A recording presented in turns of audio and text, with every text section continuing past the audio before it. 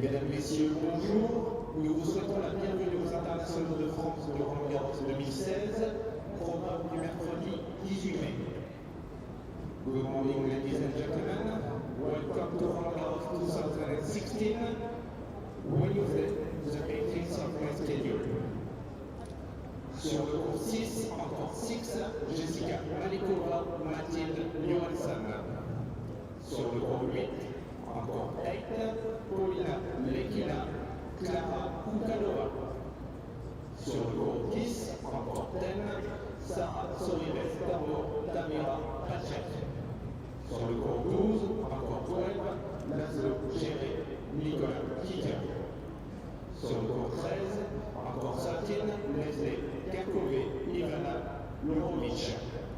Sur le cours 14, encore 14, Hans Potitlik Castillo, Adam Pavlacek.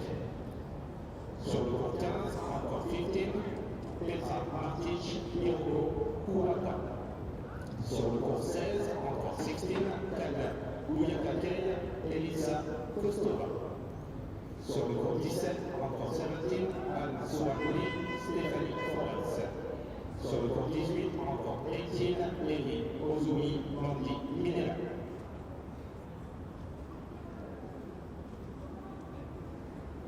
Nous vous souhaitons une excellente journée à Roland-Garros. Nous vous présenter une Roland-Garros.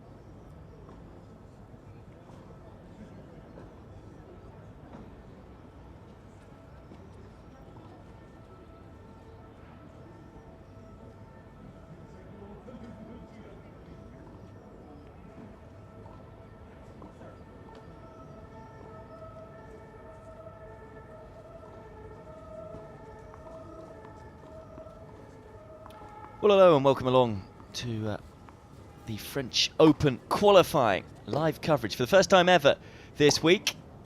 128 players in both men's and women's looking to get through to the main draw of the best clay court tournament there is on the planet. And we're going to kick things off on court 6. This is the televised court for you with the women's draw. It's still a first round matchup, this one, despite being day 3. They're going to have to play 3 matches in a row if they want to qualify those in this section. And it's good to see some beautiful sunshine and some blue skies. Wasn't forecast at the start of the week, but let's just hope it continues like this. And this is the lineup for today. Had a very, very late alternate coming in, and that is Jessica Malichkova from the Czech Republic. She'll take on Mathilde Johansson, French player. That's the first match of the day. Then it will be followed by the top seed in the women's draw, Luisa Chero, of course, reached the semi-finals of the Madrid Open just a couple of weeks ago. That's a premier mandatory event, so just shows how tough it is to get through qualifying here when you've got players like her competing in it. She's taking on Martincova, and then we'll focus on the men from there on in. Second round encounter, Nedov Yesov against Lokali. Justin Brown, the 8th seed, against another Frenchman, Calvin Emory. And then Michon will take on Jared Donaldson, the talented young American, along with a number of other talented young Americans. Could have a fair few qualifying. They've done well so far. Jared Donaldson, incidentally, the 29th seed in the men's draw. Well, we've had very little time to get prepared for this one. Jessica Malichkova called up very, very late after Lauren Davis was called up to the main draw. That was via Belinda Bencic withdrawing due to a back injury. So she went straight through. She was seeded 8th in the women's draw, was the American, but replaced by Malichkova. And this is her first ever experience of a Grand Slam qualifying event. Has played some junior Grand Slams. Only won 1 round though, and that was back in 2011. That was at Wimbledon. Also reached the semi-finals of the doubles event at the US Open in juniors, again in 2011. Clay seems to be her best surface. When you look at her ratio of wins, she's got 104 wins compared to 57 on the ITF circuit. 3 minutes. Compared to 33 to 26 on the indoors. Had an okay year. Reached the final of Wesley Chapel at the start of the year. Had a good win there over Stewart, who's ranked 169 in the world. She's currently ranked 221 in the world, just 5 places off her highest ever ranking of 216, which she achieved in April this year. Hasn't played much tennis since then. Was a lucky loser for Katowice, so had a taste of WTA action. Also pushed Tamir Babos pretty hard in her first round match. There's lost 6-3, 7-5 to the world number 39. So can clearly play a bit. Did play the qualifiers at Nuremberg, but lost in the first round. And she's up against the very experienced Mathilde Johansson today. 31 years of age. Currently ranked 216 in the world. She's dropped down the rankings a fair bit. Former world number 59. 2 minutes. She hasn't had the best of years, it's safe to say, so far anyway. She's been trying to qualify for a lot of the WTA tournaments. Of course, she's used to playing on the WTA tour, but she's lost 7 matches in a row and only has 3 wins all season. Had a good win in the second qualifying round in Brisbane right at the start of the year against Sanchez, who's ranked 193rd in the world. She's lost a lot of tight matches, though, which is something that she'll no doubt focus on this year up against higher ranked opponents. So it's not as if she's been playing lower ranked tournaments and struggling. She has been at least trying to get through into main draw events of WTA tournaments, I should say. She's got a good record at the French Open as well. This should stand her in good stead. She's reached the 3rd round before the main draw. Beat Chetkovska in 2012 before losing to Stevens that year. Also 4 times she's reached the 2nd round. So has won a lot of matches in the main draw. Not too many players will have a record like that in qualifying. 6 times as well as she's been knocked out in the first round, but usually in the past she's either got a wild card or had a high enough ranking to qualify direct, but only once has she had to try and qualify before, and she lost in the first round on that occasion, but that was well back in 2003. So having to do something today that, well, having to do something this week she's never done before, and that is qualify for Roland-Garros. She has qualified for a Grand Slam before, though, qualified for Wimbledon in 2008. Lost to Kuznetsova in the first round, having done so. So we take a look at our chair umpire, Marta Mrzinska. Time. But she's only qualified at once out of 13 attempts in Grand Slams, Mathilde Johansson. But you just wonder whether the experience of playing on this clay, and these hallowed grounds, will be enough to take her through today. Could be a tight one if you look at the rankings. They're only separated by 5 ranking places. So you certainly can't write off the late alternate in Malichkova. Also, it would have been difficult for Johansson to have prepped for this one. Media only knew about who the alternate would be all of about 15 minutes before this match begun, so I'm not sure whether Johansson would have had some inside information. It'll be tough to tell with how much she knows about her Czech opponent. And the 21-year-old will certainly feel like she's almost playing with the house's money. Wouldn't have been expecting to play here in the first round of qualifying, so can just go out there and enjoy herself. Nothing to lose now, having snuck in at the last second.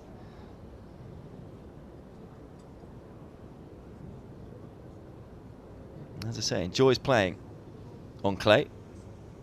Out of her 5 wins on the ITF tour, she's 3 of them have come on clay. She's also been runner-up 5 times, and all of those were on clay as well. So certainly knows her way around this surface. As does Johansson, though. And it will be the 31-year-old French player to get this first qualifying round match underway.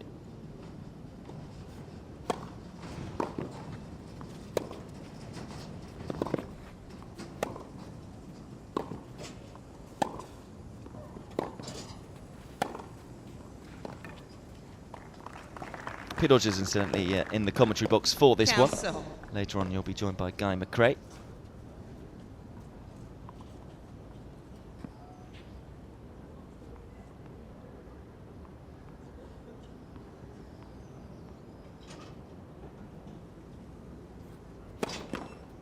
What?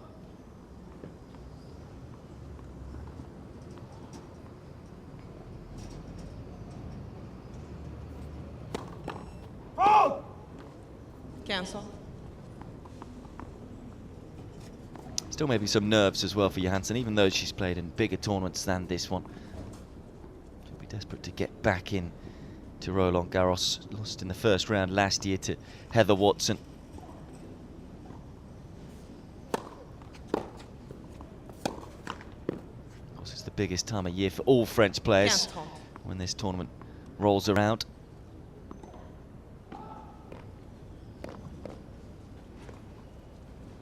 Slightly windier today. As I say, storms are forecast for a little later, maybe in the afternoon.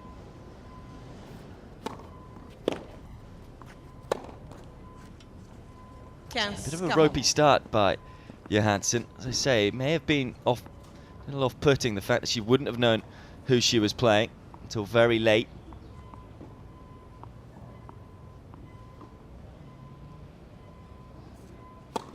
No doubt would have initially prepared for Lauren Davis. She would have been the underdog had that been the case.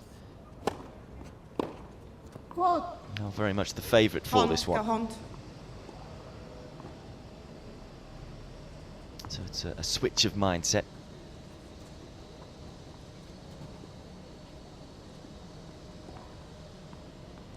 Second break point here for Malichkova.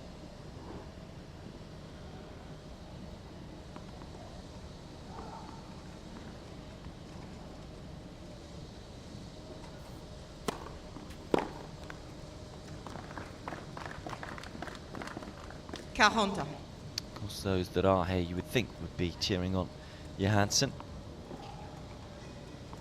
been a decent turnout for the majority of matches that we've seen so far this week. Net. Premier service.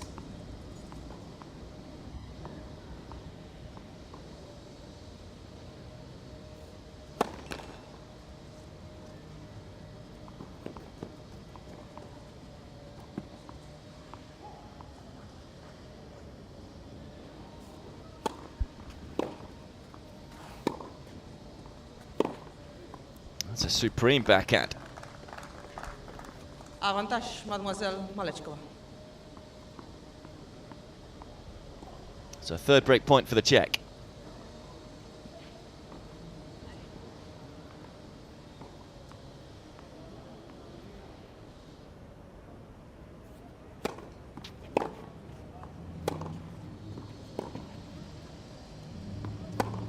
Jeu, Mademoiselle And this time, Malichkova is able to take it. Premier jeu. It's an excellent start for the late alternate. World number 221. Still an early break. As I say, it's been good to see plenty of fans coming through the doors. Of course, it's a great opportunity for those to get a look at some top players, or at least former top players. Of course, Radek Stepanek, former world top 10 in the men's draw. There's a lot of young talent around as well. Au service, Jessica Malichkova. These spectators to just take a look at the up-and-coming players on the World Tour.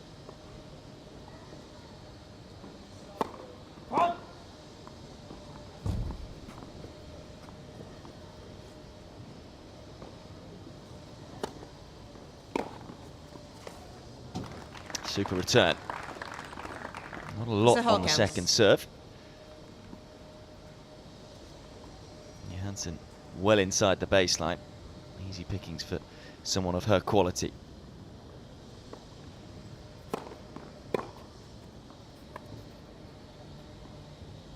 Cancel. Not sure what happened there. It wasn't the best of drop shots.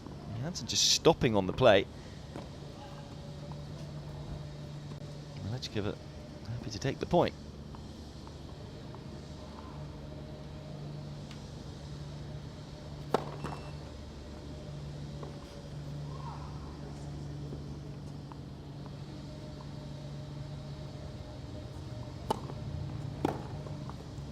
That's a vicious return. It's a better second serve on that occasion. Malichkova cutting it into the body of Johansson, but she was able to adapt to it. Again, taking it very early.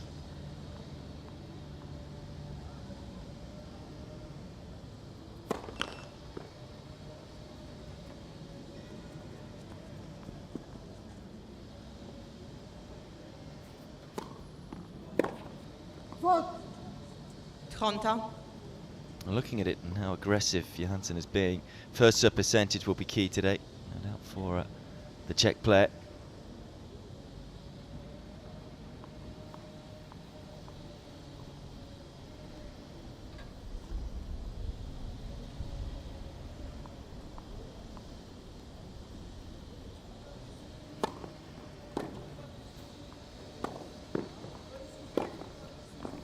It's a fine passing shot. Really do enough with the approach, the 21-year-old.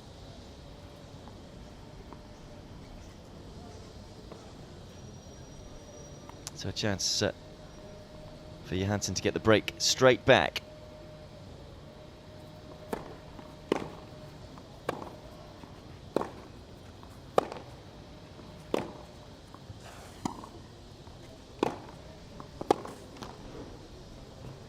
Oh, a little bit of fortune for the world number 221. Saves the break with a big net cord.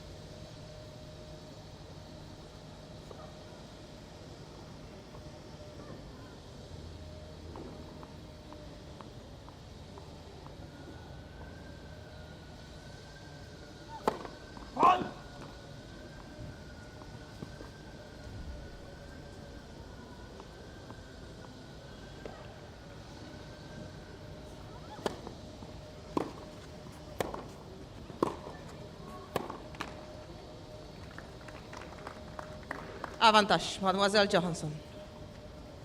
Another break point.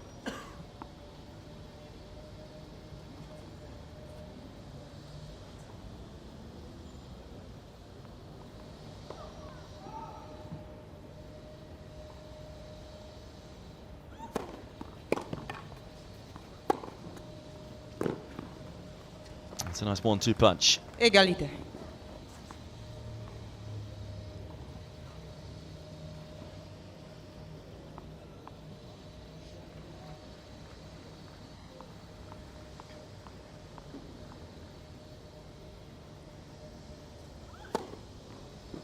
Avantage, mademoiselle Right to the Malichkova. sideline. First ace for Malichkova.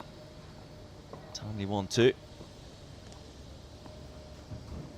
Sit around the side of the ball. Always an effective serve on a clay court. It's going to skid off.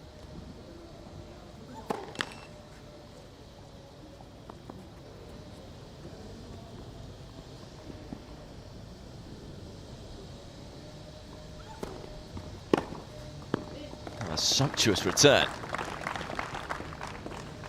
Égalité. Battle, isn't it, at the moment, as to whether Malichkova can get Johansson off balance. Got her to stretch for that one, but too good from the French player.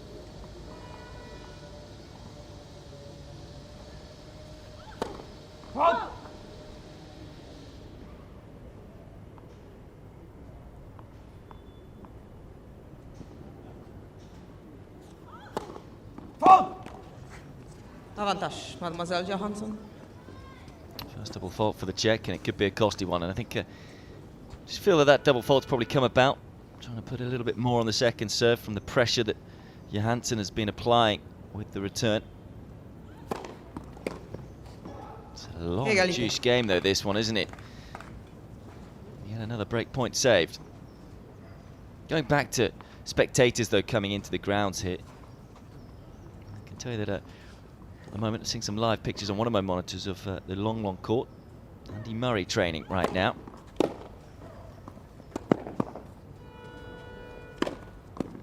Fabulous tennis from Johansson. Again, getting that first strike in early. Carving out yet another break point chance.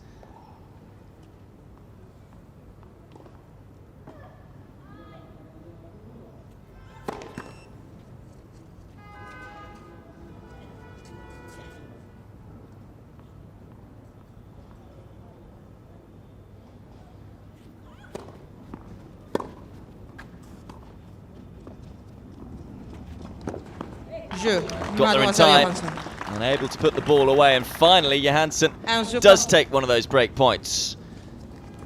Break straight back, so we're level at 1 game all in this first set.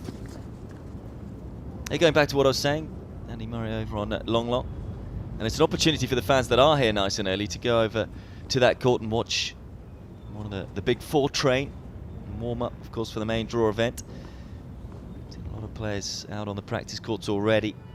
Of Serena Williams, Venus Williams. Azarenka was out on Long the other day. There was a fair few spectators watching her.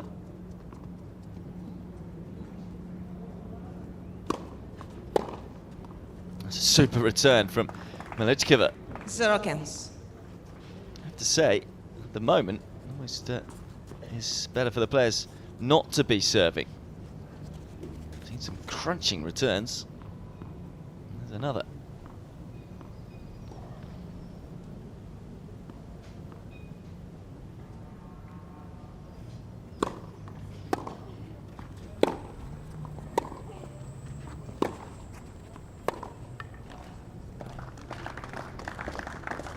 Better depth from Johansson.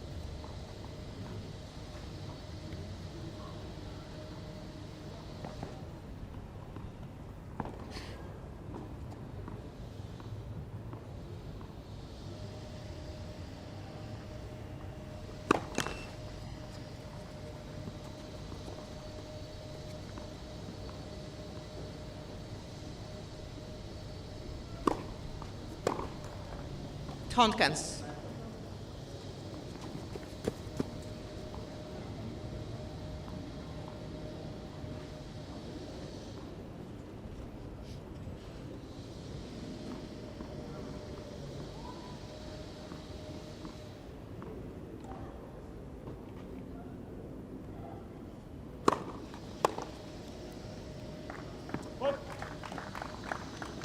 Honkens.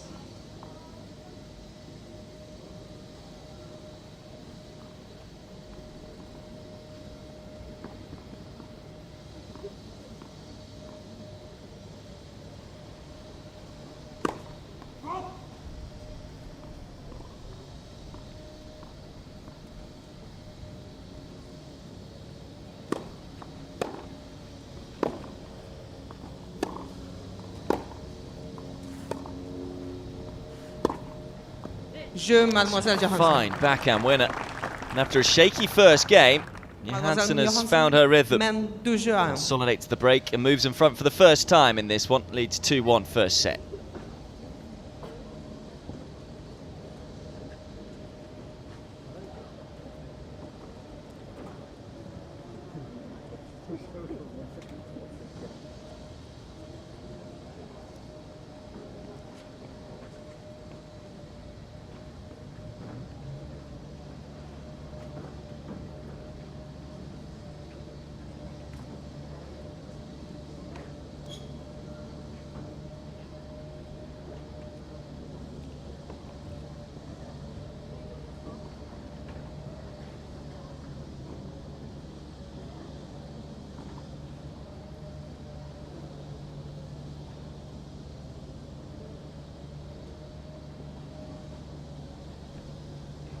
Reprise.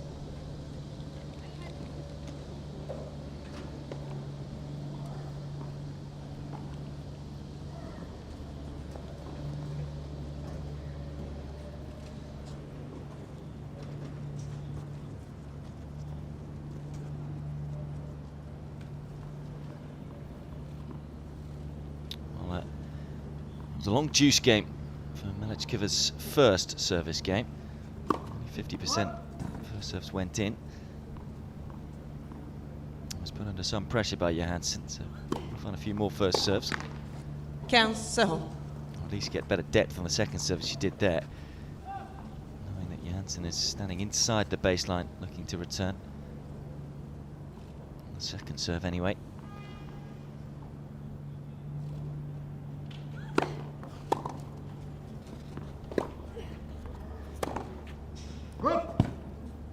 Trente-0.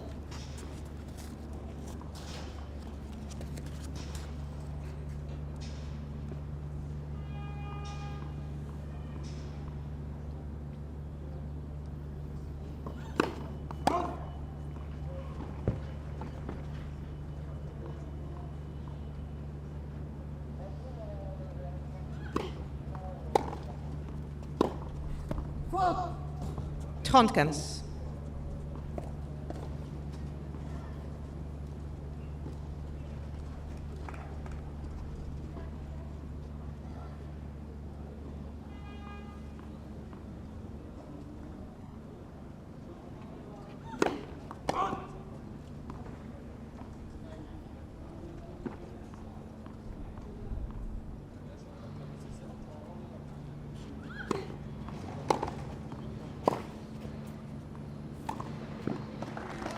Swiftly up the court.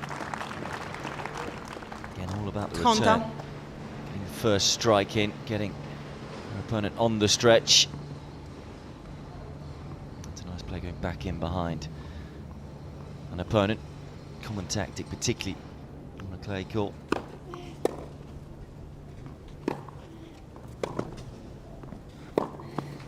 Just like that. It's a beautiful backhand. The reason it's a tactic that is used more on a clay court is it's a little tougher to change direction, of course, on clay. Slipping and sliding a little bit. But also you get a little bit more time on the ball. That much slower. So you can be aware of where your opponent is recovering to, where they're moving. Just time it slightly later and go back in, or back in the direction where your opponent isn't moving to.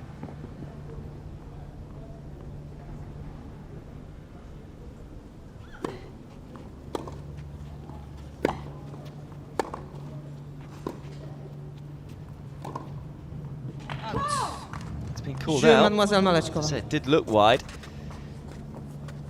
So slightly uncomfortable for Johansson. Didn't seem to get herself around the ball enough to hit the off backhand. Tight to her body, and that was probably why she sprayed it wide.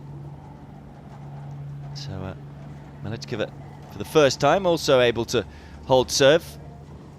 One break, one hold each. So it's 2-all first set.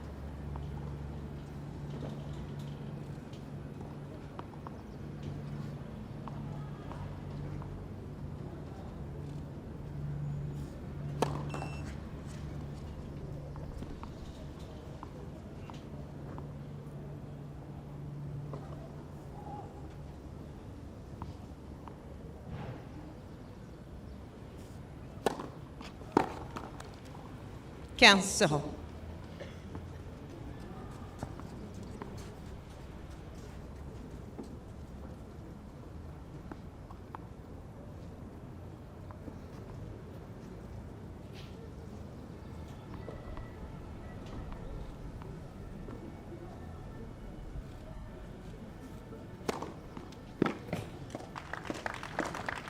First ace. 30-0.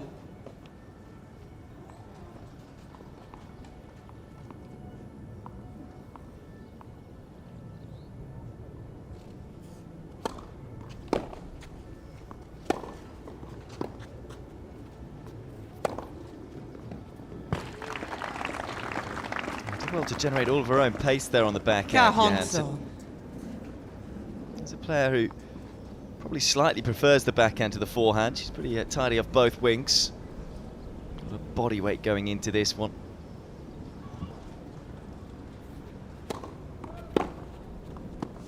It's a scintillating return. Fizzing one back. Malichkova. Very much the order of the day, isn't it? We've seen a couple of excellent returns from both players. Timing the ball well now.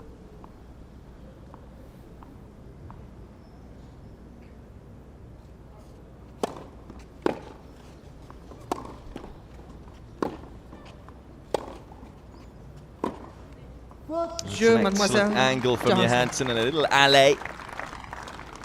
Keeping her nose in front. Leads 3-2 first set. Mademoiselle Johansson mène 3-2.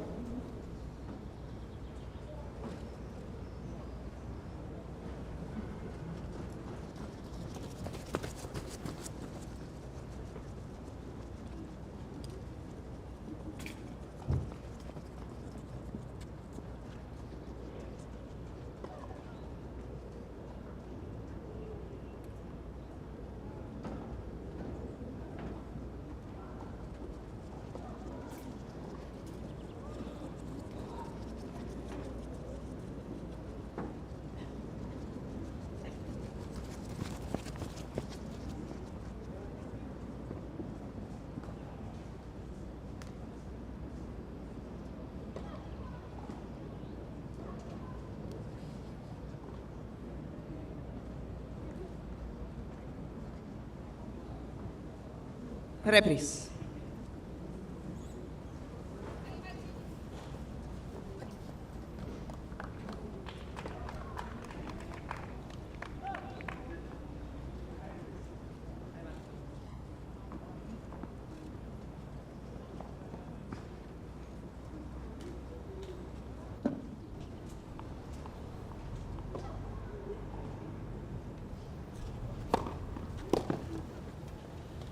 Johansson.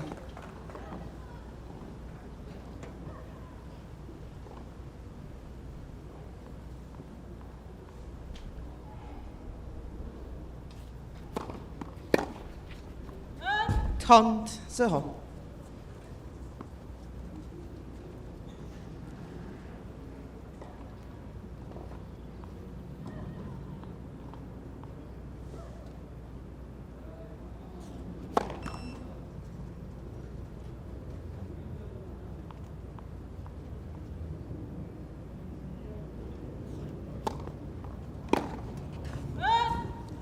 Also trying to keep you up to date with all the matches as they happen around the grounds. Another busy day. Roland-Garros.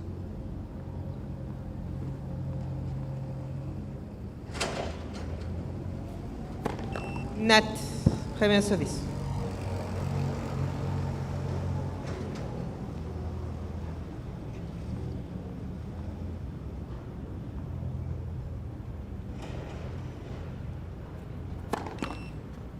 What?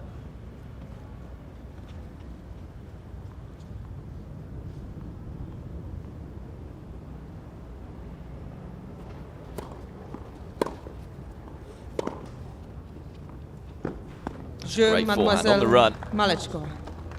Into the corner. Love service hold. So 3-all first set. Very little to separate these two. Elsewhere, meanwhile, over on court 8. Most of the matches are women's first round affairs this morning. Klara Kukulova's made a good start against Leikina, taking the first set 6-2. It's 4-1 to Sorribes Tormo against Tamir Paszek. On court 10. 16th seed in a bit of trouble there. Also in the women's, it's a tight start between Kirkov and Jorovic. 3-all first set. Kuvata's made a good start against Martic, leading 4-love. On court 15. And Biakakchai, the second seed, is 4-love up against Kostova on court 16. So Feretz is 5-3 up on Lee on court 17. And over on court 18, it's Madi Manella, who is 3-2 up on Hozumi. In fact, that's now 3-all. Also a couple of men's second round matches going on. Pavlasek leads by a break early on against Podlipink Castillo. 15-30. It's 3-2 in that one.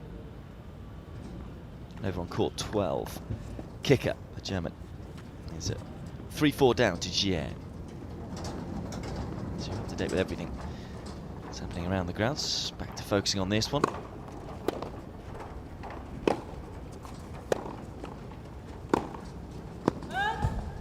A bit of trouble for Johansson.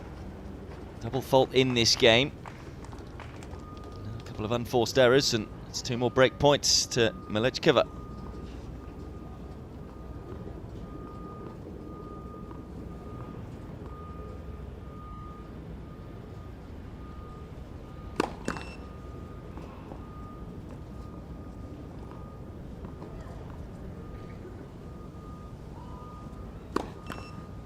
And a second double fault in the game gifts the break to Malichkova. Balle neuf, s'il vous plaît. And it is the Czech Mademoiselle who Malichkova moves back in front. 4-3 first set.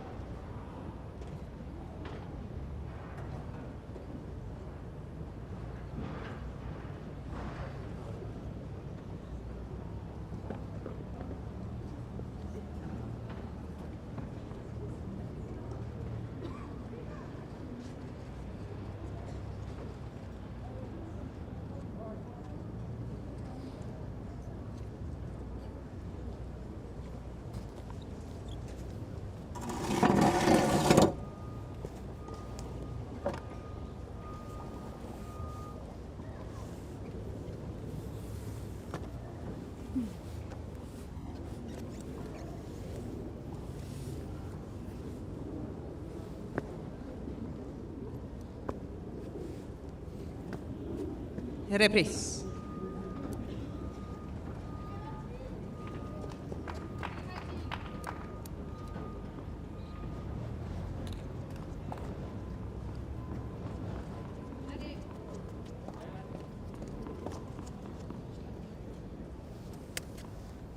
Well, last time was broken straight back. This time has the added bonus, serving it with new balls, leading 4-3. Malichkova.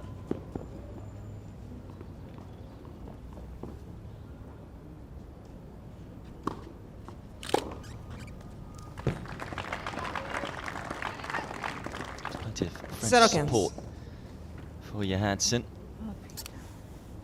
She swats away another return.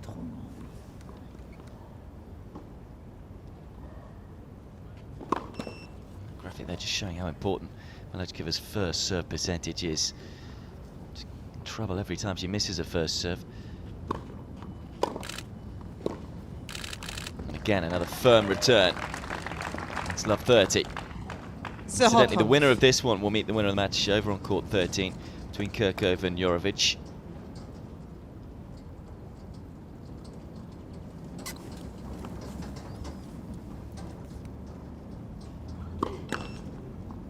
Only other seed in their section is Paszek, who I've already said is struggling early on against Sorribes Tormo.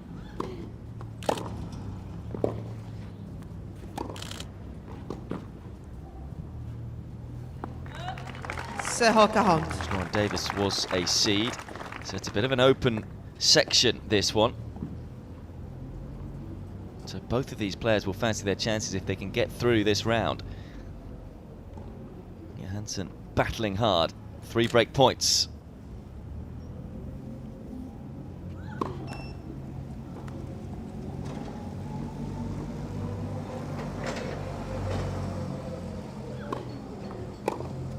Jeu. A Mademoiselle love break Johansson. for Johansson. What a way to respond. 4 jeux partout. For the second time in a row, Malichkova, every time she's found a break, has been broken back. Really positive tennis from the world number 216. 4 games all first set. Very little to separate these two.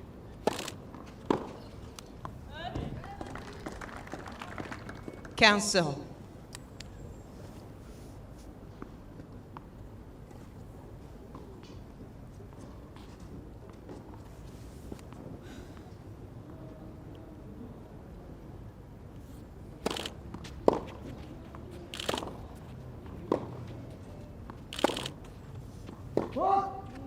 Johansson.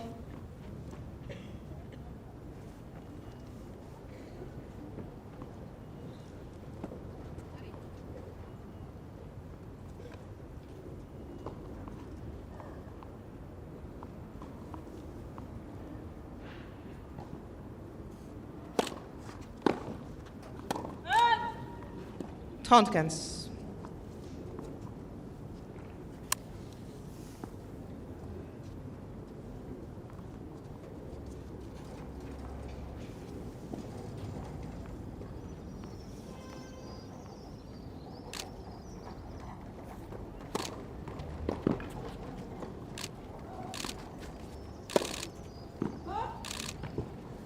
Counter.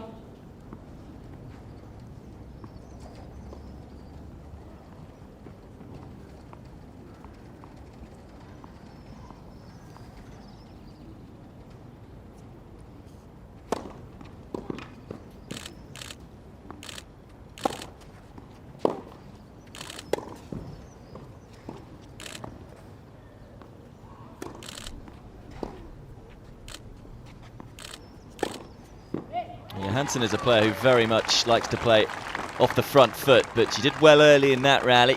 40. Off the back foot, just to switch it up. That was the ball there that changed the course of the rally.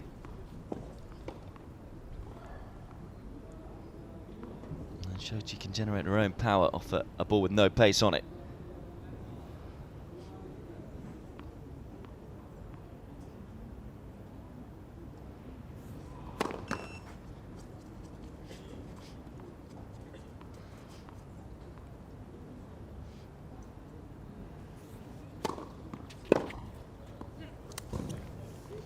Really catch the second serve, Johansson.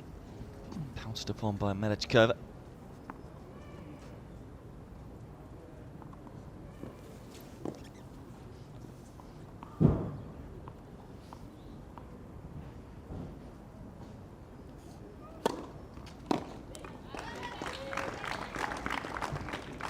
Avantage, Mademoiselle Johansson.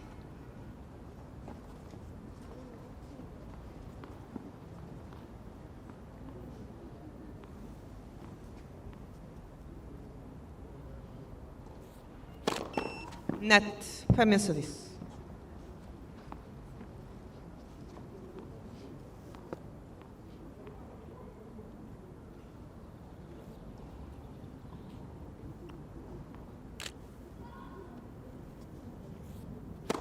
Net, premier service.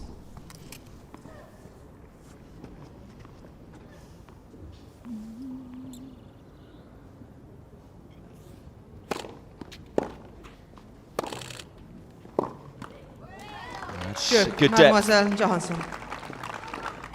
Johansson a game away then, Mademoiselle taking this Johansson, opening set. Leads 5-4. 5-4.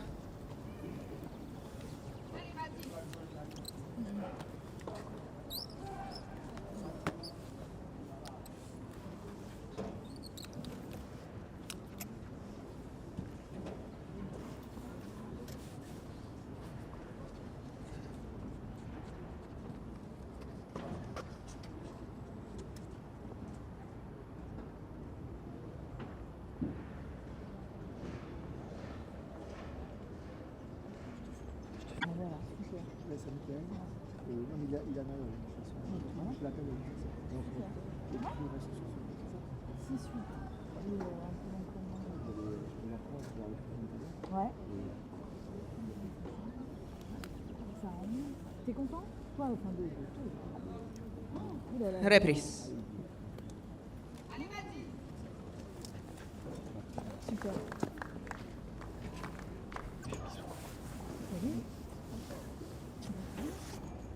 Merci.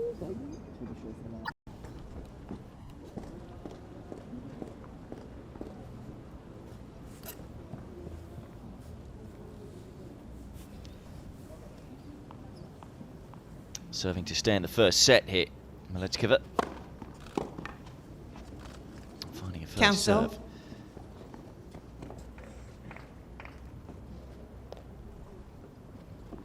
First serve percentage below 50%.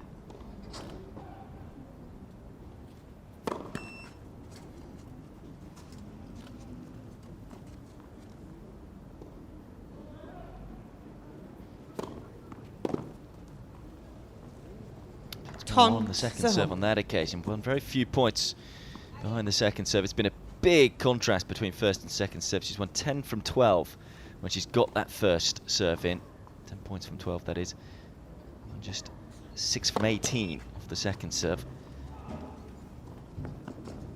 He's here taking a few more risks, and therefore a few double faults might come in.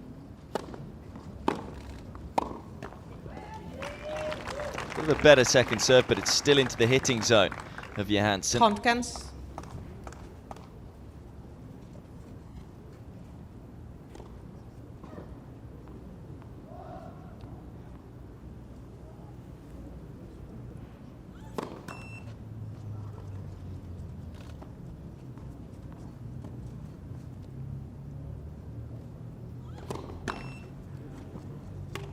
Counter.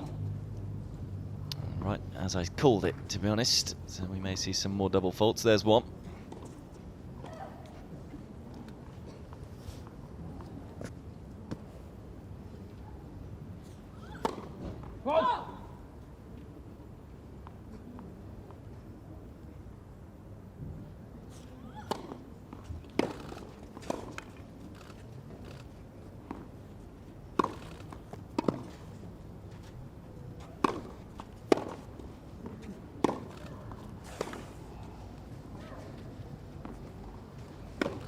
Got there in the end.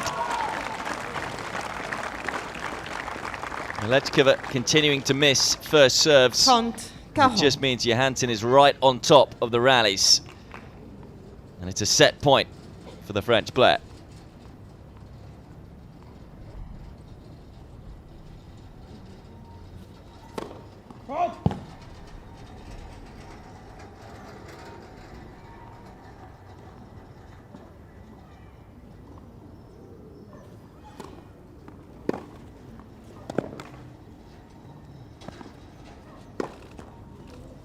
Convert. 40.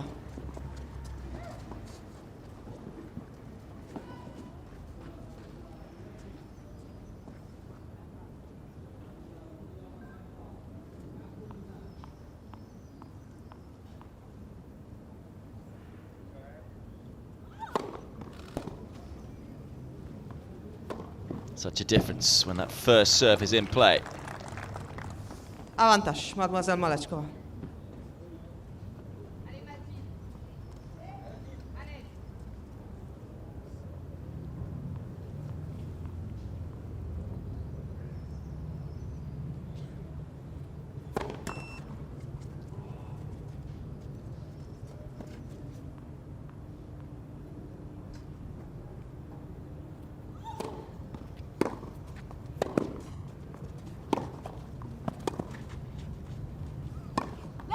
It's a smart overhead. Égalité. To move back pretty quickly for it. Again though, getting the big hit in early doors and just not letting go, being in control of the point.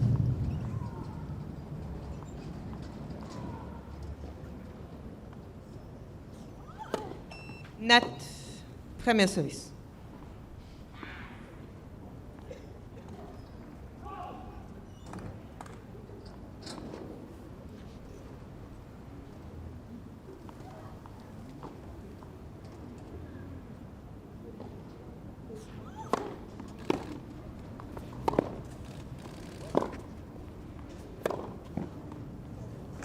That's a nice wrong footer.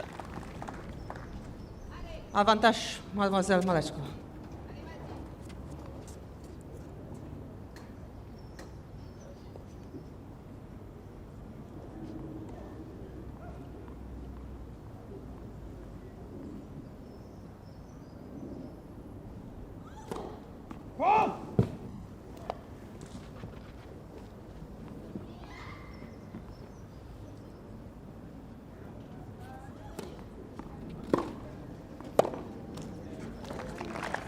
Still can't get out of the game. Still missing those Égalité. first serves.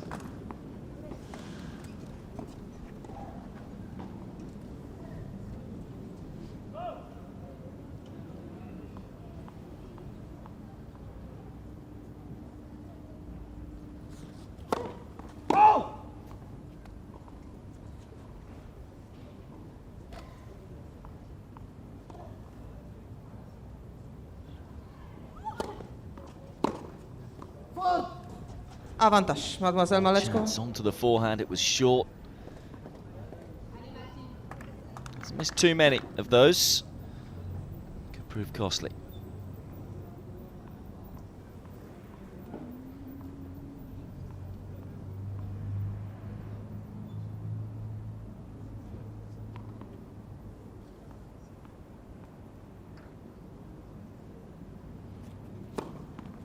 Jeu, Mademoiselle Malichkova. That's a big and gutsy service hold from Malichkova 5 jeux partout. to save the set point, but survives. And it's 5-all first set.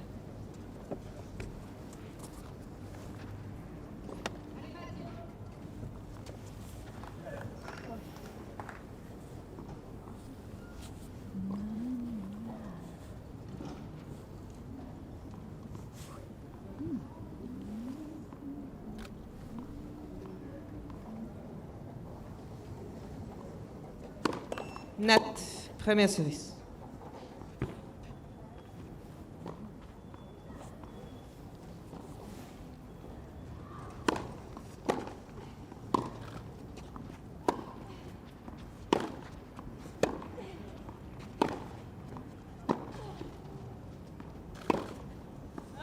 Doing a lot of running. 0-15. It was worth it.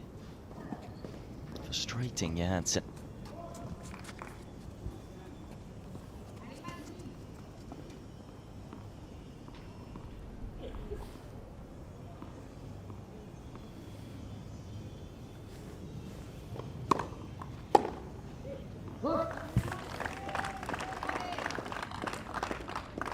Quinze.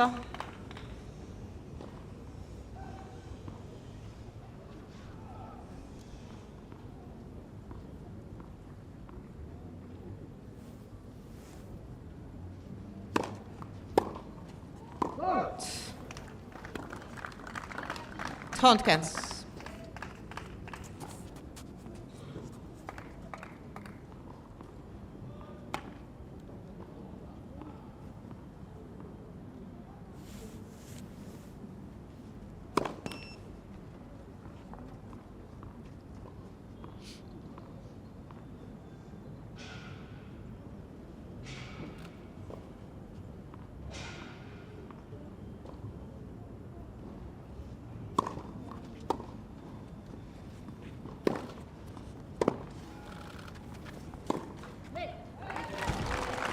Smart tennis.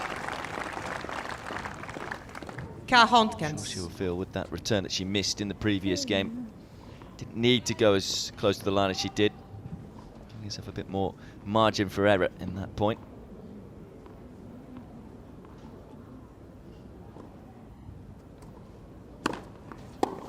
Jeu, Mademoiselle Johansson. A comfortable service hold, no hangover from not being able to convert the set point in the previous game.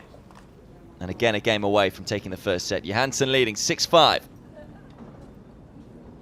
Ça va?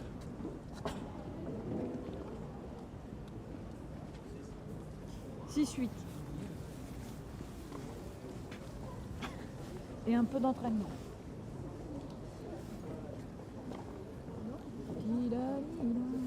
Vous avez un bureau là-bas sur le Lenglet? C'est où? Ah d'accord.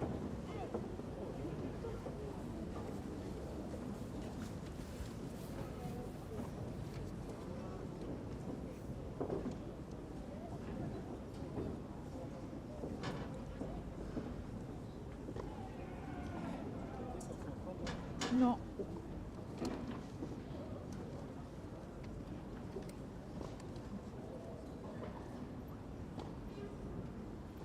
Reprise.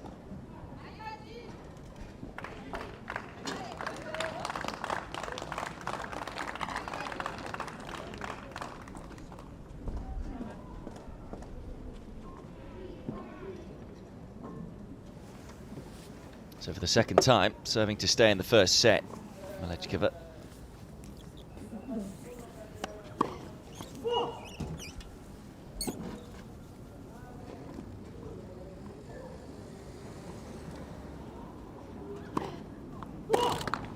First serve percentage is so worrying. She only made 15 of 41 first serves. Don't want a huge percentage when she gets that first serve in, but is struggling big time off the second. Clearly took some pace off the first serve on that occasion, and it just played into Johansson's hands. It's a hot hunt. Right into the hitting zone. Another chance then.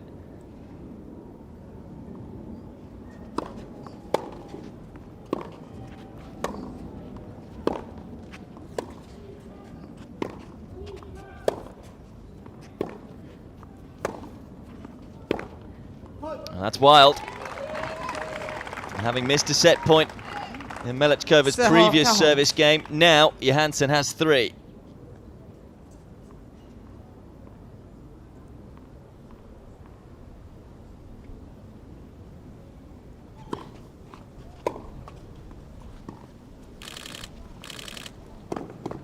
That's a nice variation.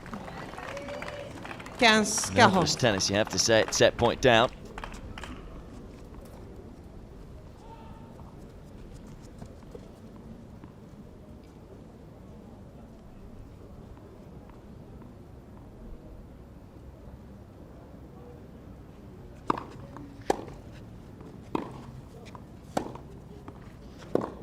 Jeu au premier manche, Mademoiselle Takes Johansson. the set, does Johansson. 7 jeux à 5. Just under 50 minutes. It was a dramatic set. Could have gone either way, but maybe the experience of the French player just telling in the end. 7-5.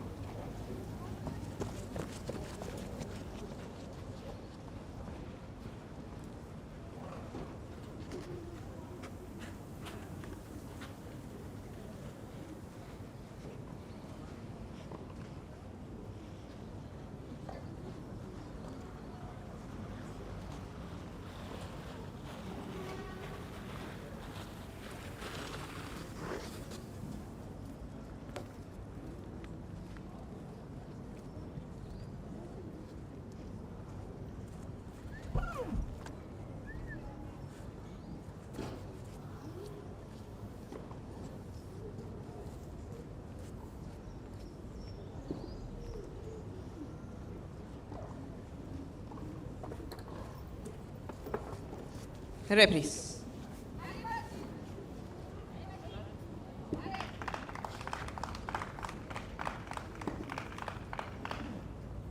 Deuxième manche au service, Mademoiselle Johansson. He felt as the first set went on, Johansson got better really. Twice was a breakdown though in it, twice fought back.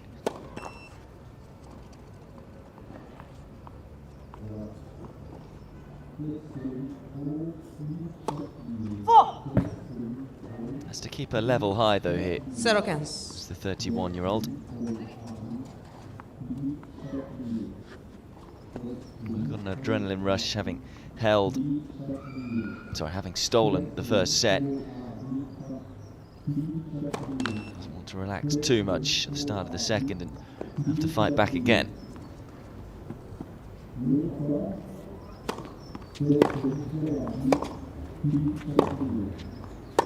1500.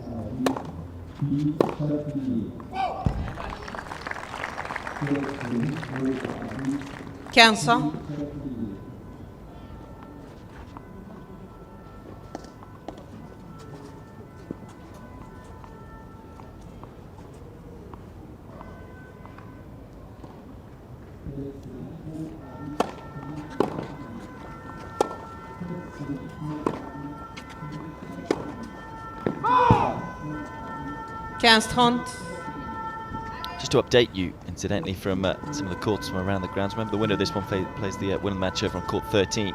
Tell you that Jorovic has taken the first set there by 6-4. And there's 1-love up in the second against Kirkov.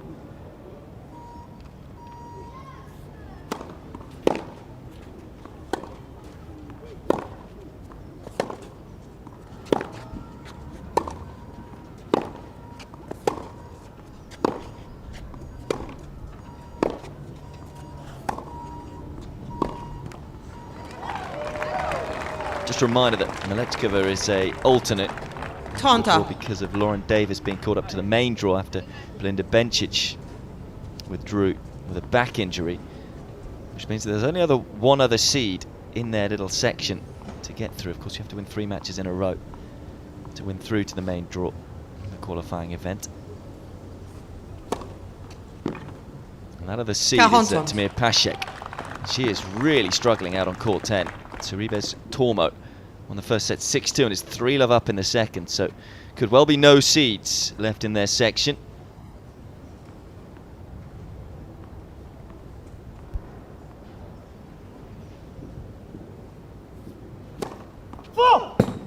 Ferretz and Lee are the other 2 players in their little section. You can tell that Lee won the first set 8-6 on the tiebreak against Ferretz, 1-all in the second.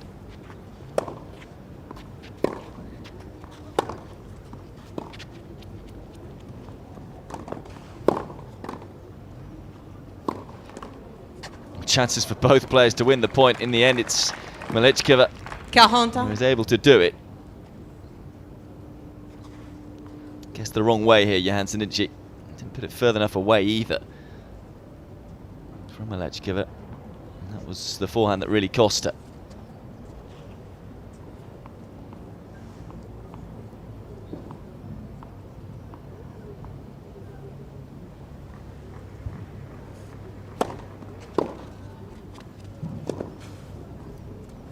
Oh, that is some angle.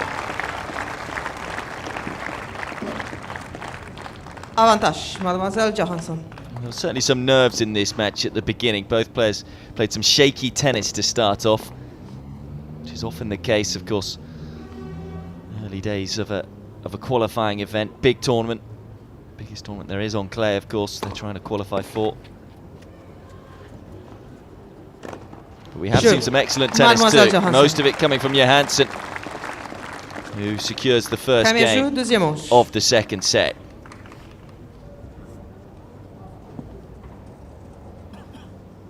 Nice to see the sun still out. There's a fair amount of cloud cover here. Cool conditions, a little breezier today than it has been. Nothing too much though that should affect the tennis all that amount. As you can see there, the Suzanne long court, which overlooks the grounds. A few dark clouds as well. I think we were meant to see the first set statistics there. I can tell you that the big stat really was the fact that Malichkova wasn't finding enough first serves.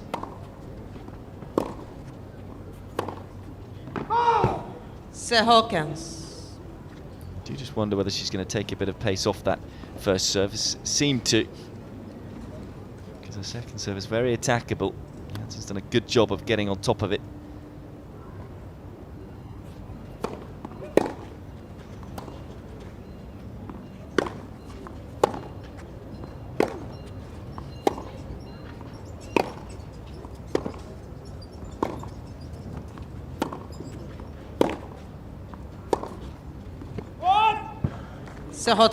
Just wide. Hands on hips. Malichkova's got to be careful here. She has lost the last 3 games. Momentum firmly against her.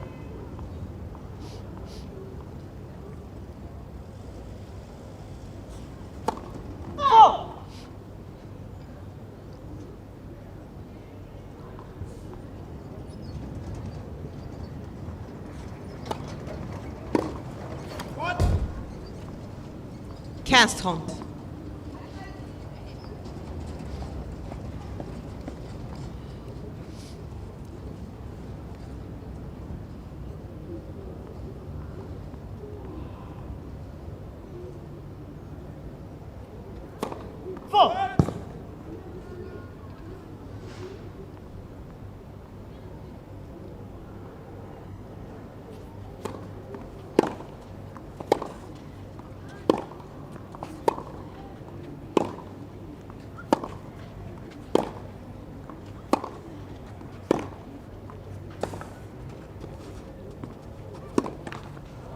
What an opportunity. 30. Did everything right up until the final ball.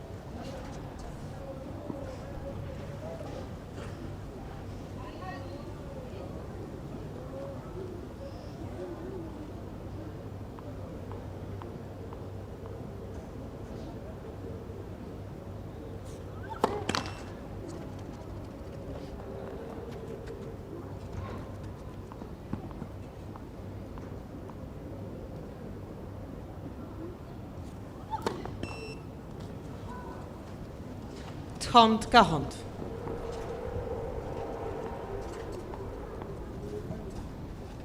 Fourth double fault for Malichkova. Could be a costly one because it gives Johansson an early break point in this second set.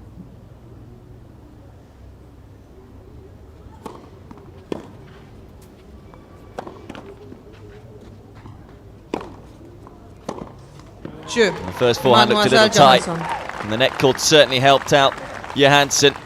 And Mademoiselle she breaks Johansson, early on. It's a fourth 2-0. straight game for the French player. Leads 2-love.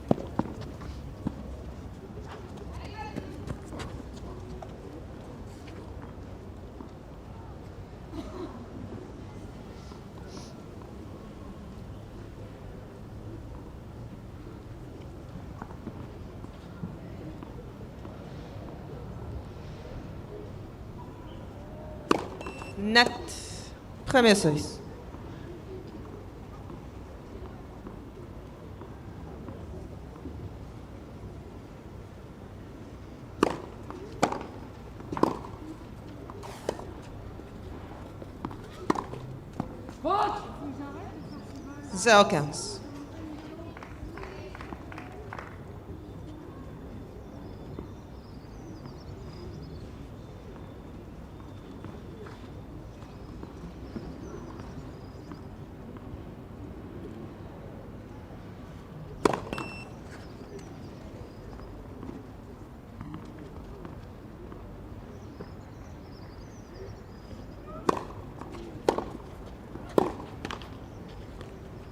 Zéro 15. Give you a first result of the day. It's in the women's draw. Klara Kukalova winning in next to no time, the 22nd seed. 6-2, 6-2 against Lekina over on court 8.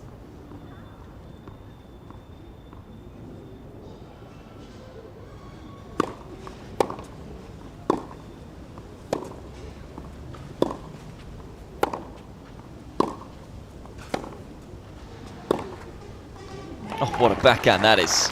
Off the back foot, off balance, didn't matter. 15-30. It's a decent deep ball. She was leaning back for it, still able to generate the power and the accuracy.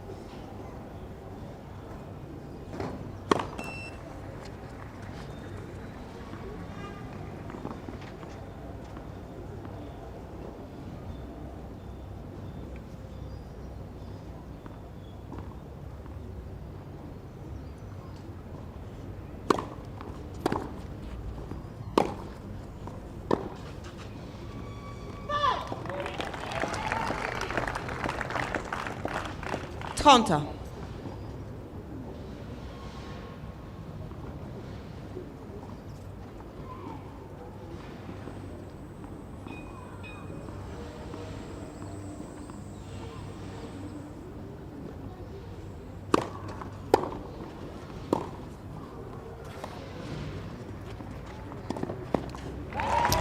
Yeah, didn't really do enough with the drop shot. I think there was too much disguise on it. And Johansson, to be fair to, as ever, was Quite a way up the court. Of course, French player likes to play right on top of the baseline. Comfortable put away.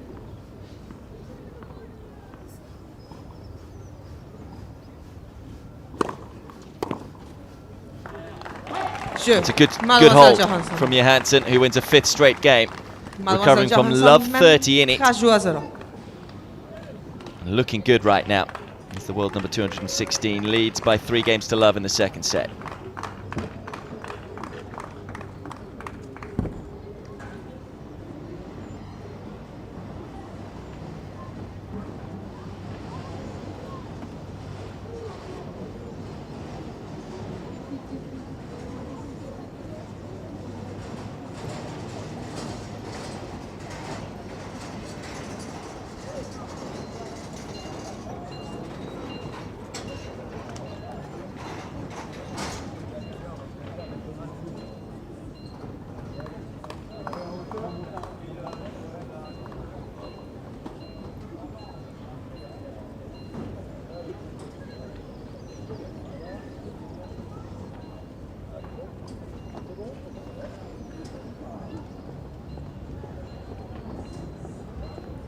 Reprise.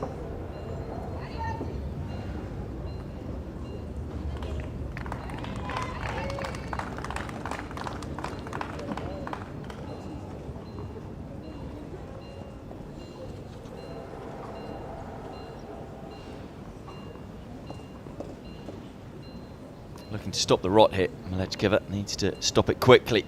Love 3.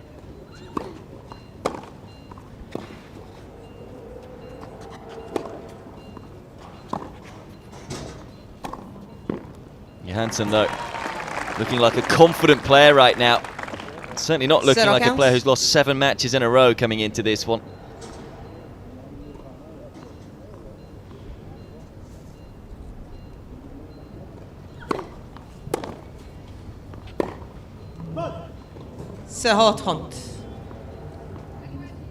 He hasn't won a match since February. Johansson.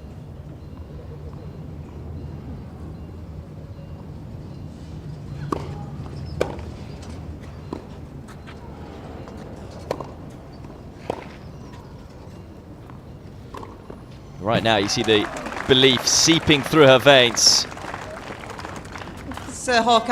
It's one-way traffic. 3 break points for the 31-year-old.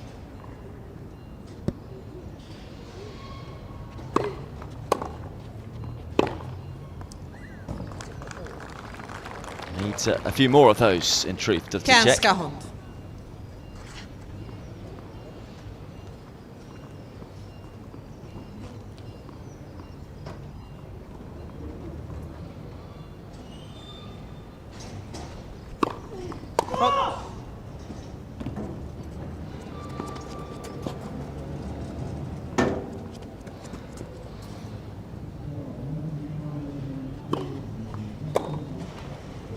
Mademoiselle Johansson. Breaks again. It's now 6 games in a row Mademoiselle for Johansson. 4-0. She's running away with this now.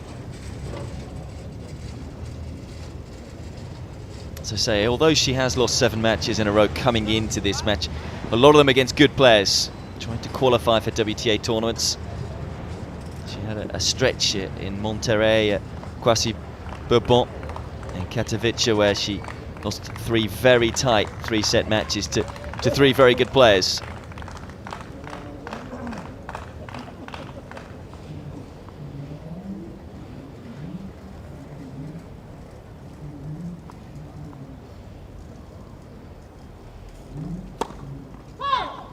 Has to keep her concentration, though, of course, the French player. We've seen quite often. Tennis only takes a couple of moments. Momentum can switch. Well, there's been a correction here, so I think this point will be replayed. Chair umpire off her chair for the first time today, in fact. Quite an easy day of it, isn't she, the Polish chair umpire? First. So the point will be replayed.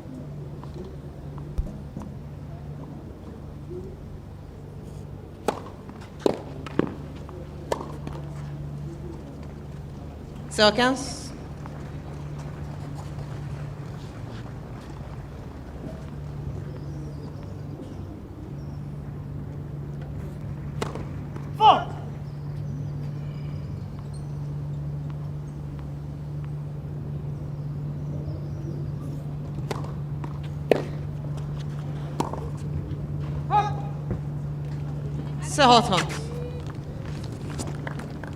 Talked about keeping her concentration, keeping her foot on the pedal. May get a few nerves, of course, as I say, not one since February, so hasn't had that feeling of closing out a match for a while.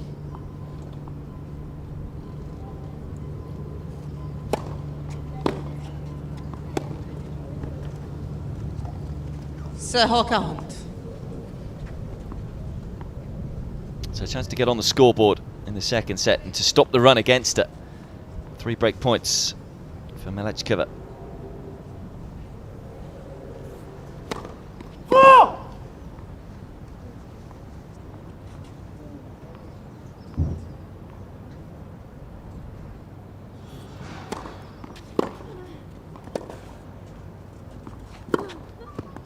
Oh, she's missed it. Open court to hit into.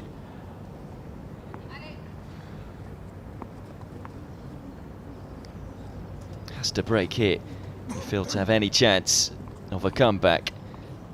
Backhands like that one won't help her.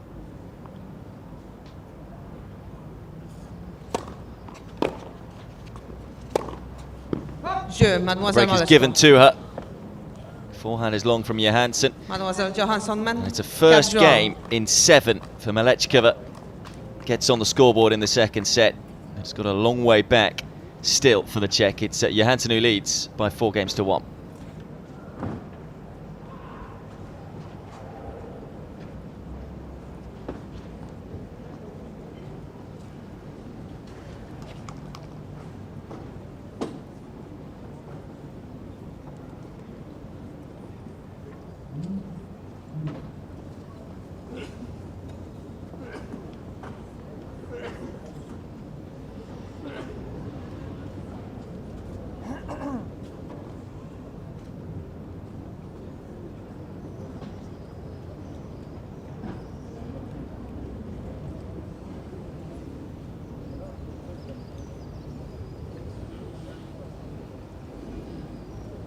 Reprise.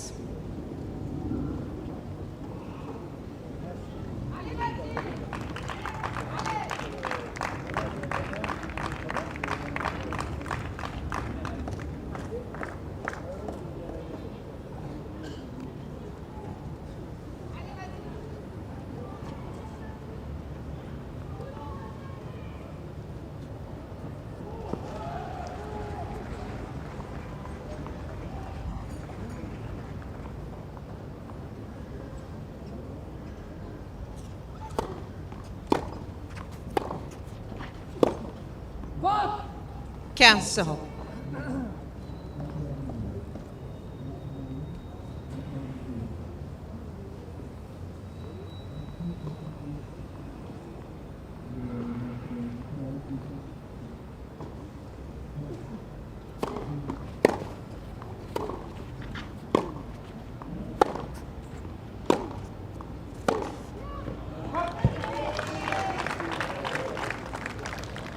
Cancel.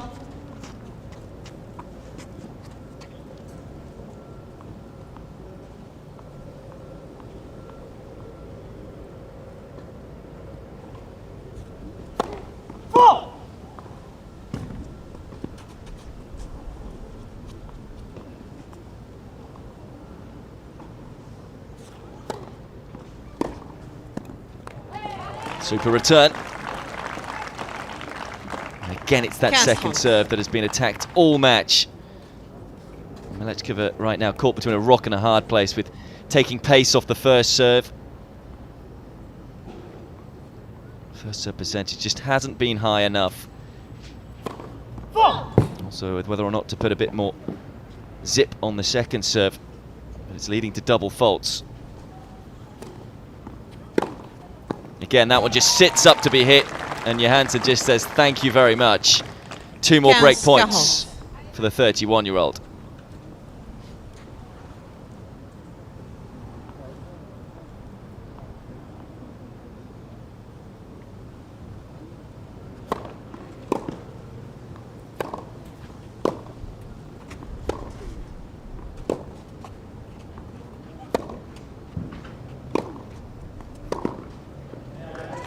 Jeu, Mademoiselle Johansson. Gets the break. Mademoiselle Johansson mène You just 5 feel jeux. that the hope probably drains out of the body of Malichkova there.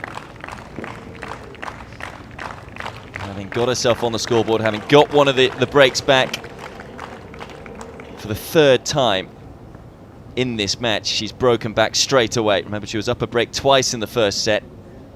Now it's Johansson serving for the match.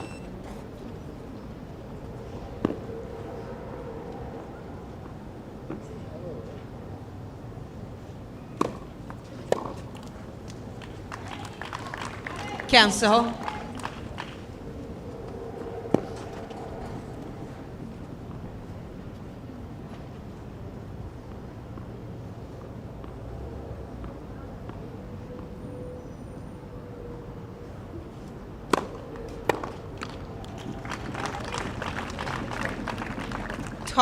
So.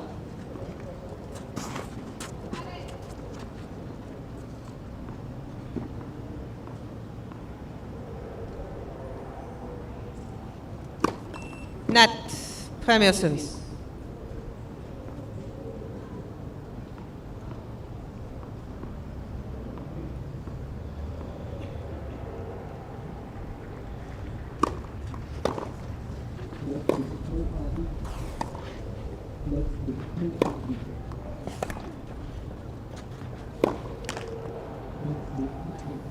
Trente-quinze.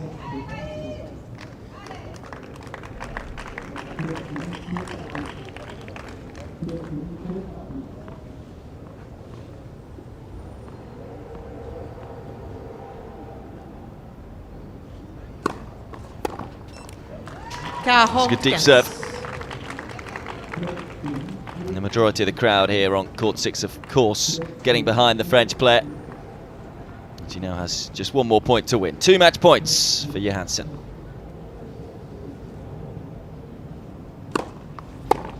That's it. Look at the reaction and what it means to Mathilde Johansson. It's been a really tough section for her, losing 7 matches in a row before arriving here in Paris. But she's done the business today. And what could easily have been a banana skin. Very late alternate. She wouldn't have known who she was playing until all of 20 minutes before she came out. But she has indeed done the business. She's defeated Jessica Malichkova in straight sets, 7-5, 6-1 in just over an hour. And you have to say, after a bit of a shaky start in the first set, she played pretty well. Looked to get on the front foot early. Really, Malichkova will look back at that first serve percentage, just allowed Johansson big swings at the second serve too often. And you can see there, only won 31% when she had to hit that second serve, the Czech player.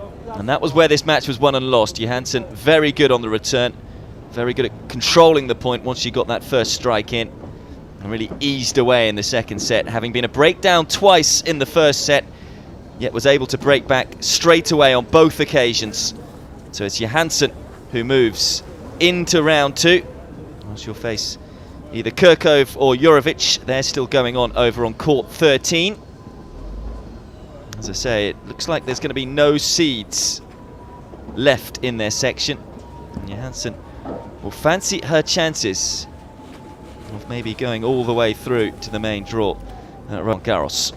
Well, that's the first match done and dusted.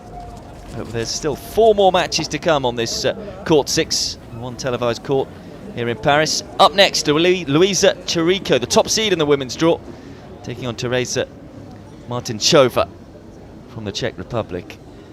Guy McRae will talk you through that one, but for me, Pete Hodges, I'm going to have a quick break and I'll talk to you again later on in the day.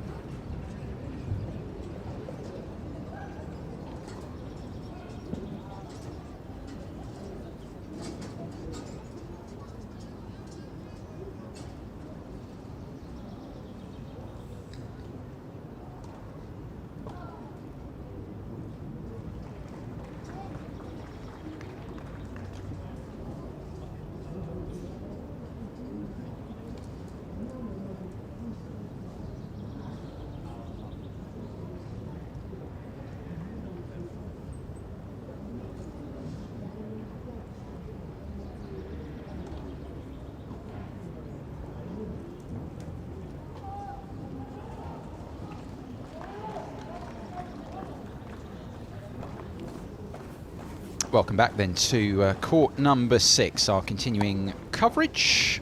Here we are in the first and second round matches for the qualifying competition here for the French Open Roland-Garros for 2016. Our continuing groundbreaking week-long coverage from here on court 6. First time we've shown you live qualifying action through the week. The initiative of the French Tennis Federation along with its major broadcast partners. Wherever you're watching in the world, Tennis Channel in the States, Eurosport, of course, through Europe, showing the best of the action this week, and of course our very own YouTube channel as well, the French Open's YouTube channel. You can also watch the action from this court. We're building up to our second match of the day already. Victory for France's Mathilde Johansson over the alternate Jessica Malichkova. Now we have the top seed in the women's qualifying, Luisa Chero of the United States, against another Czech player, Teresa Martincova, who's warming up here with Chero. We've got 3 men's matches to follow this. We have Alexander Nedoyasov against Laurent Lokali of France next up.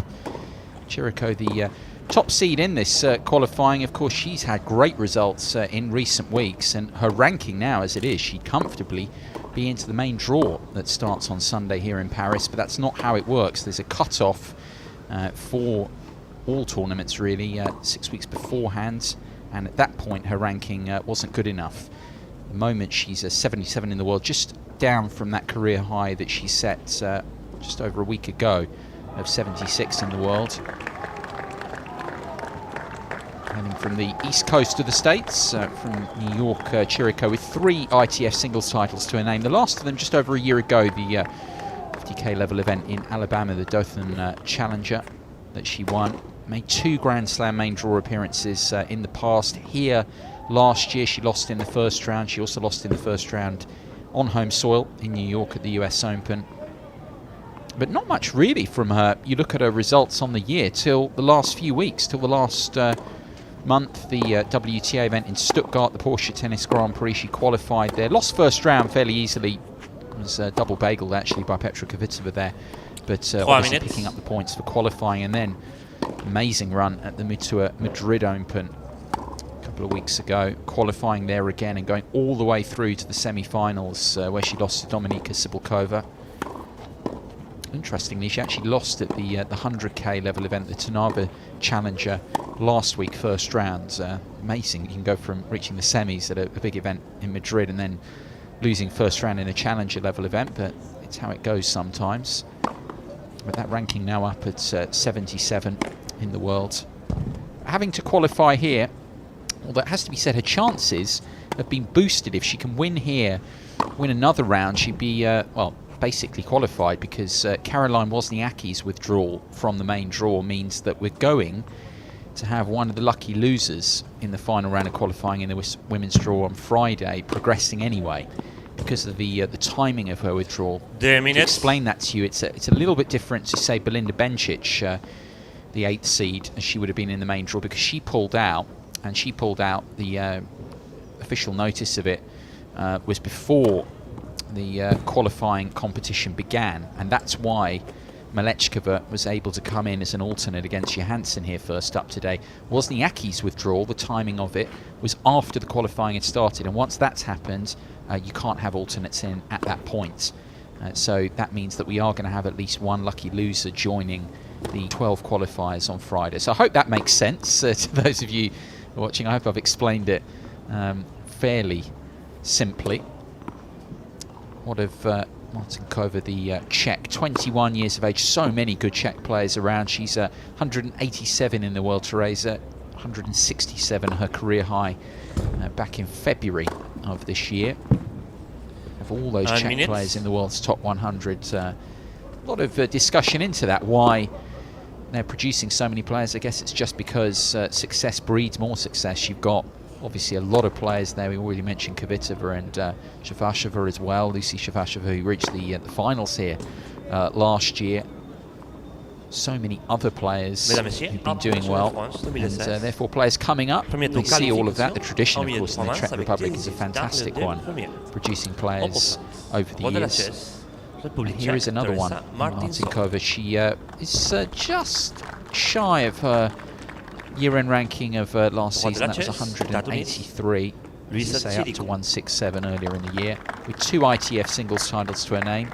Hasn't played a Grand Slam main draw as of yet. Really, her year has been made up of trying to qualify for a lot of events where her ranking's at. For instance, most recently coming into this, trying to qualify for the WTA event in Nuremberg this week. Missed out in the final round of qualifying, then came straight across here to try and qualify for the French Open. That's where it is at that level of the rankings so much of the time.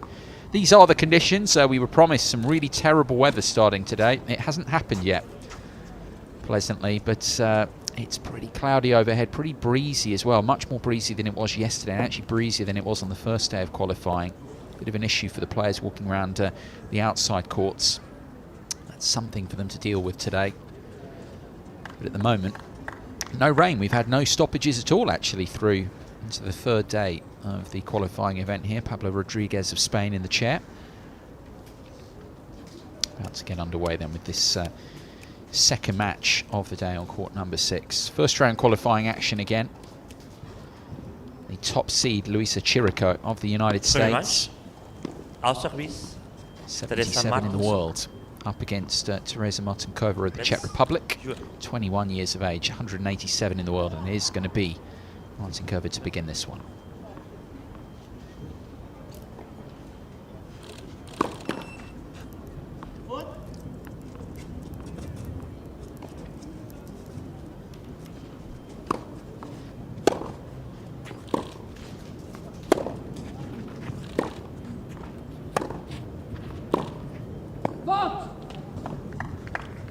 Sarro 15.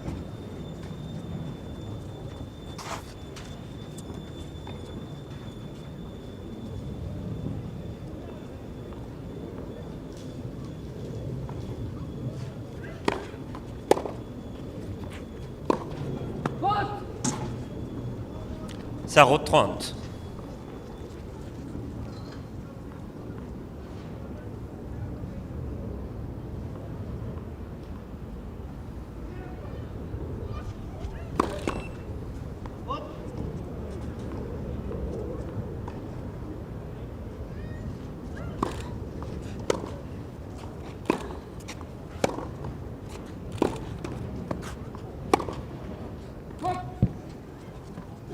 15-30. Obviously these two have had to wait a little while now, just with the way the qualifying works out. Not so much in terms of the women's draw, just the qualifying competition in general, to have to wait till Wednesday lunchtime to play your first round. It's not really unusual for the women.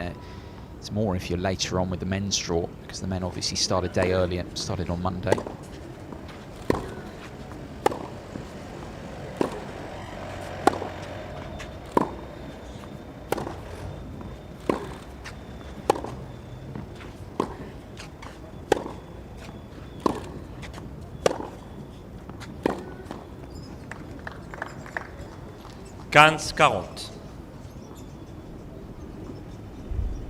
Couple of early break points then for the top-seeded Chero.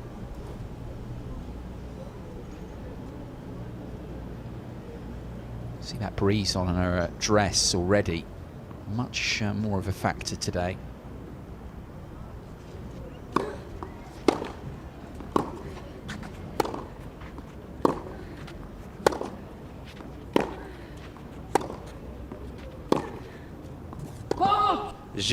Mademoiselle Chirico. Martincova broken immediately by the top-seeded Chero. I don't think it's something, I mean, it's something for the players to bear in mind. The breeze, it is a bit stronger than the first couple of days. I wouldn't say that it's going to massively affect them. Players are used to playing in this sort of level of breeze through the year. It's more in particular conditions, of course, when you go on some of the outside courts. I think back earlier in the year in Qatar and Doha at the WTA event there, it was very, very windy that week, and the outside courts particularly exposed there. You can get some of that through the year, but I wouldn't say this is by any means the worst conditions wind-wise that these two would have played in, or they'll play in this year. 15-0.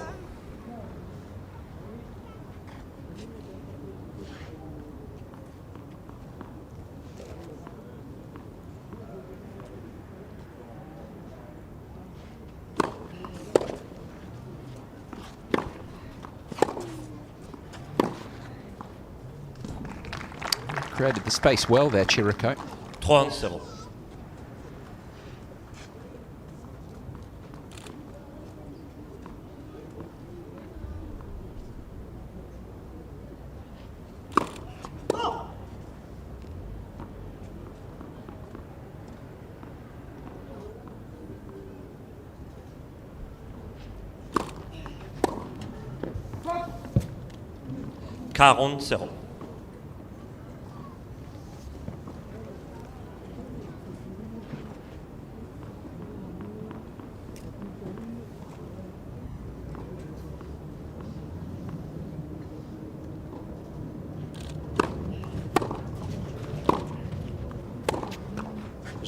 Mademoiselle Chirico.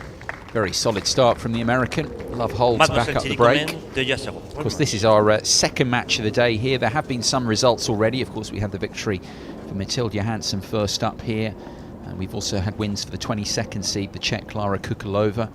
Match actually that wasn't completed last night on court 8. They finished Monica Cepeda-Ruig of Paraguay beating the 21st seed Romina Aprandi.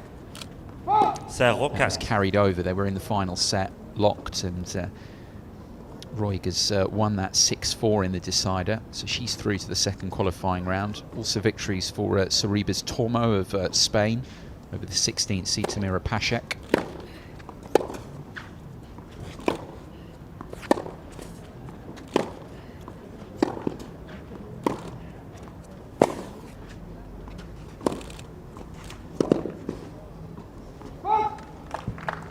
Leave there from Chero. 0-30. And in terms of the, well, it's actually one other women's result. Charla Bjorkachai, second seed, just behind Chero in the seedings for the women's qualifying. She's through the first round, 6-4, 6-love victory. And to the one men's result so far, someone through actually the final qualifying round of the men's. First man through is Adam Pavlicek, the 21st seeded Czech. He was a 6-2, 6-2 winner.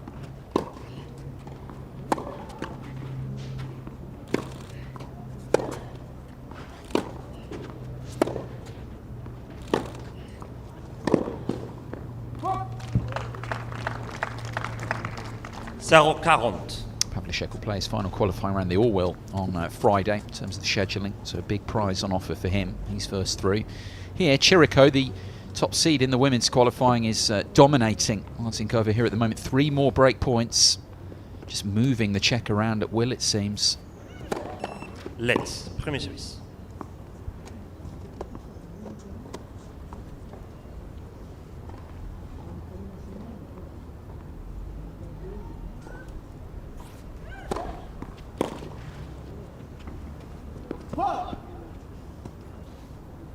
Quinze, 40.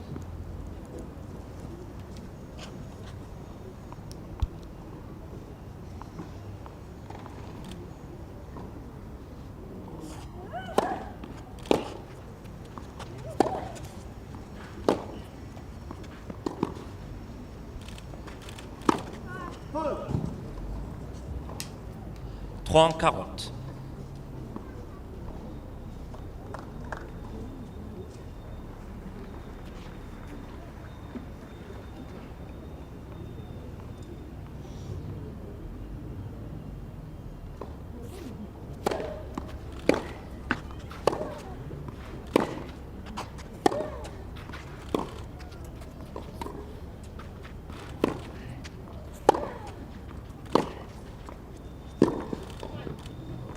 Getting a lot of joy with that particular play, stretching Martincova out to a forehand side, and it is another break. Chero started this one on fire. 3-love first set.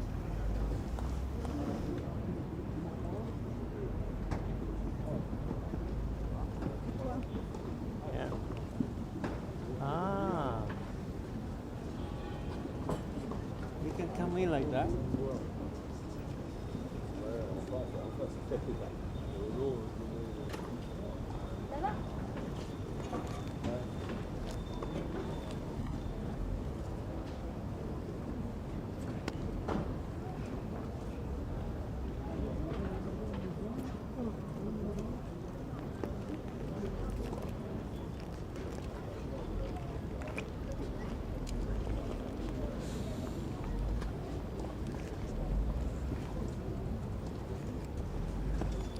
Reprise.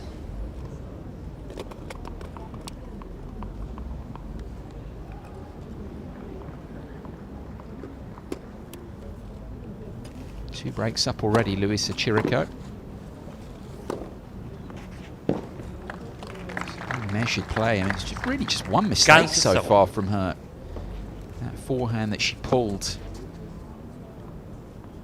in the previous game. Otherwise, moving beautifully, timing the ball well.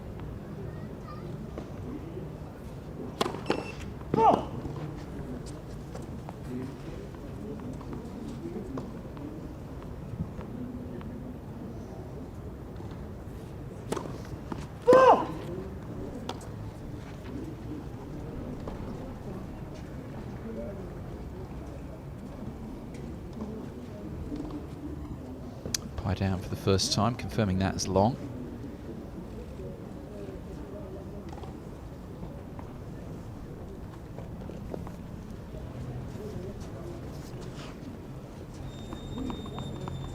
Quinze.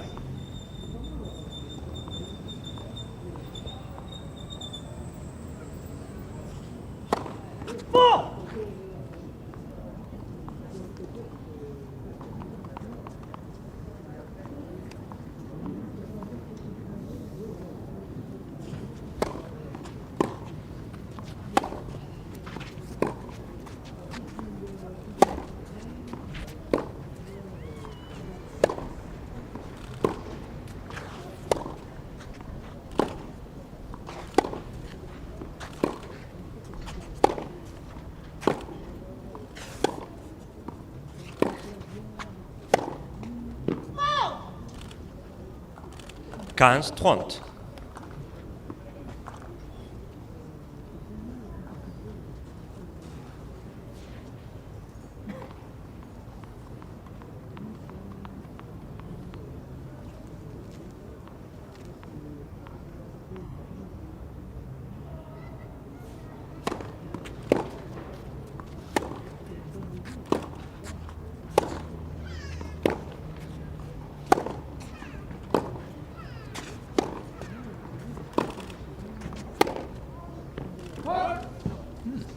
mistakes almost out of Ganz nowhere from 40. Chero.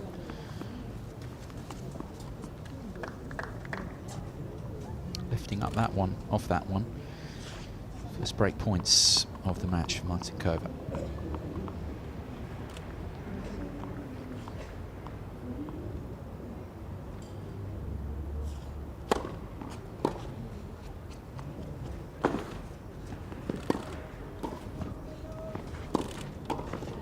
Very good at the net. Volley to win the point was good. It was actually the previous one, though, that impressed me more. Very solid, got a good contact.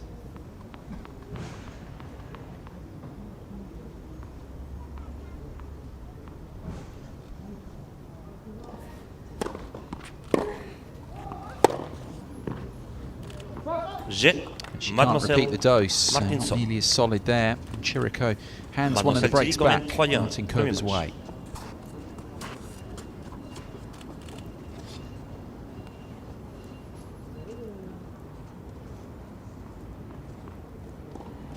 Essayez rapidement, s'il vous plaît.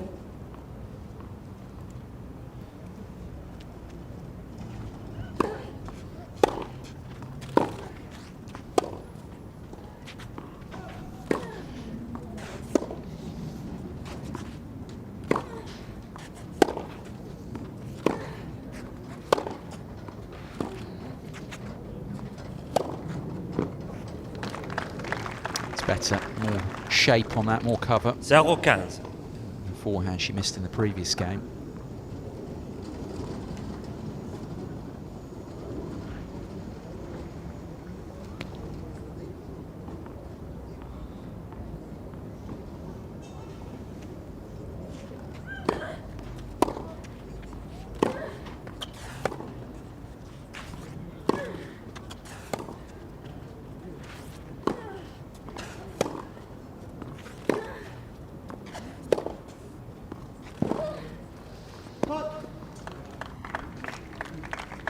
Chero-30.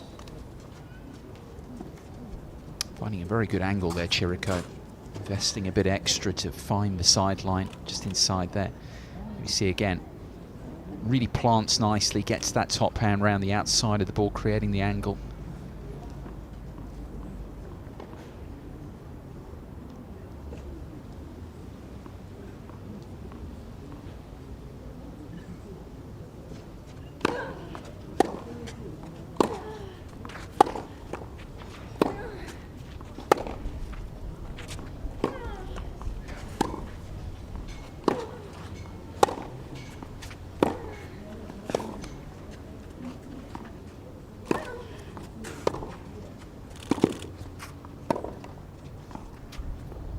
Oh, lovely pick-up.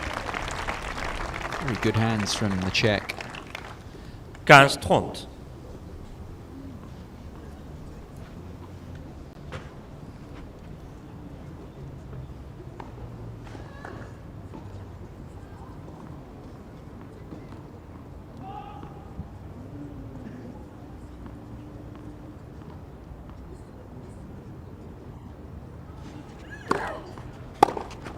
Quarante-30.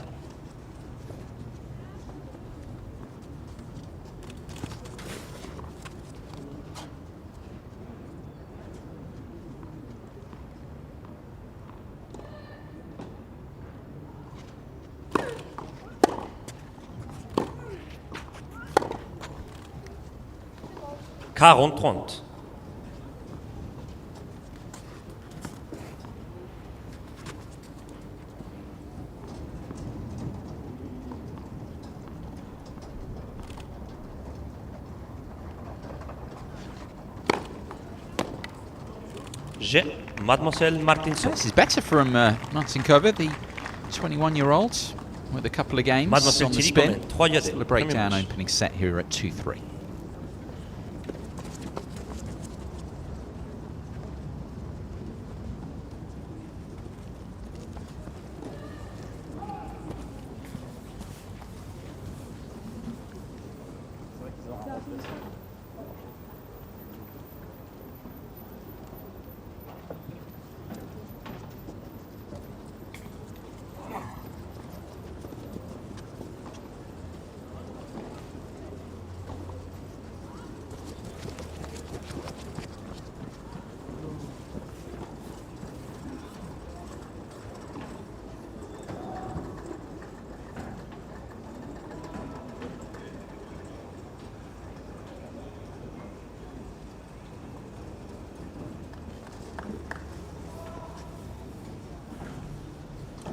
Reprise. As you could see there, the wind dying down a touch, it would seem, from the flags that are around this court number 6. Luisa Chero still up by a break, but now only leading 3-2. 15-0. Won the first 3 games very quickly. Martinkova's come back into the set a bit more now. Still with the advantage, the American.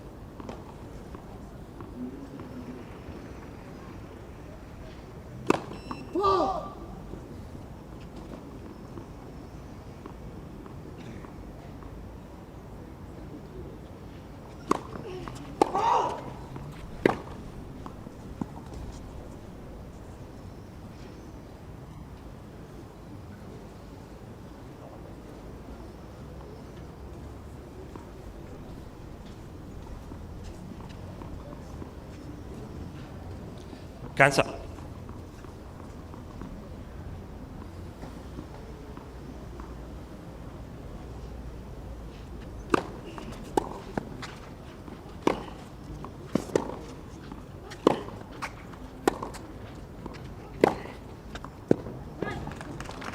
It's the shot she was finding in the first couple of games, able to create the space again for the off forehand.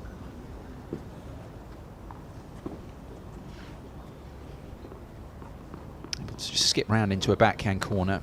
Very good shape on that shot.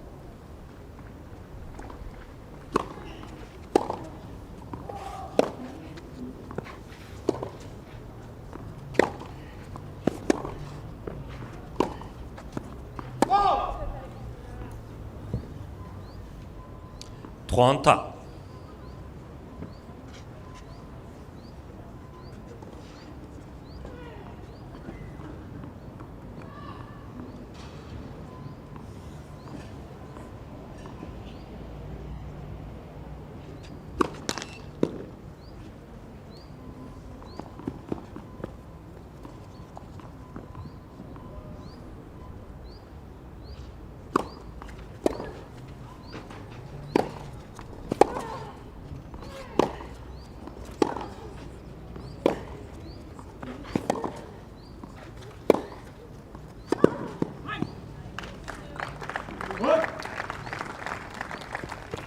Quarante-30.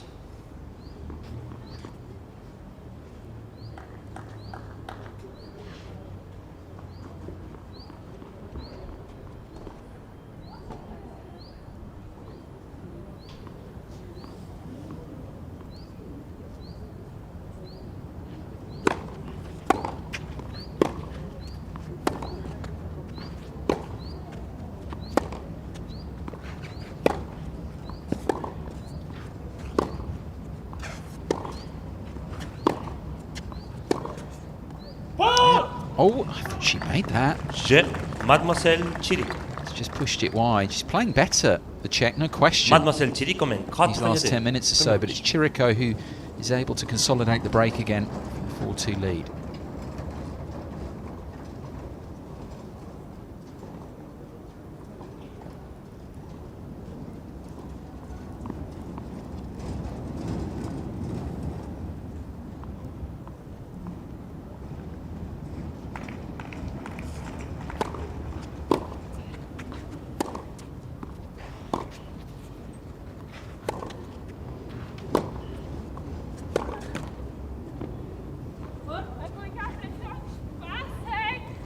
Zéro 15.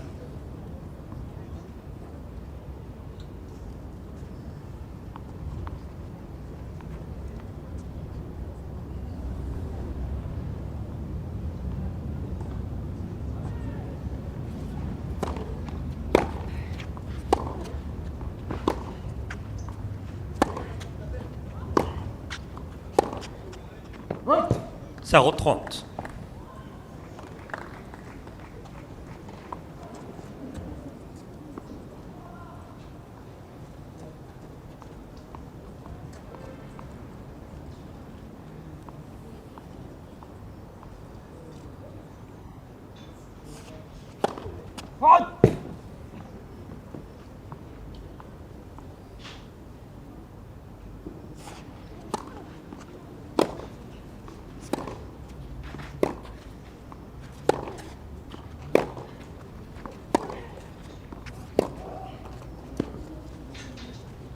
15-30. Quite at the levels accuracy-wise, Chero, those first few games. Still playing well enough to have this lead. She's been moved around a little bit more to end of range by Martincova now. Rallies a little bit more even than were in those first few games.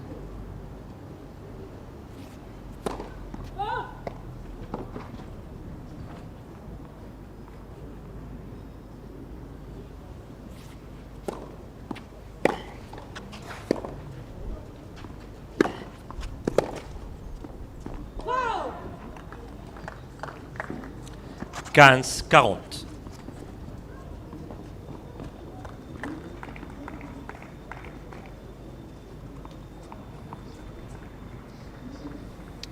Opportunities here to restore the double break that she had earlier in the set, Chero.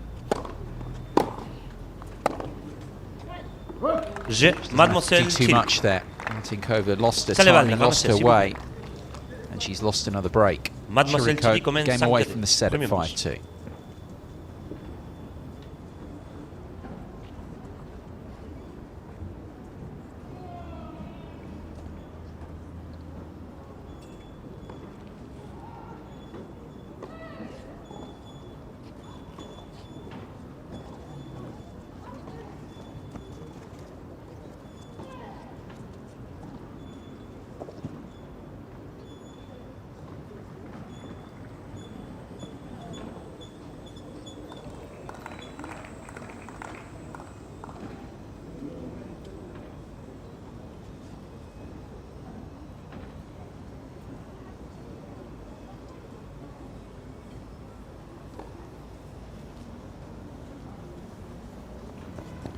Replace.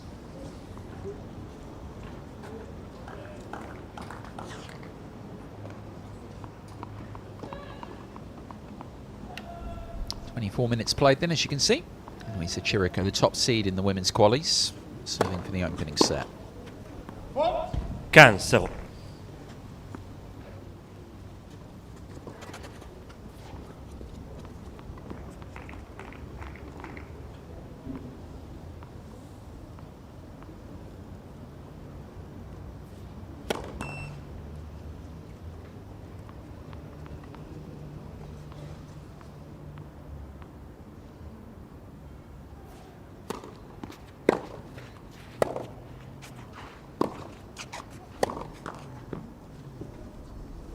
Cancer.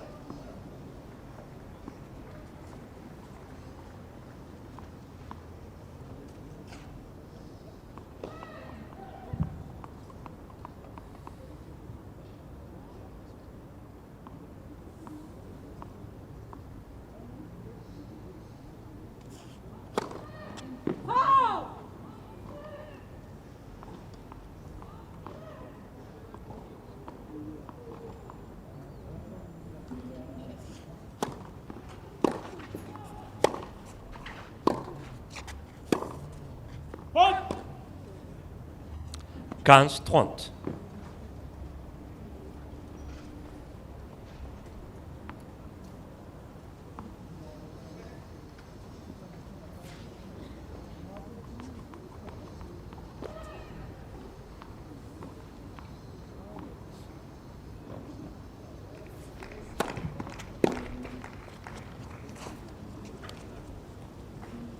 Trente.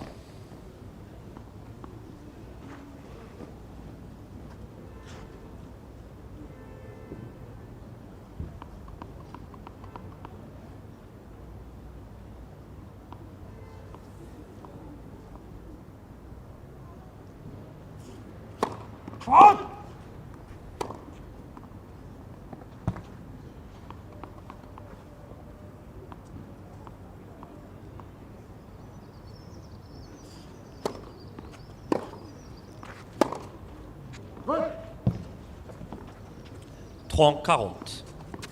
Finding things a bit tougher going here, Chero, after that fast start. Still obviously very well placed in the set, but on serve, not having things all her own way now. Break point for Martincova here.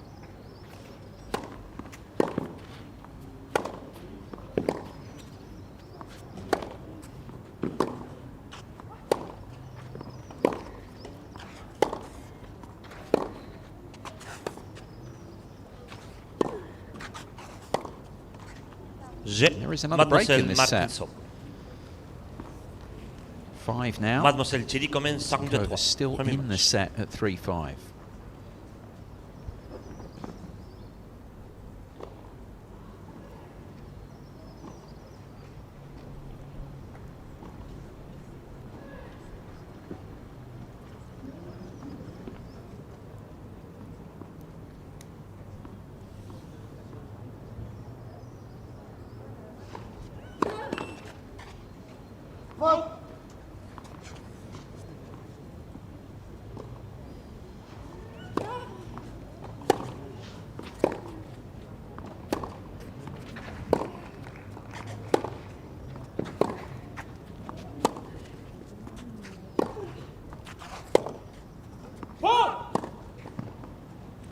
$15-0.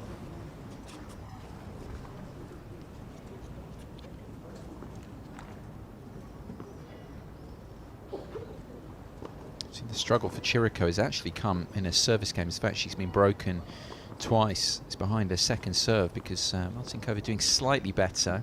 To be fair, it's only 1 point in there. Look at the stats. She's won half the points there. It's only 3 from 6. Chero 2 from 8.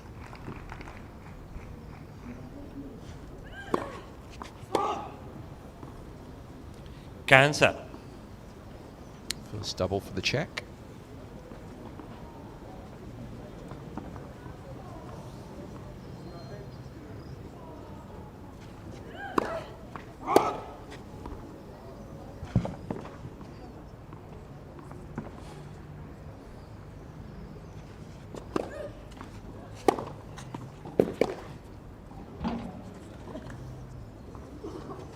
Gans 30.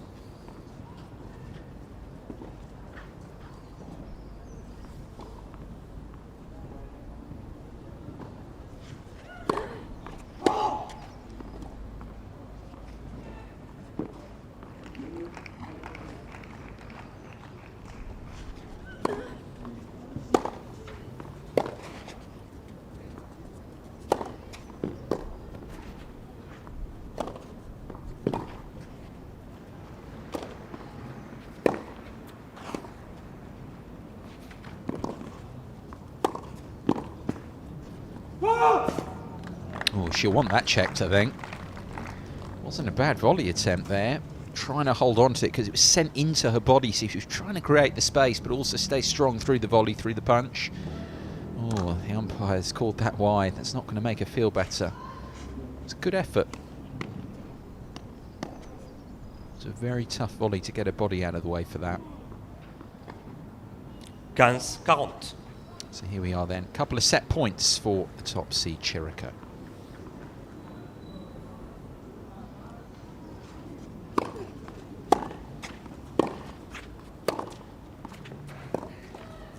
There it is. Mademoiselle Cheri. Exactly half an hour. Luisa Chero, the 6-3. top seed in the women's qualifying, off and running against Teresa Martincova, 6-3 in this opening set.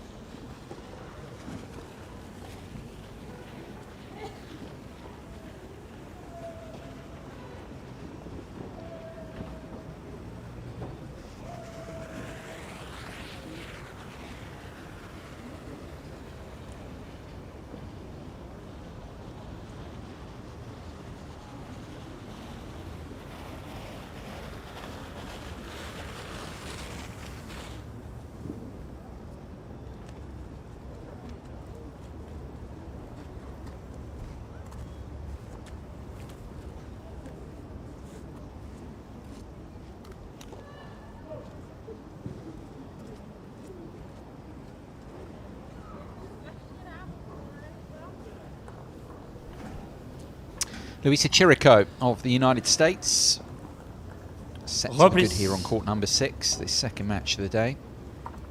Didn't have things all her own way in that first set with the Czech Republic's Teresa Martincova, but the fast start ultimately good enough to allow her to go on and take the set 6-3. The top seed to begin the second.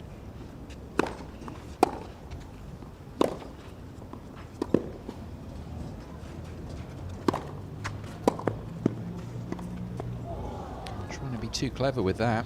0-4. Too delicate. Didn't have to be. Martincova so far back in the court.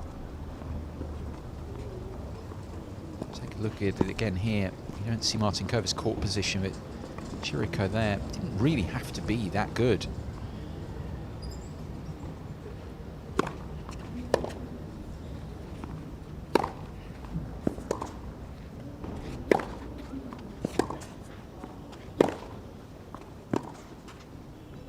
Very measured point from the American. Too much there. And reflecting back on that first set, actually, it was just the fact she made the excellent start. Those 2 quick breaks always meant that she was in front.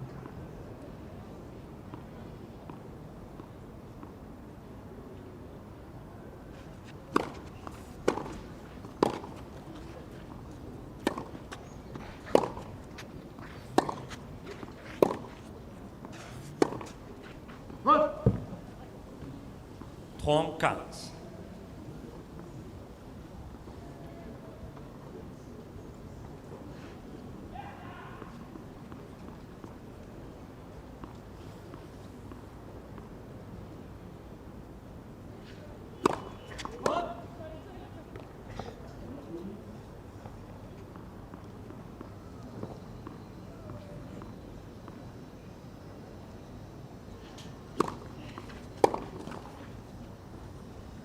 Quarante-quinze.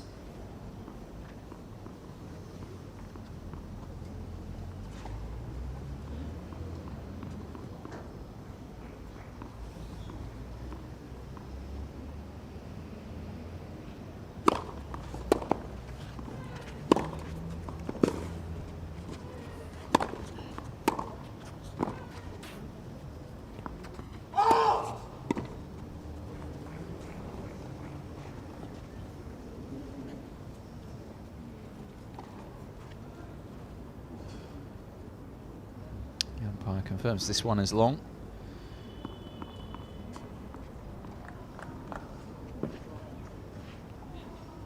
Quarante-trente.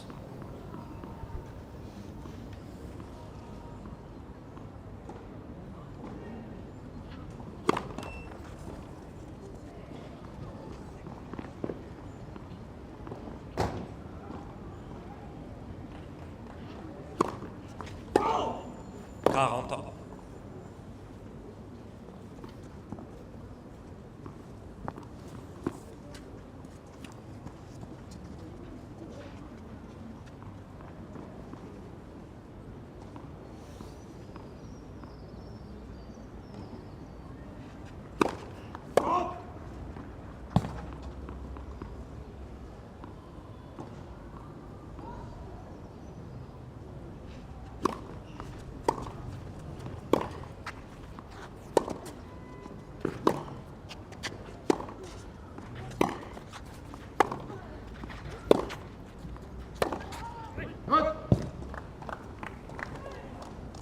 Avantage, mademoiselle Chilko.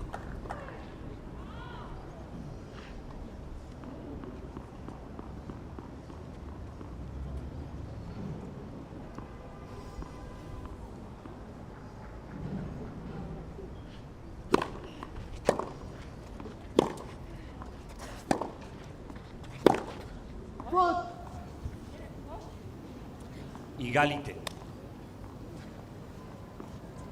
Cry of come on in a native tongue from Martincova there, staying in this game. This was the thing, really. I mean, it was Chero ending up winning that set 6-3, but it was a lot tighter after the first few games. That's what we're seeing here again.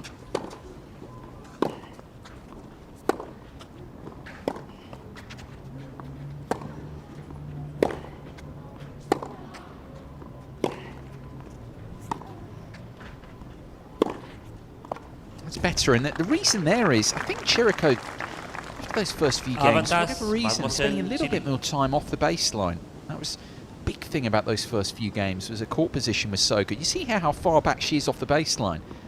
Able to get in, take that ball a bit earlier. Up and inside the baseline. Makes the difference.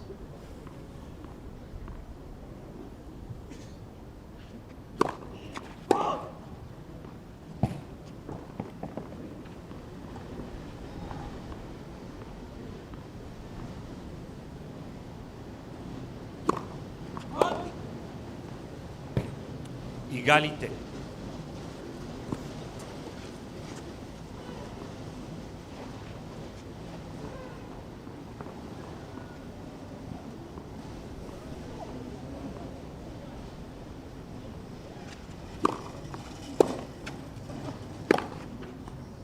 Oh, that had some whip on it.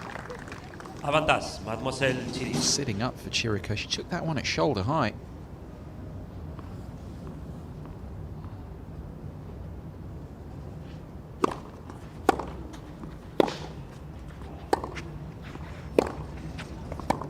Égalité.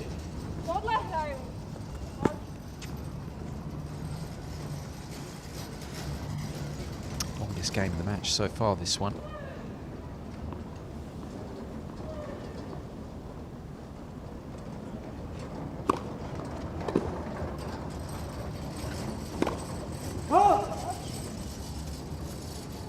Avantage, Mademoiselle Chirico's Martincova. inability to close it on a number of occasions might come back to haunt her here. Point for the check now.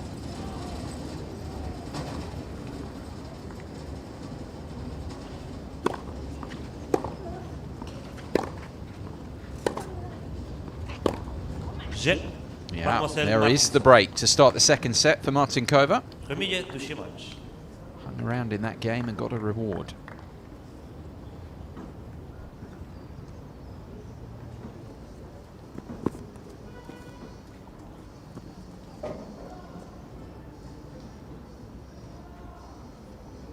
Some of the numbers then from the opening set, won by Luisa Chirico by 4 breaks to 2 in the end. Very good behind her first serve. You can see Martinkova's serve numbers not good enough overall.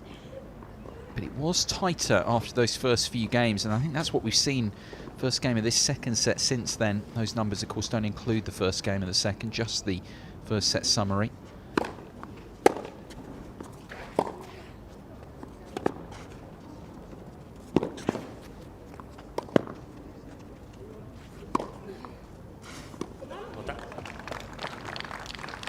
Game over 7 minutes, and Chirico was always in front right until the end of it.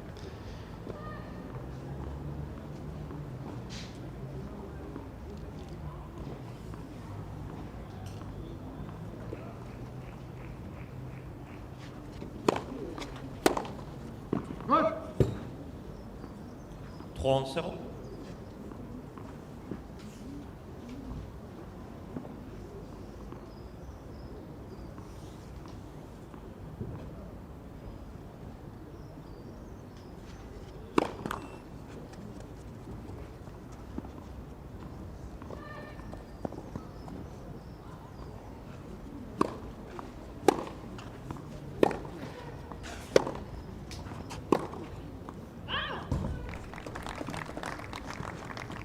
€40.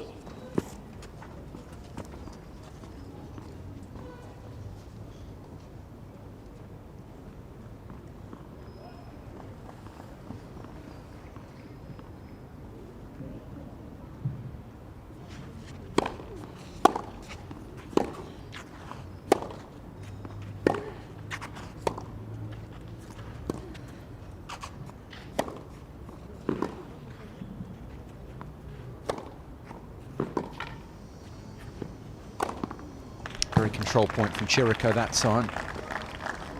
45. It's when she's really at her most effective, when she's putting together points like that, not looking to go so close to the lines.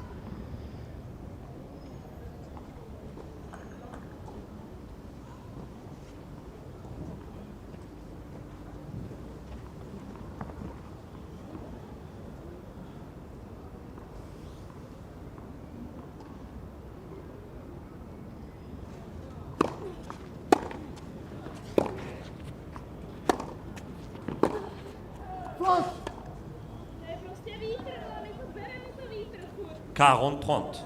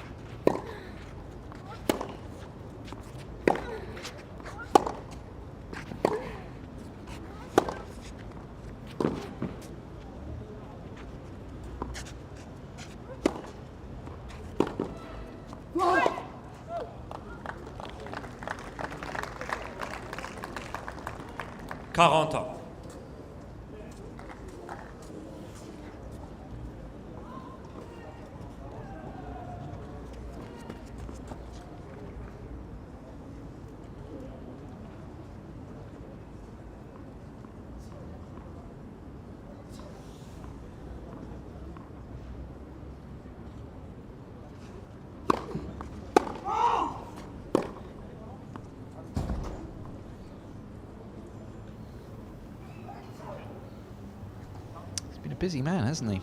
Another check.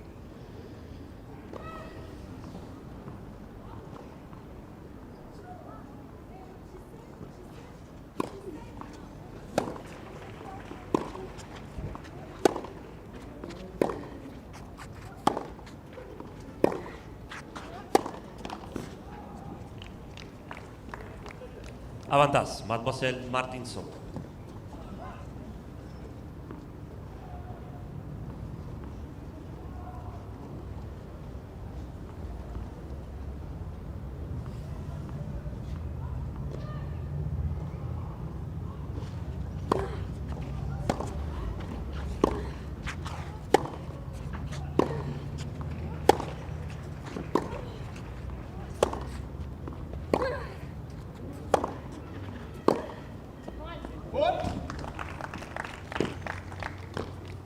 Égalité. Not as long as the opening game of this set, yeah, but it's another drawn out one. Chero trying to get the break back.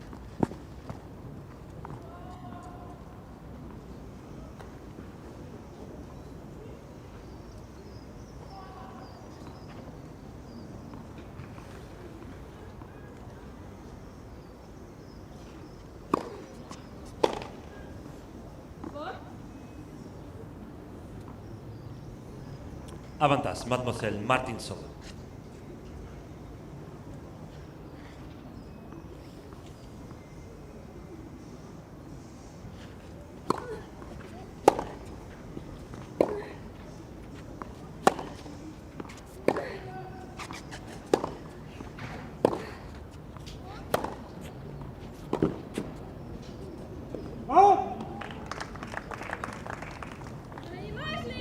Égalité.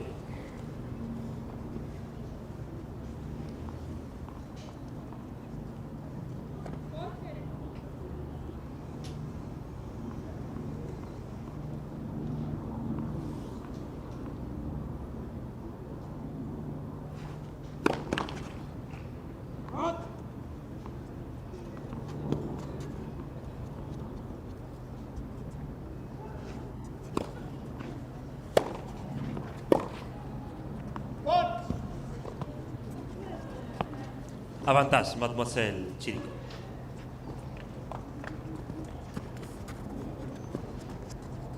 It's actually similar this to the first game of the set, where the returner was just hanging on for most of the game, and now Chero with the break point.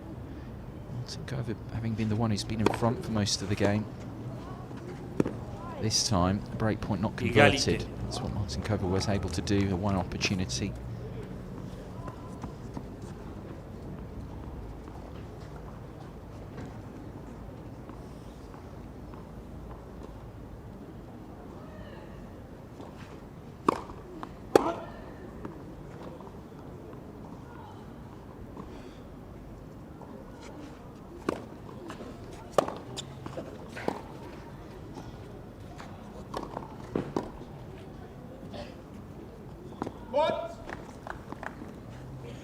Avantage, Mademoiselle Chero.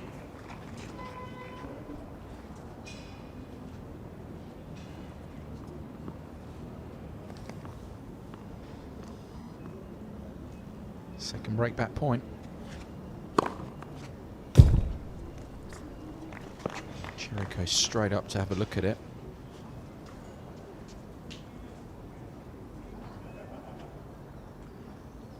Yep, confirmed as good. So the second break point saved by an ace from the Czech there.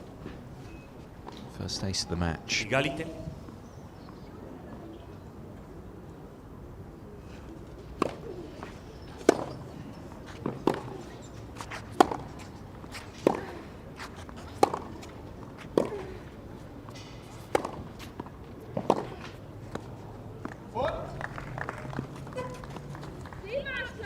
Avantage, mademoiselle Chirico.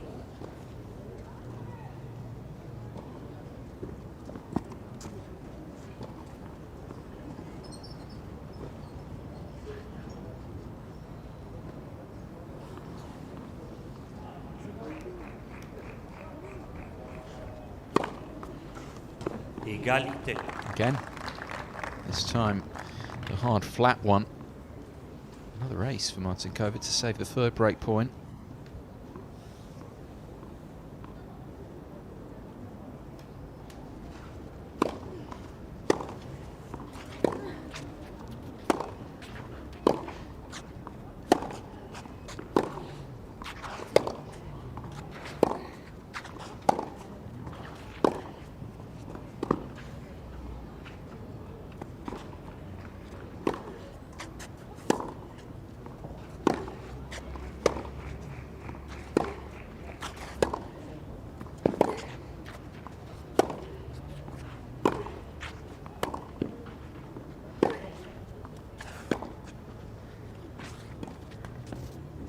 Terrific rally, trying to end it there, but cutting across the ball too much, really, Martincova. Avantage, mademoiselle Chirico. It's a really tough rally for her to lose, because a couple of times she had Chero well back off the baseline there.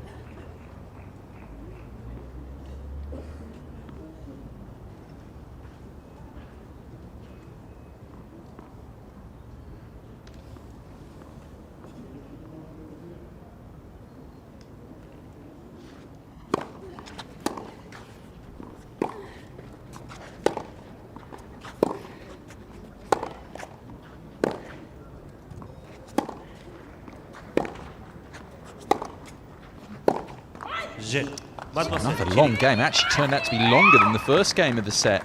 Best part of 10 minutes, that one. Chero breaking straight back at the end of it.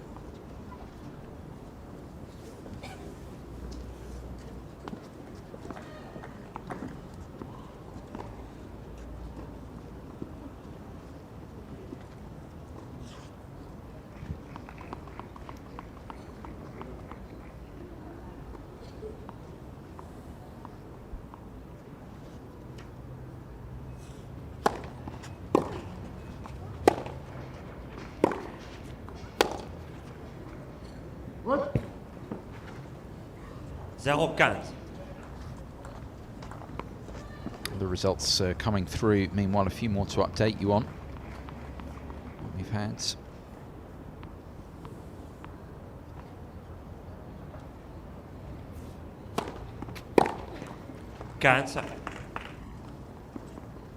on court number 12, Laszlo Dier of Serbia beating Nicholas Kicker of Argentina in a couple of tie breaks.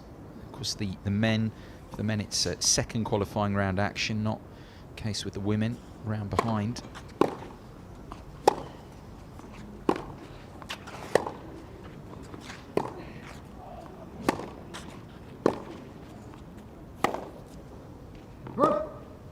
The other results that have come through all in the women's first rounds. Wins for Jorovic of Serbia, round on court 13 in 3 sets.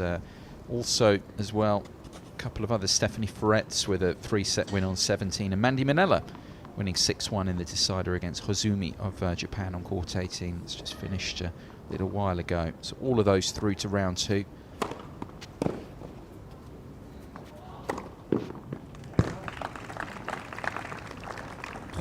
Chero and Martincova looking to join them. At the moment, the top seed is set up and grinding her way through the early stages of this second set, having been a breakdown.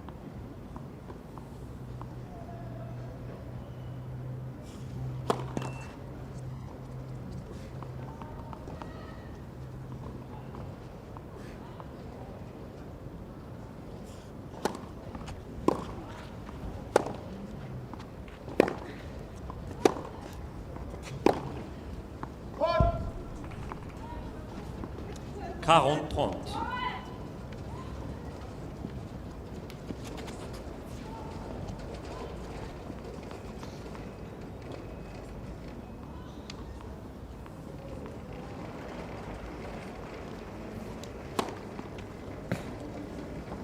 Mademoiselle Chiri.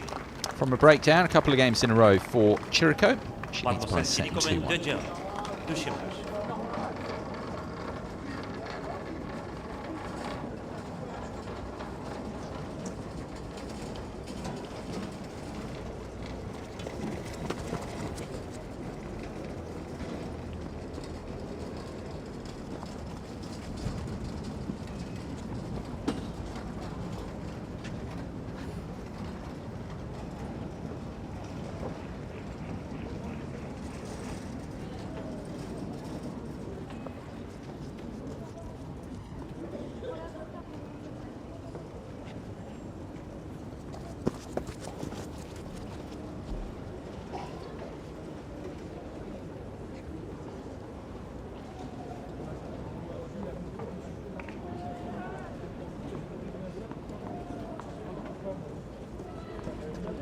Reprise.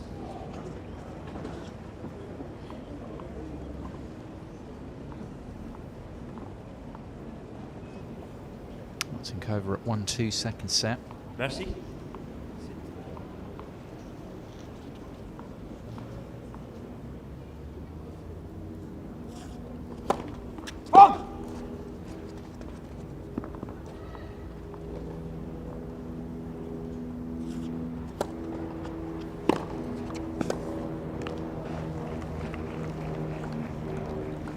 Zéro 15.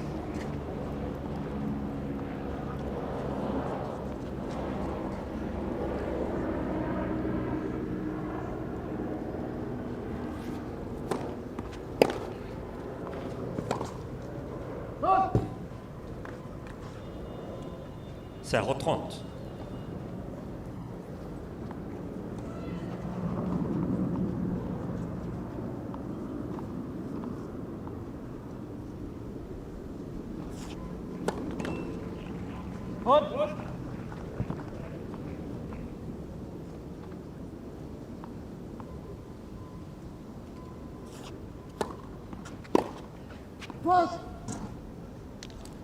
Quinze 30.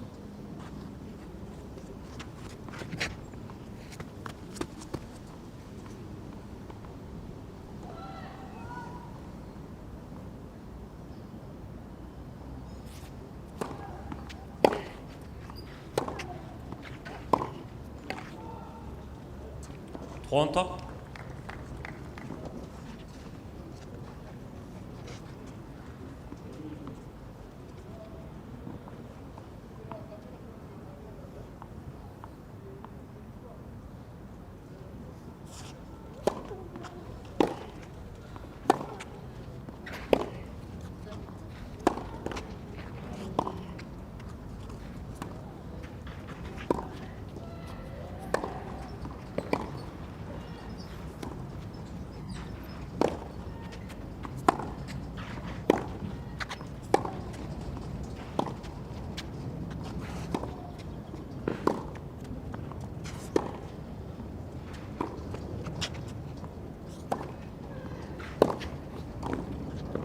Good move forward from Martincova to finish the point. I think Chero was a little bit passive there, waiting for a mistake. 40-30. It's all right to target the Czech's backhand, but she wasn't really doing it with any authority. She's just content to extend the rally. Was Martincova able to get forward first? Solid enough volley there.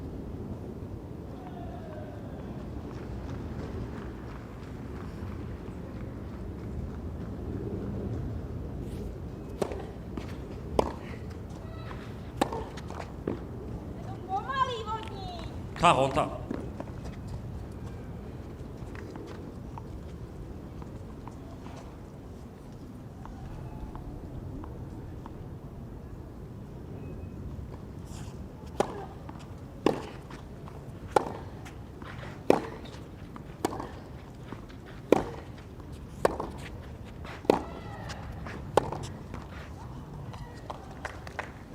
Avantage, mademoiselle Chirico. Chero there again, just being solid. Martinkova's backhand breaking down, and opportunity here for a third game in a row.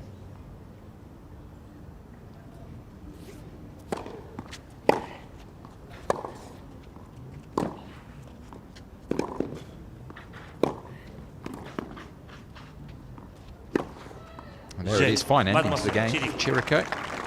Here's a third game in succession. Set and 3-1 the lead. Mademoiselle Cherico mène 3-1. Deuxième match.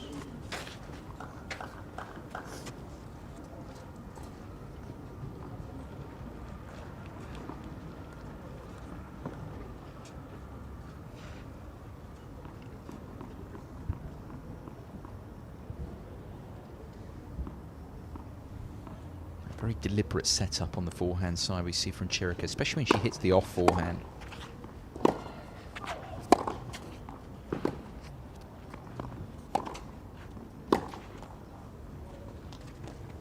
Zéro 15.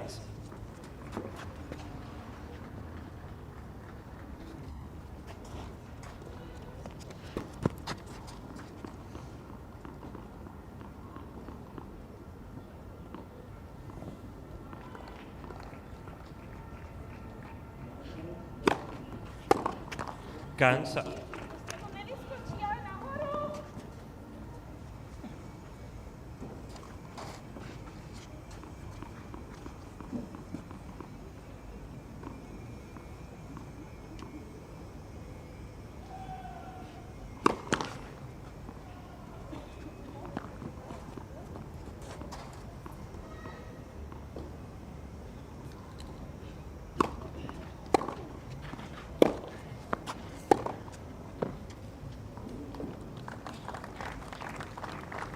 Quinze 30.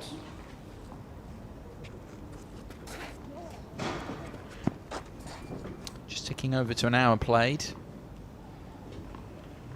Solid there that time, Martincova off the backhand side. It was that shot that was her undoing in the previous game. A couple of mistakes leading to the break.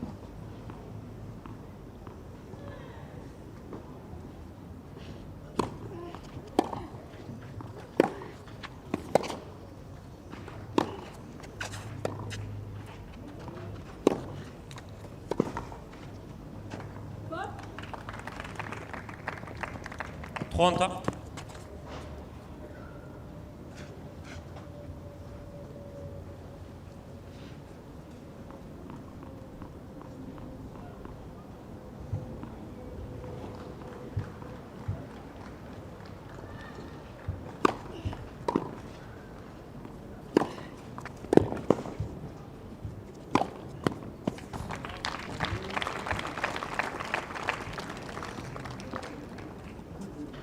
Quarante 30.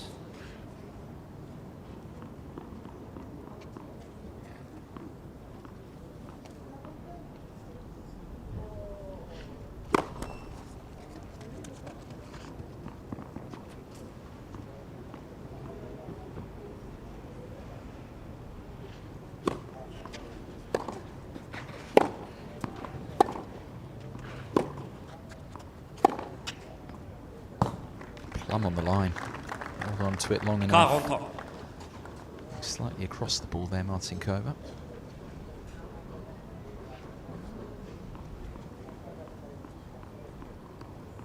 Here is the shot again. A bit flatter as well.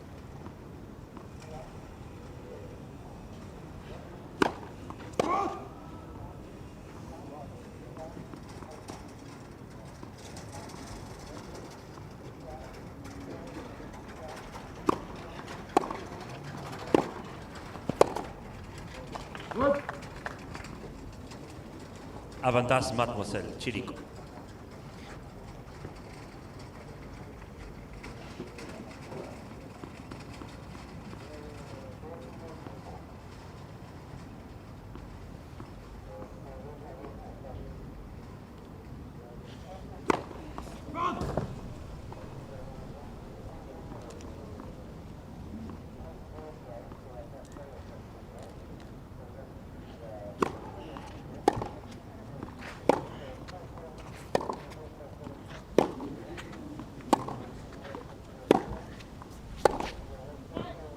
Jeu, Mademoiselle Chirico.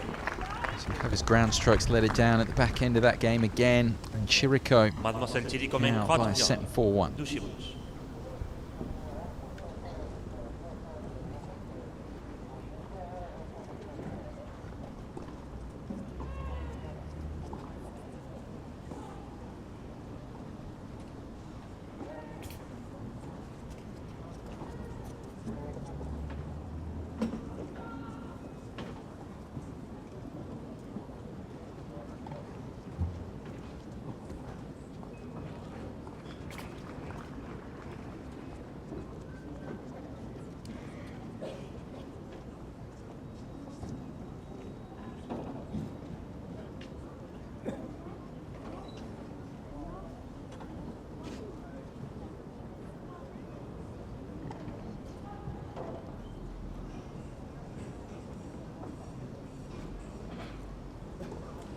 Reprise.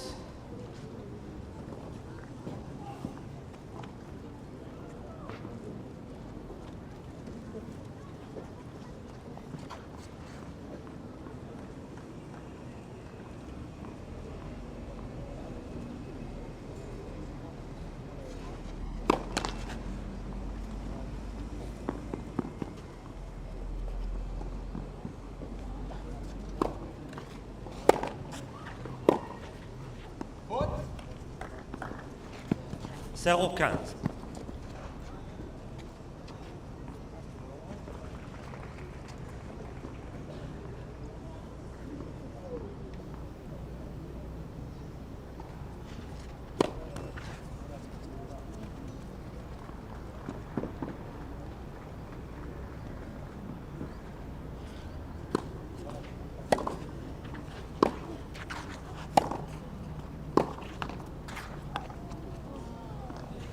Very lucky there. There's going to be another error at that from Martincova. He just can't rely on her ground strokes at the moment. So up and down off the ground in this set.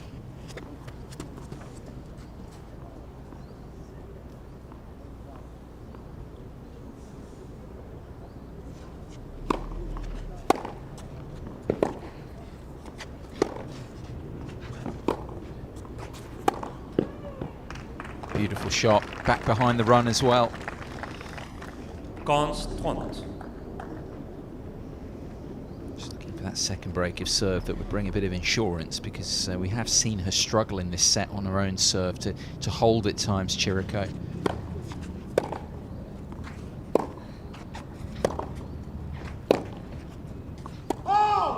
Looks like she is going to get that cushion. 2 more break points coming up. Again, it's come from a Martincova error. I don't think Chirico there is...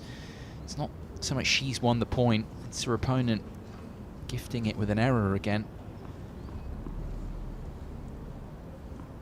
15-40. What?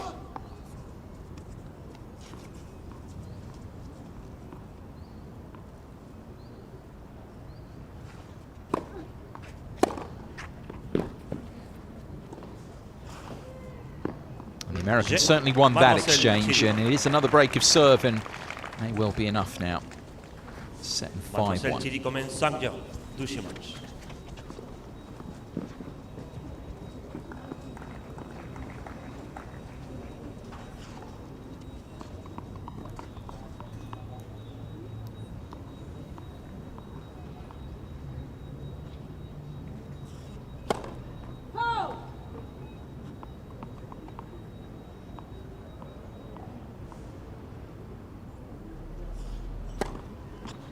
Zéro 15. Fifth double for Chirico.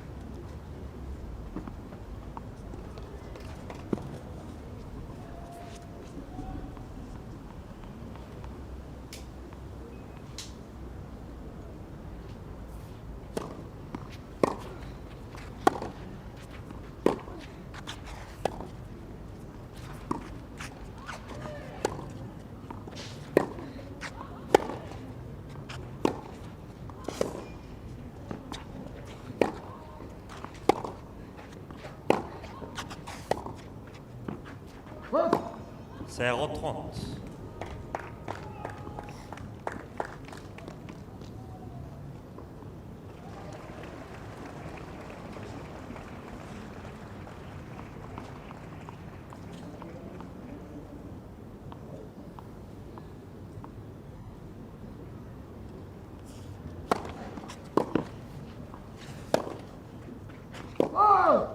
0-40.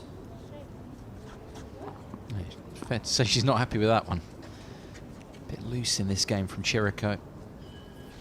Obviously her game style, not really based on that. It's based on not giving a lot away, fundamentally. 3 chances for one of the breaks back here for Martincova.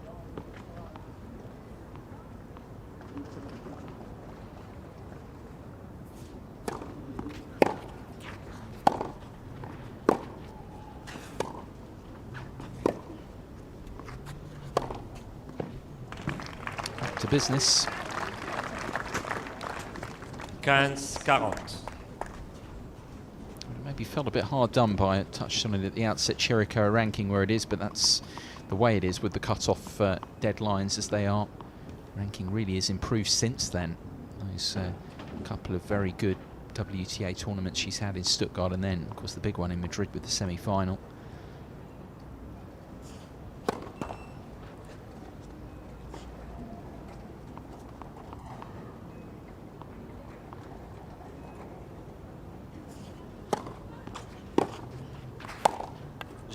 Mademoiselle Martins. She can't serve it out there. Martincova Martincova has some hope, but still in big trouble. Mademoiselle Set Silicon 5-2 down the check.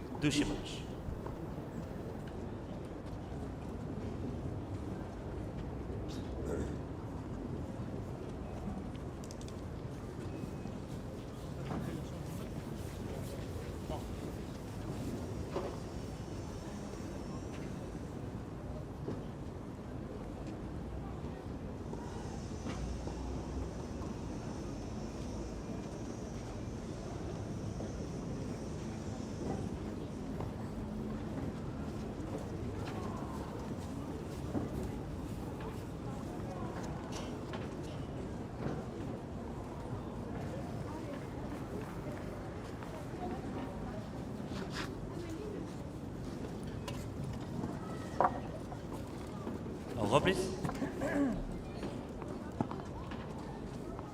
Oui, please. Asseyez rapidement, s'il vous plaît.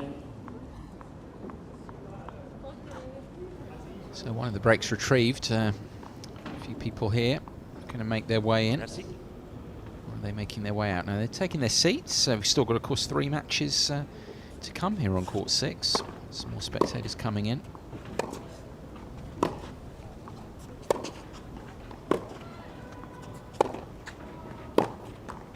Cancer.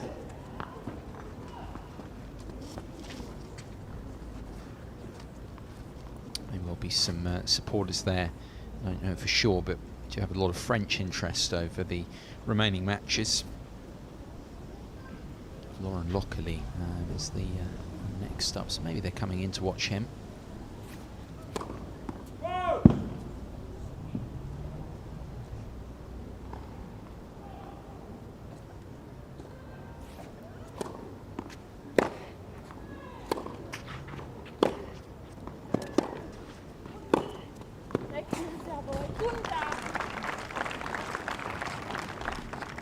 So quick seize onto that slightly shorter ball from Martincova. Chero there. Sets it up nicely. You see court position really. She was just behind the baseline, but the ball was so short, gave her time.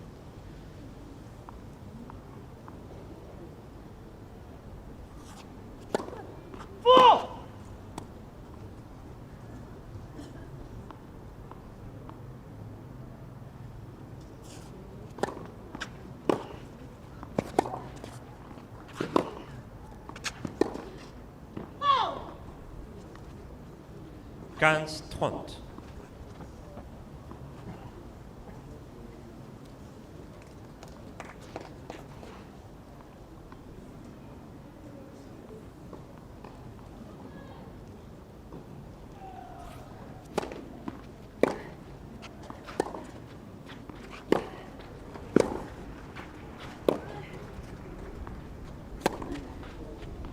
Quinze 40.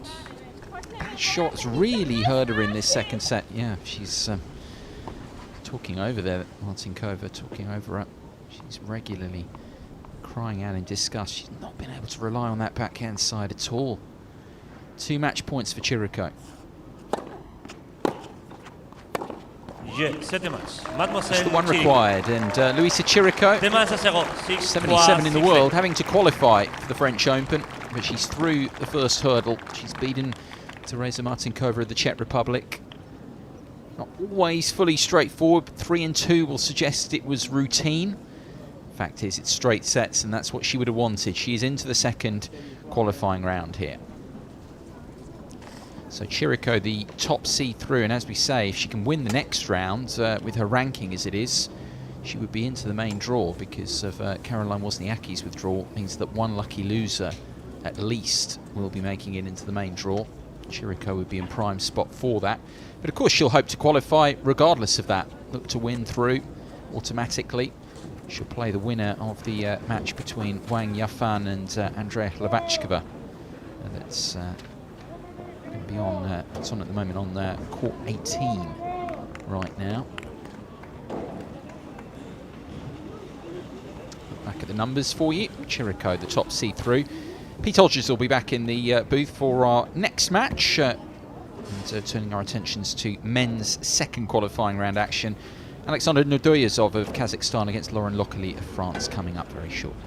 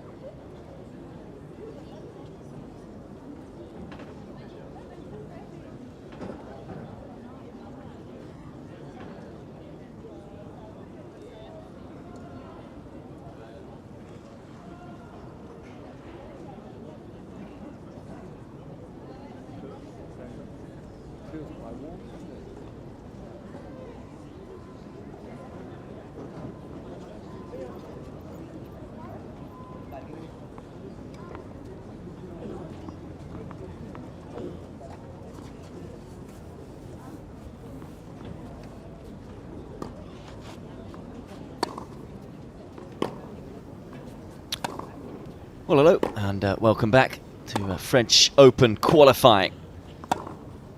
Into the second round of the qualifying event in the men's.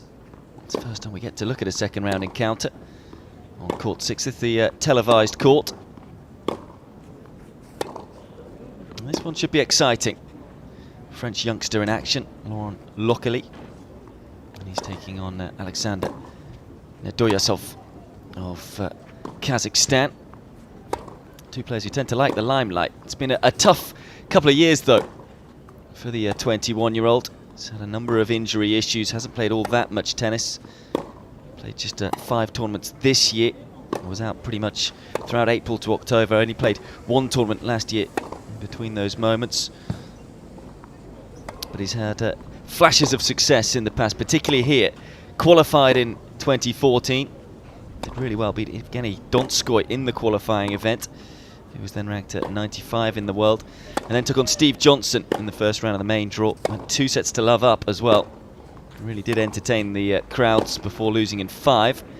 And not only did he entertain the crowds so in terms of his tennis, also demonstrated his dancing ability. Had a break dance off, so to speak, against Gaël Monfils, which won him a fair few fans as well. And I think many thought he was going to kick on from there, but injuries have really hampered his rise up the rankings. Currently ranked at 721 in the world. His highest ranking he got to 207 before the injuries hit. Did also qualify for the Australian Open main draw as well last year, so he's actually got an excellent record in qualifying. He's never lost a qualifying round at a Grand Slam event.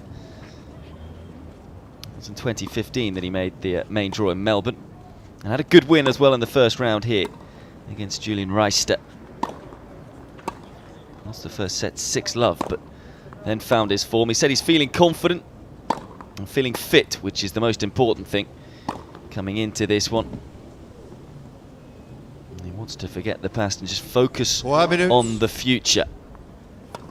He certainly could have a bright future ahead of him. But it's a tough opponent today. Nedoyasov, talented player, former world number 72, reached that in April 2014. Currently ranked at 172 in the world. Mostly famed for his exploits in the Davis Cup. Had a brilliant year last year where he beat the likes of Nick Kyrgios and Fabio Fognini in that format of the game.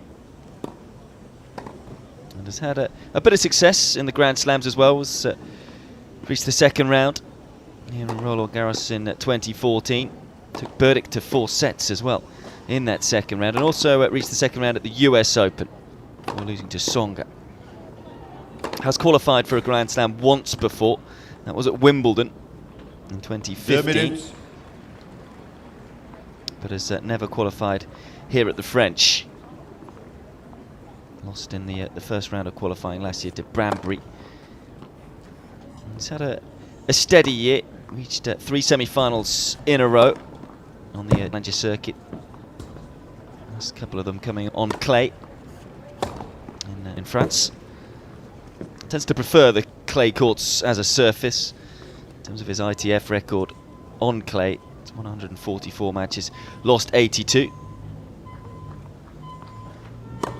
Decent conditions to play tennis in. We're expecting showers and storms throughout today. Hasn't happened as of yet. There are a few darker clouds just gathering right now, and it certainly is gustier than what it was yesterday or the day before that.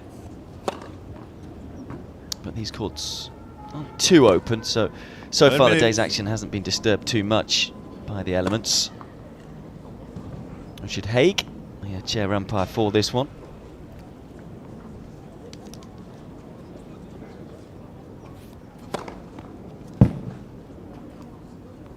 Mesdames, Messieurs, international France. Nedoyasov represented the Ukraine from 2004 to 2013 before switching allegiance to Kazakhstan. Locally. 3 challenger titles to his name, all coming in 2013, 2 of them on clay. He was a runner-up once in 2015. After the success that he had in 2014, last year was a little bit of a step back despite those exploits in the Davis Cup. avec jeu de siffle dans les deux premières. On-court player. I was lucky enough to cover his match against Novak Against Djokovic this year Jose in the Davis Roland. Cup, and although he only picked up 6 games, it was a lot tighter than the scoreline would suggest. There was a lot of long games. He was able to keep the world number 1 out on court for a fair while. Time. Didn't embarrass himself at all. Was knocked out in the 3rd round of qualifying for the Australian Open, the start of the year, but did have a good win over Ilhan, player ranked 114 in the world. That's his best result so far in 2016. I'd say he's probably the favourite for this one, but luckily seems to just love playing in these bigger events, and of course we'll have the home support of the French crowd.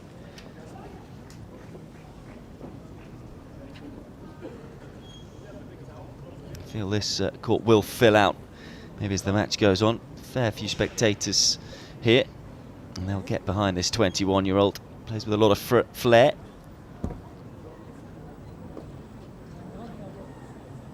And it will be really interesting to see just how far he can go, possibly.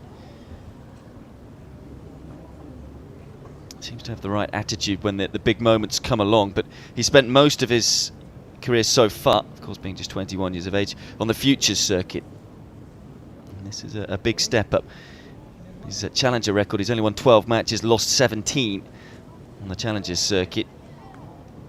But as I say, has shown those glimpses in the past of the talent he possesses.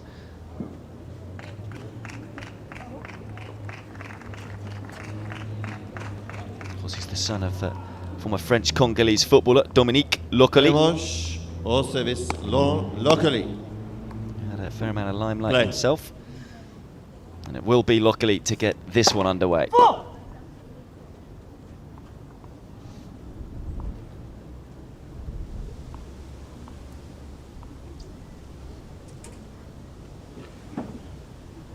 Just when I said that matches so far haven't been affected by the elements.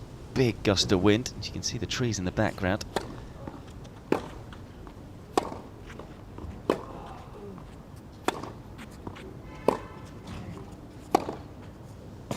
Zero cans.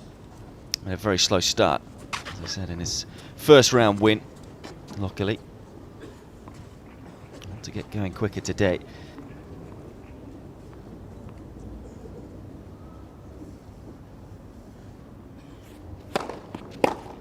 Kansas. Doyasov also had an excellent 1st round win, 7-6, 7-5 against the 6th seed, Michael Barrett.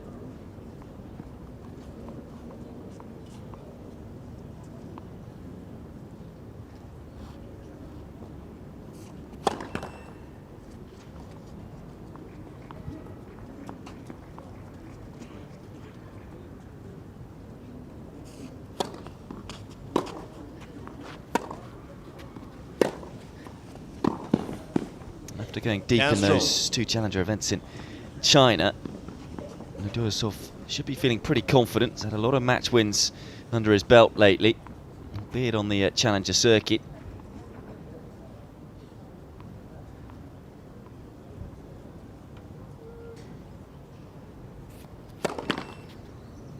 What?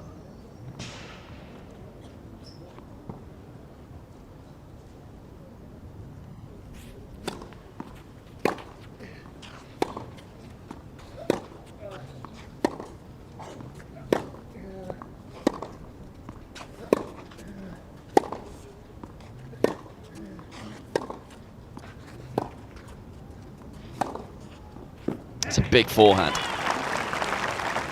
And is the wing that he looks to attack with. And he was quick to move round it here. Slice from Doyasov giving Locally time. Plenty of racket head speed, brushing up the back of the ball.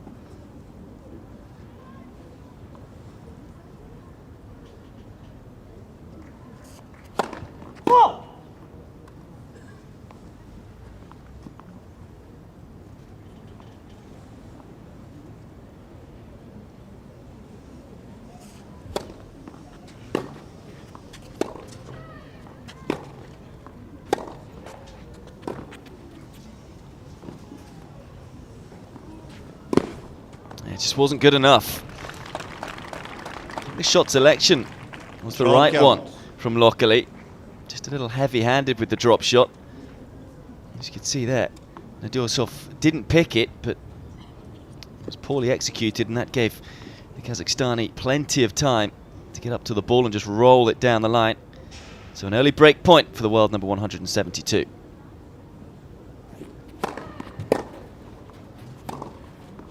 That's well saved. First serve allowing him to get up the court.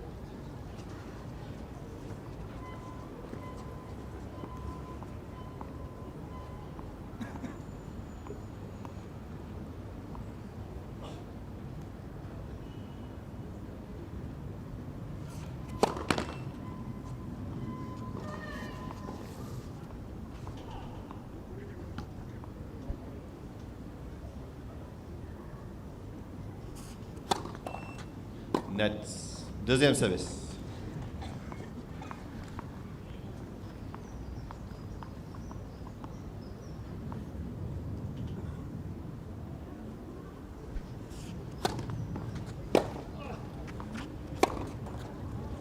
Avantage, Neravirtsov. It is a level up today for Lockley in terms of what he's done this year. Did win a challenger in Italy. In fact, a futures event, I should say, in Italy.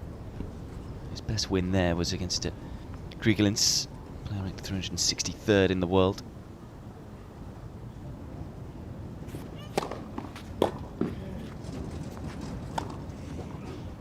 He's doing a good job of saving the break points. Again finds the first serve, backs it up with the forehand. It's a good job of just getting Doyasov on the stretch.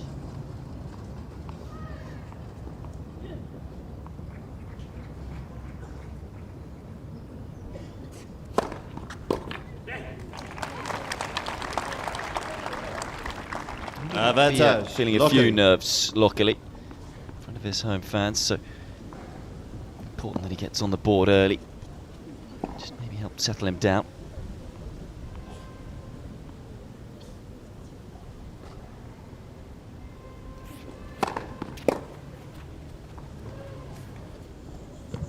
That drop shot was far better from Lockley, and it closes out the game.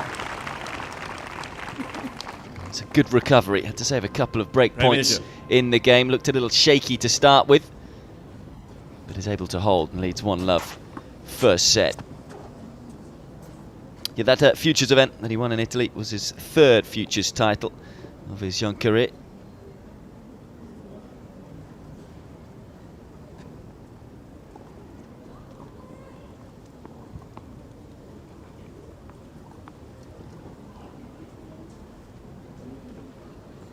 Of course, I'll keep you up to date with all the matches going on around the grounds here.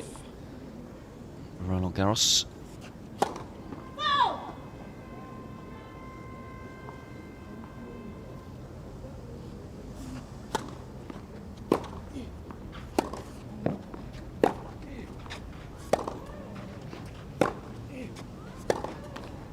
There is a second qualifying round matchup. Winner of this one plays the winner of the match, which is third up on court 14 between De Grief and Carlos Burlock, experienced Argentinian. He's the 19th seed, only seed left in their section now, of course, after Nadoyasov took out Barrett.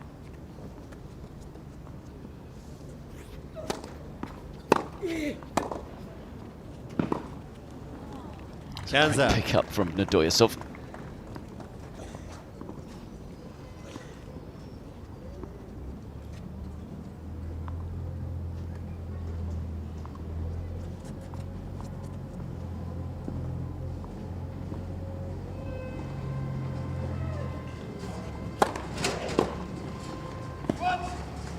Trondkens.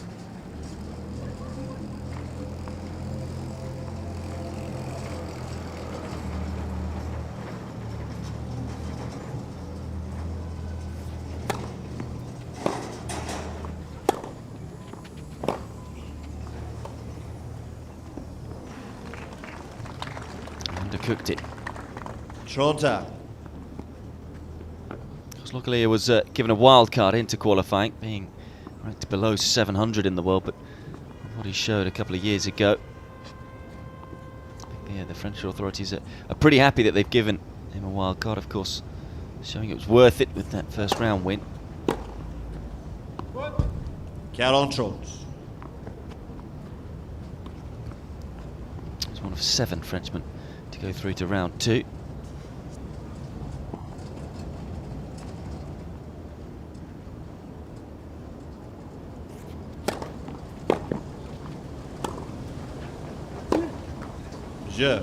Nedoviatov then gets on the scoreboard as well early on, able to hold. The wind certainly has picked up. You can see both of the players' shirts blowing at certain times. Just hope it's not the early signs of the storm that was forecast for later on this afternoon.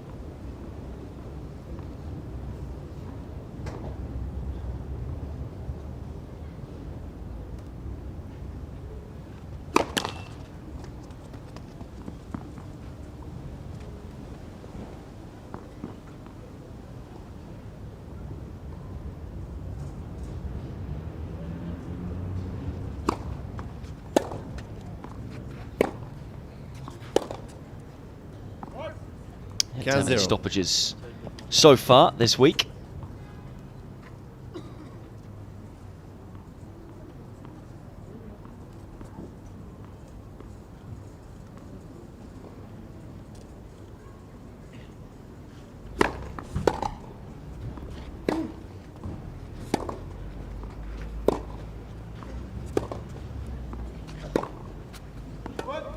It's interesting he chose to play that with the backhand there. To lean to try and get the angle. To say usually favours to move around the backhand wing, although he's more than comfortable off the double hander.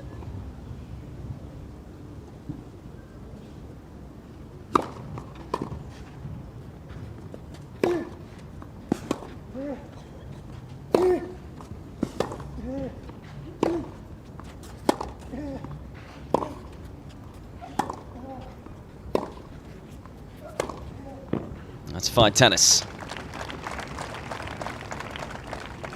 And this is where it's a learning curve as well for Lockley. Having been playing on the futures circuit, probably get away with a slightly short ball every now and then. Not against a player like Nedoviatov.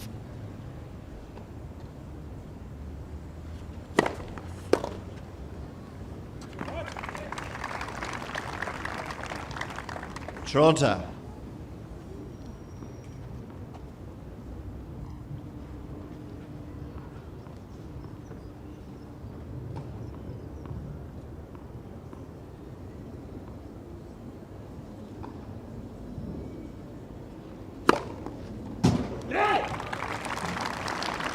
Scream of alley from Lockley.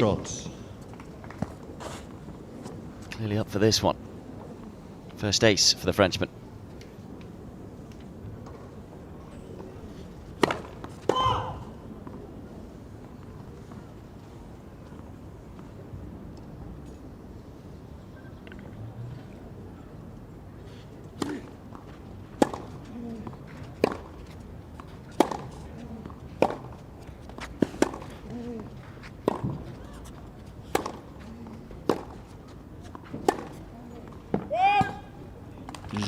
Just pushed it wide. And Lockley is able to hold again. So on serve so far in this first set. It's the Frenchman who leads 2-1. Lockley, Mertens.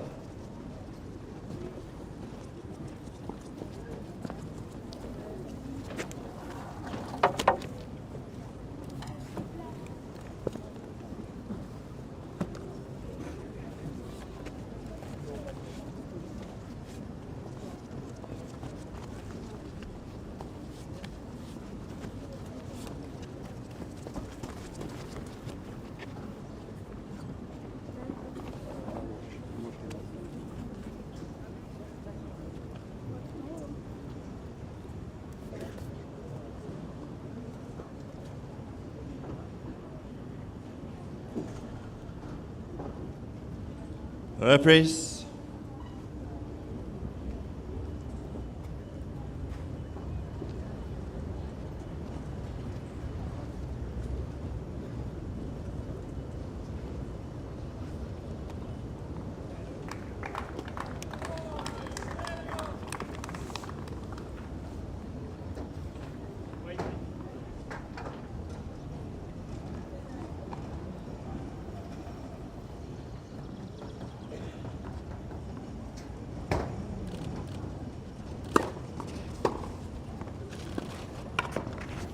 0-15. I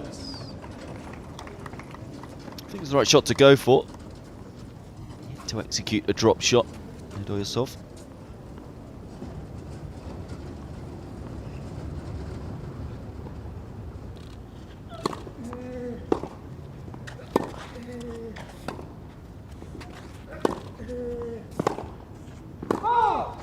Kansas.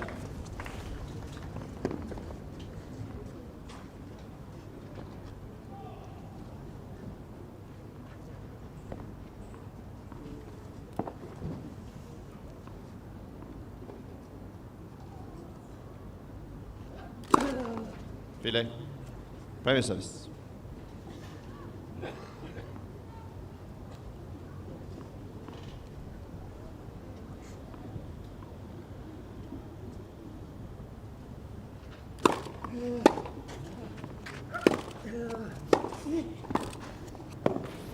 Oh, what a volley that is. 30-15. Very much an all-court player is Nedoyasov. Demonstrating that here. It was tough right by his toes. And able to pick it up.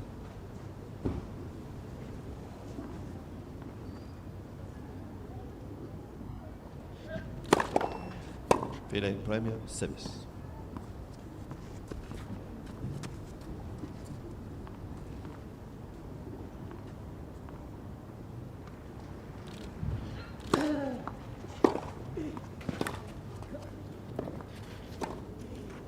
That's a brilliant play. It wasn't a bad serve at all by Nedoyasov, but luckily using the angle on the return. And that was able to get the Kazakhstani on the stretch and then quickly up the court. Have to be careful with that ball as well. Skidding low.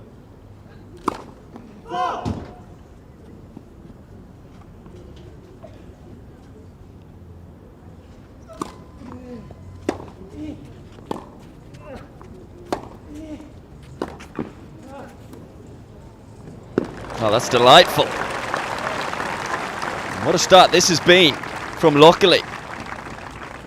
Some terrific expansive tennis. Of course, with so many of the French players, you always talk about flair with them. It's on show here with Lockley. Break point.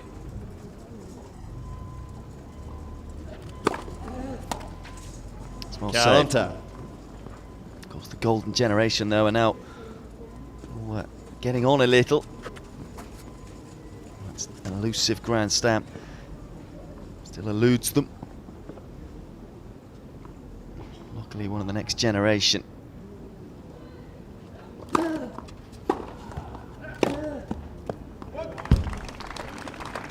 Avantage, No doubt Lockley. taking inspiration from the likes of Monfils, Songa, Simon, Gasquet.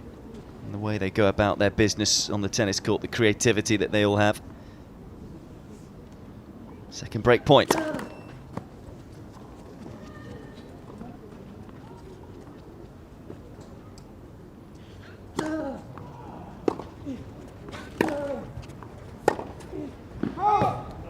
He'll kick himself there, got himself into the rally. Routine backhand, just push long.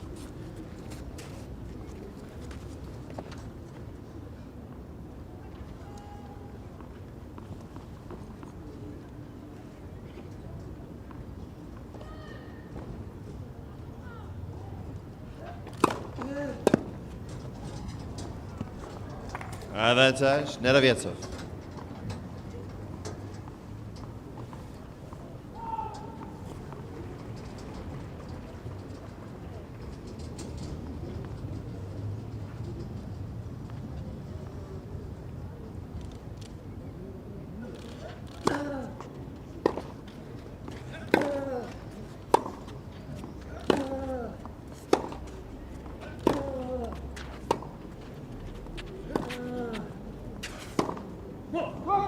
Both players have now had a chance of a break, but we remain on serve in this opening set.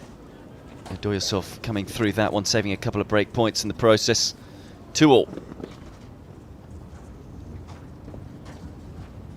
It's the third match of the day on court 6. Two-match matches prior to this one were in the women's event. Both of them first rounders, wins for Johansson and Chero. It's all men from here on in.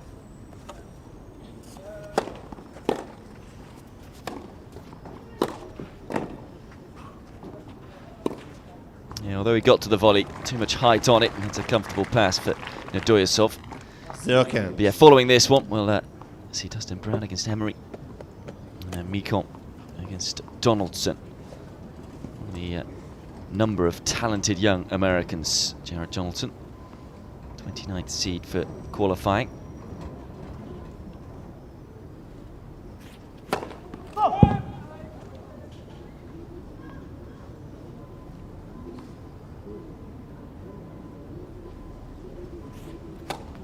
Net. Premise.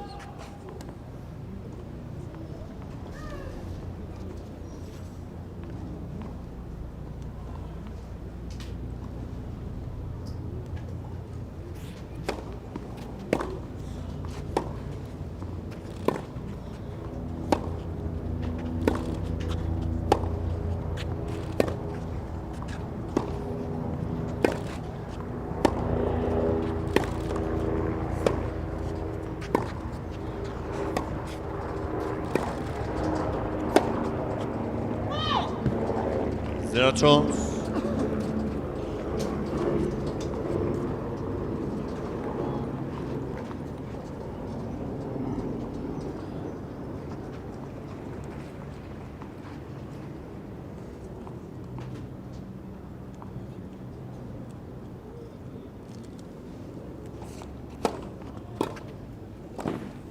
Well, I think it was the right idea. 0 count. Got the slice return he was probably wanting, but couldn't execute on the volley. And having had a couple of break points in the previous game, has now got to face 3 on his own serve.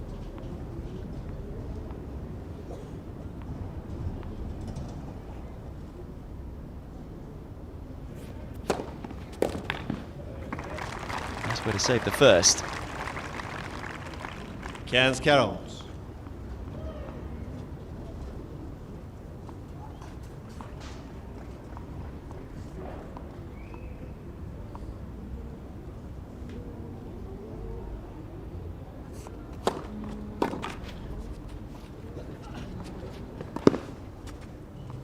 Fine way to save the second as well. Can he find another first serve? Roland Garros.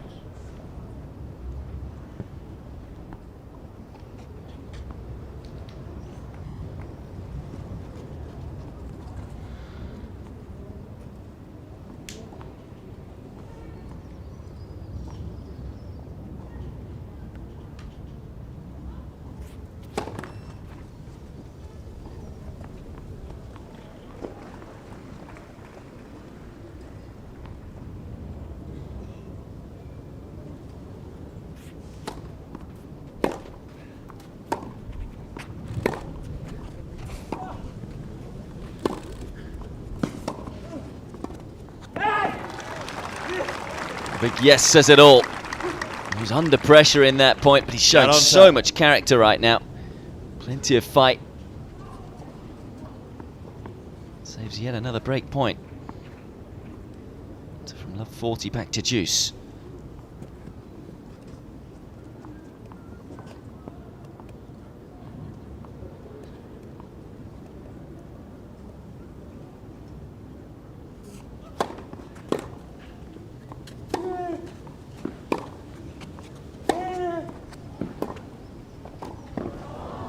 Keeps wanting to come forward, but it's a little ropey at the net so far today, luckily. Just hesitated there, maybe thought about taking it on the bounce. It was an awkward little low volley, especially moving in at that pace.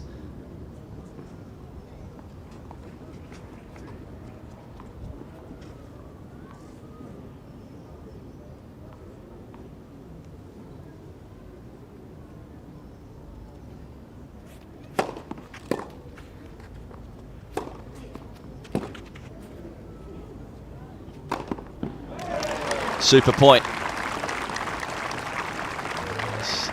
bringing out his best tennis when his back is against the wall. Saves the 6th break point of the set already. Tricky with the overhead, with the breezy conditions, but watched it closely all the way.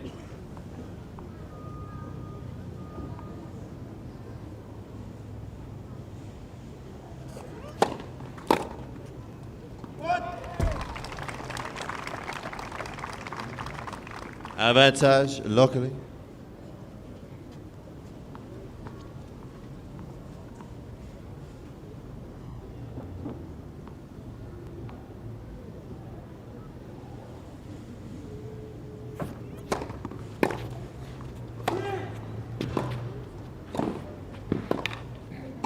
Makes no mistake with the volleys this time. Locally. Recovers from love 40 down, saves 4 break points in the game. And holds. Luckily leads 3-2 first set.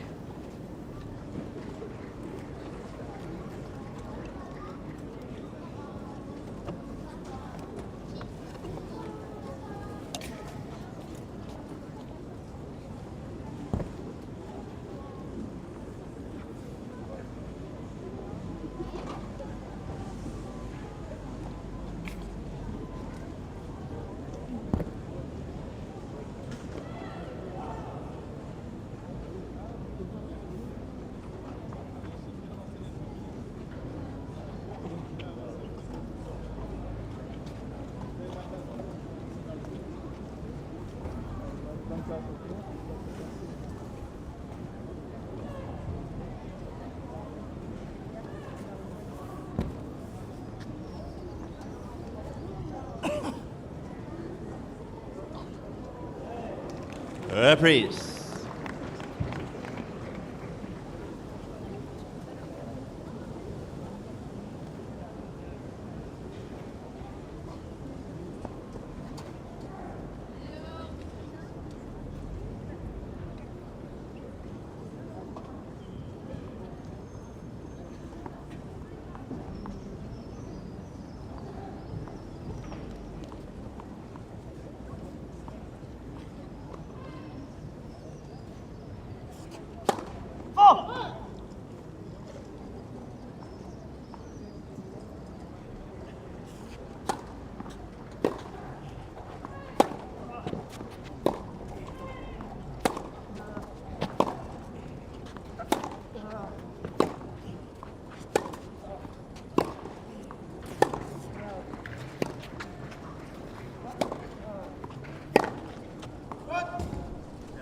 One more result to give you from the men's Cancel. qualifying. Good result for Golubev. Past Sidorenko, 6-4, 6-4, so he's into the 3rd round of qualifying.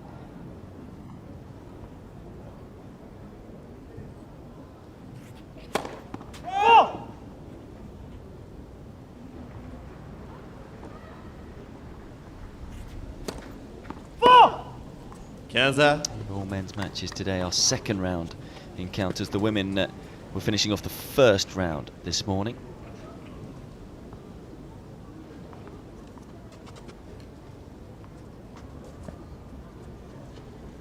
As I say, wins for Johansson and Chero on this court. Kukulova also won it. Chepide Roig won the match that was carried over from last night against Brandy.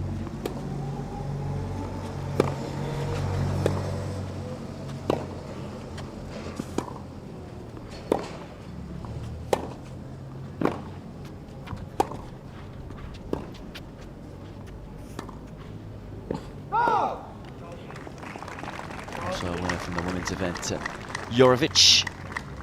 Ken Strons. And Bia Kakchai, the 2nd seed, safely through, as well as Petra Martic, coming over Kuwata. For Retz, also a winner, as was Mandy Manella. Today with all the women so far.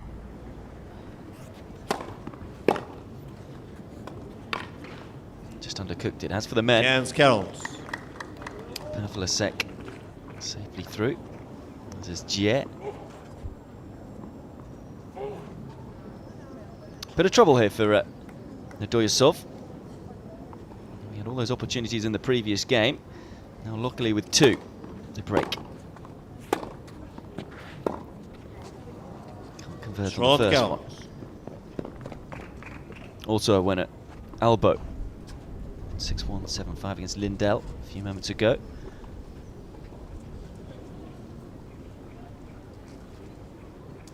Second break point.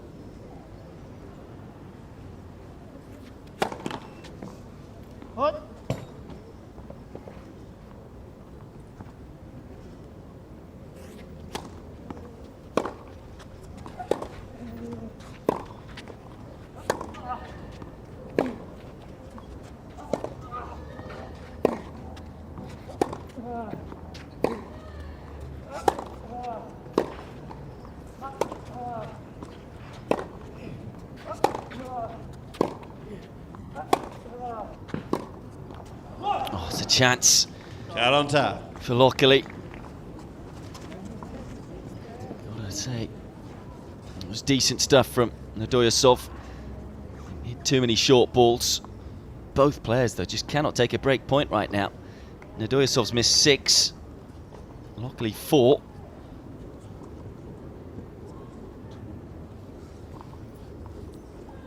Already a long first set at 29 minutes, yet only 5 games played.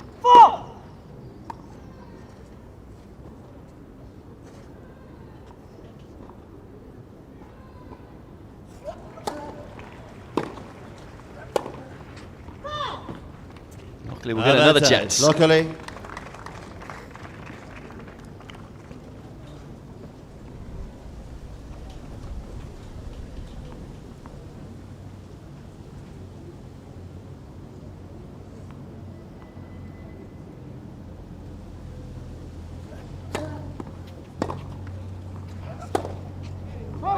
And it's Yeah, luckily. given to him is the break.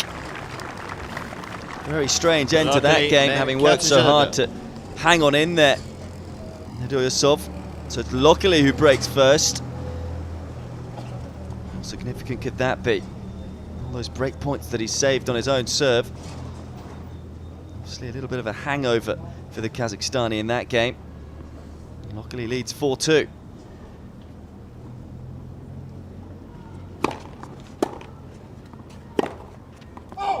Zero cans.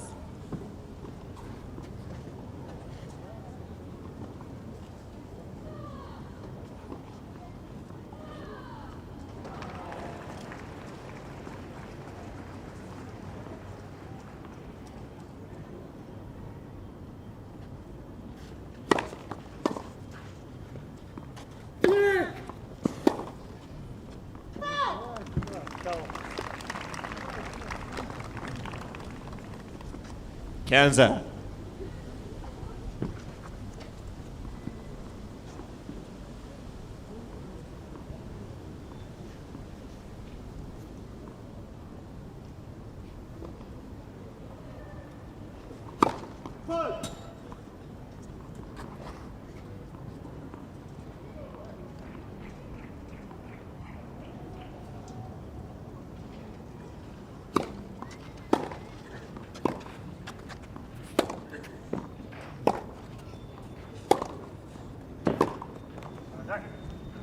Jones.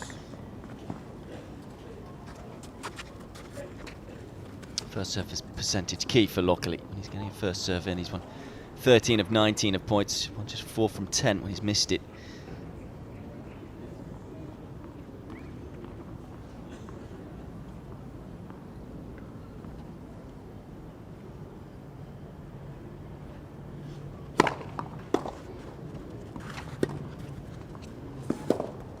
That was a really clever little angle, again helped by the fact he got the first serve in. Tronta.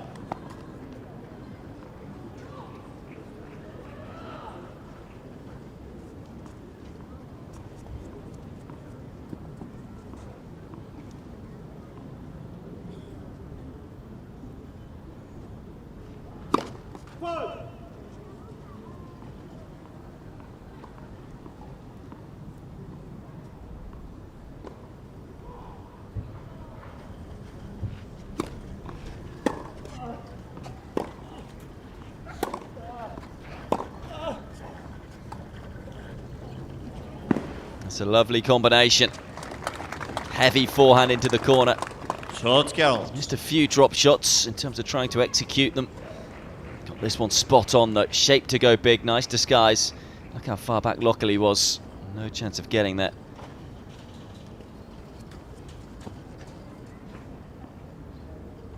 So yet another break point. Will it be 7th time lucky for Nedoyasov?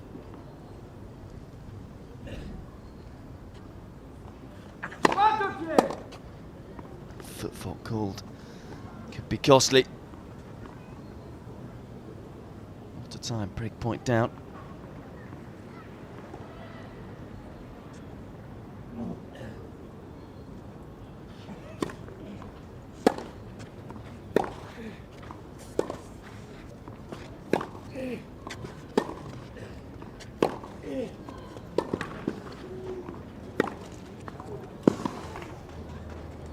Every time seems to bring his best tennis when he's break point down. Nedoyasov hasn't done that much wrong on the break points.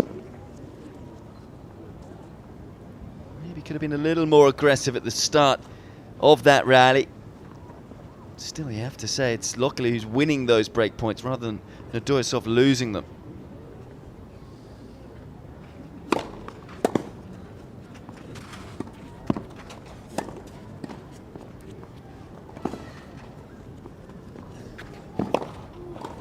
Oh, fabulous.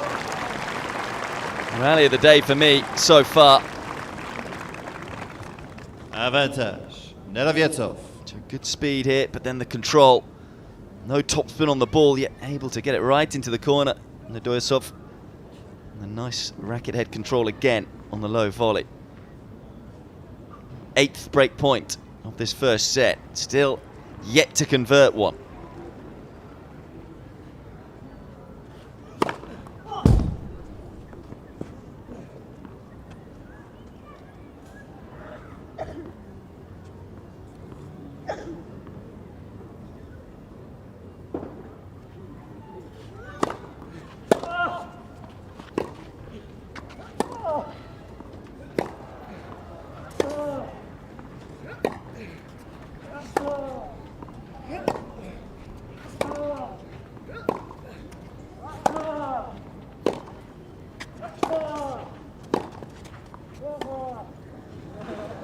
Got it. Finally, in the 8th time of asking, Nedoyasov takes one of the break points. Breaks straight back. That's Lockley who leads. 4-3 first set. Lockley mène 4-3.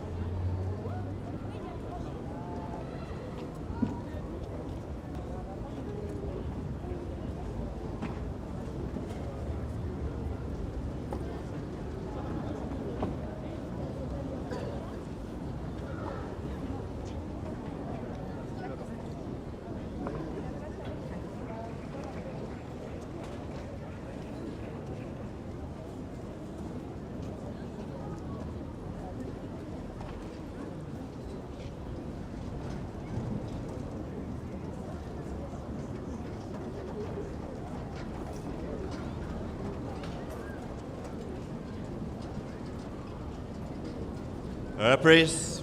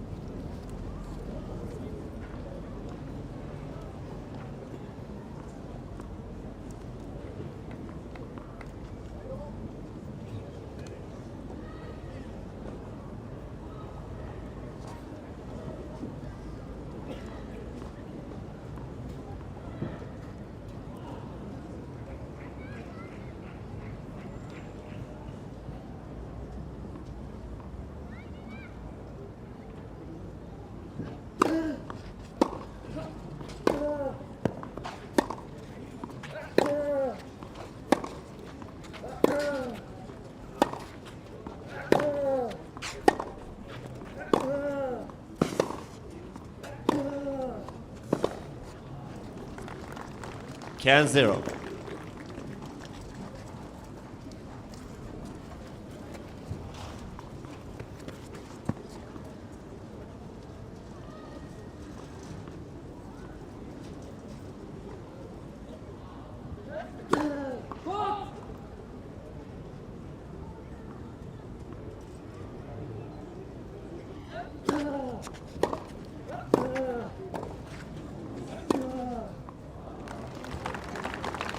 just get the feeling Nedoyasov has raised his level here.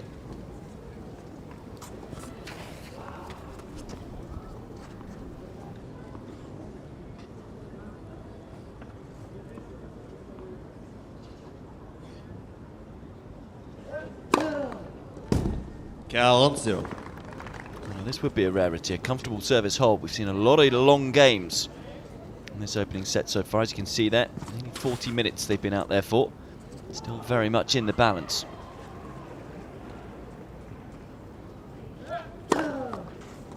Two aces in a row. Neravietov. Closes out the game for 4 jeux battus. the Kazakhstani. He consolidates the break. And we're back level again. 4 games all first set.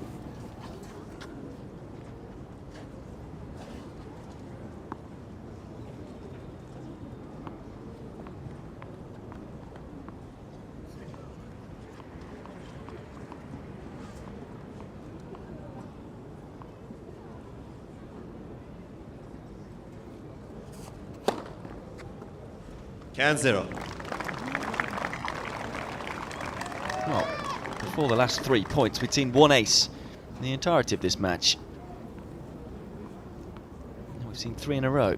It's the second for Lockley.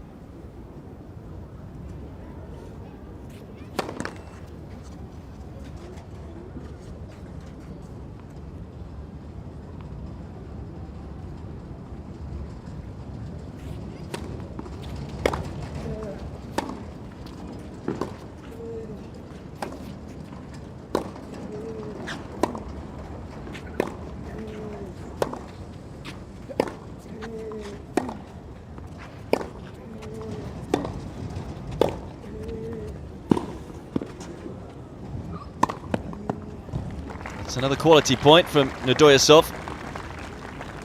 Kanza. Getting the early strike in and getting Lockley on the run. To say tennis is often all about, or at least 80% about, character and mentality, and we've seen a lot of that so far in this opening set from Lockley, as I say, saving all those break points.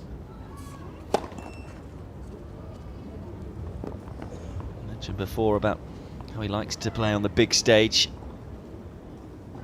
Such an important characteristic to have. As you can see here on court 6, it's filled out somewhat. Plenty of jackets and sunglasses. It was nice and sunny this morning, gone a bit colder this afternoon so far. Just hope the rain stays away.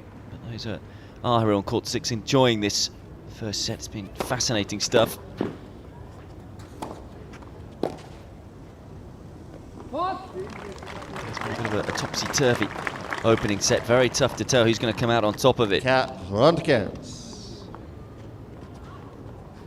against a tough opponent, Lockley is well, accounted for himself pretty well, isn't he?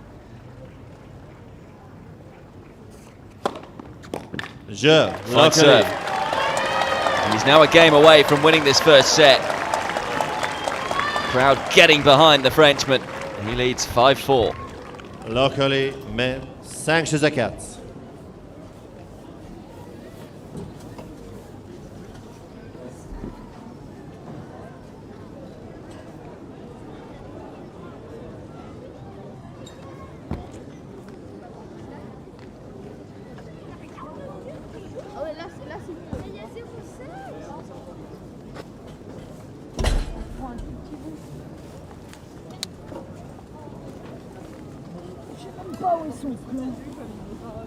Mais non, mais j'ai mis un pied, t'as accéléré.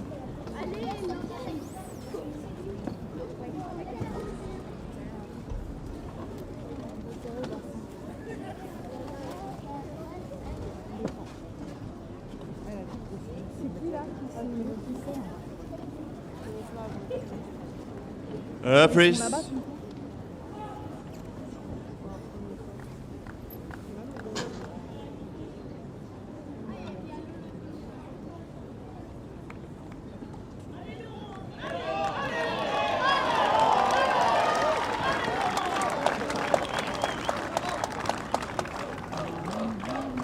That really must be a help, having this support behind you. say 2 years ago, he played some inspirational tennis on these courts. He's been playing some fine tennis again today. It's Nedoyasov serving to stay in the first set.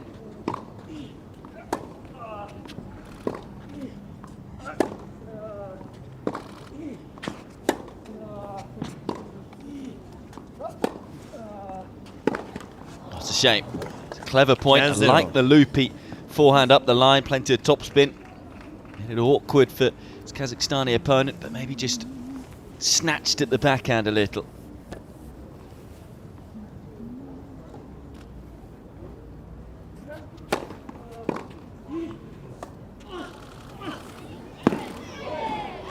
He's quick around the court, luckily. But Nedoyasov got his positioning spot on after playing the drop shot. Always important, not just to execute the drop shot, but where you go afterwards. Just move in here, knowing that luckily was on the stretch, so the ball was going to be up and not a lot of speed on it. Nedoyasov, a good Davis Cup player. So he's been in a fair few cauldrons of atmospheres throughout his time. Won't be overly affected by the crowd being against him here. He's showing that in this game so far.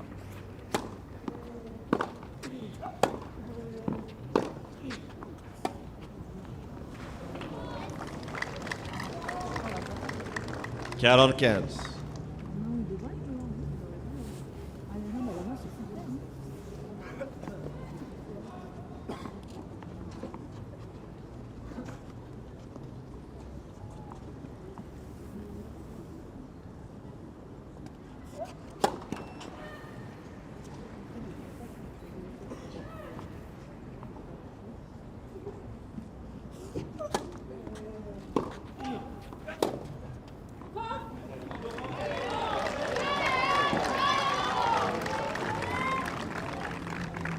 Quarante Schultz.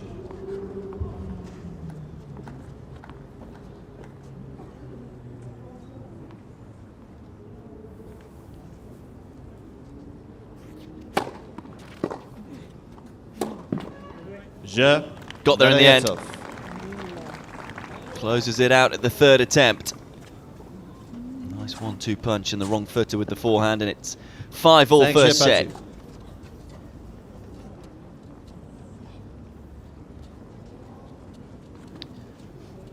Result to give you, incidentally, from the women's side of things. Hogenkamp has beaten Goncalves 6-3, 6-4. Let's move into round 2 of the qualifying.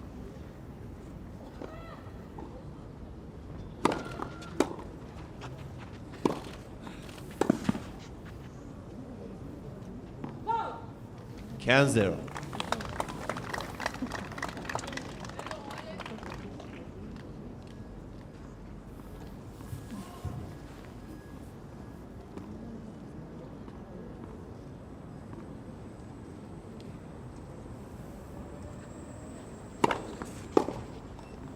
Also through the women's section, incidentally, Malichkova 1-on-1 against Wang.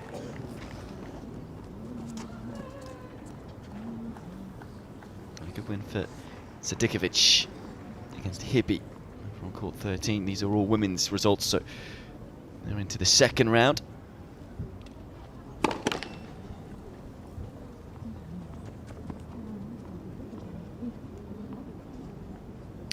Bonaventure also through against Bagel Zima. Belgium winning in 3 sets.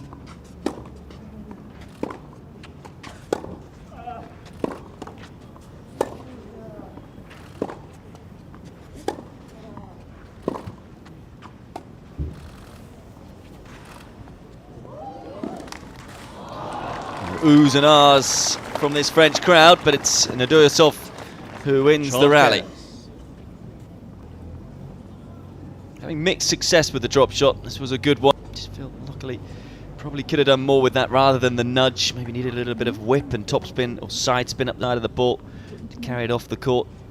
Taking on a clay court, don't hit spin on the ball, it just tends to sit up.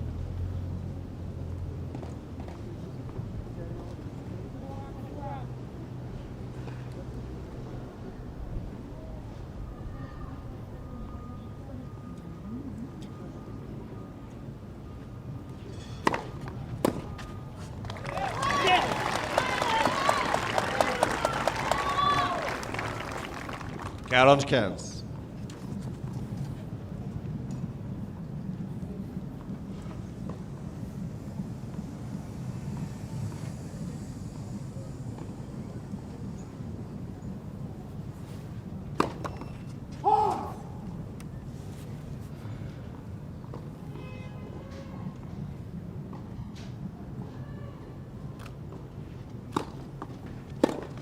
Jeu locally.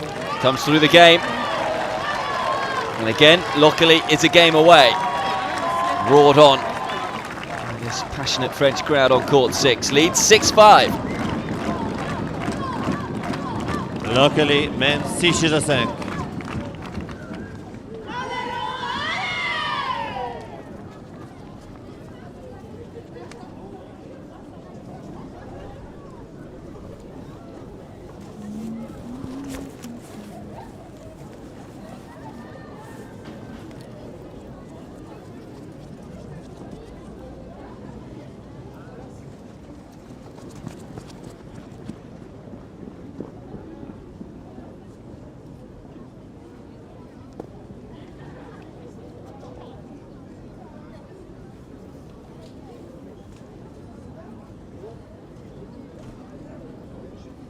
Reprise.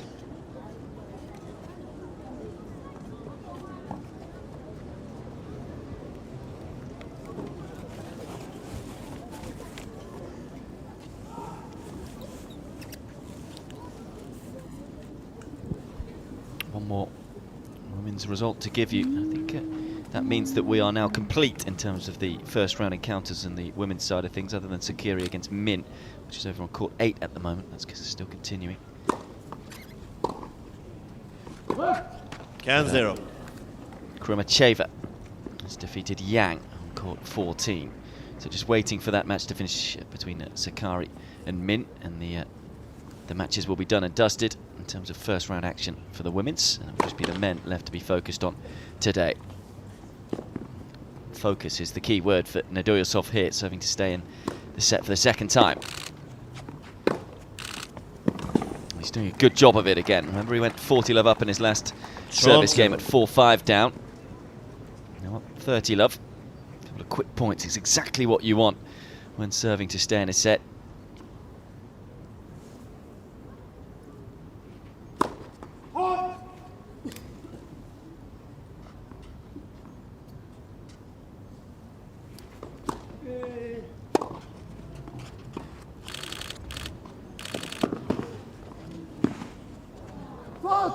Got away with it again. Just giving a little nudge over the court. I think it was enough, but Nedoyosov allowed luckily to get away with that one. 35.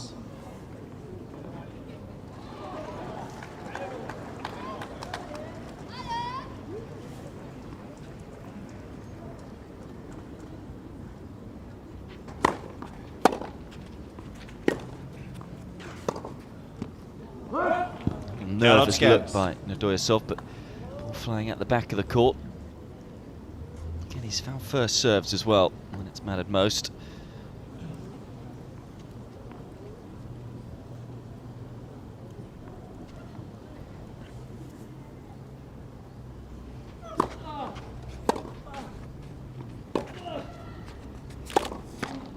So this opening set will be decided by the breaker. Jeu décisif. Too surprising, really. There's been very little to separate these two. A lot of early break point opportunities for both players, but once luckily broke and then was broken straight back. Both players holding relatively comfortably.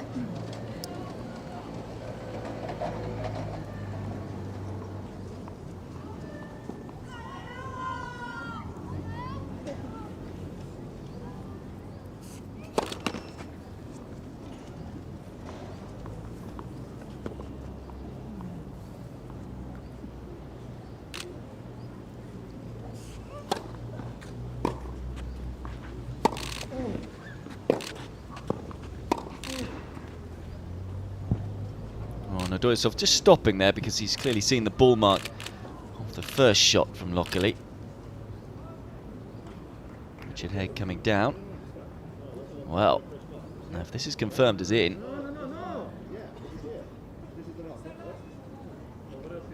Yeah, Richard Haig has confirmed it as in.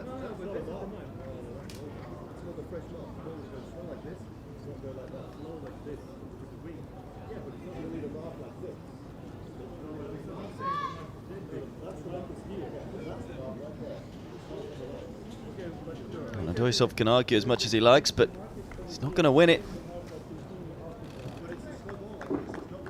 It's an error the players make quite often. In terms of the ball skidding through, that's the point that Haig is making there to Nadoyasov. It's an error though from him. You can understand why. If he's just played a shot, looked down and seen a mark that looks like it's long. Really, you've got to be 100% on it if you're going to stop the point, particularly when it was a neutral point. It wasn't on the back foot or anything. Also, it was on Lockle's serve, so a chance to pick up an early mini break.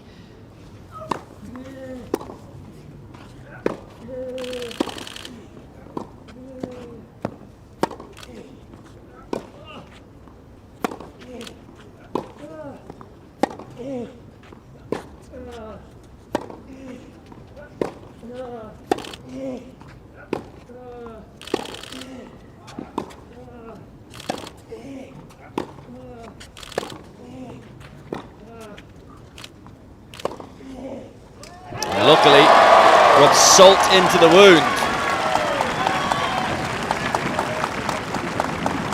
An excellent job in that rally of turning defence into attack. 2-0, luckily. A little nod of the head says it all. First mini break for the Frenchman.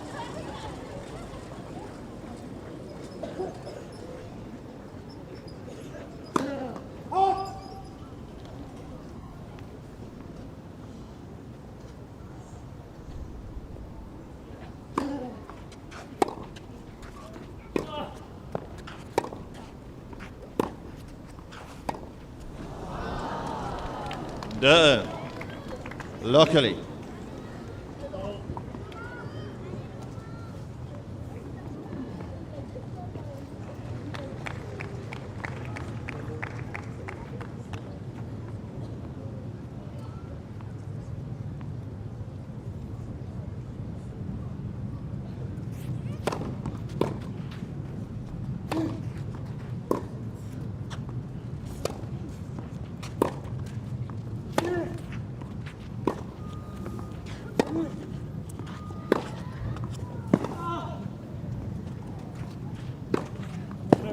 Being pushed and pulled all over the court in that rally. Nadoyasov on top of it. Gets the mini break back.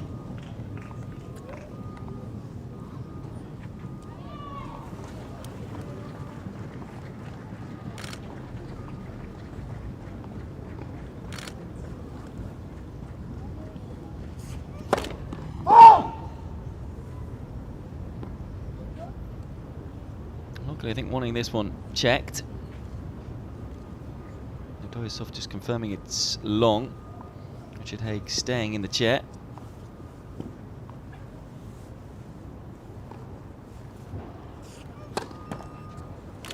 That is the danger of questioning a ball mark when you miss the first serve.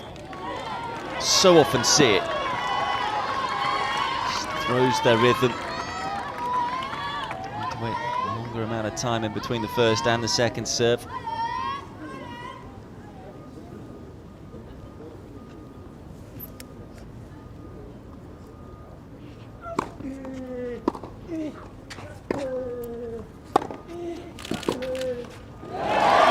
Good depth. And the attacking intent maybe led to the error from Nadoyasov. This topsy-turvy breaker continues to weave one way, then the other. 3 points all as they change ends. Just gives me a chance as they are changing ends to give you an update. As I say, that final first round of the women's match over on court 8. Grace Min is 5-4 up in the third set against Sakari.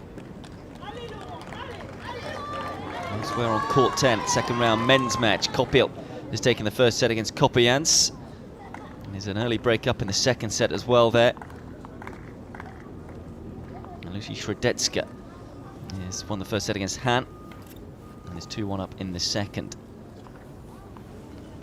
And of course, just the final women's match to be played today.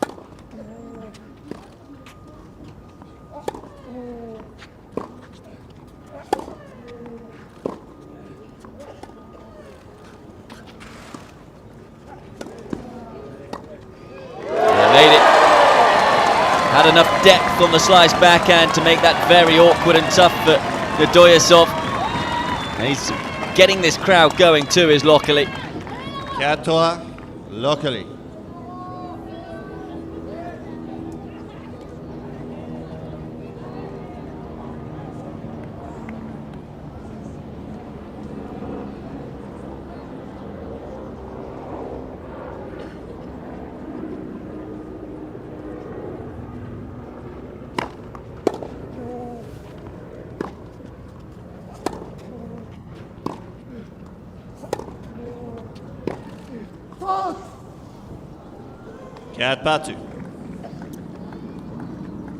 Both players just handing mini breaks back to each other.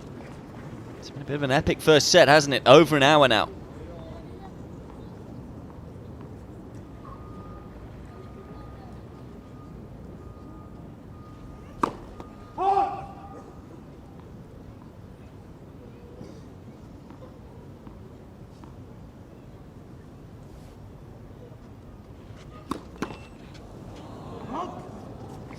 Many breaks continue to happen. How crucial could that double fault be? First one for Lockley. The timing of it pretty horrible.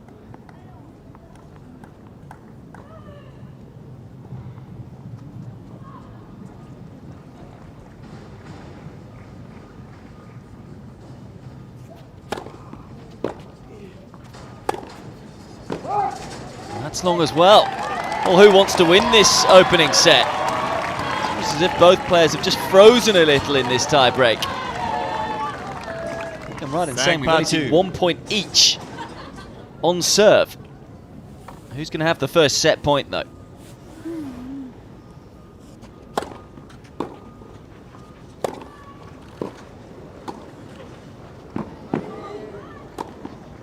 That's a tidy point from Nedoyasov. First forehand was very close to the baseline. It's been an opening set of fine margins. And it is Nedoyasov who has the set point.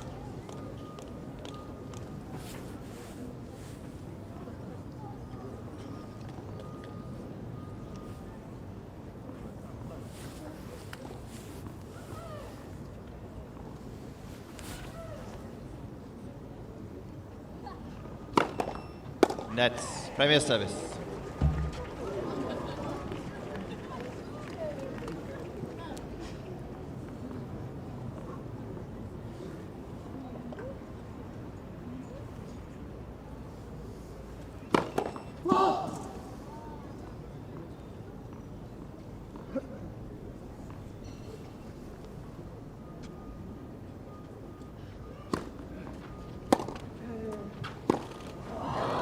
And it's Nedoyasov who takes the opening set, much to the groans of the crowd here on court 6. It was a valiant effort from Lockley, but it's Nedoyasov who has taken a rather epic opening set by 7 games to 6 in 1 hour and 2 minutes.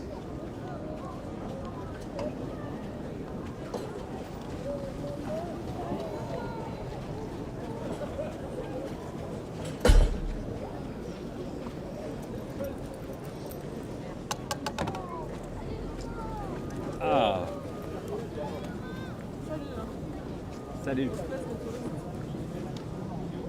Vous êtes tranquille.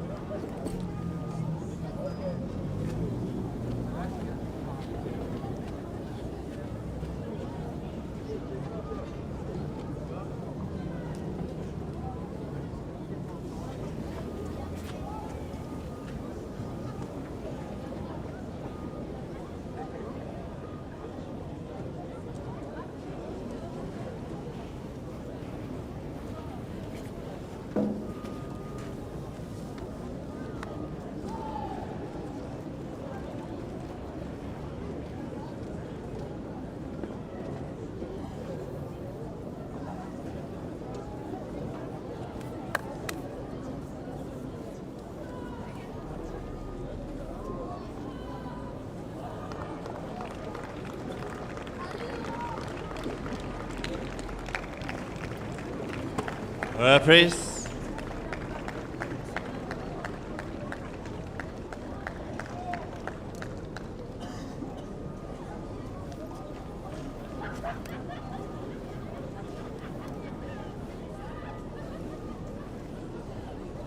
Deuxième manche. Au service. Neravietsov.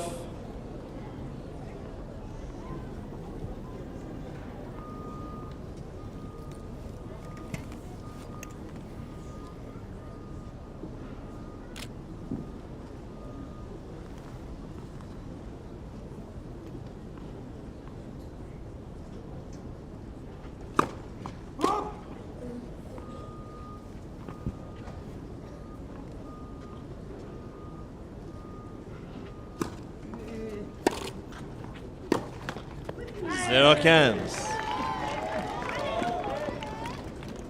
Very important that Lockley starts the second set well. It would have been a real gut-wrencher to have lost that first set, had his chances in it. It was up a break, broken back straight away.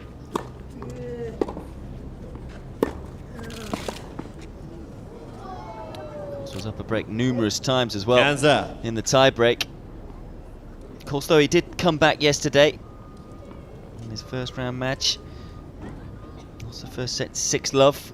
Fought back to win the second 7-5. He's shown plenty of fight and character in the first set. He was breakpoint down a number of times. Certainly can't write the 21-year-old off just yet.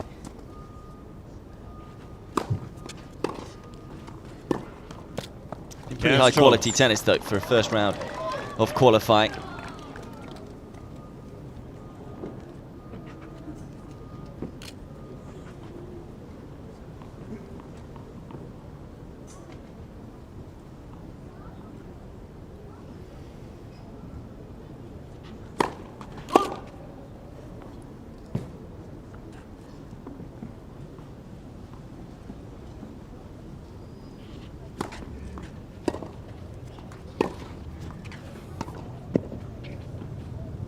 I say first round qualifying, of course I mean second round.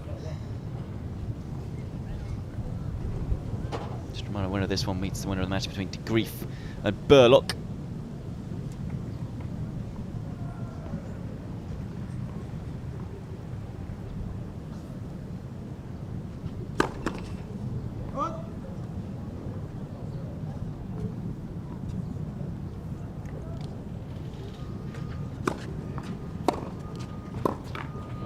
A good return. I think with this crowd here as well on court 6, there isn't really any danger of Lockley losing his way and having a hangover from losing that first set. They're involved in this one and that'll keep him involved.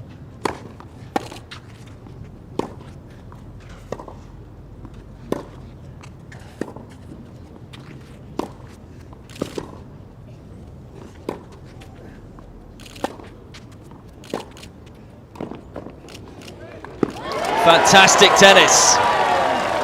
And the break of serve will keep him even more involved. The roller coaster ride of the first set. It's Lockley who breaks early in the second.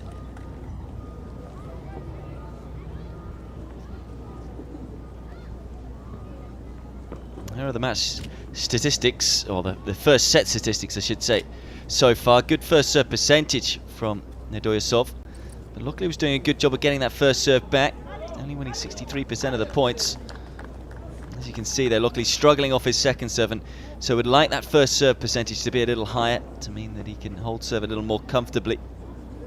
Breakpoint conversion rates, look at that from both of them. 1 from 8 for Nedoyasov.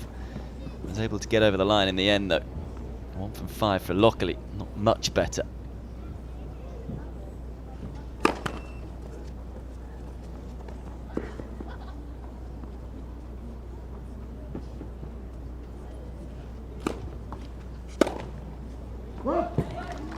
Can 0.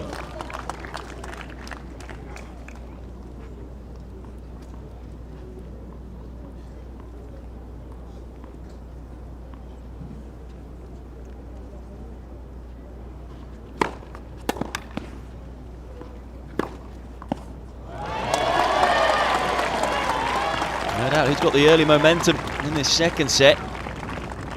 Trente 0.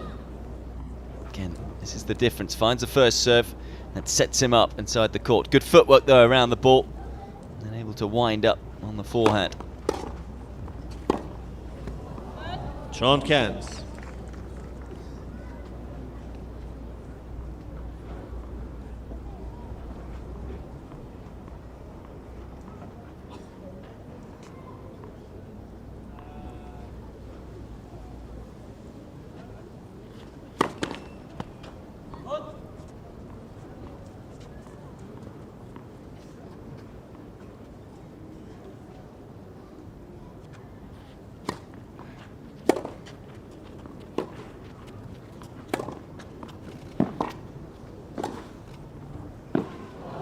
Fine tennis from Nedoyasov. Trente. Took that forehand there so early. This was slightly out of position, but felt he needed to be forceful with it. Controlled volley into the open space.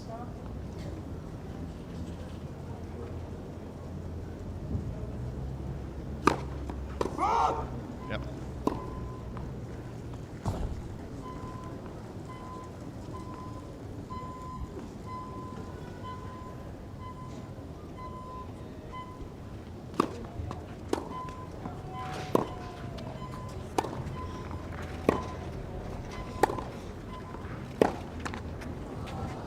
Trente 40.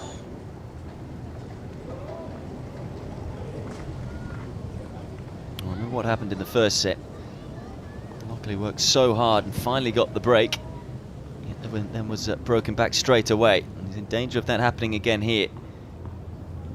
Break point for Nedoyasov. Finds a first serve though, crucially. 40.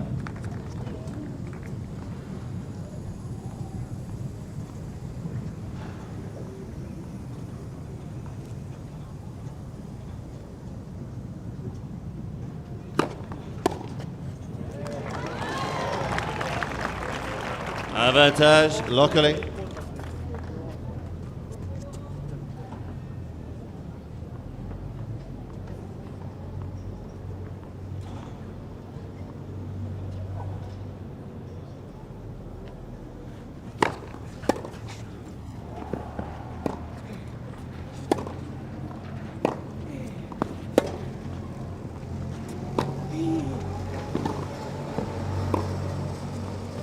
Brilliant. And luckily this time does consolidate the break. Fantastic angle there. Luckily ben 2-0. Opened up the court really well. It had to be better really from Nedoyasov. If he was going to go up the line there, left himself very exposed. 2-love luckily.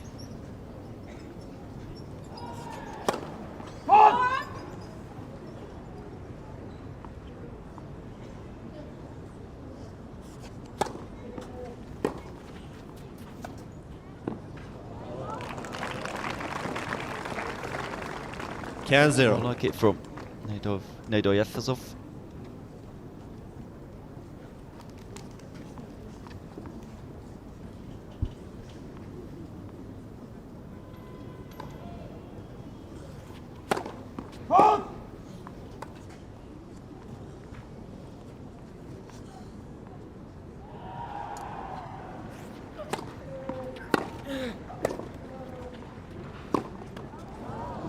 Trente 0.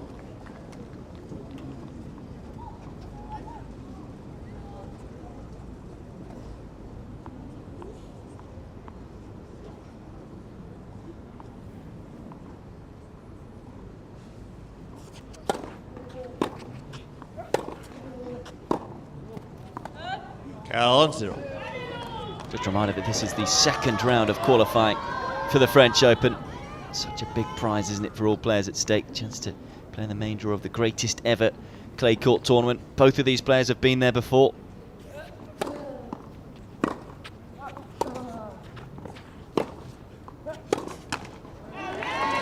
Luckily has never lost a qualifying match. He qualified 45. here in 2014 and qualified at the Australian Open in 2015. Seems to love these events, and he's showing a lot of spirit today as well.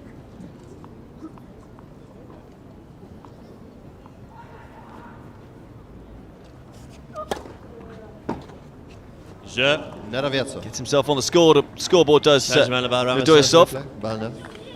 Luckily leading 2-1. Luckily, Ben Dejazan.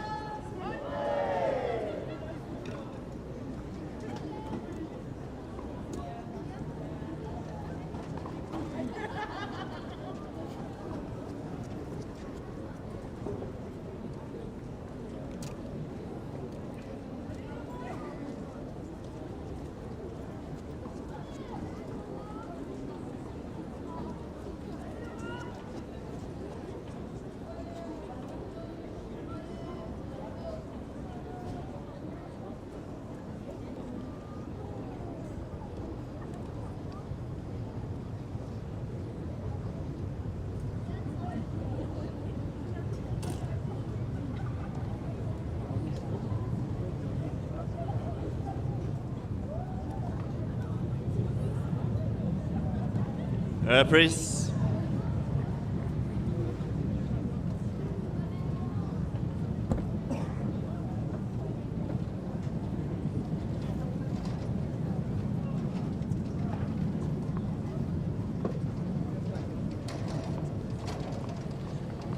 Merci, prenez place. Rappelez-moi, s'il vous plaît. Merci.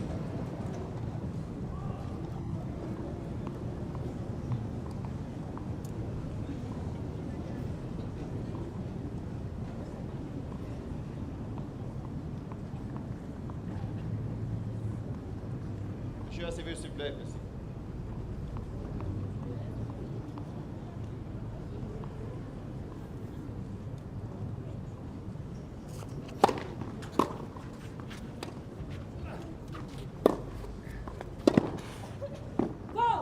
Zerkens.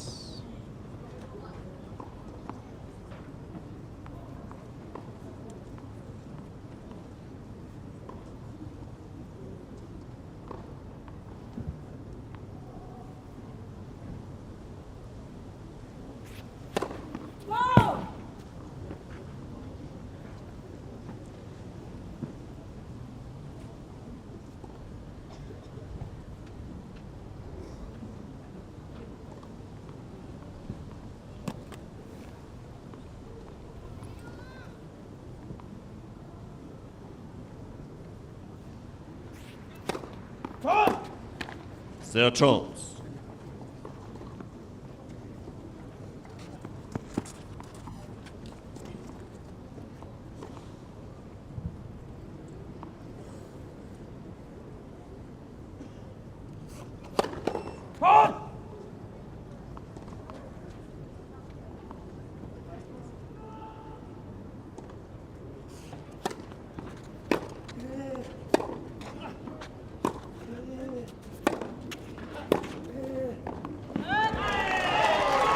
Well left.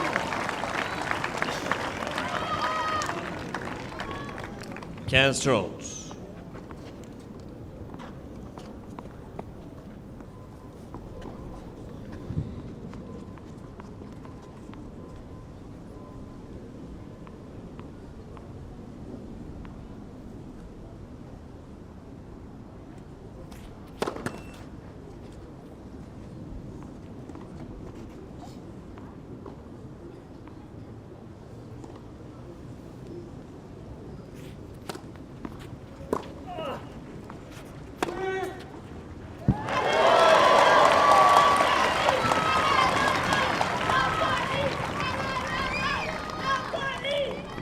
Shota.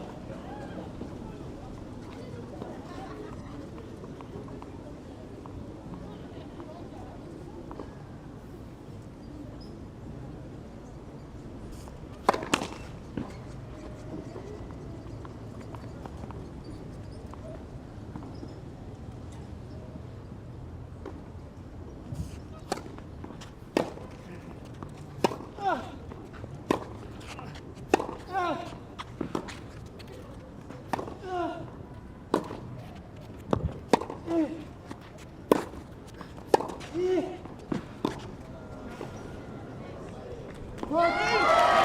keeps putting himself in holes, but digging his way out of them. Love 30 down in this game. A lot of character. The smile says it all. He feels like he's playing pretty well. Happy just to be fit again, I would imagine. Be out there on a bigger stage. What he's used to in the last couple of years. Being able to play a handful of futures events.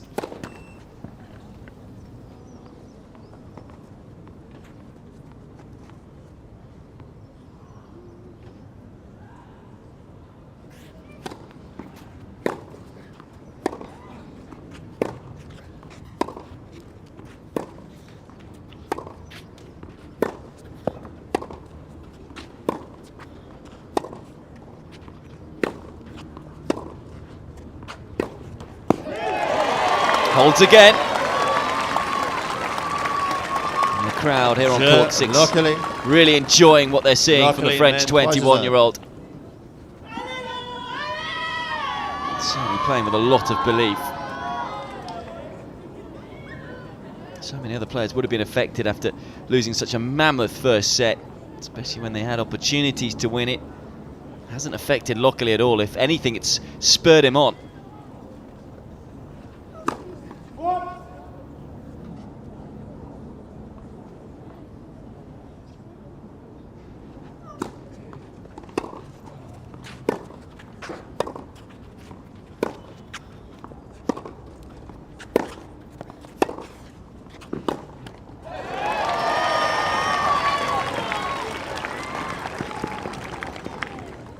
Mertens.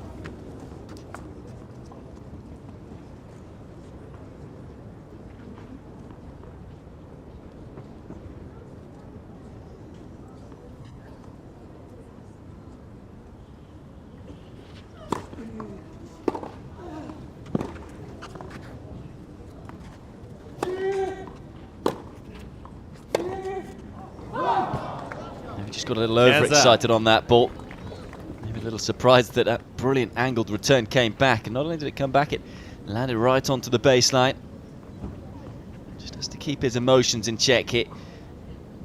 Always important as a tennis player not to get too high, also not to get too low.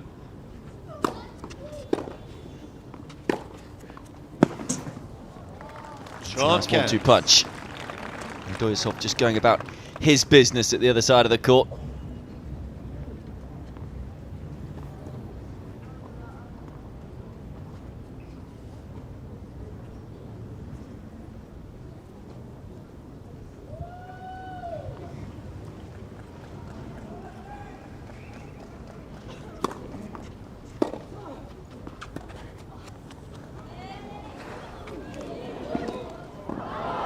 He was so quick up to it, but again couldn't do enough having got there.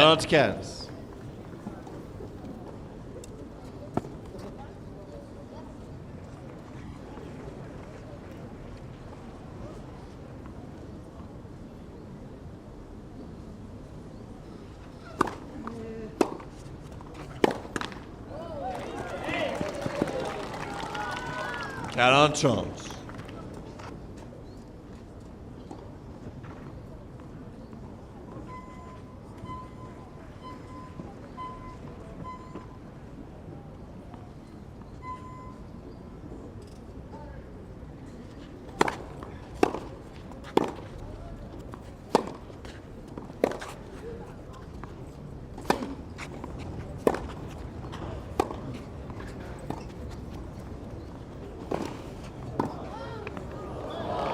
Again showing his pace, but Donaldson reading the play, caressing the forehand up the line on the stretch, and he holds again. It's just the one break in this second set.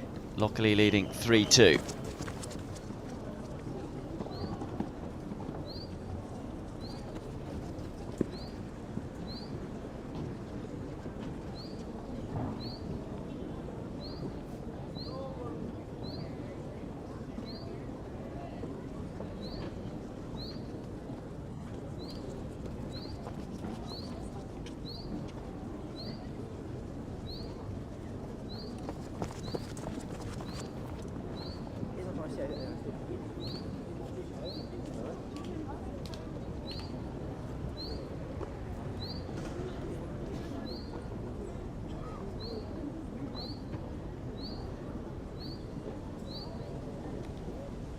Reprise.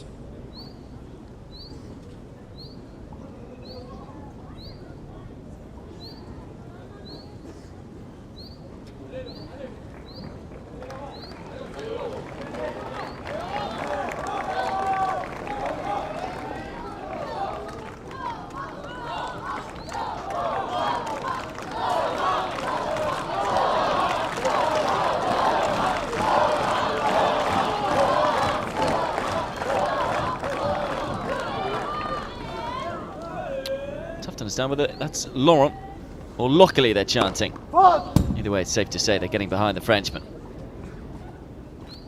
Still has the 1-game lead and 1 break in this second set.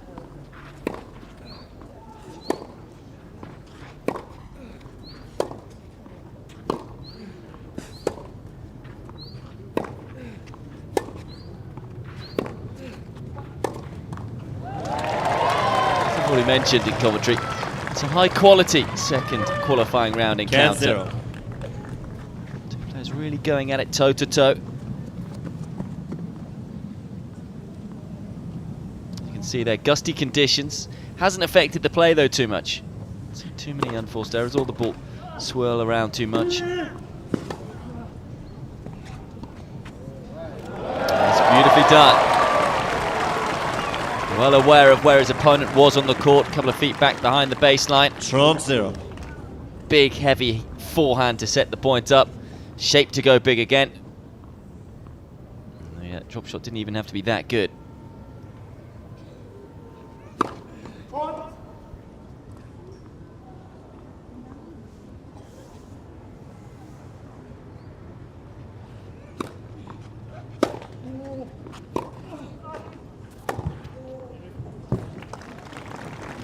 Short from Lockley. Put away by Nadoyasov.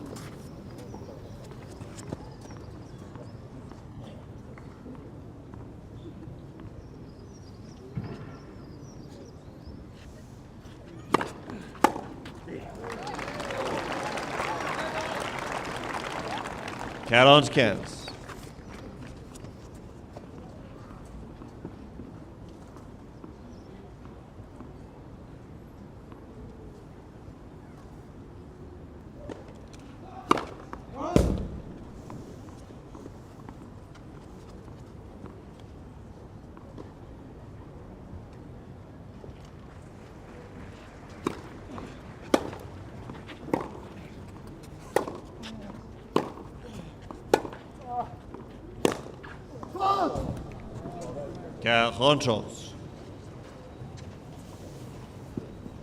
I think the string went net.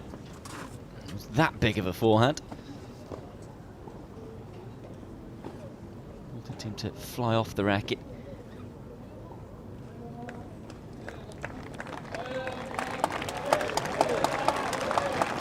Incidentally, an update to give you on court 14. The winner of this match will play the winner of that match. Carlos Burlock has taken the first set against De Grief. 6-3, 1-love down in the second.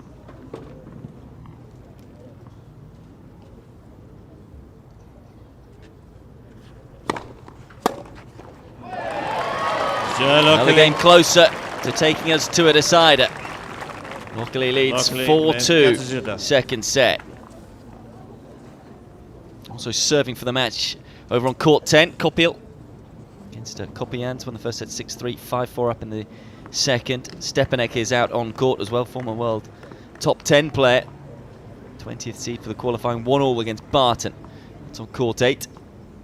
So much to watch around the grounds, aren't they? It's amazing how loaded the qualifying draw is.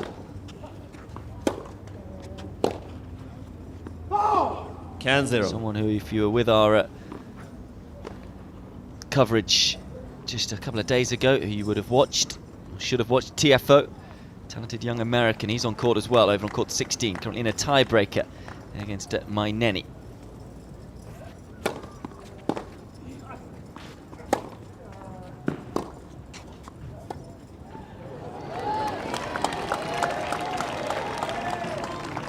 Kanza. When he has got it wrong, it has tended to be undercooked.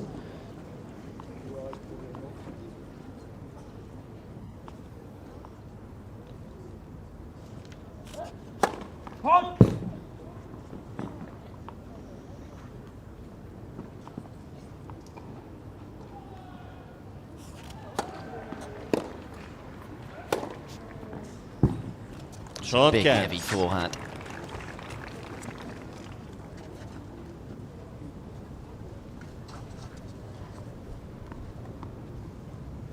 Another women's result to give you. Good result for the Americans. Again, Grace Min won through 6-4 in the third set against Sakari, the 11th seeded Greek player. Was out on court 8 a few moments ago.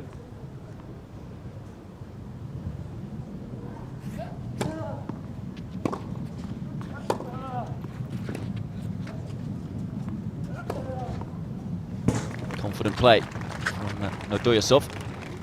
Rounding off the women's first round, Lucia Sredetska won in straight sets against Han. 6-4, 6-3 over on court 15. So the women are now all into second round matches starting tomorrow. Getting through the men's second round today. Or a number of them anyway. Fabulous return. Very early did Lokali.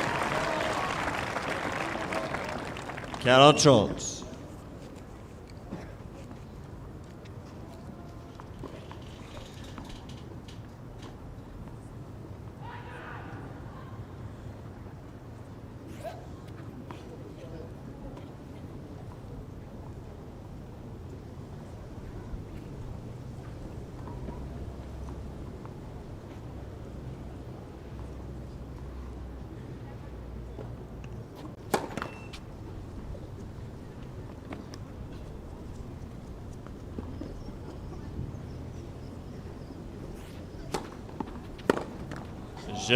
Naraviatsov. Reduces the deficit to just the one game again, does Nodoyasov. Luckily leading 4-3 second set.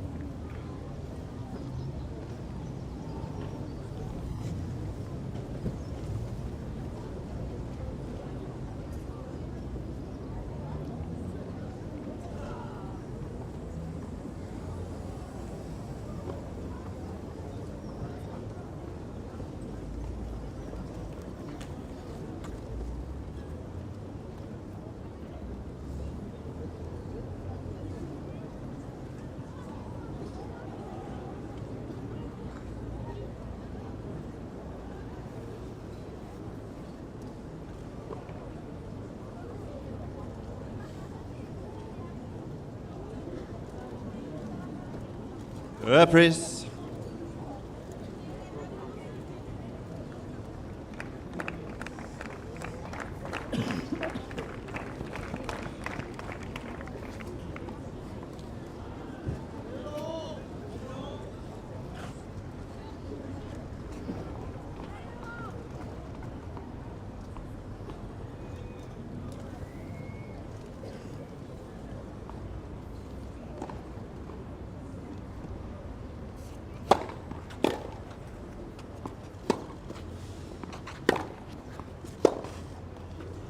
Zero cans.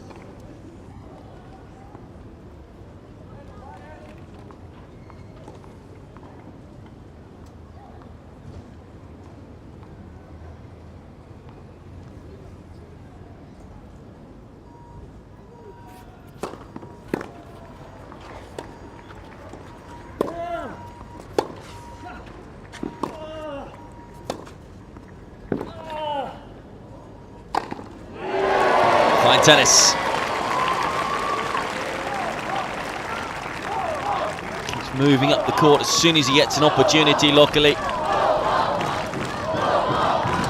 that forehand up the line. Had to make sure it was quite close to the line to get Nodoyasov on the stretch. Overhead was never in doubt.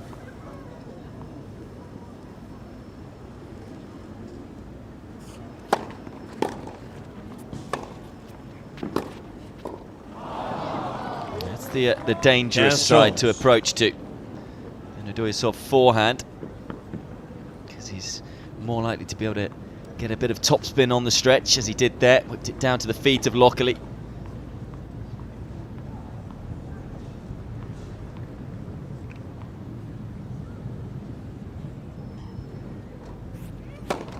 Filet. Premier service.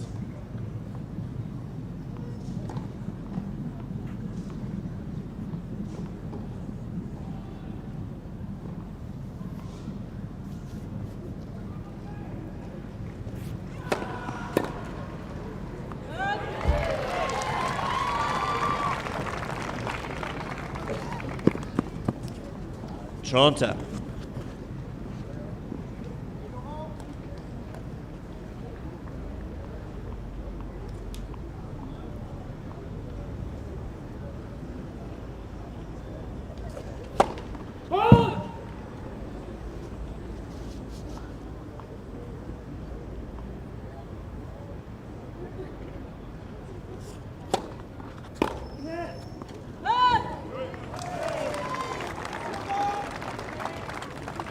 Carol Jones.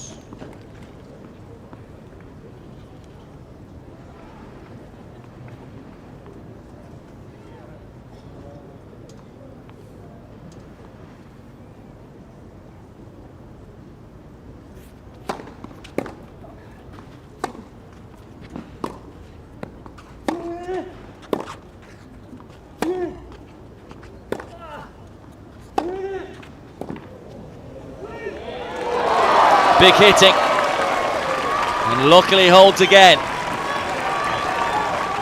That's the joy of most of those people on your screen. A game away from taking us the distance, 5-3 now.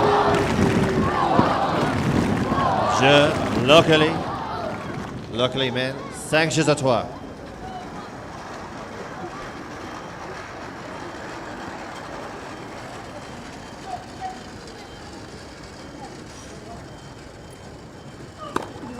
Filet. Premier service.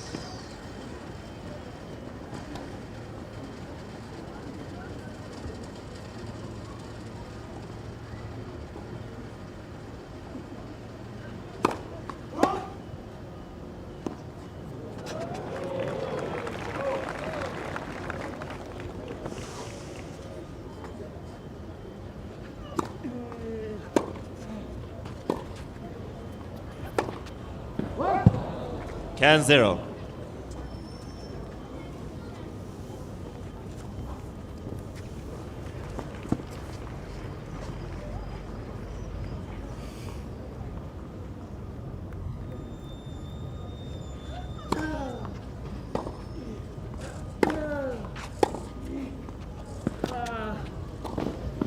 So quick up the court.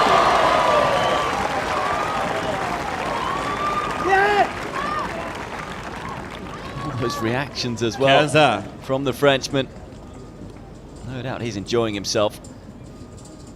I think the crowd love it though when they see those types of reactions from a player. He's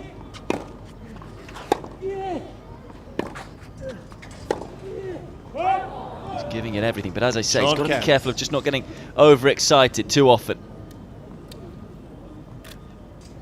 This match been going for some time, as you can see there, an hour and 38 minutes. If Lockley's able to take the second set, it could go for some time more. Doesn't want to use up too much energy on celebrations. Just to save it for the points itself.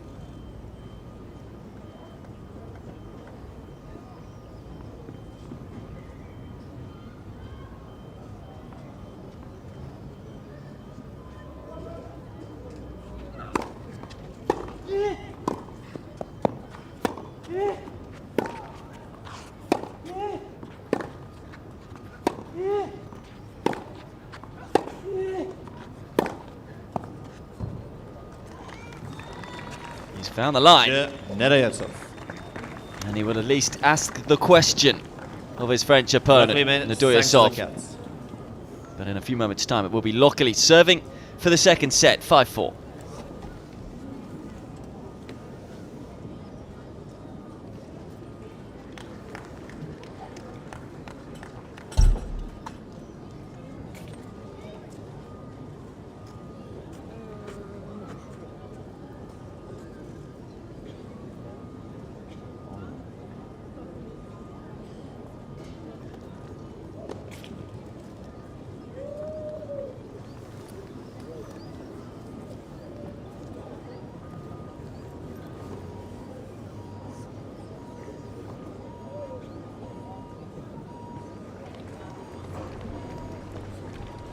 Reprise.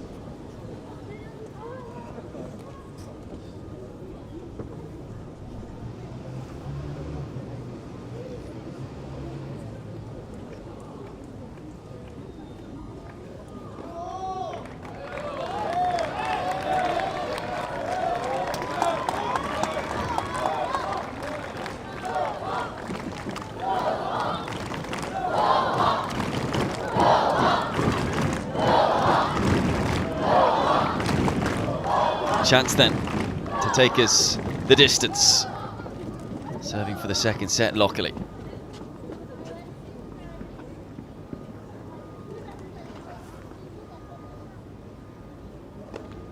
Merci, madame. Merci. Les jeux sont prêts. Merci.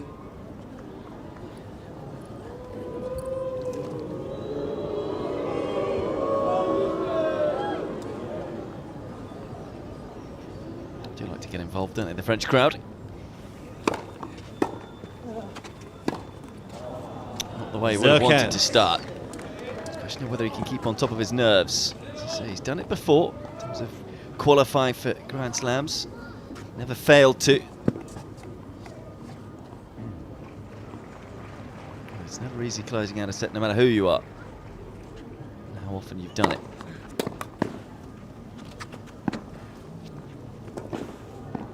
Well, it wasn't the right shot to go for. Duasov read it, but he's missed the backhand up the line. 15.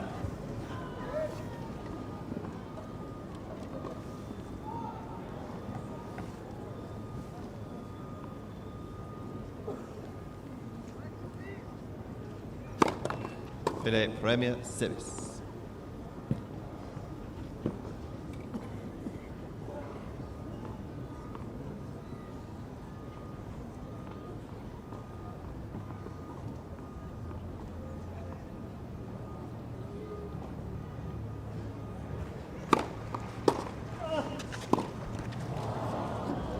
Quinze trente.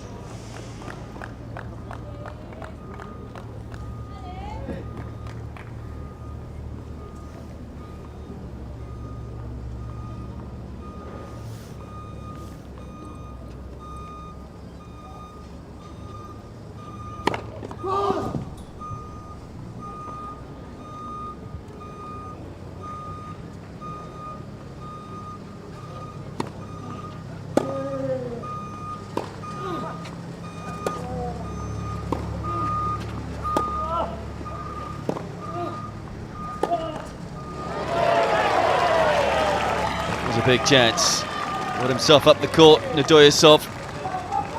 30. 2 points away, luckily. Not sure what Nedoyasov is complaining about. I think maybe the crowd just trying to put him off slightly. But I think by complaining about it, he may only serve to get them more riled.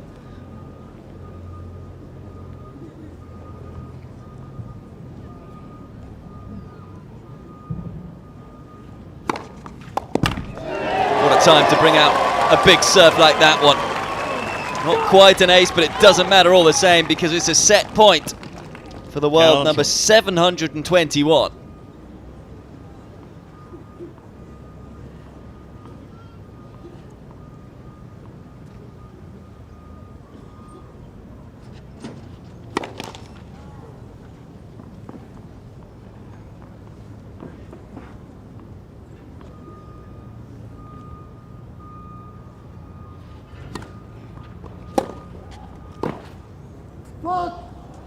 Quarante.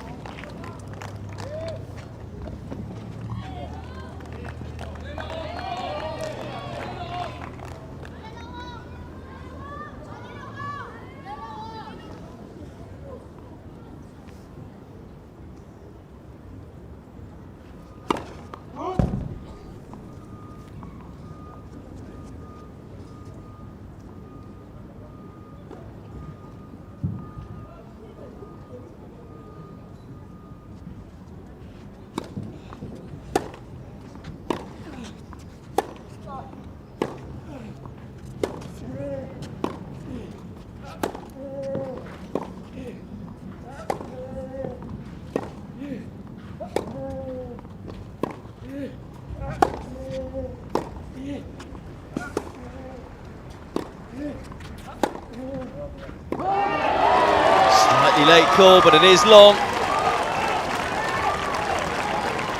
And Cheers will tell you it's another set point for Lockley. Lockley.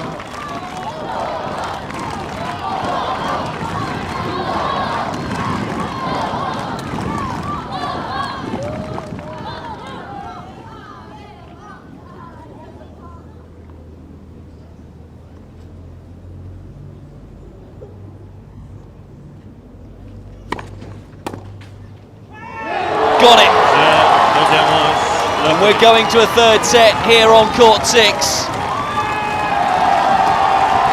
And don't the crowd love it, as does Laurent Lockley. He's taken the second set by 6 games to 4.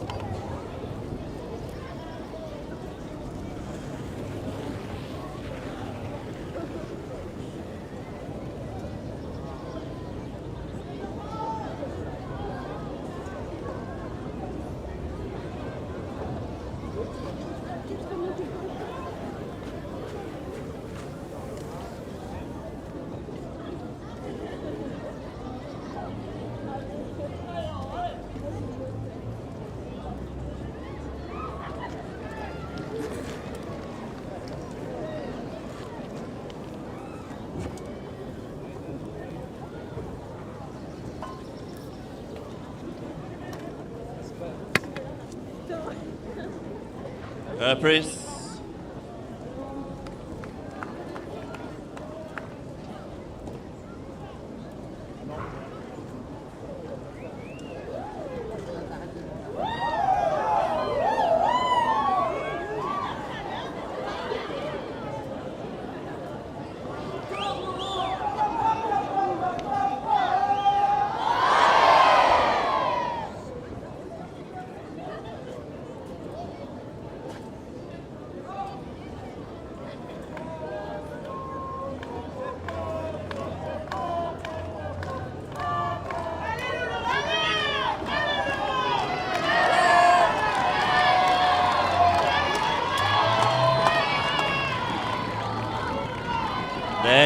Well, it was just that slow start by Nedoyasov that cost him. Probably after the adrenaline rush of winning a dramatic first set. From there on in, luckily was able to hold out. So the third set will begin. Nedoyasov to get us underway. 2 very tight sets of tennis.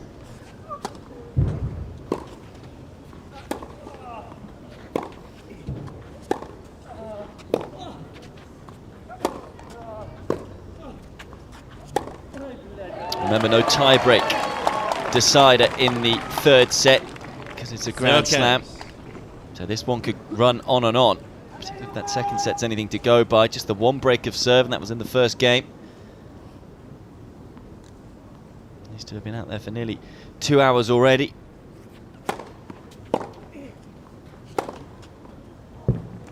Kanza. So little to separate them.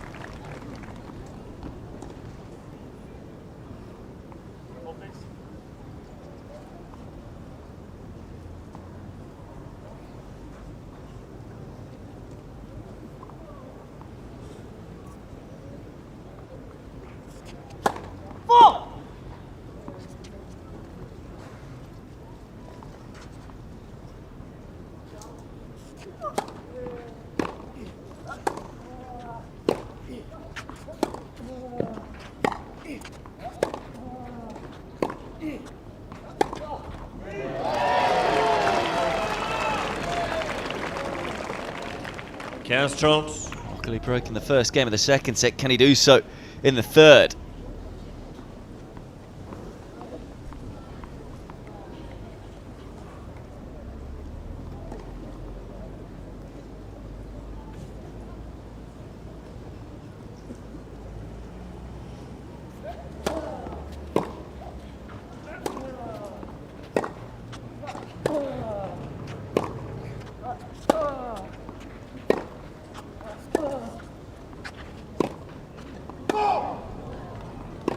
Toronto. Up to the ball there.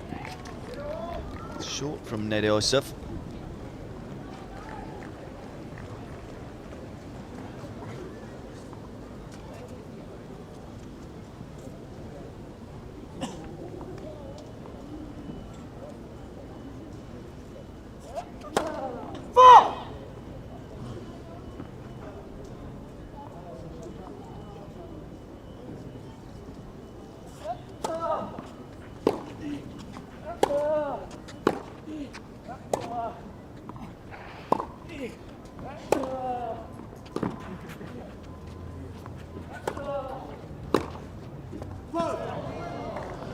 Carol Jones.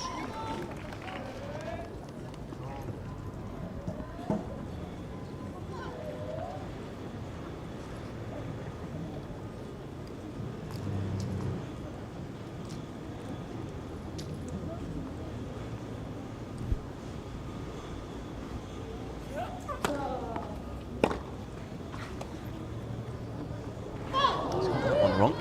Get on top. Interesting news, incidentally, over on court 8. That's because Alex Stepanek, former world top 10 player, lost the first set to Matthew Barton, 6-3.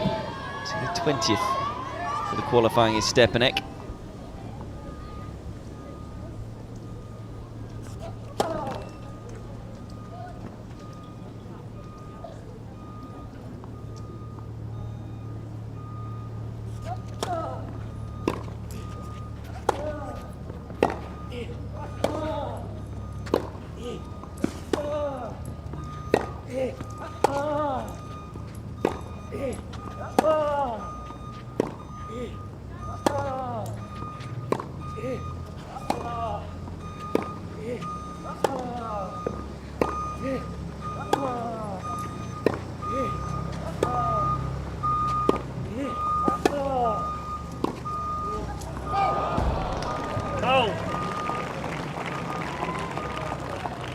Advantage.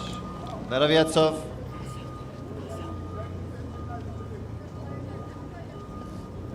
Tobias Kamka's also taken the first set, incidentally, over on court 12 against Gonzalez. Carbayez Bayena, also a set up. And De Grief, incidentally, is 4-3 up in the second against Burlock. Burlock took the first set. It's a good first game to win for Nedoisov. In a bit of trouble at 15:30. And he's up against it, as I say. He's been in a lot of Davis Cup events, so used to the crowd being against him. Tends to thrive off it on some occasions. These were the second set statistics. Far better in terms of points won behind the serve for Lockley. Only had the one break point that he faced as well in that set compared to the 8 that he faced in the first set. Just striking his second serve a little harder, a little firmer. That was stopping Nedoisov from really getting a foothold early on, or at least putting Lockley on the back foot in the early parts of the rallies. But it was all down to really who took their break point chance. Lockley took his, Nedoisov didn't take his.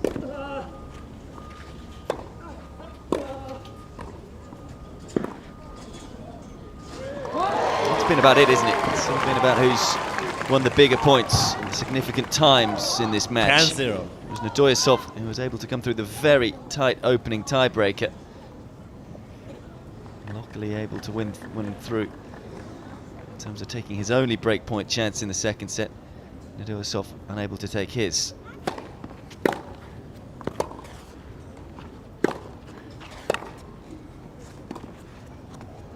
Decided to play it. I think it was going wide, but if in doubt, play it out. I was told by my coach. It was a nice looking volley just to make sure, wasn't it?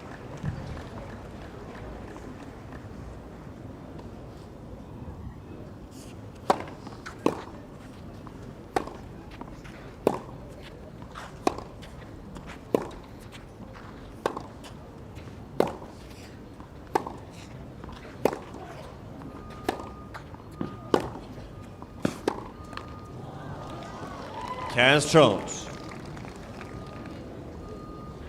Feels like a long time since we last saw a break of serve. First game of the second set after we saw 4 breaks in the first set, as well as a very strange tiebreaker where I think only 3 points were held, or were won on serve.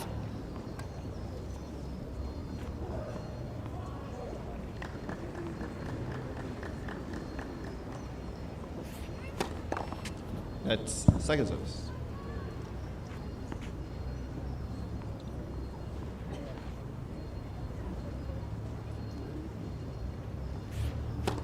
That's second service.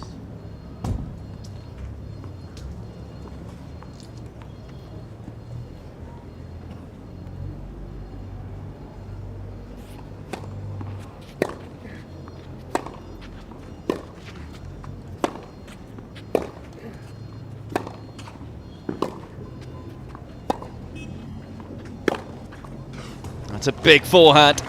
All a little short from Lockley. Haven't seen a break point since the second game of the second set.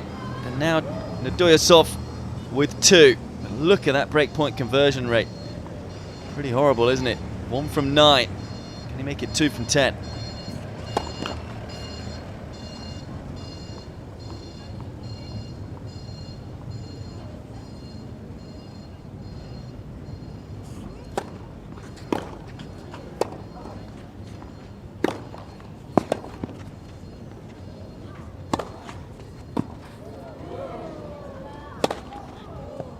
Really well played.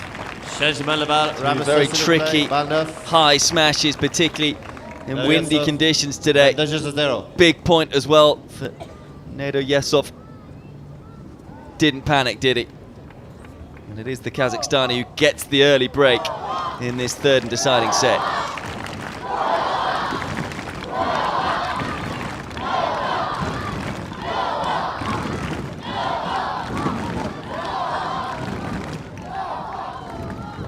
Sure, Nadoyasov will be well aware that Lockley won't go away easily. So a lot of character and spirit, in particular, reacting to losing the first set. He's already shown that winning his first round match, recovering from 6-love down in the first set to win the match.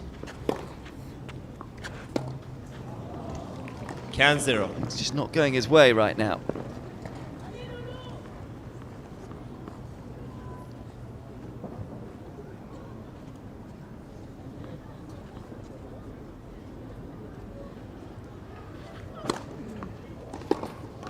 Trot 0.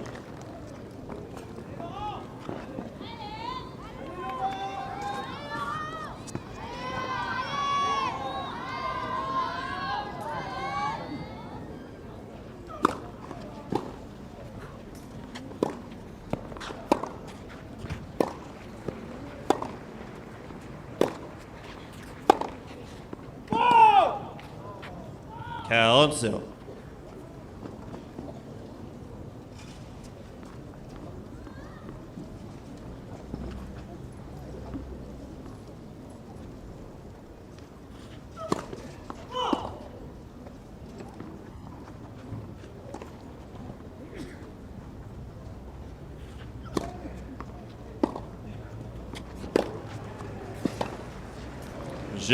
Nadoyasov holds with ease and consolidates the break, does Nadoyasov.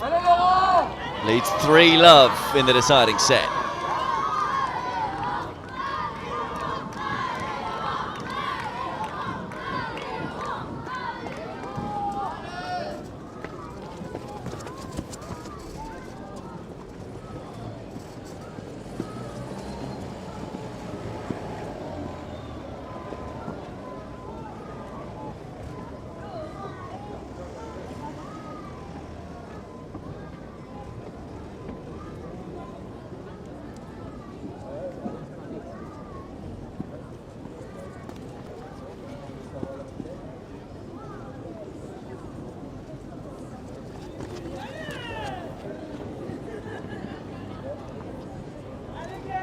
Madame, Monsieur, le soigneur était appelé sur le court.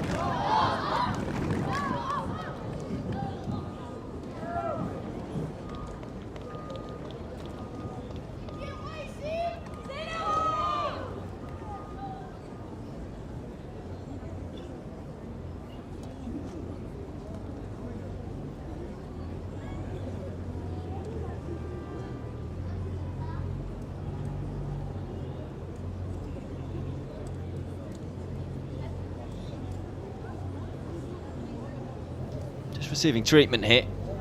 Of course, he's lost the last 3 games, but seemed to be too hindered with his movement. He's had so many injury problems in the last couple of years, though, so this is a little worrying.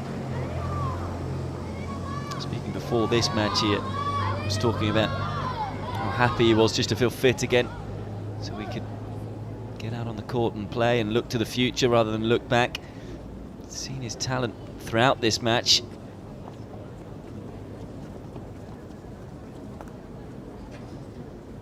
Really, let's just hope that this isn't a withdrawal or anything like that. Just a precaution. He's been out there for 2 hours and 3 minutes. It's been a grueling encounter. Plenty of drama.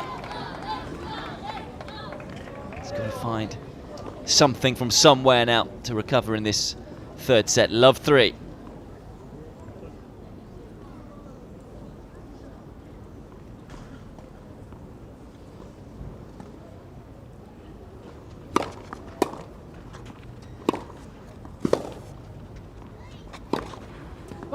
Everything seemingly finding the court. Nadoyasov just apologising there. Big miss hit. Finds the line.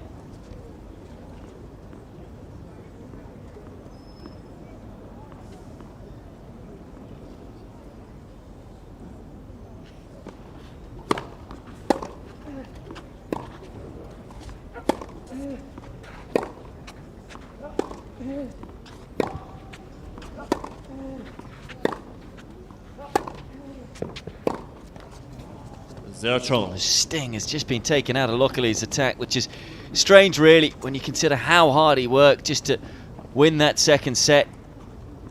But much like Nadoyasov, after winning the first, you just wonder whether the adrenaline rush and everything that comes with winning a close set, well, that's just gone from him a little. A bit of relief shown. Strokes. And then looking to the next set to fight and focus.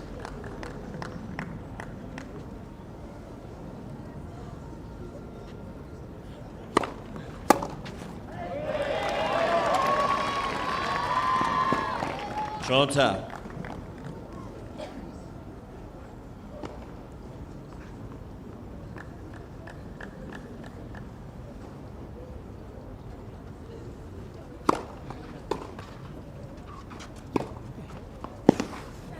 Finds the baseline. First serves will be invaluable right now. If he can shorten the point. If he is carrying that injury. You can see now that his left thigh is taped.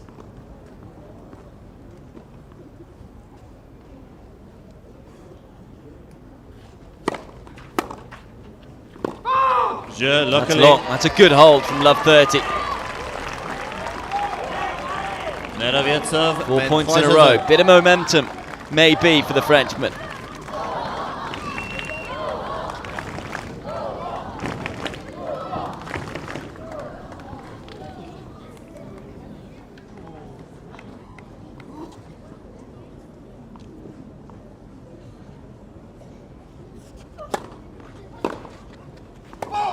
Can 0.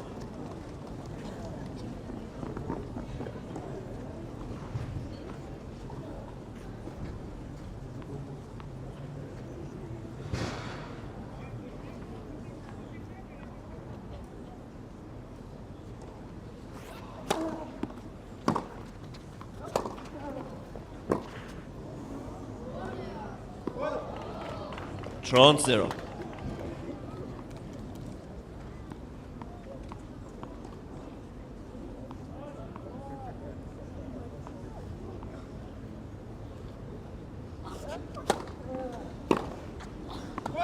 Count 0.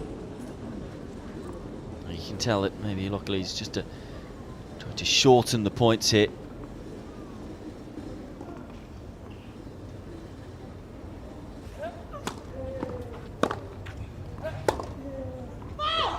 Count scans.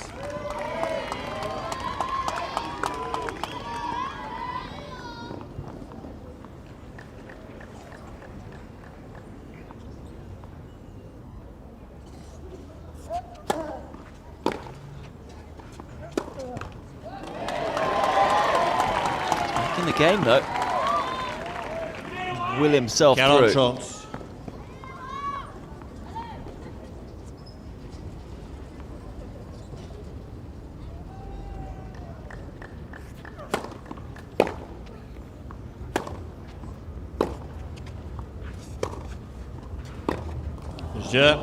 Hold again. Does Nodoyasov Men catches his own. moves to 4-1 up in this deciding set.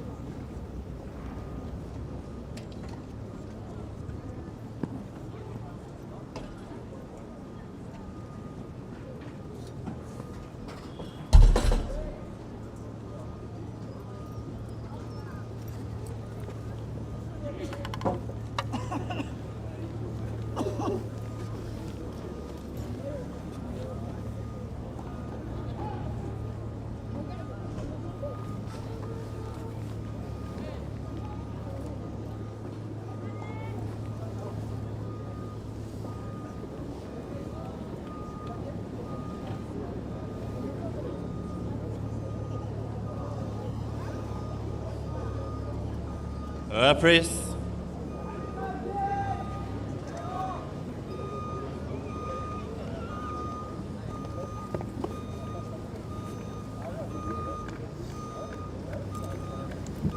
A couple more results to give you from around the grounds here. Good win for Kopil against Kopijans, 6-3, 6-4. And also Ungar through against Fucsovic, 6-4, 6-2. Back to this one though, luckily 1-4 down, third set.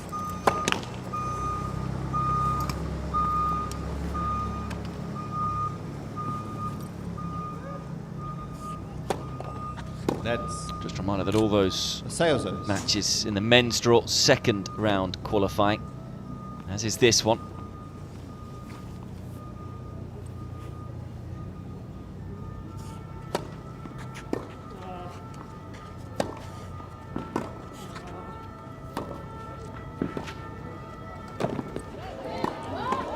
Oh! Well, that was an extraordinary point. Great hand skills from Lockley here. He was pretty kind, hit the first volley straight to his opponent. Lockley was able to react in time.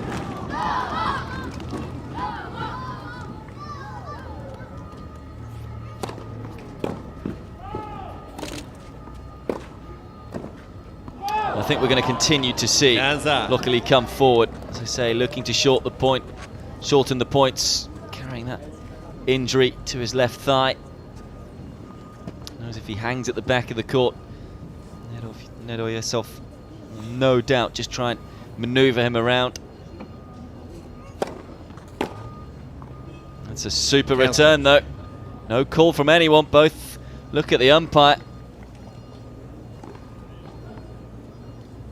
Incidentally, can tell you that De Grief has levelled things up against Burlock. It's one set apiece now, so well, they'll be a little tired, whoever comes through that one, to face the winner of this one.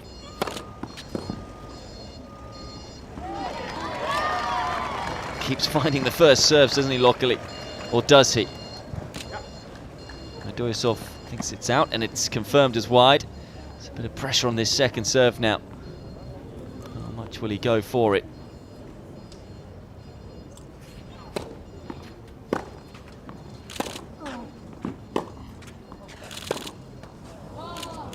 Chero.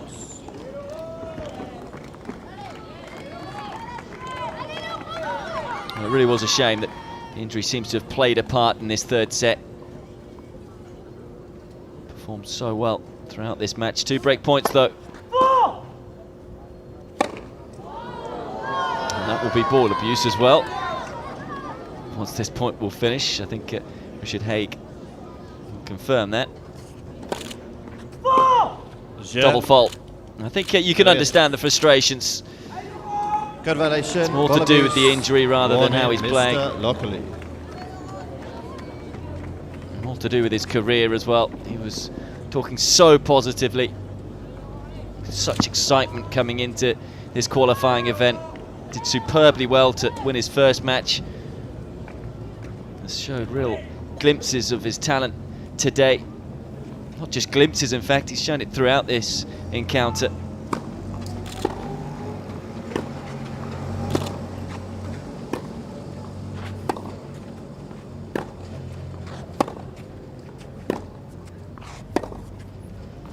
but his body just keeps 15-0. seemingly letting him down.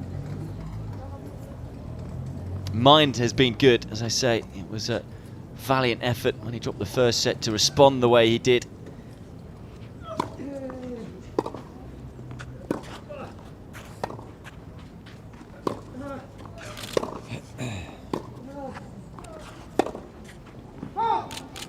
Trond 0. But Nurdoyasov just 2 points away now. As much as I've talked up how much Lokali has added to this one, Nurdoyasov has played his part as well.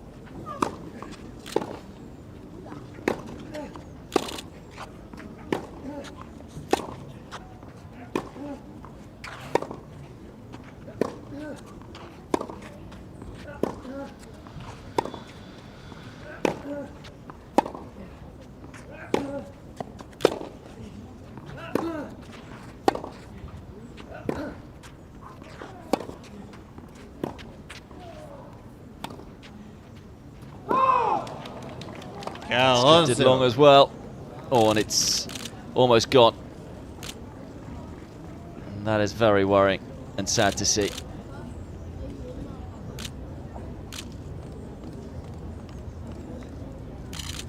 I think we're probably going to have to stop here. That's possible cramp.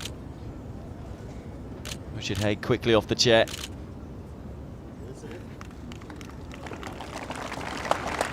I think he wants to play the last point, which is really admirable, but let's clearly see his body just not holding up once more. Just wonder about the effects of staying out there in this third set. What is, if it's done much damage? 3 match points.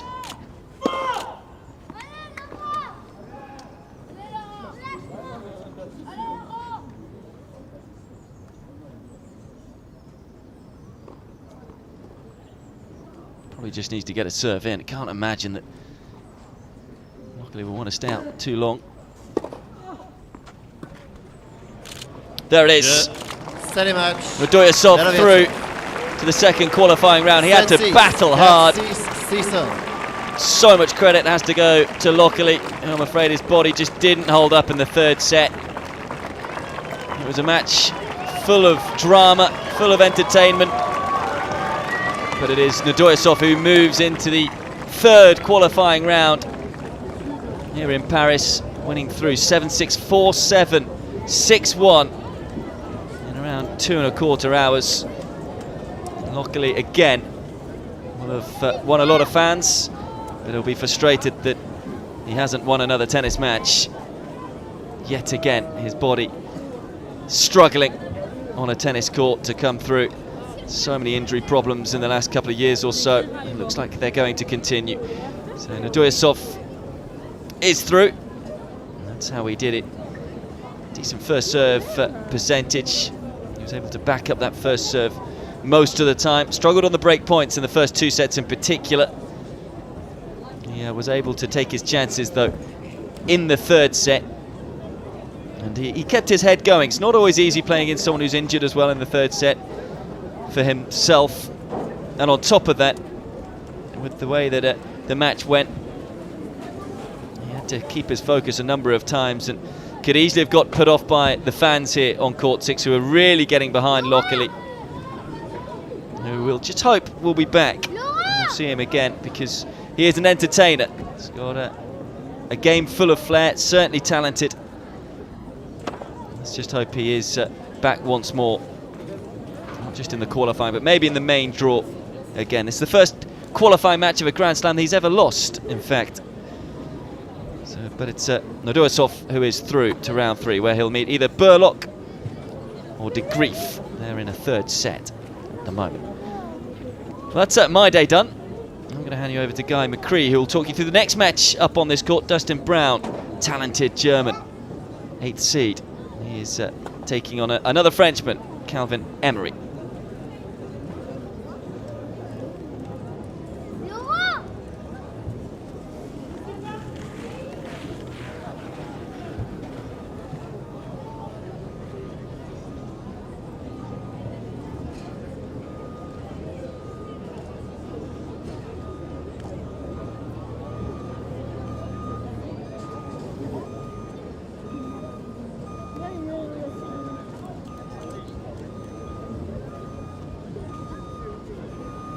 cas, je sais.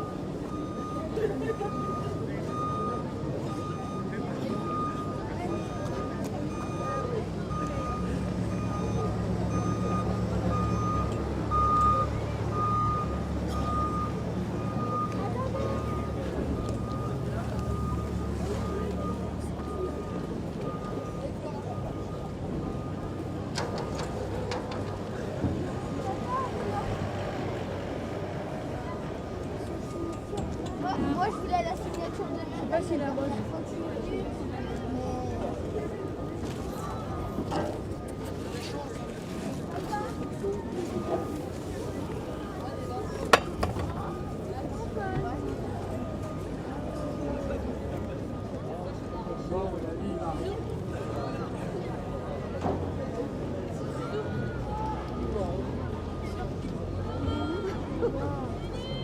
Il est en interview.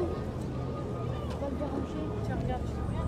Regarde là, les autres ils ont la chance, ils passent à la télé.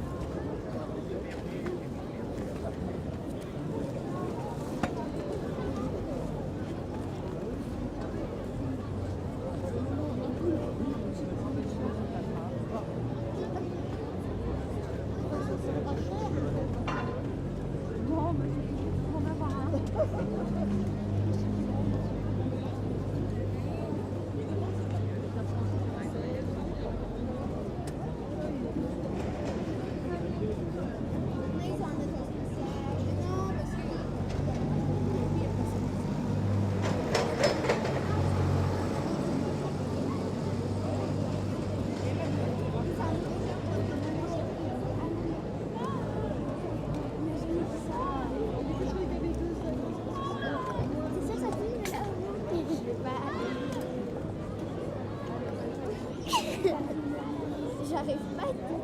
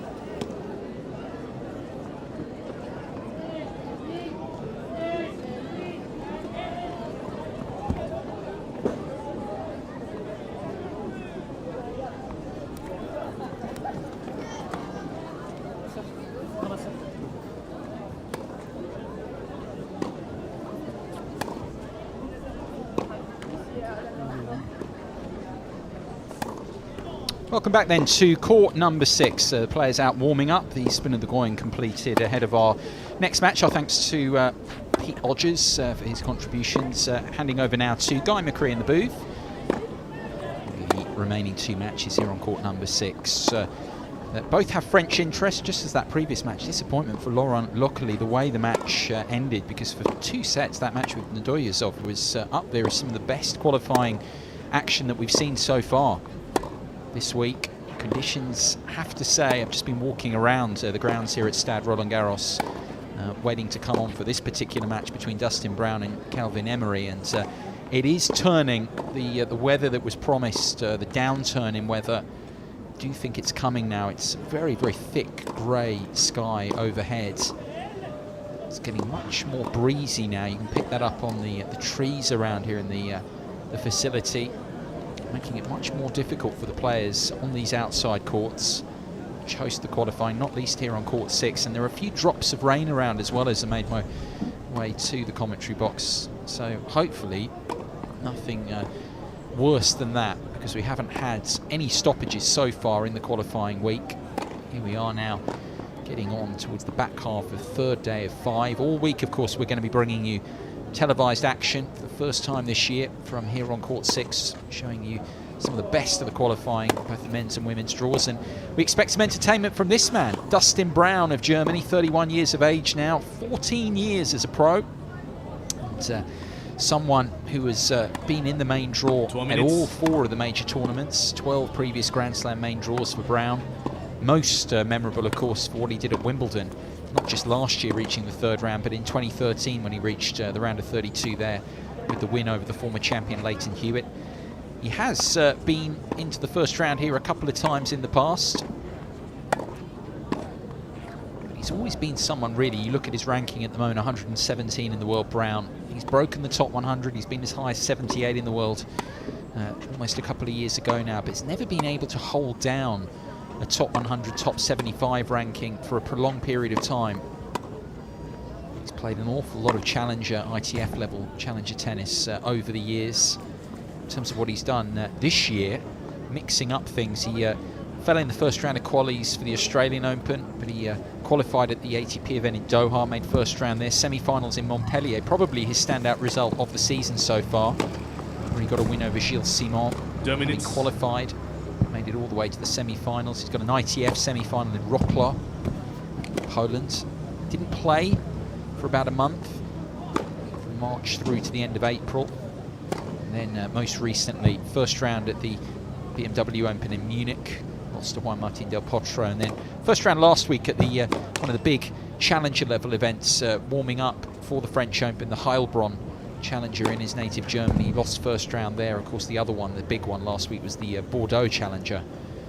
You see a lot of players looking for match time when they don't get in directly, of course, into the big Masters 1000 event in Rome that took place, the Italian Open last week. The events in Heilbronn and Bordeaux are very strong traditionally. It was no different this year because not everyone, of course, can play those big Masters 1000 events, the nature of the draws.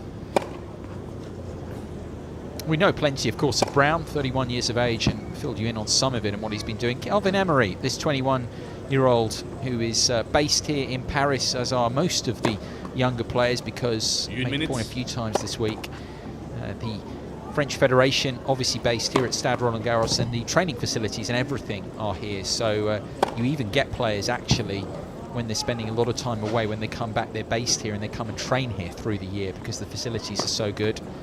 It is the setup for the French Federation and their development programs.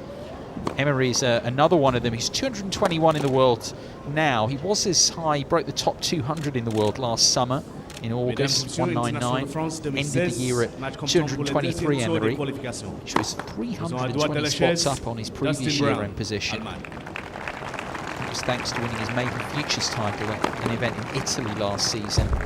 Does like this surface. Hasn't played a Grand Slam main draw yet in his career. Fell 1st round of qualies at the Australian Open to James McGee, the Irishman, in January, and then since then has basically been playing largely at the challenger level. Playing a few of the USTA Pro Circuit events in April in Savannah and Tallahassee. And and then in Aix-en-Provence and Bordeaux last week, where he qualified and lost first round. James Kyothevong, British chair umpire for this penultimate match of the schedule. As I say, hopefully the rain will stay away here. We won't get any stoppages. Definitely conditions not quite as good as they have been through the week so far. It's going to be Emory to begin this.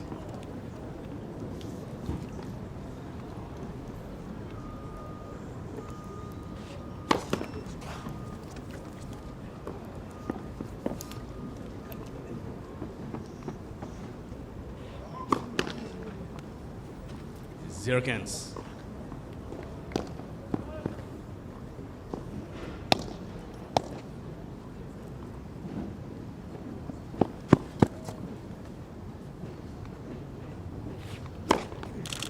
Cancer.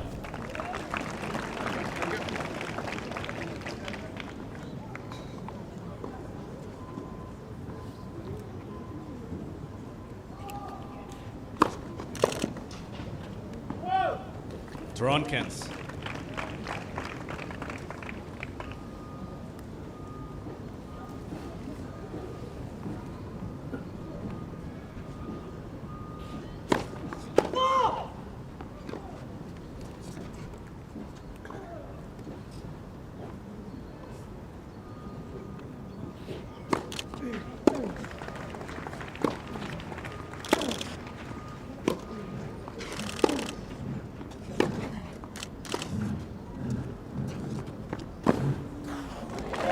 Commanding play early on here from the Frenchman, taking it to Brown. Which you've really got to do. You've got to look to do that if it's in your game against Brown. I've seen so many opponents over the years frustrated by the way he plays, with those net rushes and all that variety. If you can be aggressive early on against him, it can pay dividends.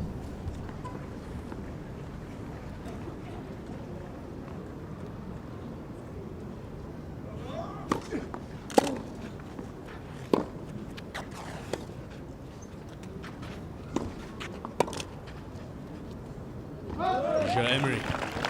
It's a good start for the Frenchman. Permission. Got a win in the first round of qualies over the Colombian Eduardo Streve. 7-5 and 6-3. One of 7 Frenchmen through to the second round of qualifying here this year in Paris.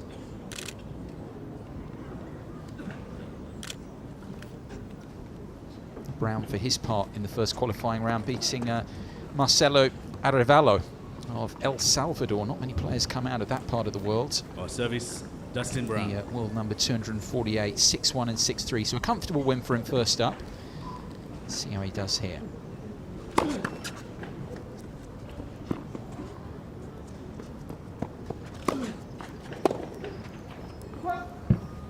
Cancel.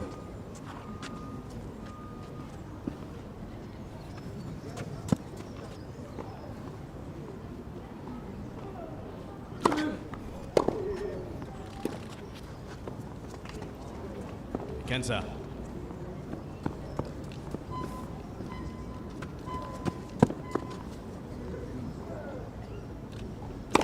Let's from your service.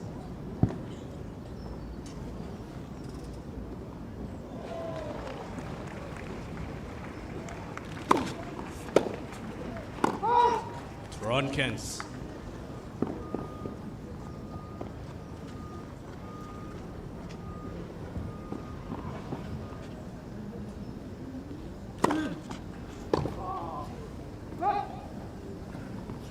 Roland-Garros.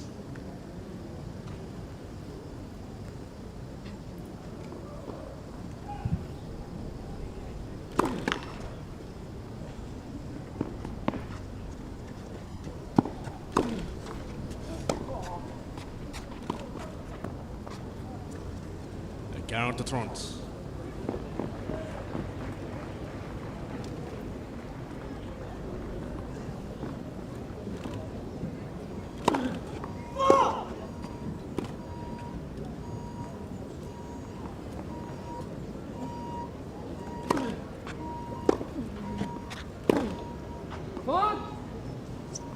The counter.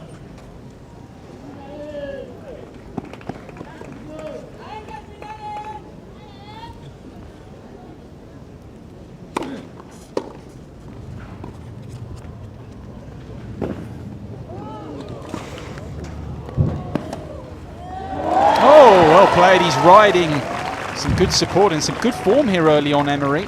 Avantage Emory.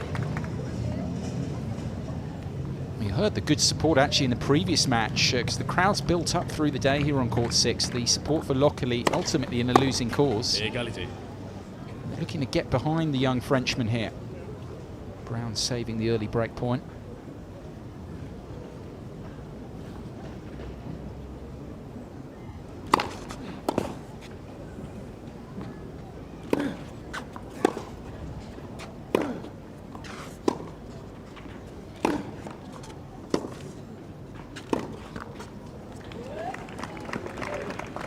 Avantage Emory.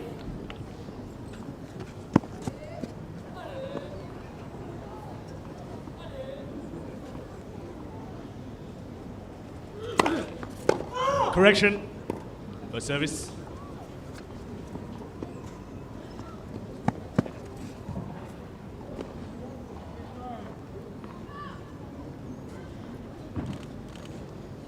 Second break point here for the Frenchman. Égalité. It's just shot through, I think, off the line. Such a snappy service action that Brown's got.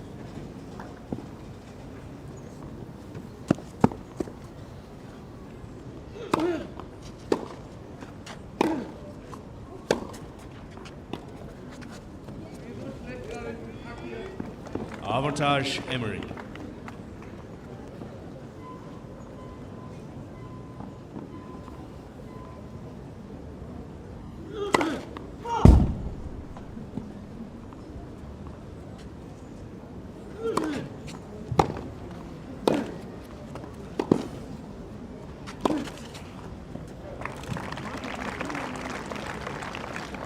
Égalité. See a few umbrellas up now here on court 6. Did say, because I've made my way to the commentary position, there were a few drops of rain. Looks to be a little bit heavier. The great thing about this surface, of course, is that if it is just light drizzle, you can play through it. Contrast that with a grass court, for instance. You wouldn't be out here at the moment. They'd already be off.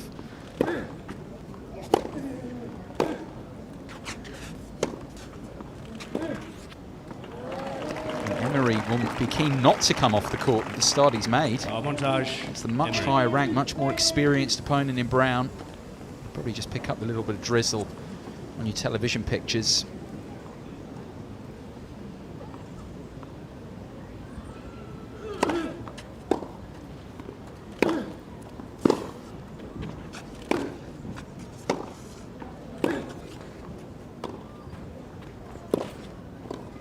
Oh, it's a shame because it was a good approach. Just the right moment to come in.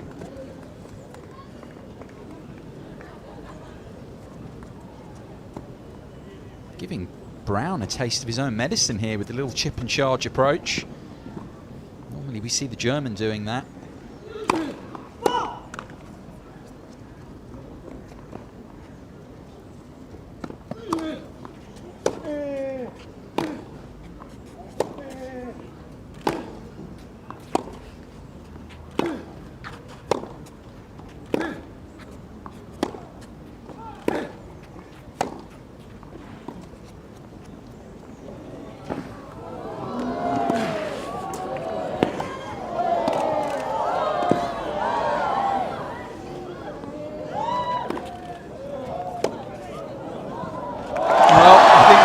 Some fireworks here.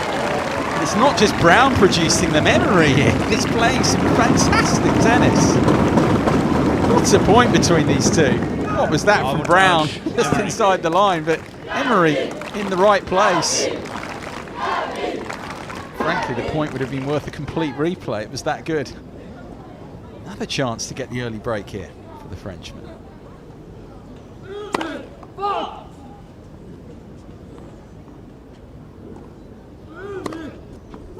Emory. Double fault after all that, and it is Calvin Emory who gets the early break on Dustin Brown here.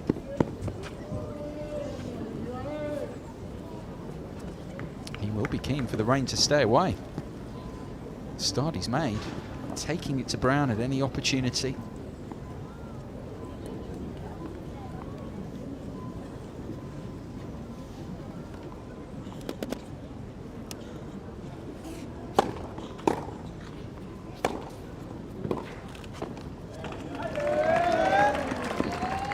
15-0.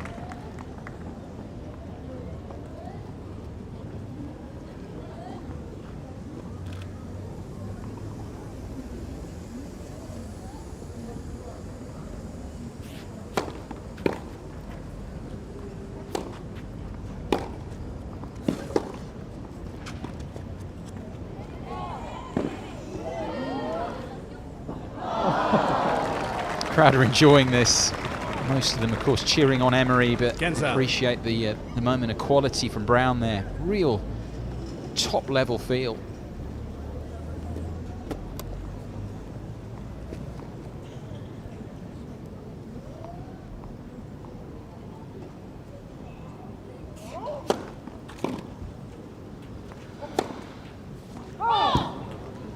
Et 15-30.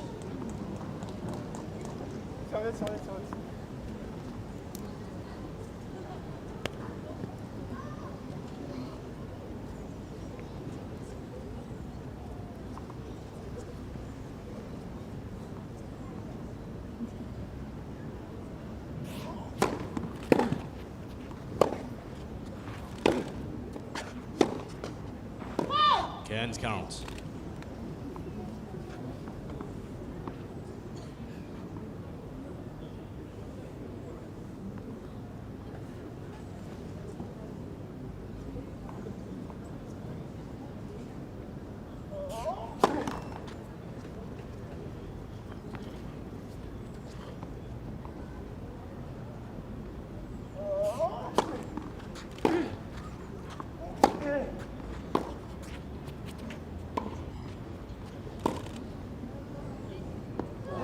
Oh, he's made that one as well. Brown breaks straight back. Opening set, 1-2.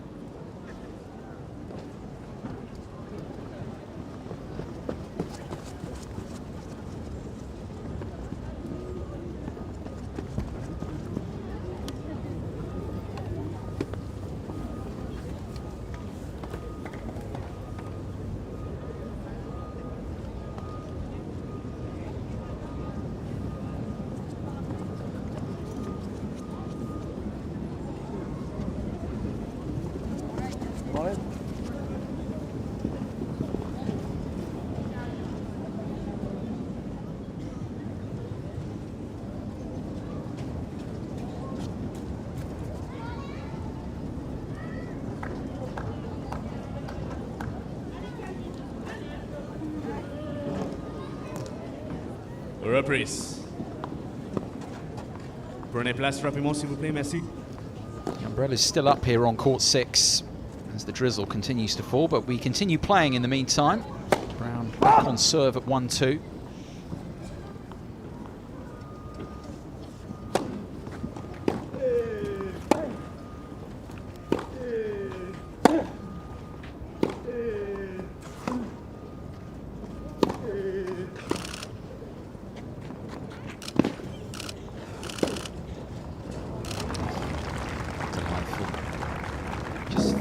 That gap, Brown. Moving well into that ball. Take a look at it again here, because Emory didn't do a lot wrong. Good approach, but just held the shot there.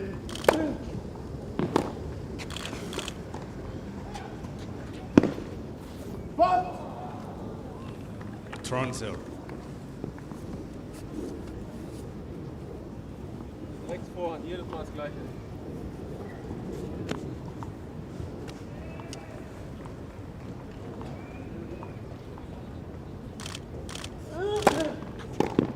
Johansson.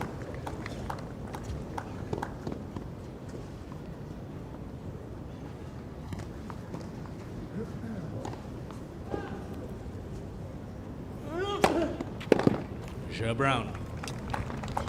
After the start where he had it taken to him, Brown back to parity. It's just a question, isn't it? Really, Emory started so well. Whether he can continue to perform at that level as the set goes on. 104 spots separating them in the rankings, as well as, of course, that chasm of experience. It's not like Brown's been doing a lot of winning in his last couple of tournaments, but he's got much more experience in these sorts of matches. 0 cans. He's very at home. I know we'd say probably grass is his best surface, but he's at home on this surface as well, on the clay.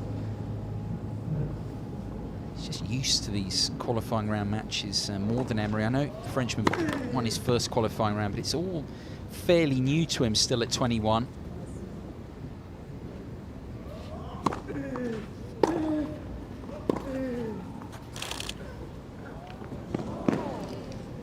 Cancer.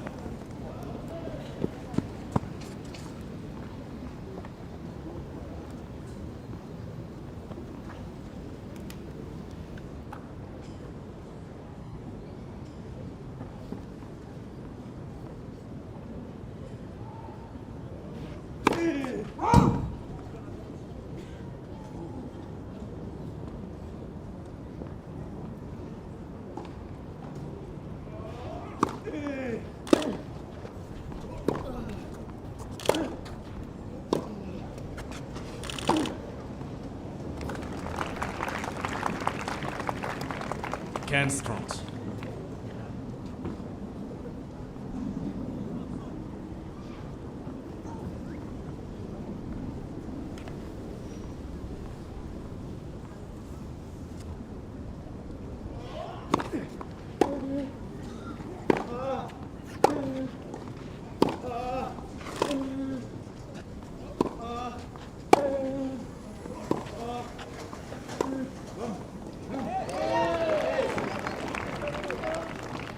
Toronto.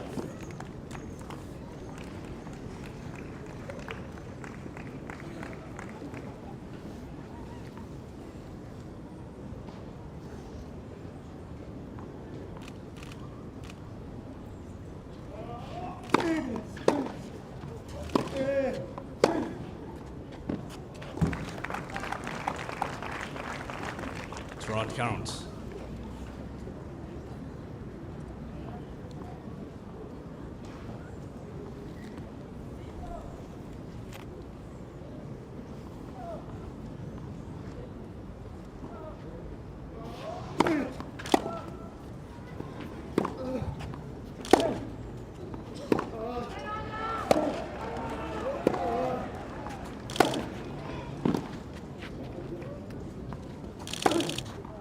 Brown. Really turning this set in his favour now, Brown playing better and better as it goes on. 3 games in a row for the German, and it's 3-2 the lead.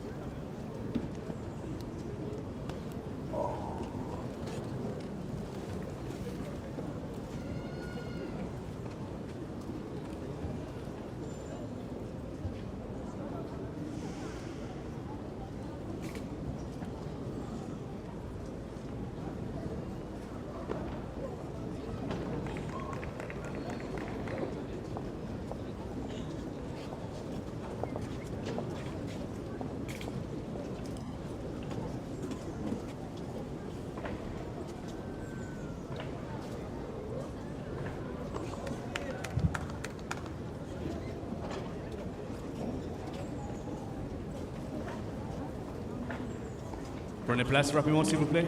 Merci. Reprise.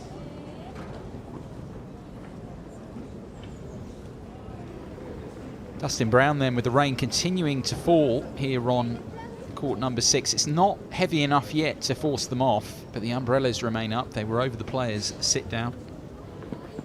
3 games in a row for the German, seeded 8 in the qualies here.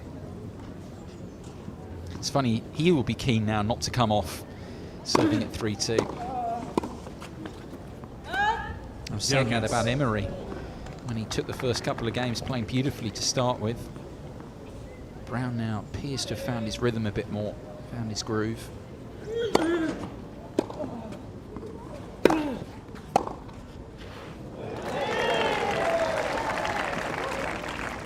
Zero trumps.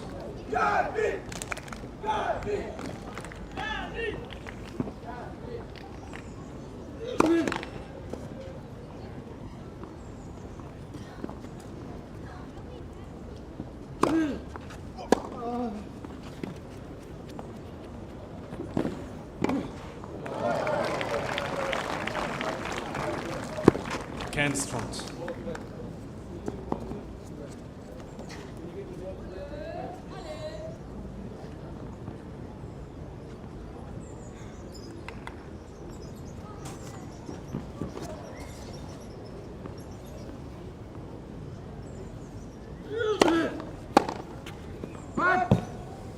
Toronto.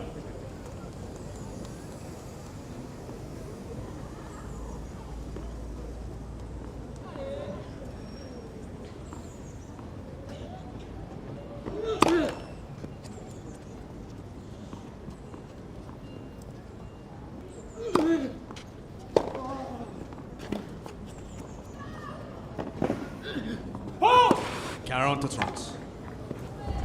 He's done that again, Emory.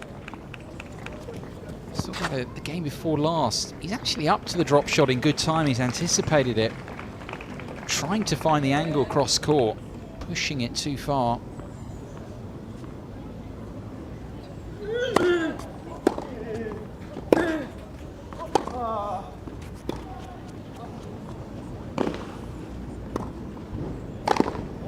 Gets his joy that time. Brown overplaying that particular tactic. He's going to see plenty of drop shots from Brown, but that one Emory was onto in a flash. See, immediately when he's playing, he's already up there. He's in a good position. Take control of the point.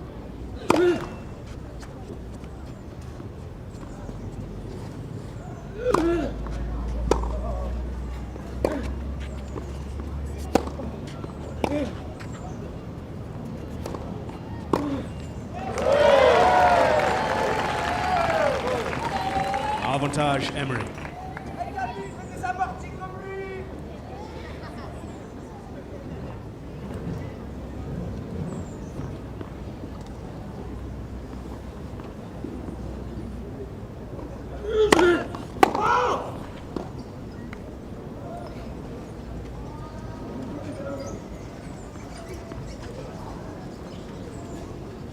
Have to look at the mark, break point.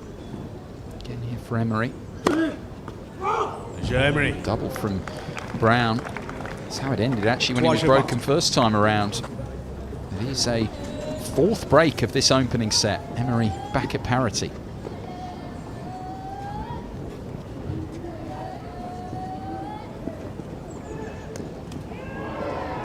Been some good points so far, but I also have to say tricky conditions for the players here. Maybe that's why we've had 4 breaks through the first 6 games. Part of it explained by that.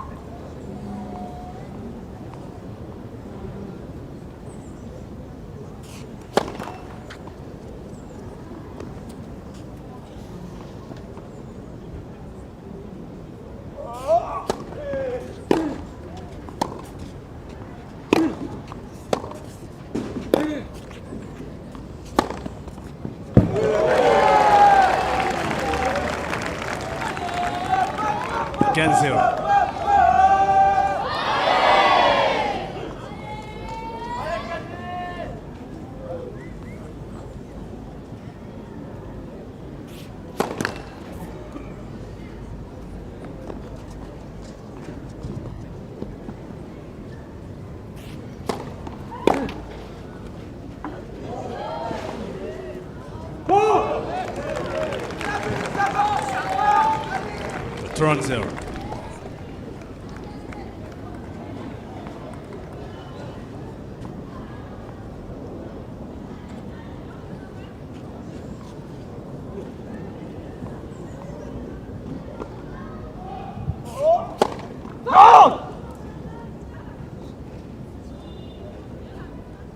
Wait please, wait please.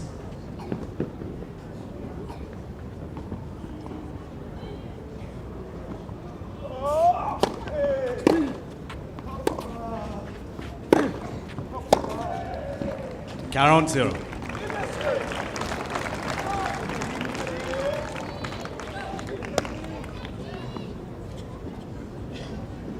Impressive this from Emory. 221 in the world.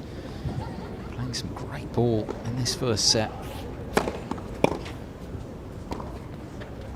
Full of variety as well. Keen to get forward, comfortable doing it. And from the breakdown. Emory mène 4-6. He now leads through 7 games.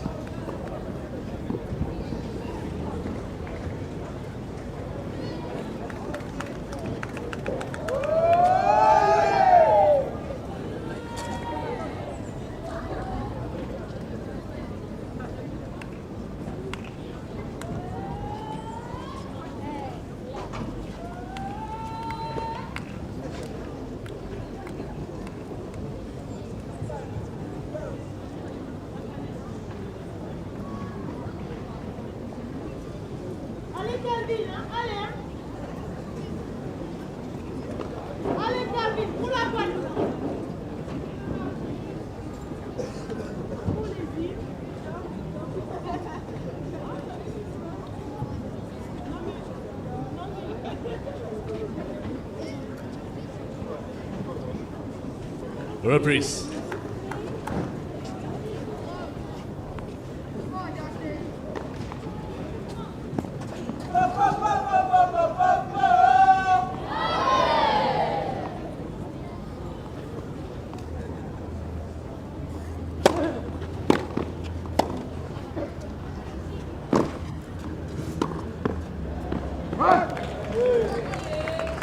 Zero cans.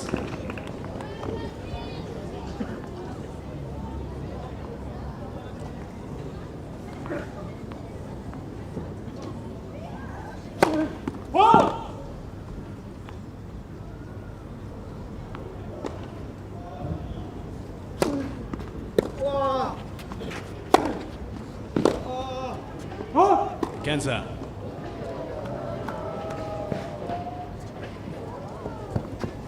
Good atmosphere around here. As I say, it started off with the Lockley match previously. Good crowd in for that. They've stayed on to cheer on Emory. Brown, of course, always gets plenty of support wherever he goes. Such a watchable player.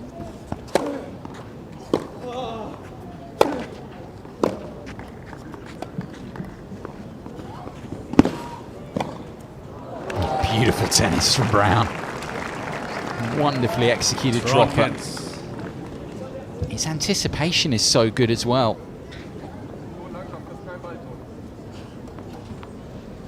Look at the lunge. 6'5" tall, Brown. Very good getting from side to side. Getting that explosive step in.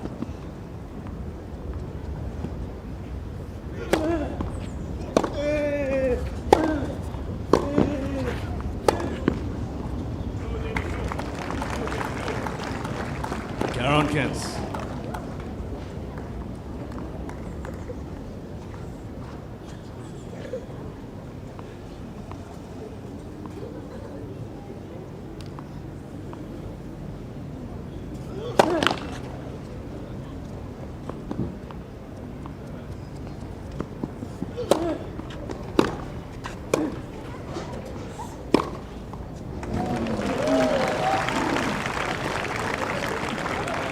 Chero to Trunks.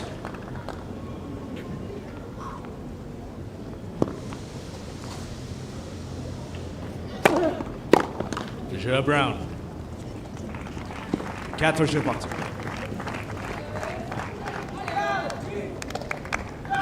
Of course, a reminder that we've still got one more match to follow this. Axel Michon of France, another Frenchman up against the 29th seed in the qualies, the American Donaldson. Last match of the day here. Again, hopefully the weather stays good enough that we can complete all these matches.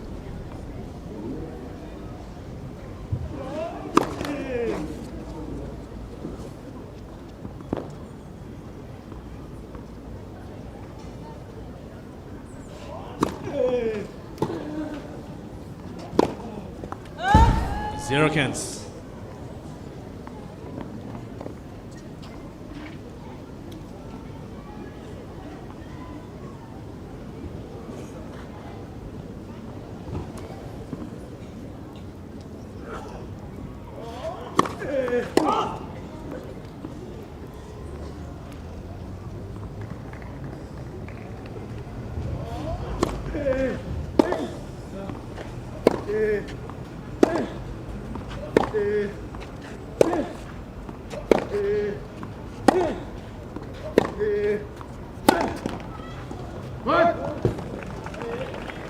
Kenza.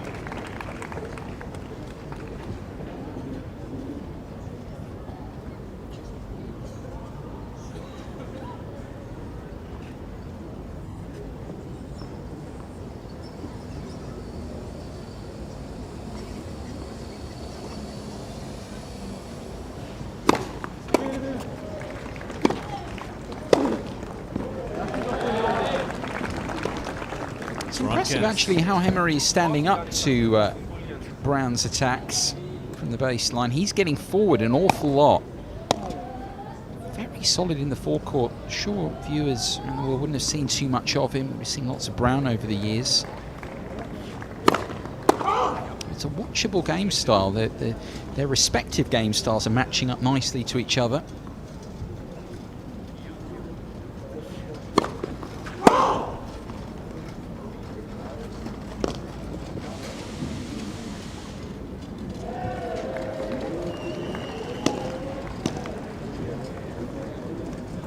Torta.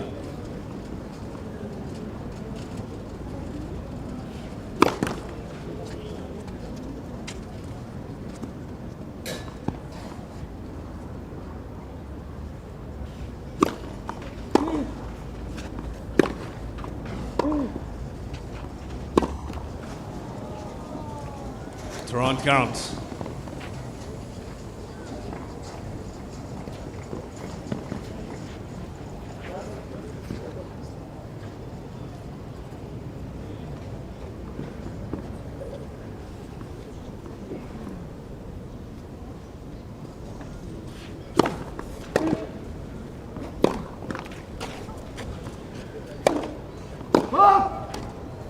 Just pushed it long. Pied down. James Kyothevong to check. Oh, and he's saying that it did actually catch some of the line, Kyothevong. So the game is not over yet.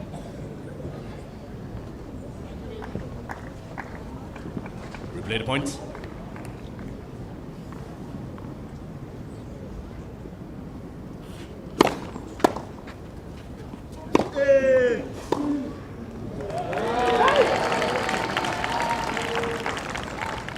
Counter.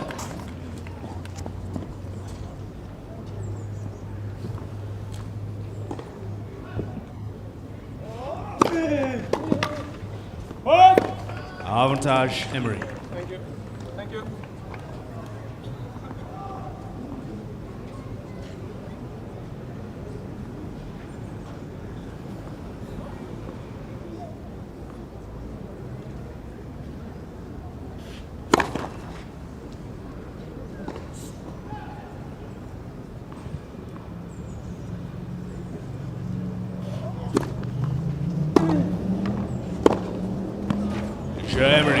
More good tennis from the Frenchman. Emory does close out the game this time. He's first to 5 opening set.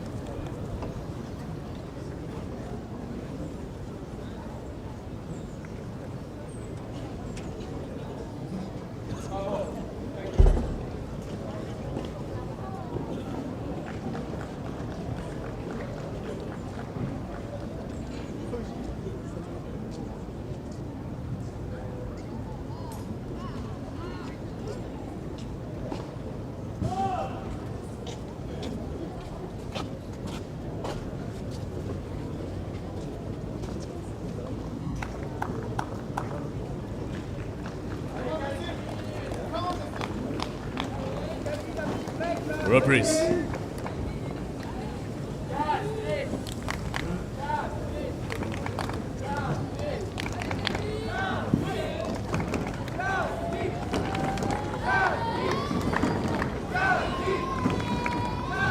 Merci. 34 minutes played. Brown serving to stay in the set. Again 0.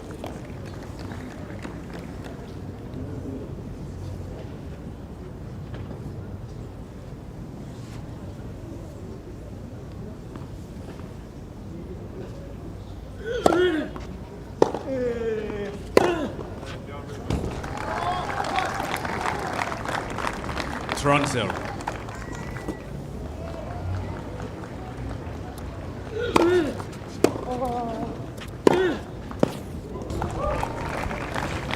shot. Johansson. Finding the line. No slip-ups here from Brown so far.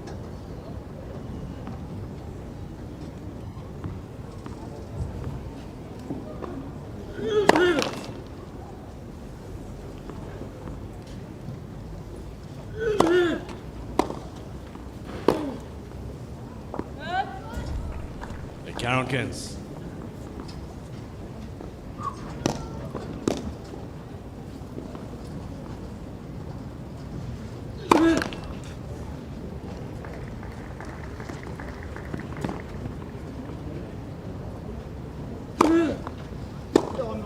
Jeu Brown. 5 jeux partout.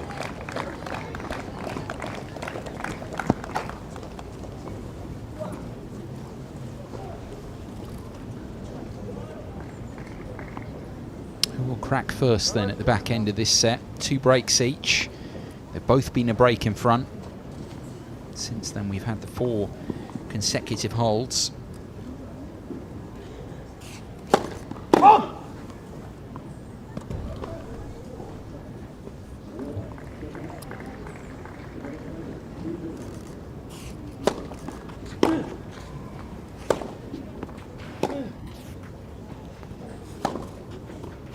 Zero cans.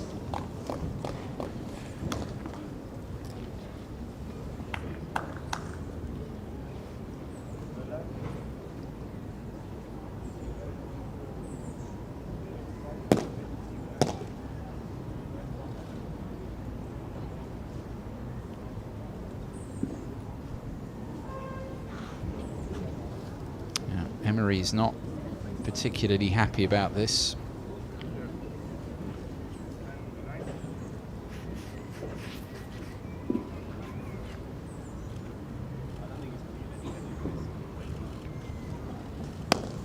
Saying the lines are too slippery really to play on, and James Johansson, if I could hear him correctly, saying that he didn't think the lines were going to get any better than that. So he's going to inspect further.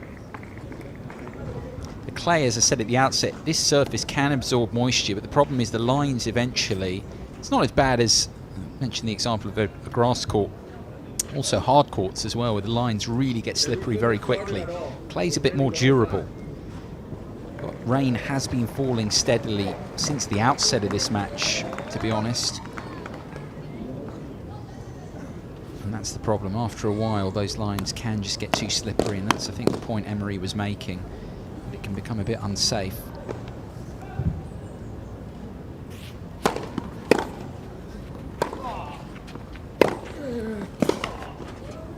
It's aggressive tennis from Brown. 0-30.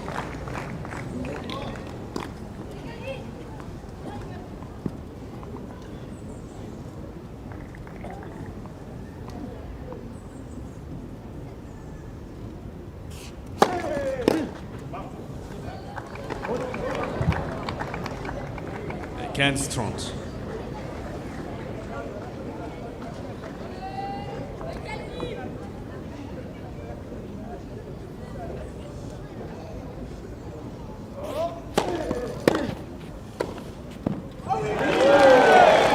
Solid enough. Toronto. Nice of Calvin ringing around court 6. Lots of support for the Frenchman.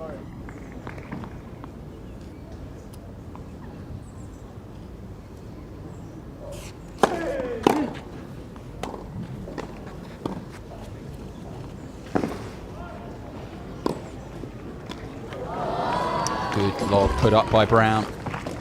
Run count. Just enough height on it to make it awkward for Emory.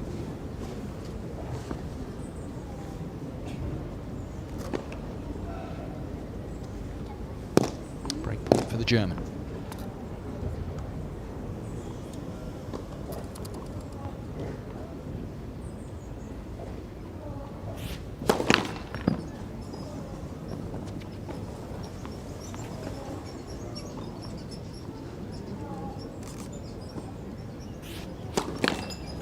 Brown.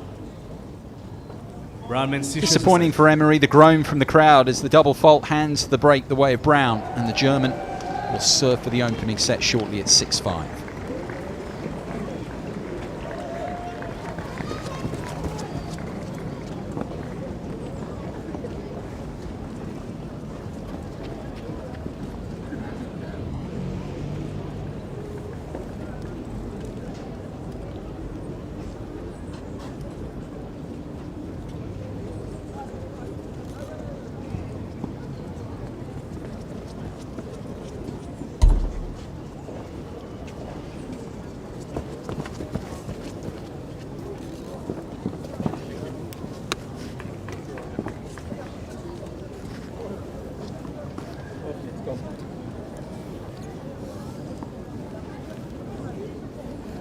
Reprise.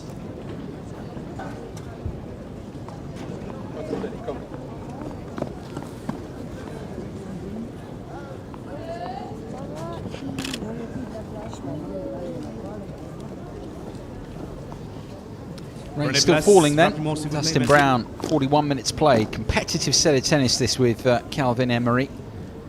Having just broken, can the German move in front now at 6-5?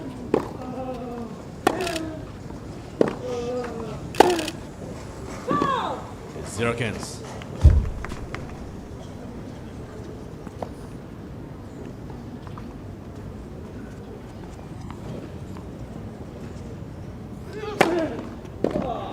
Kenza.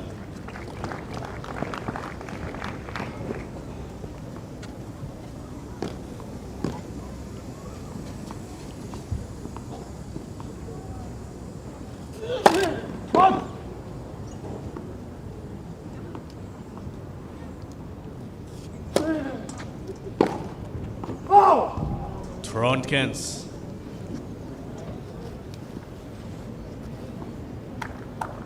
Three set points for Brown.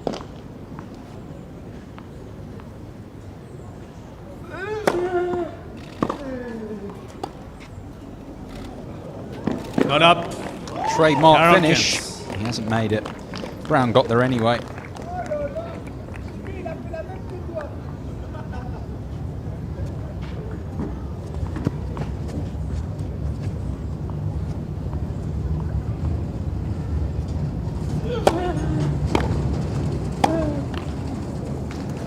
Slips there. 40-30. Still one more set point for Brown.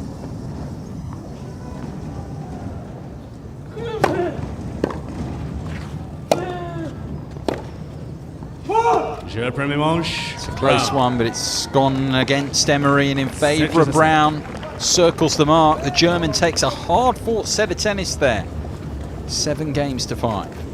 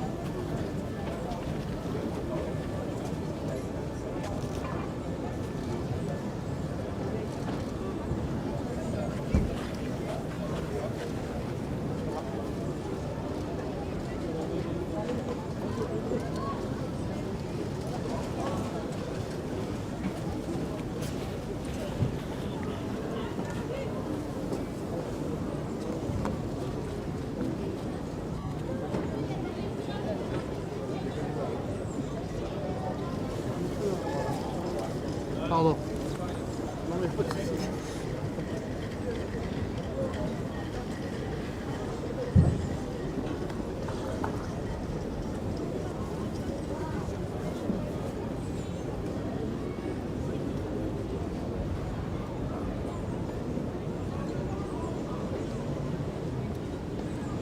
Reprise.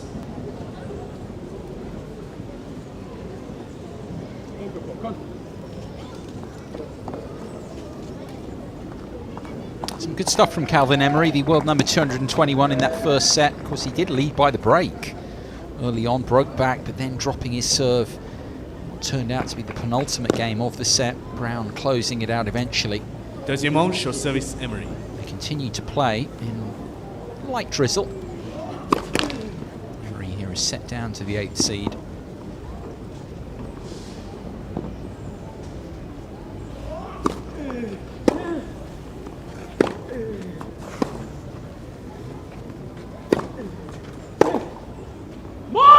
Zero cans. Listen to that from Brown. First point of the set. Sounded like he'd won the match.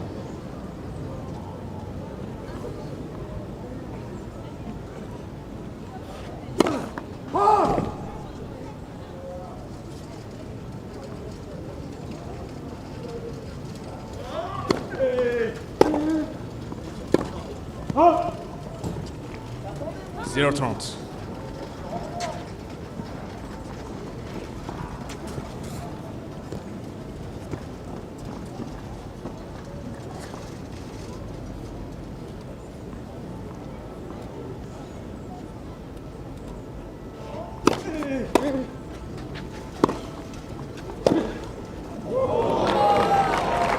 Absolutely nailed it. Zero This is what Brown is looking to do now, look to ride the momentum of winning that set, really look to rub it in on Emory. 3 early break points in this second.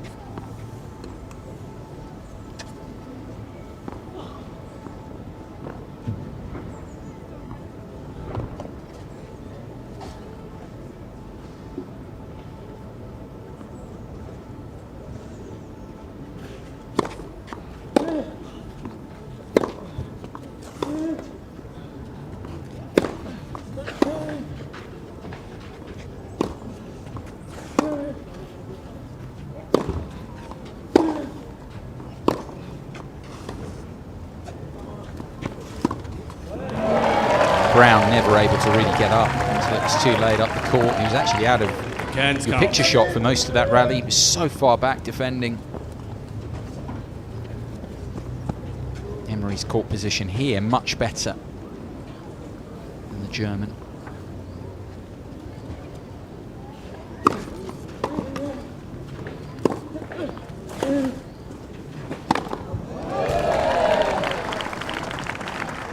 Round counts.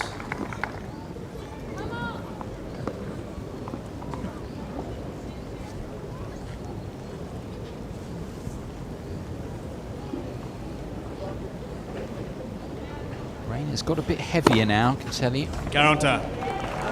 Emory puts down an ace to save the third and final break point. I wonder how much longer they'll keep playing in this.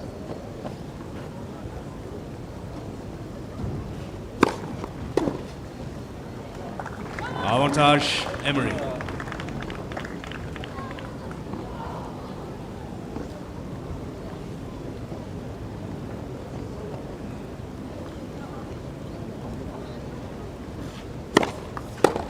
Monsieur Emory. Premier cher. Very well there, Deuxième Emory. manche. Holding from Mesdames love et messieurs, 40, the Frenchman. Le match In partie this second suspendue. set.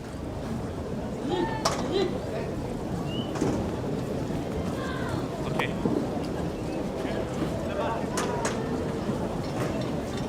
Movement around, and you can see Emory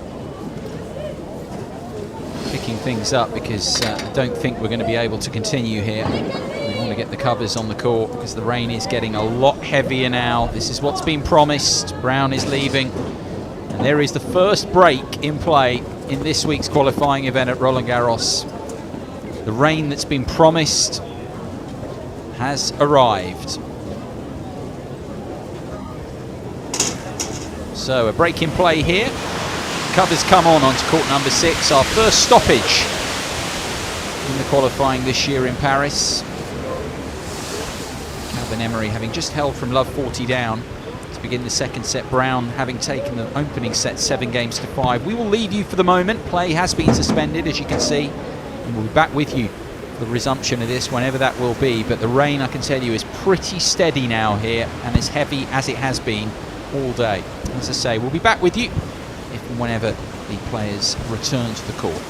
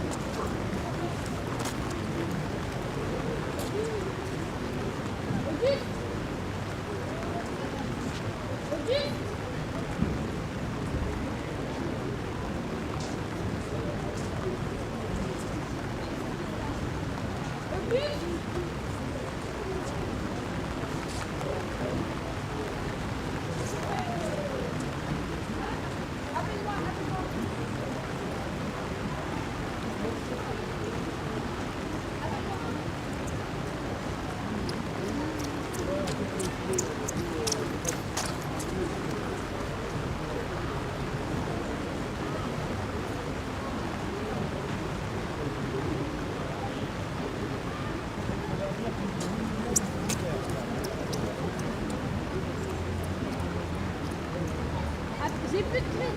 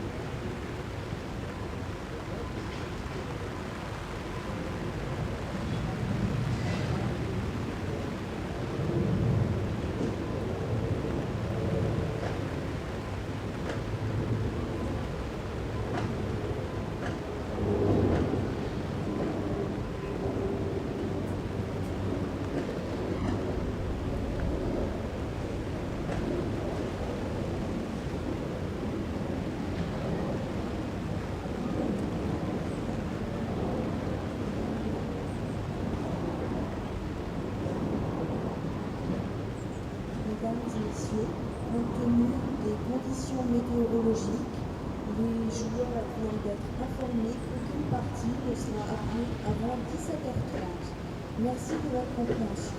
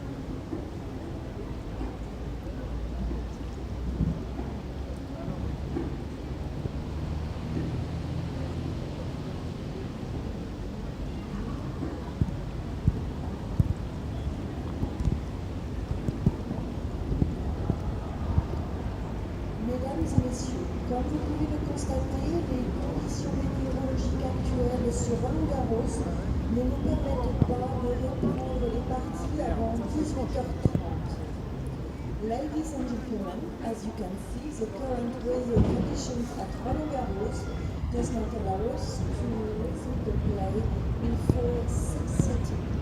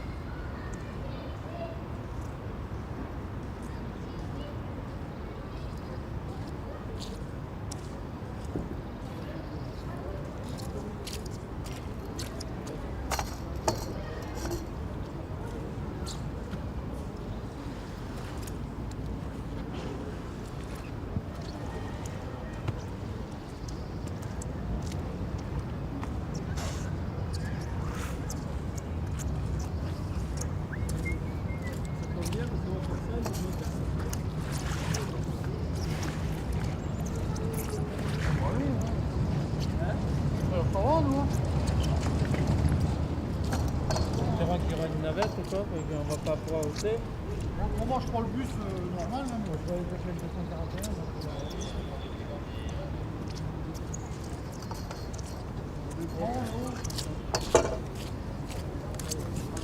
Ça va faire en chantilly, hein.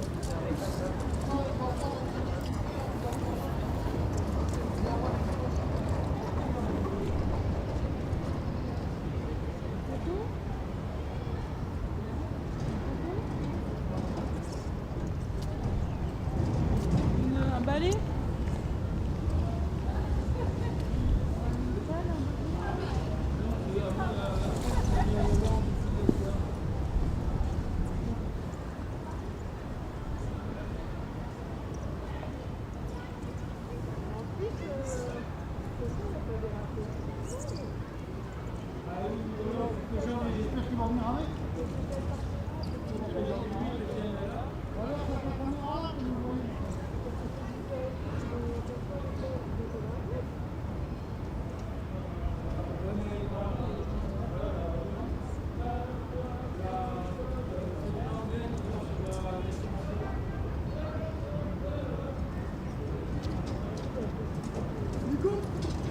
Vous mettez pas les bottes? Sûr? Ah oui.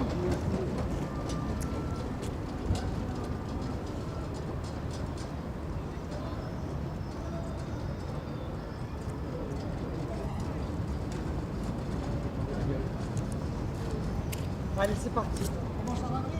Ah ouais.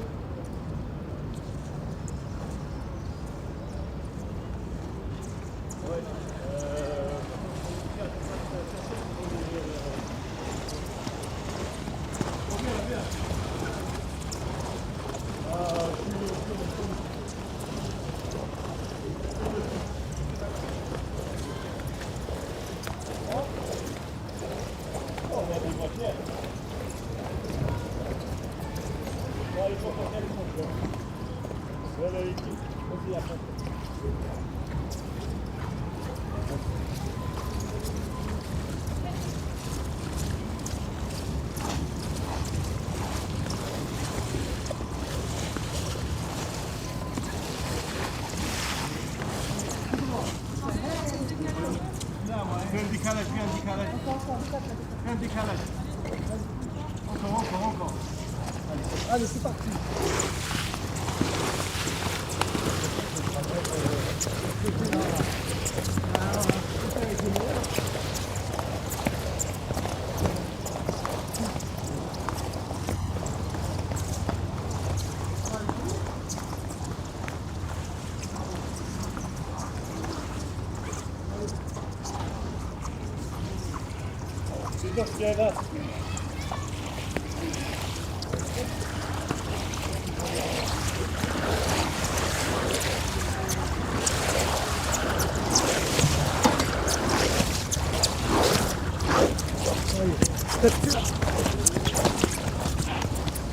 C'est bon, c'est bon.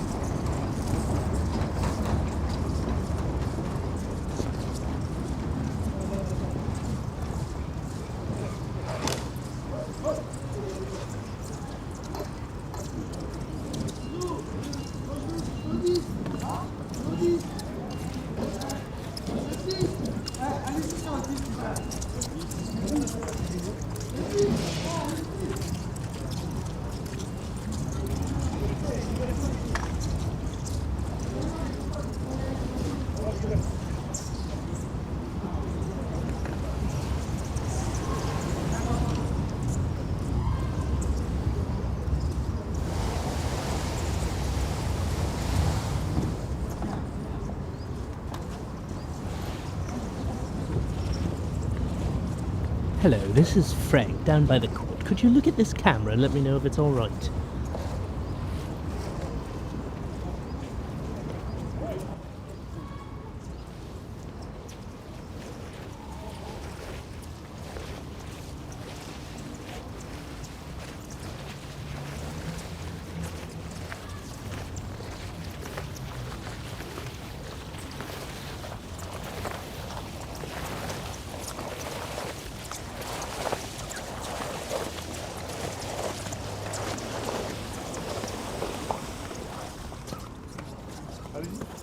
Gauche, à droite, vous voulez.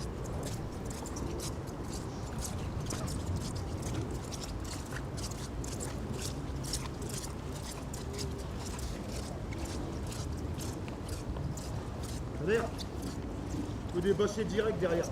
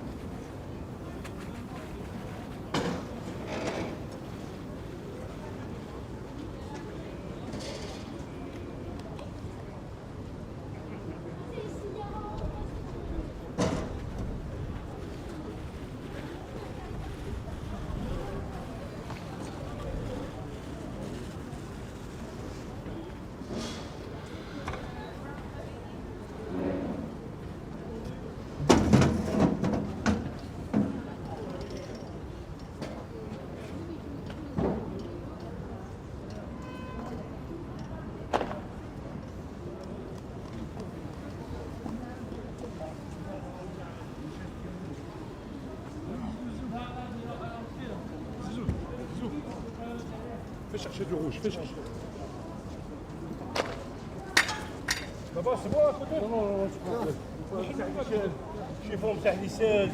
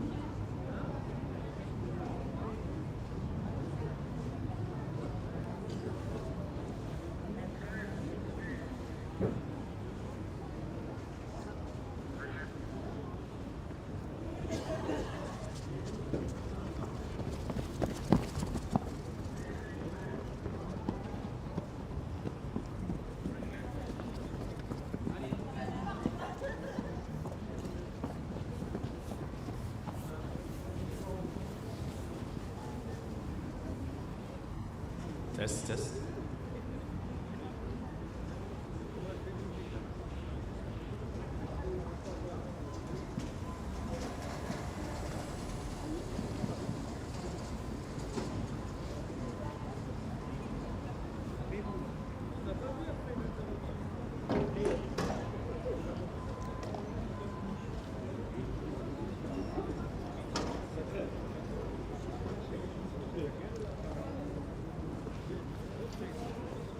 Partout, tu veux? Hein? Partout? Non, non, comme ça. Le bord comme ça. En haut, là, au fond. Ouais.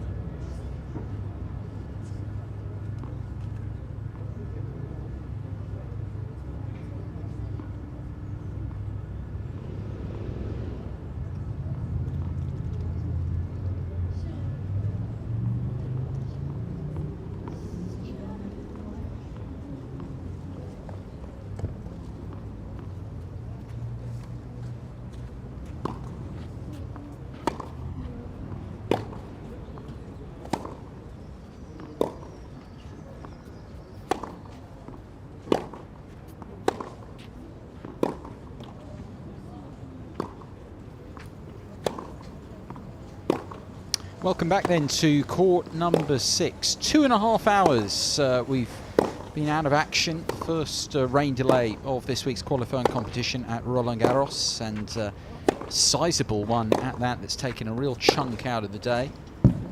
But it's amazing really how the weather can change here, having been raining very heavily at points over the last 2.5 hours.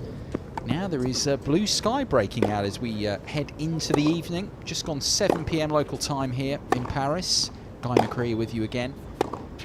Take you through the remainder of this match, we hope. We hope you've seen the last of the rain for today. It's looking a lot better overhead, I have to say, than it's been the case since, well, really the whole day. This is now much, much better. We haven't really had any blue sky. You can see it breaking through over court Suzanne Longland there, away from court 6 where we are, and these are actually, to be honest, probably the best conditions of the day here at gone 7 p.m. The wind has largely dropped,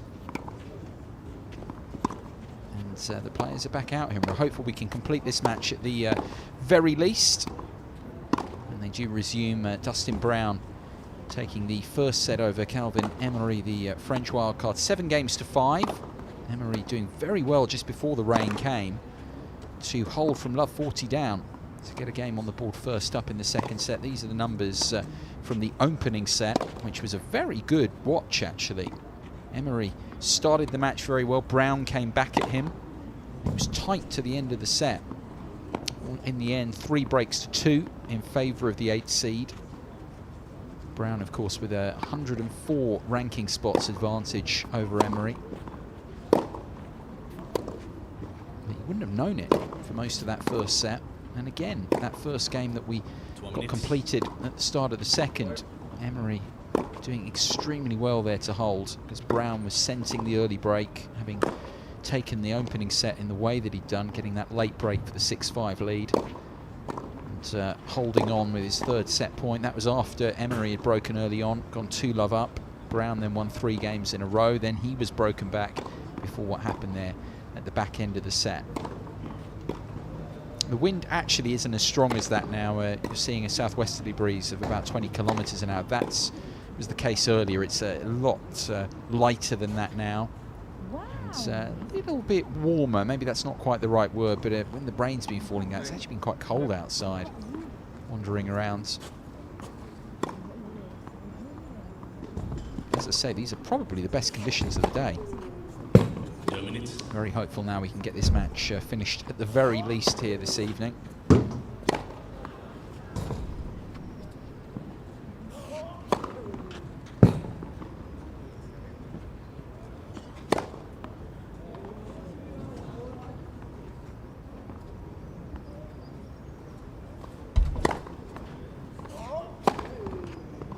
This court 6 with our TV cameras. First time we've brought you TV coverage. Keep making the point because it is groundbreaking. Never been able to offer this before, and it's an initiative of the French Tennis Federation and key broadcast partners of the Federation to bring this to you this year through the week, right the way through to the final round of qualifying for both the men and the women on Friday. This is a second qualifying round match.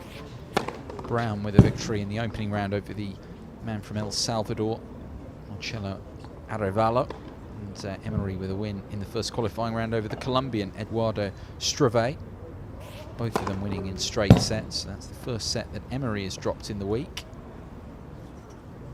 We'll see how he deals with things on resumption. The covers here are extremely good. As you can see, the surface is definitely very playable. Do a fantastic job, the ground staff here. They really are the best clay courts in the world in many ways.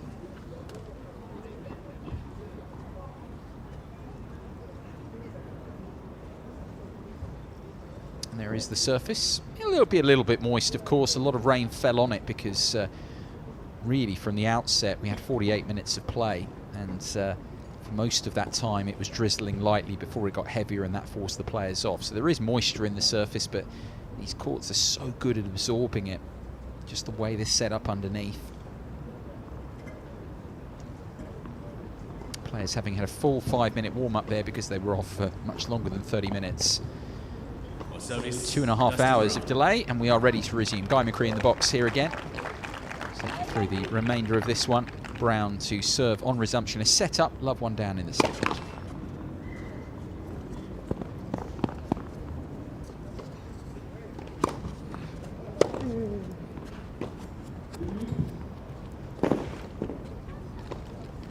Cancel.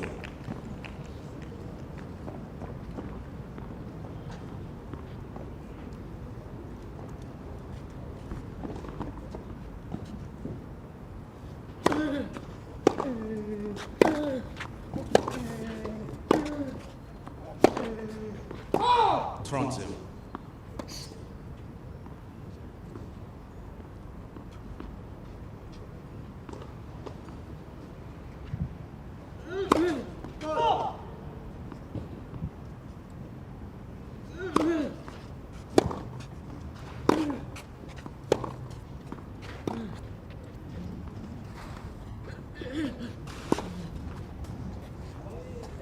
He's kept looking actually for that particular drop shot when he's up to it, the counter drop shot.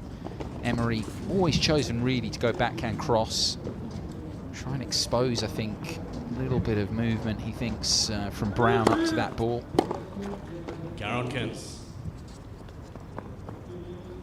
His problem in the first set was really the execution of it. The idea's good. A few times he overcooked it, pushed it too long.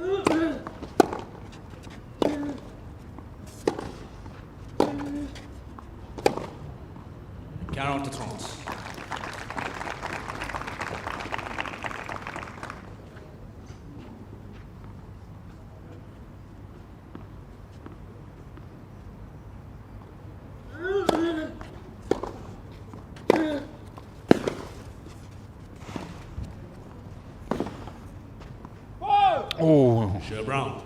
He has missed it cross again, but not by much. He wants to have a little look at it. It's a shame for Emory. He'd moved up to the ball so well again. Brown with the hold.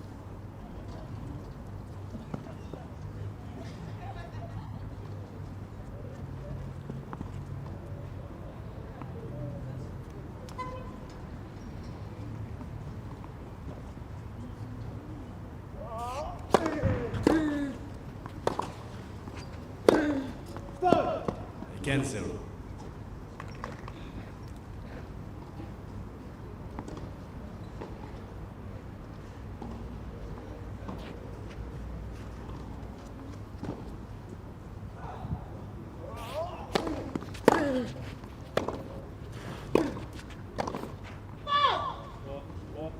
Cancel. It's been interesting how much Emory's looked to get forward. Very watchable game he's got. I mean, talked about Brown at the outset when we first started this match. Everyone knows about the German, what he brings to the court, the variety. But Emory, as if you wherever you're watching, probably don't know so much about him. It's a pleasing game on the eye. It's a little bit lucky, I think, from Brown. A bit of a miss-hit return.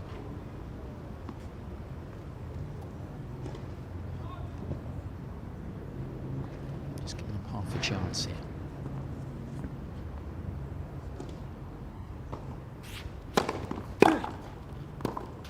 Can't count.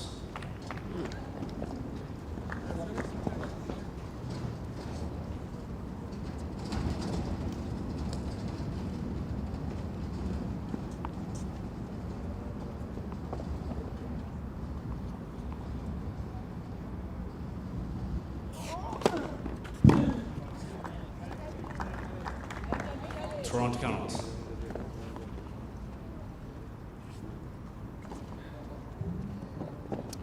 Break point saved.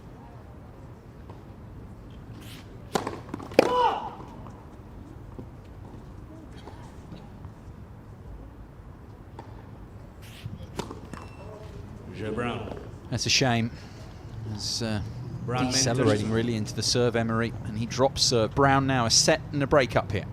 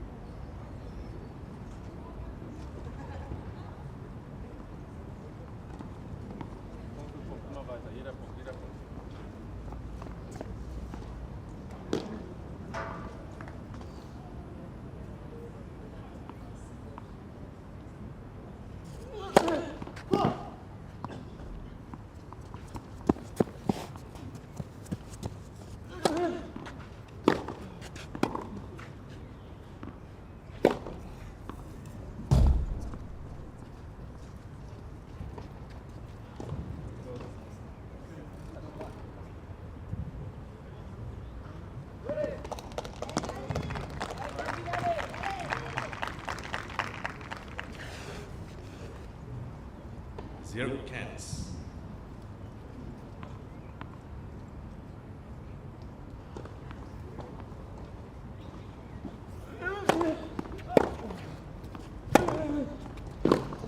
Kenza.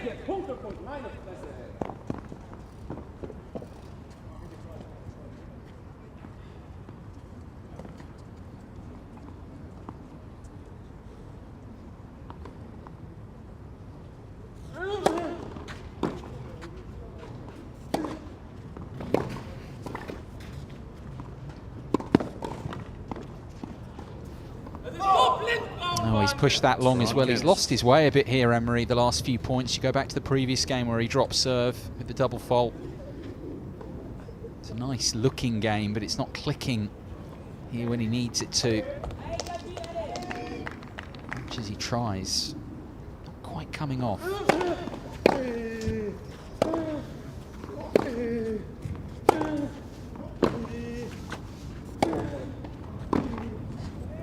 Brown taking advantage. Let's work on that ball.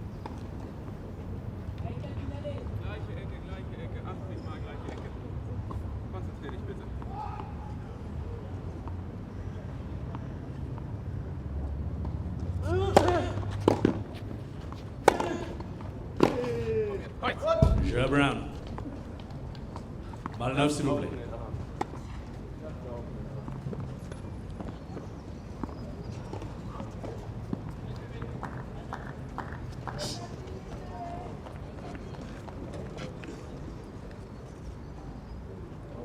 Brown mène 3-1.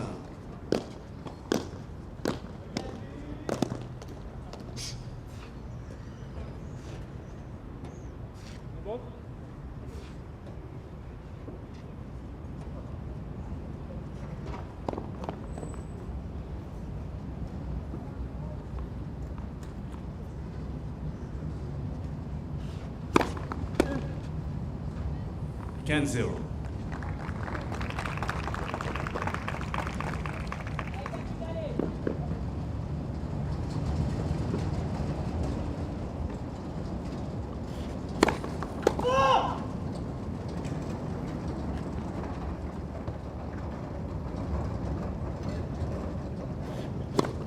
Let's second service.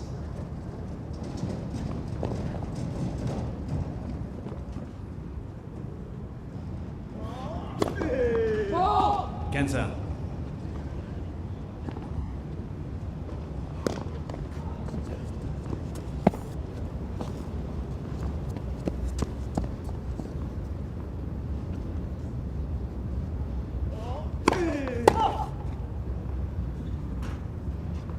Wait, please.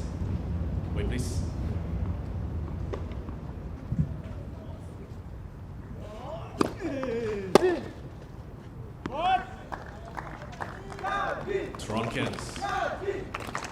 Good support here for Emory. Can he pick it up?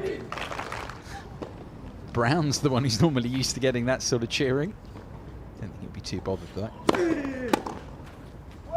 It's good serving in this game from the Frenchman. Finding the first serve. There they are. Stuck around through that 2.5-hour rain delay. Of course, far fewer people here now. A lot of people would have left for the day with the rain as it was. That's understandable. Maybe not expecting the weather to turn around quite in this manner. Probably not expecting any more tennis today. Emory holds well there and keeps it to just the one break in the second set. Brown set and 3-2.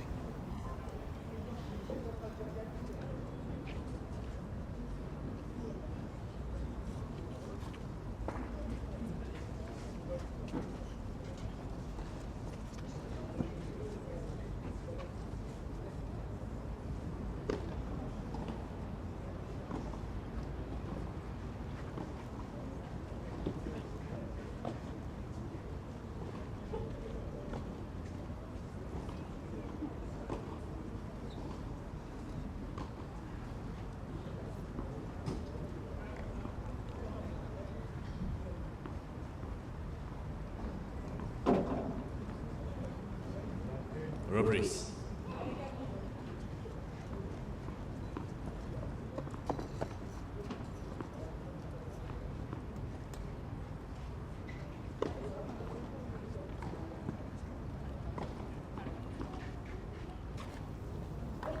with the break then, still second set, 3-2.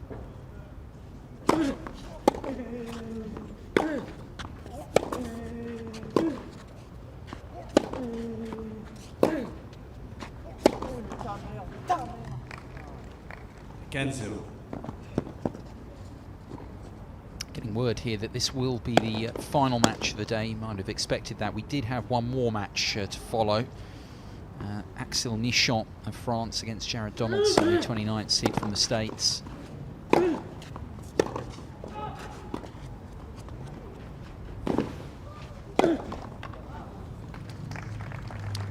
there from Brown. Now, we're being told that will not happen today, so this will be the last match on court 6. Some matches have been cancelled around the other courts. Some they're holding on because actually before the rain delay, a couple of matches were very much nearer to completion than this one.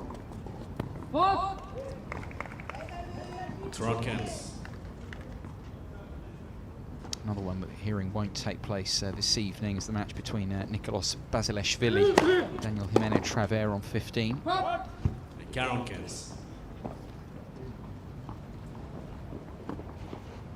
going through these two, as they did before the rain delay. At a good pace, both playing very attacking tennis.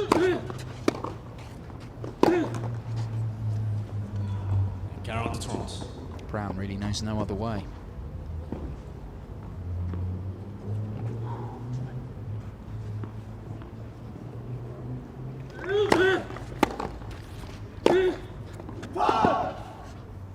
Counter. Mistakes from the German, Emory. Just coming back into this game now at deuce.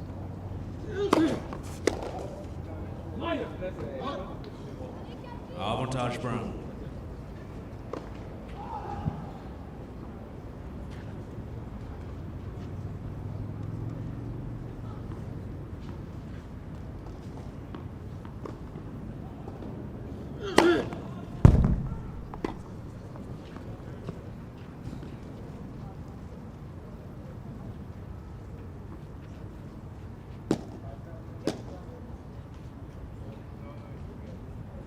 Joe Brown. Yeah, Emory accepts the call actually in the end, and it's Brown who holds on to the break.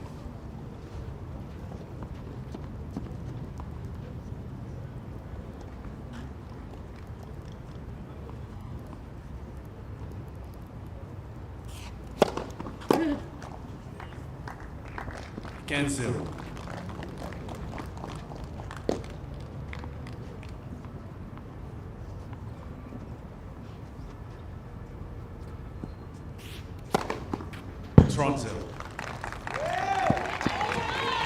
Third ace for Emory.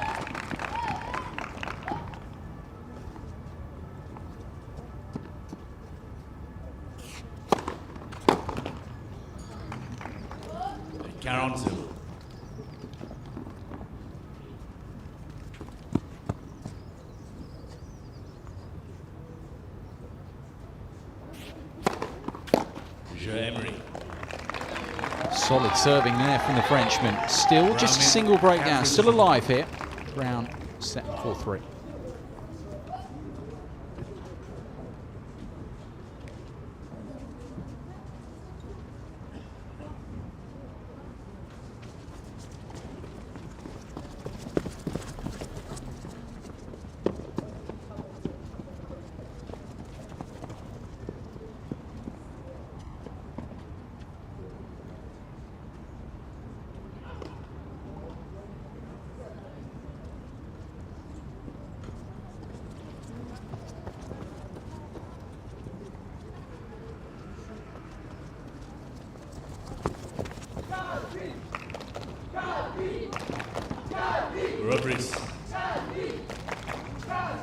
Couple of games away from the final round of qualifying. Dustin Brown setting 4-3 the lead.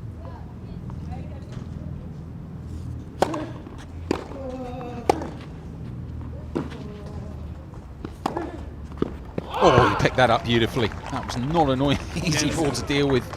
Skimming over the high part of the net. Just a flick of the wrist really from Brown. Wonderful shot.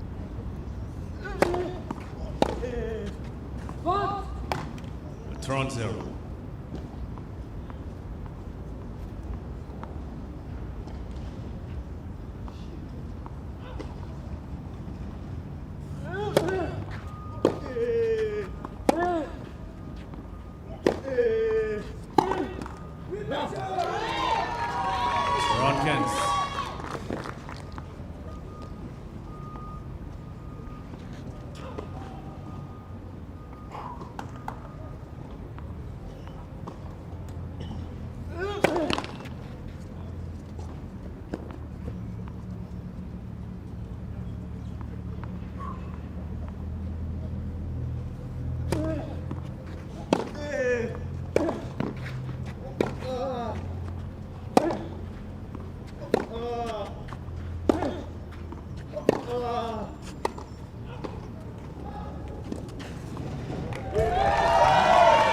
Top on it, enough shape. Not giving up the ghost yet, Emory, by any means. This wasn't the best drop shot for once from Brown. Far too much height. He just deals with the slight deviation at the last moment.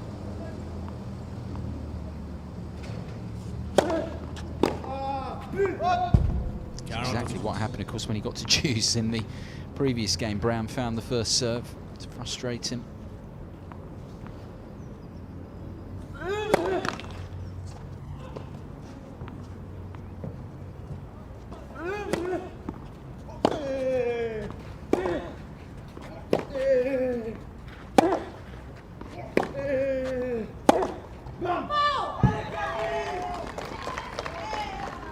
Counter.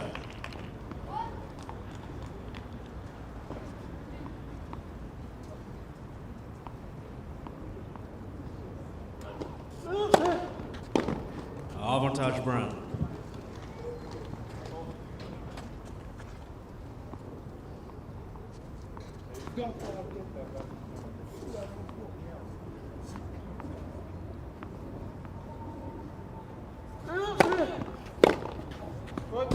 Brown.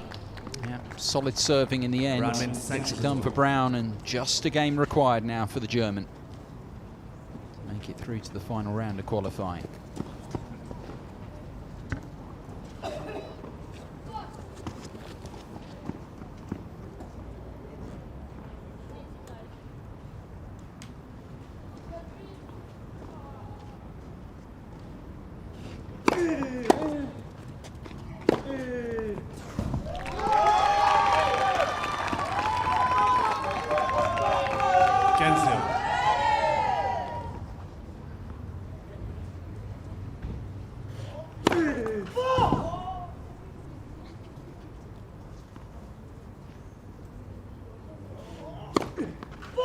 Kenza.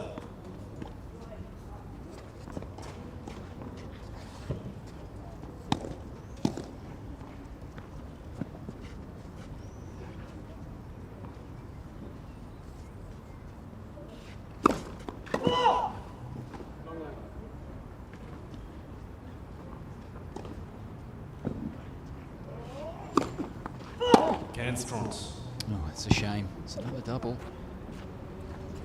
7 now for Emory. It's Brown 2 points from the finish line.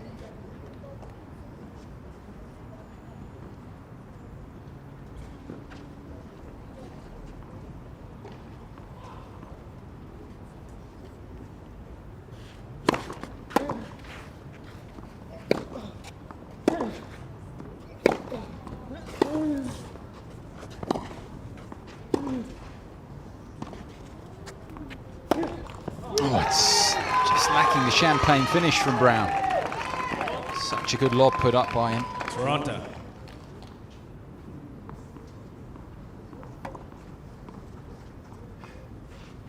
Still 2 points away.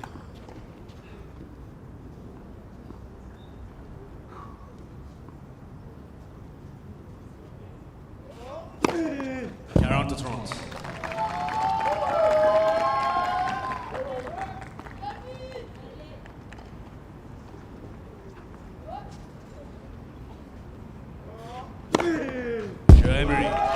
Back-to-back aces.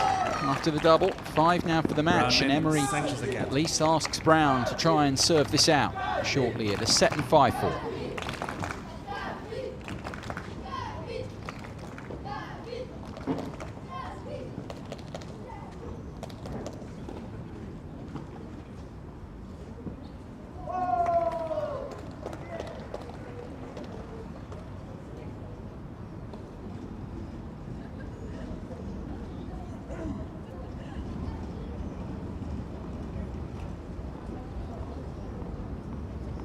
Reprise.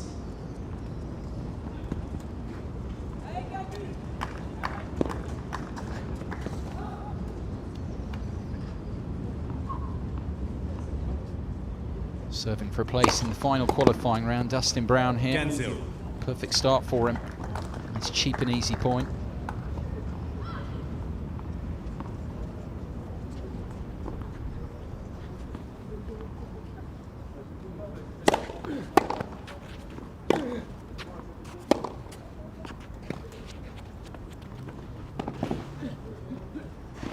Well done. Didn't just get there. Took all the pace off his riposte. Good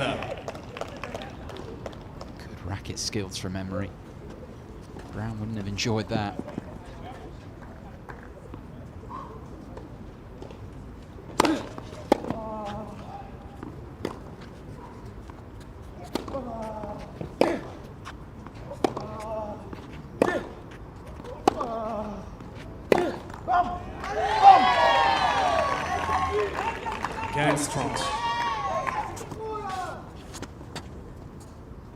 Is there to be another twist?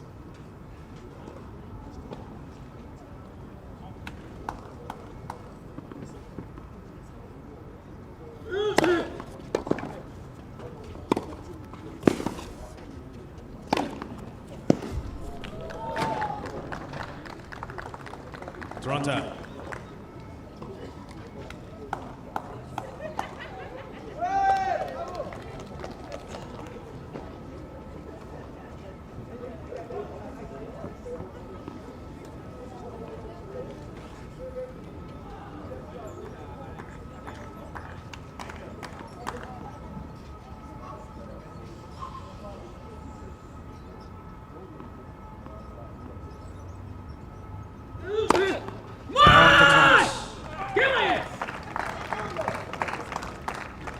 Biggest cheer of the whole match from Brown. Really pumped up there to get that one.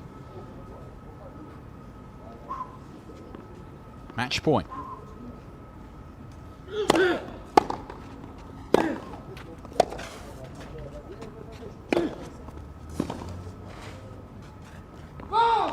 That'll do it. Brown. Dustin Brown coming through an entertaining little tussle there. The 2.5-hour rain delay as well within it. Beats the French wildcard Calvin Emory, and it is Brown, the 8-seeder German, who makes the final round of qualies here in Paris this year. Straight sets victory, still to drop a set through his opening couple of matches in this qualifying event.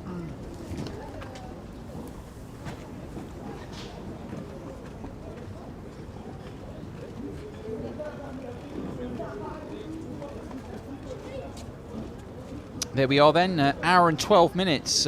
Quick affair. They both played sharply and entertainingly. Brown just a bit stronger overall. Able to find big serves at key times. Served a little bit better, and the numbers actually behind first and second don't really reflect that totally. But just able to do a bit more damage, Brown, overall. Emory was a little bit more up and down. It was a good match, that one, between those two. Nice to see a little bit more of Emory in months and years to come. Certainly a bit of a talent, 21-year-old. But it's Brown who progresses. Play the winner of a match which we believe is going to take place on Thursday. Daniel Jimeno Traver or Nicolas Basilashvili, the 14th seed. They were due to play today, but we're told that that match has been moved, been cancelled for the day. On court number 15, it was scheduled as the last of the matches. The winner of that will play Brown. We know the German is through. He's posing for a few pictures. He always does. He's so popular wherever he goes. He really interacts with his fans as well on the social media and in general. Just a great guy. They really do like him wherever he plays. he is safely into the final qualifying round.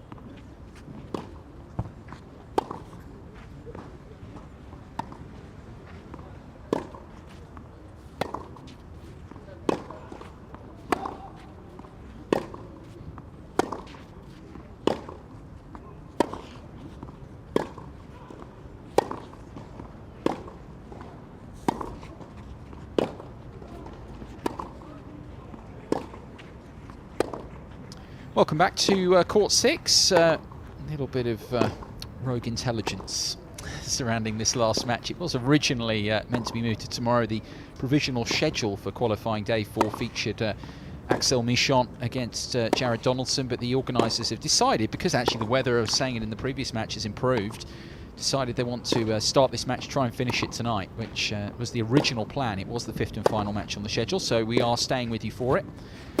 And we have the players out here at the moment, Michon and Donaldson, who both have come through their first rounds in contrasting manners, really. Michon with a straight sets win, the Frenchman, 233 in the world. Donaldson, he was actually 4-5 down in the first set to Denis Molchanov of Ukraine. And then Molchanov had to retire, so he was quite fortunate there actually to get through in that position very early on in that match. Michon, now 25 years of age, has been as high as 177 in the world, just under a couple of years ago, and his ranking position actually up 50 spots from his year-end rank at the end of last season of 283, up at 233 in the moment. He's won 15 Futures titles, a couple of last year, 14 of them on clay, which illustrates he's most at home on this surface. He has made the second round of the main draw here in Paris before. He was a wild card a couple of years ago, beat Bradley Klan first round, lost to Kevin Anderson. He actually beat Klan from 2-1 down. It was a memorable win for him. Last year he only played the doubles main draw, fell second round there as well. And in terms of his year, he started the year very well with a final challenger event, the Mendoza Challenger in Argentina in January, lost to Gerald Meltzer. And, second round at ITFs in Buenos Aires and Rio. Didn't play at all in February, then lost 3 straight challenger first rounds coming into this, including falling in the qualies at the Bordeaux Challenger last week. So that's where he's at, 25 years of age, and with that victory over Alex Kudryavtsev in the first qualifying round, 6-3 and 7-5. One of 7 Frenchmen, as it was, to make the second round of qualifying. Of course, we've lost a few more of them now. Most recently, Calvin Emory going out to Dustin Brown on this court a short while ago. Michon is up against one of this promising young pack of American men. 19-year-old Jared Donaldson. He's based in Irvine in California, the west coast of the States. 140 in the world, 7 spots down from the career high that he set in November of last year of 133. We talk about Francis Tiafoe and Taylor Fritz as well. These younger guys, Donaldson's in that pack too.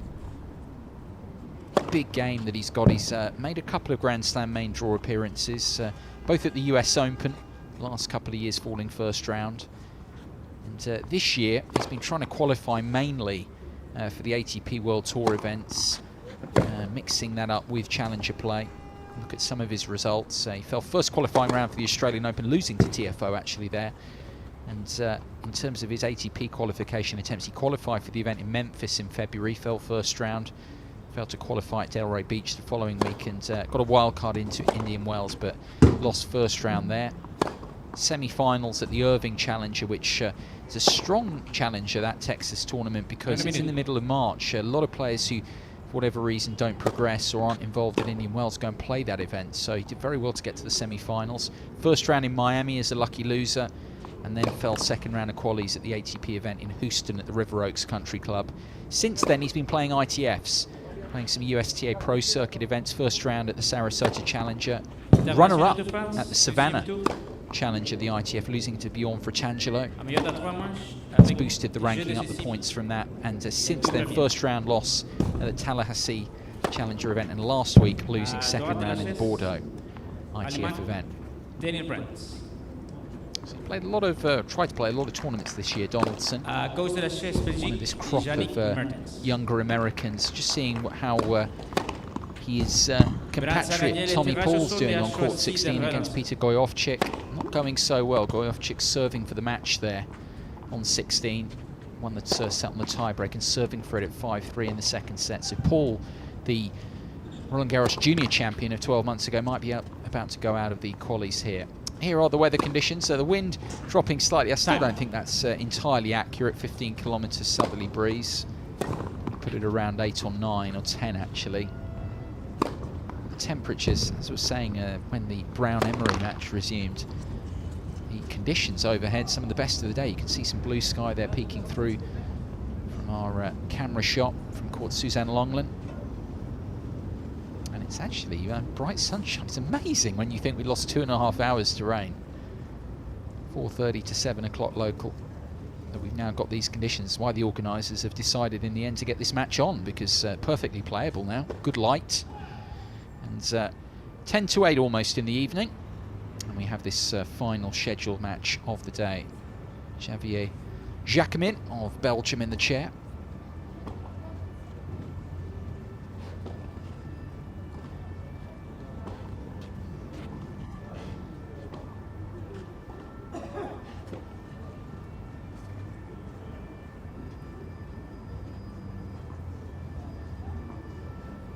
Here we are then.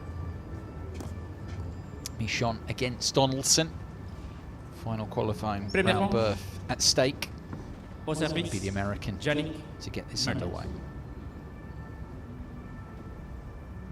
Ready? Play.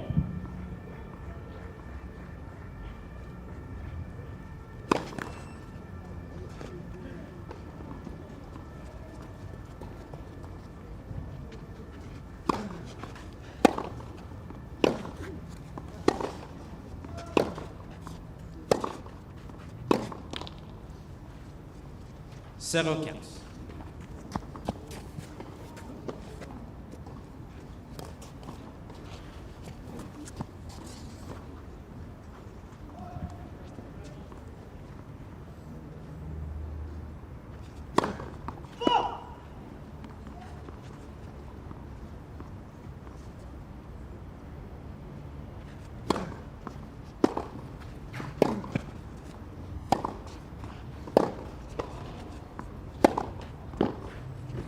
Big ball striking early on. 0-30.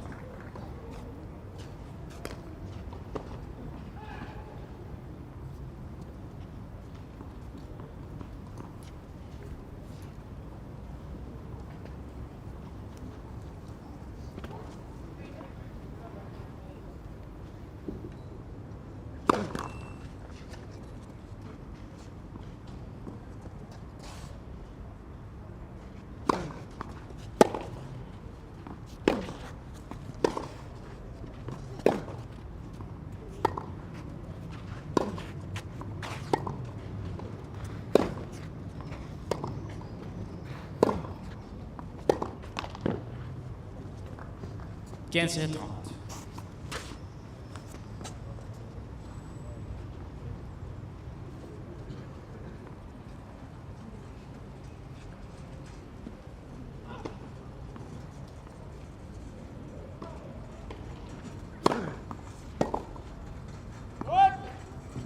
Trente.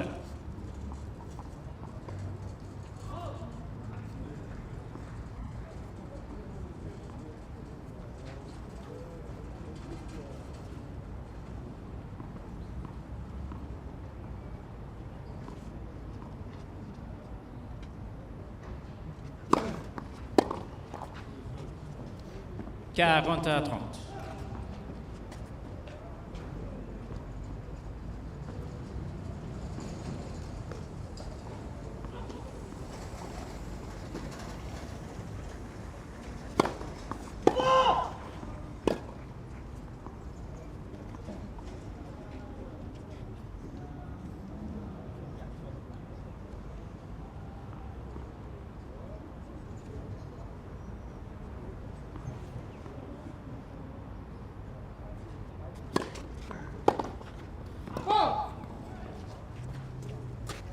Mertens. Primeiro.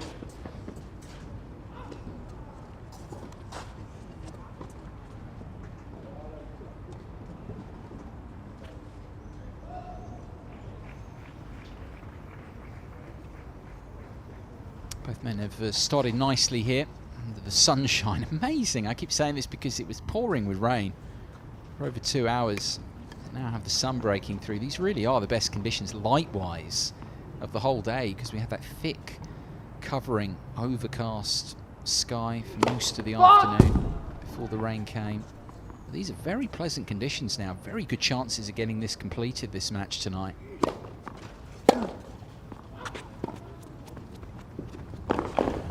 It's a lovely little drop shot, deft touch.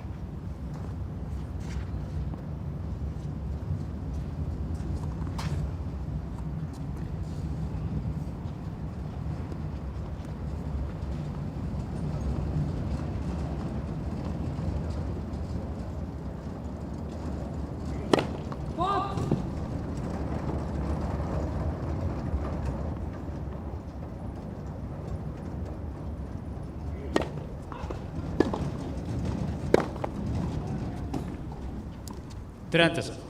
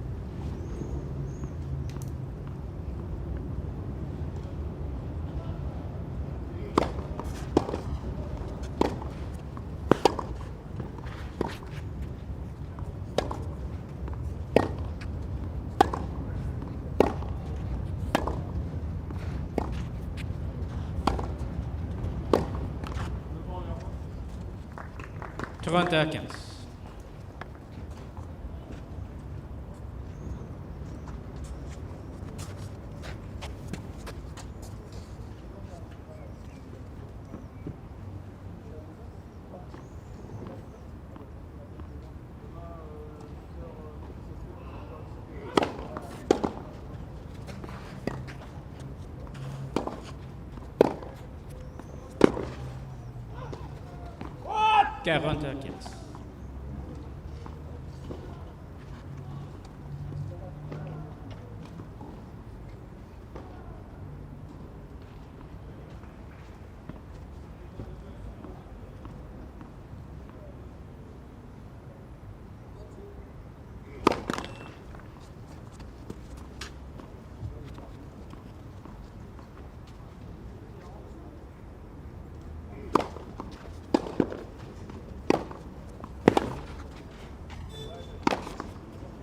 Je prête. Ah, j'ai parti.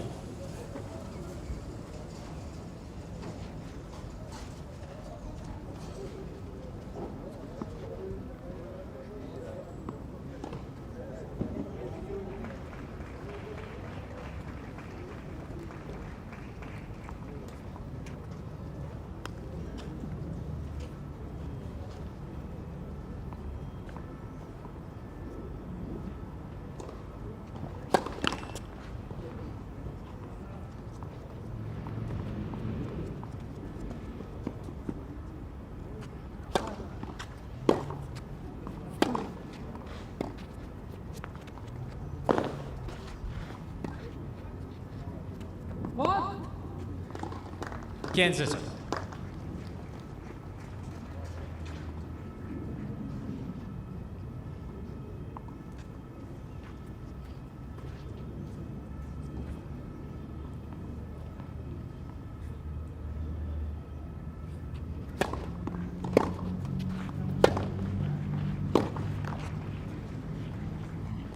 Trente-zéro.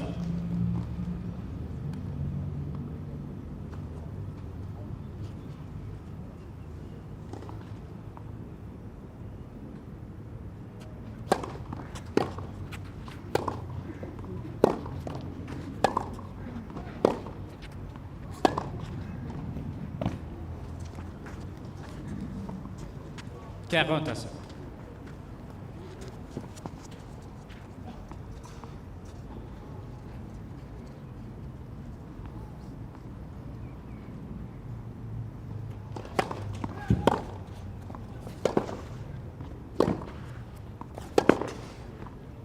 Je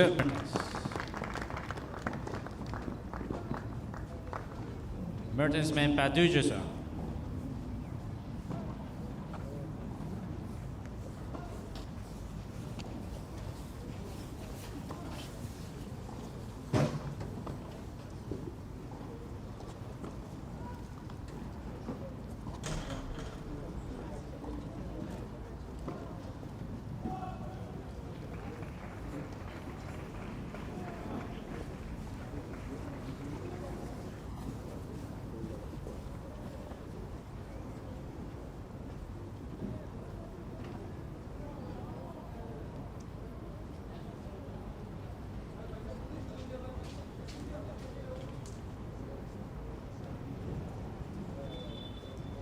Reprise.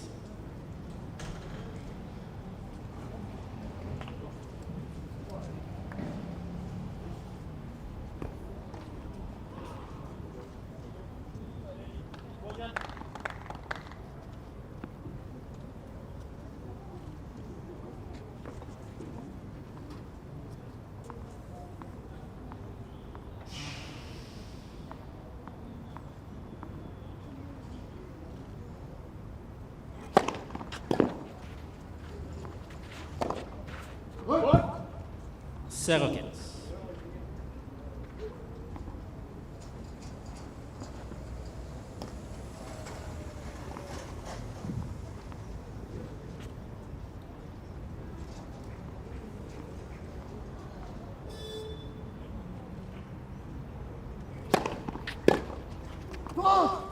Quinze.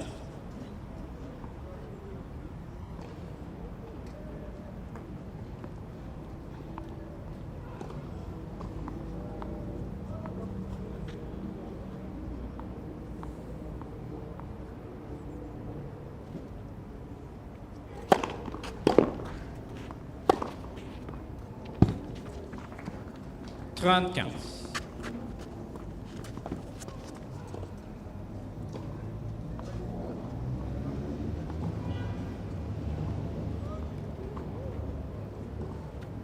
Such a big serve that Brands has got.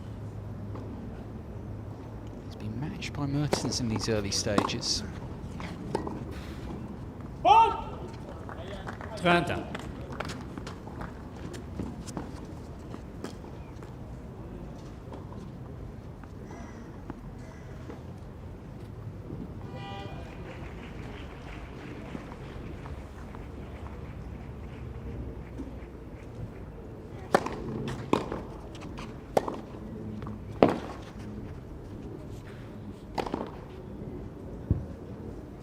Quarante à 30.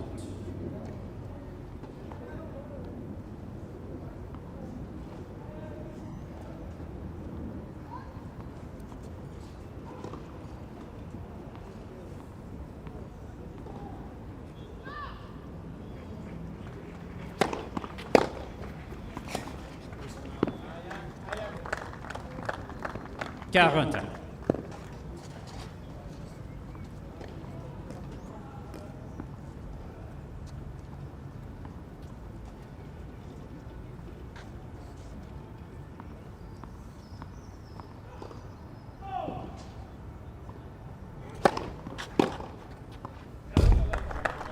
Avantage Mertens.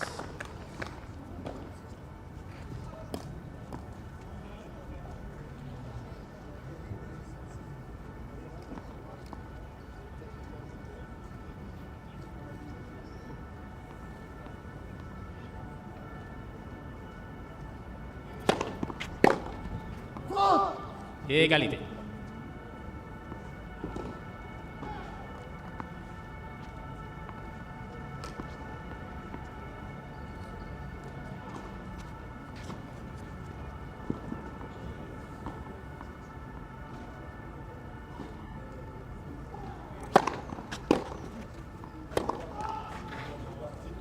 Avantage Mertens. So breakpoint chance here for Mertens.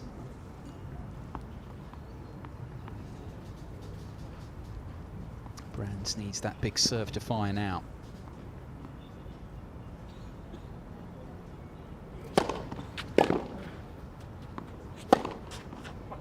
Fire it does. It gives him the shorter ball. He loves that play, the German.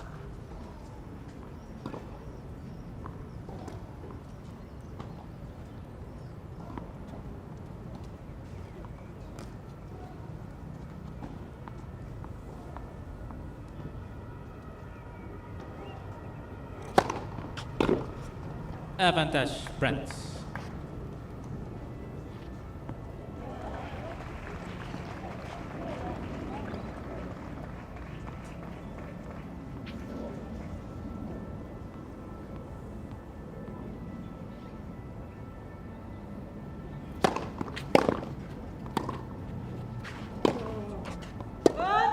Brands.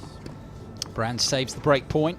Mertens frustrated again as the It's up at 2-all, first set.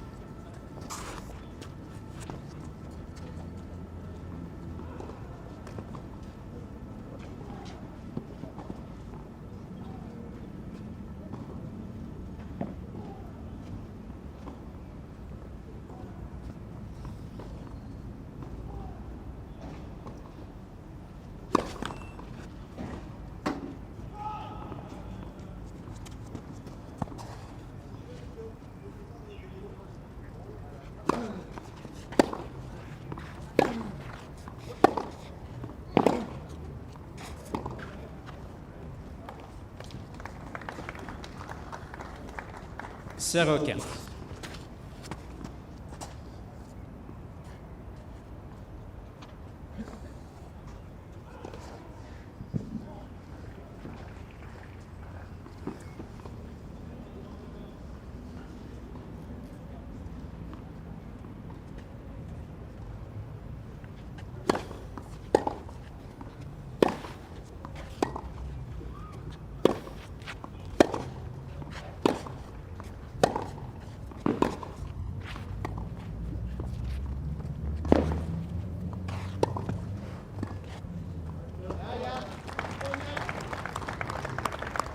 Started nicely, hasn't he, Mertens?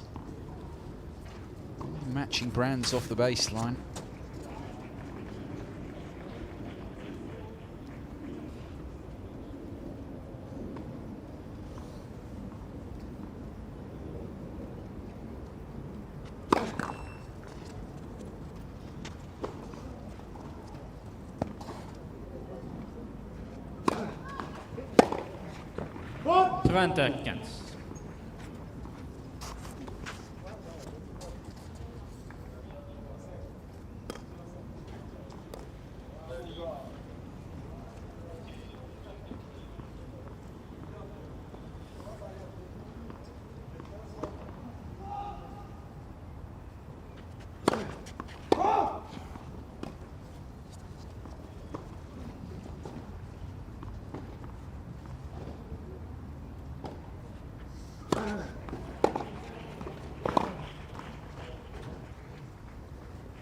Trenta.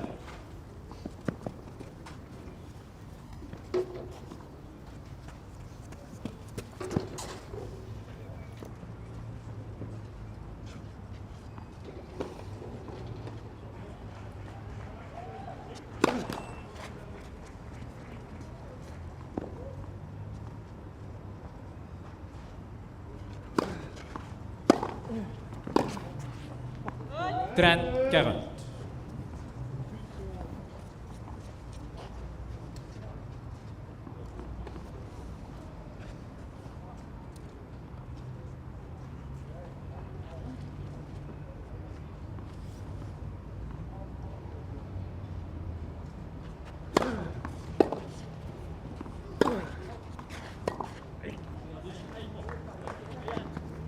Quarante.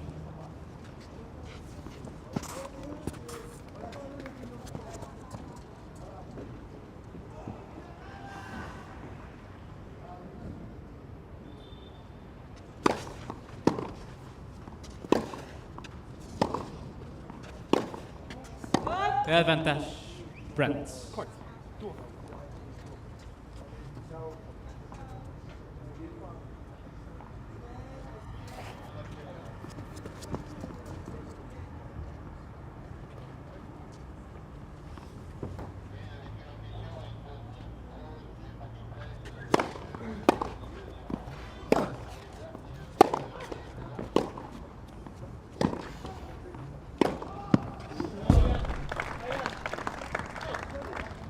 Égalité.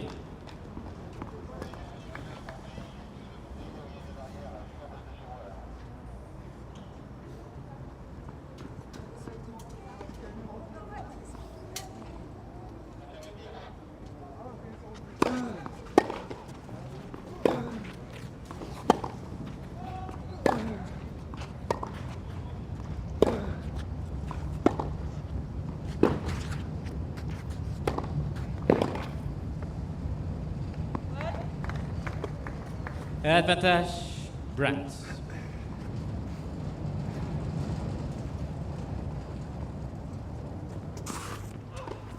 Saved a break point, of course, Brands in his last service game. Chance now to get what would be the first break of this one.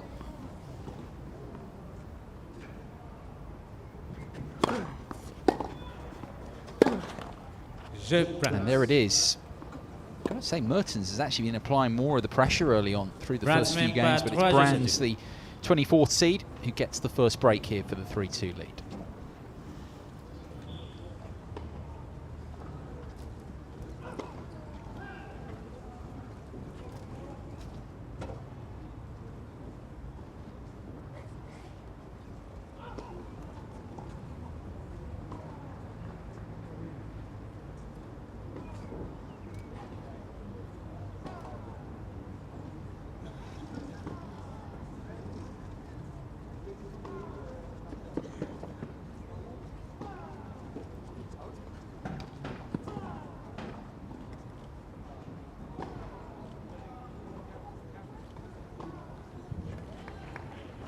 Reprise.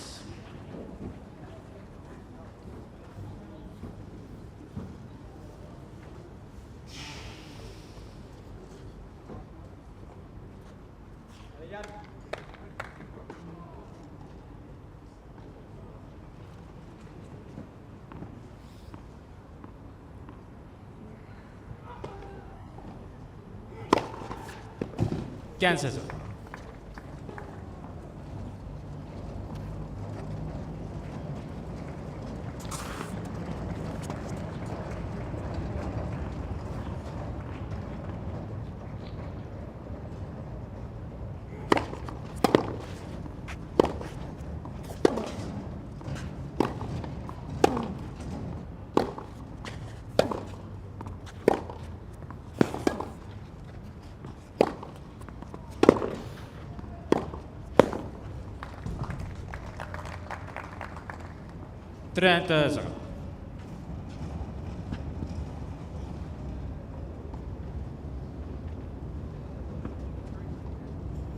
Starting to impose himself more and more, Brands.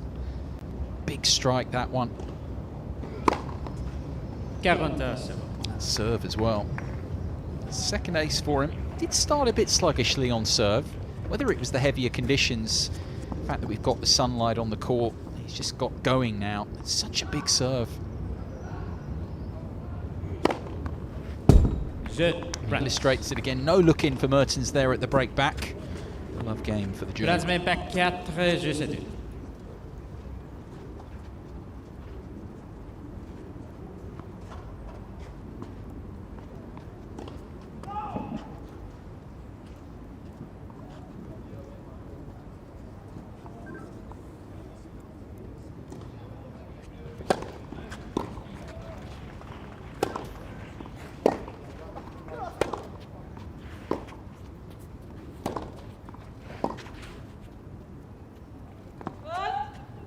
Johansson.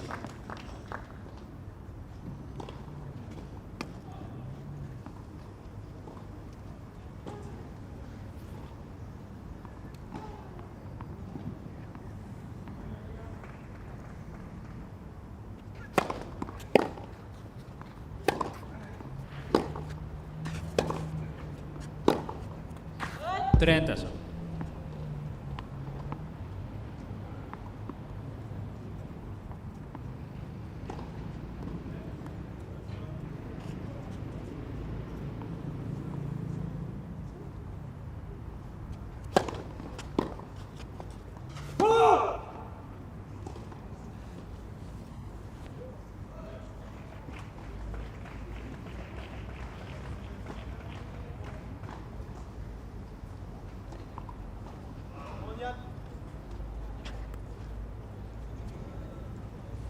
Let's have a look at the umpire.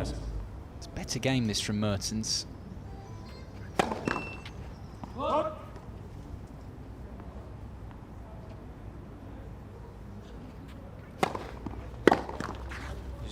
Mertens. Balle never ramassé, s'il vous plaît. So the love game for Mertens. Just the one break still in this one through 7 completed games. Brands at 4-3.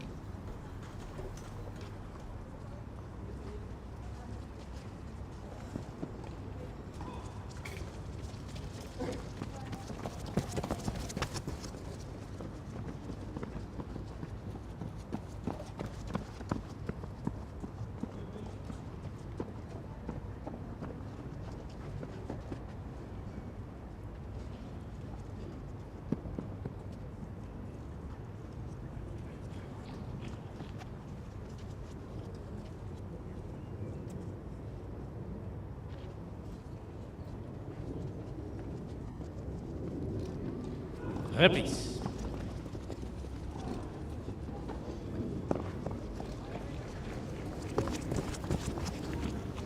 .24 minutes played in this match, which has been moved from court 14 to here on court 6. New balls for Daniel Brands, who's secured the one break of serve so far here. 4-3 the lead for the German. First set.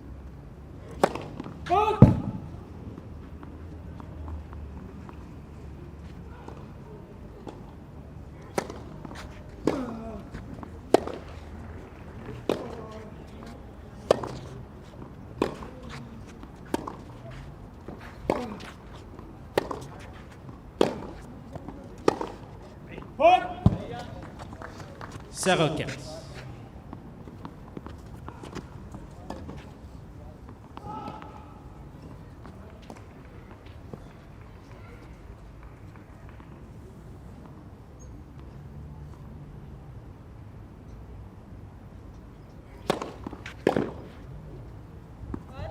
Quinze.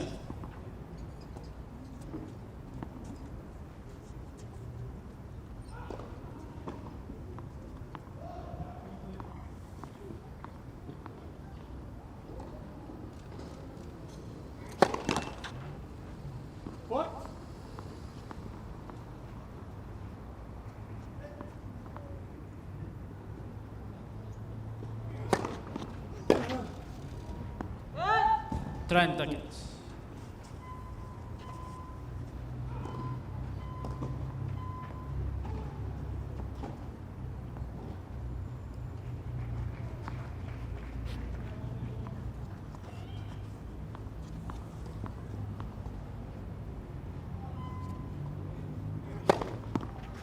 Correction.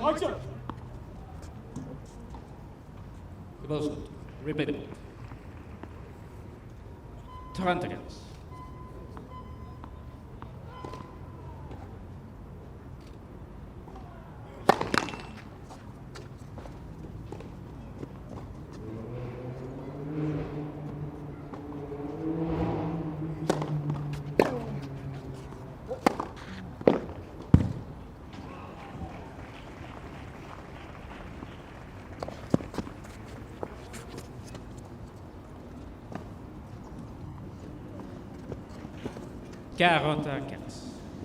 Again, a big forehand of Brands doing the damage. It's been the case in the last few games, allowed him to open up this lead.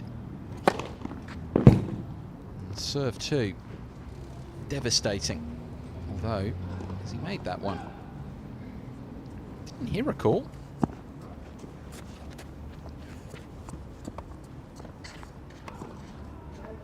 It is good, he's getting rid of the balls. Mais pas 5 jeux à 3. 5-3 for Brands now.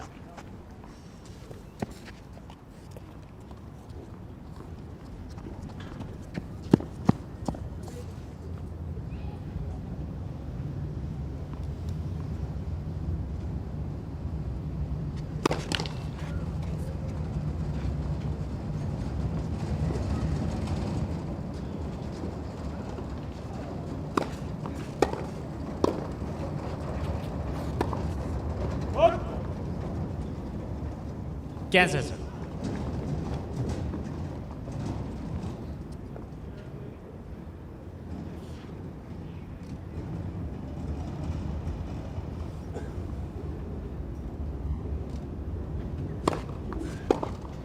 What? 37.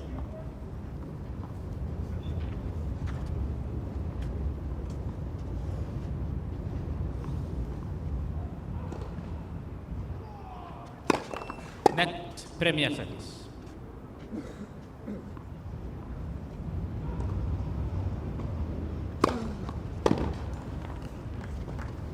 Quarante à 7.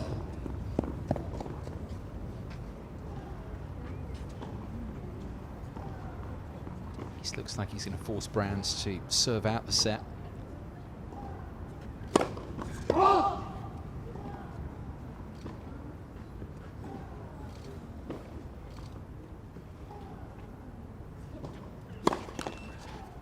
41-15.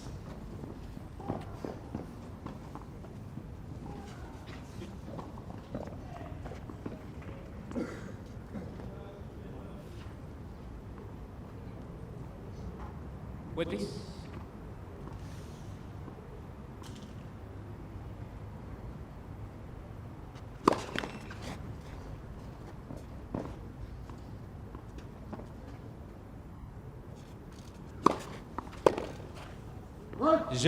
Mertens. Mertens holds and Brands to serve the opening set shortly at 5-4.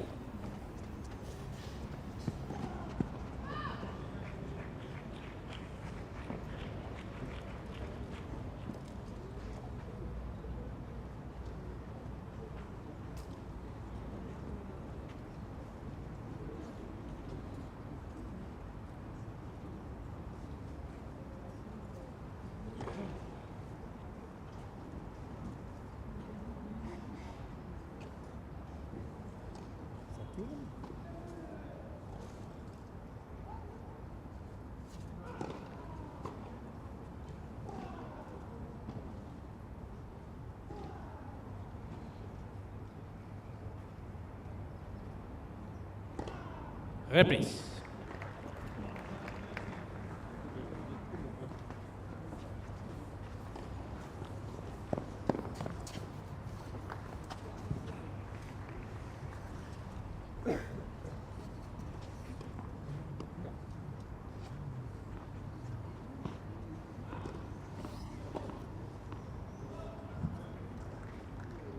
Serving for the set, Brands, 5-4. I think he thinks he's made this. He's served 4 aces already. Went for the slider. Umpire's down to have a look. Just wide, he's saying.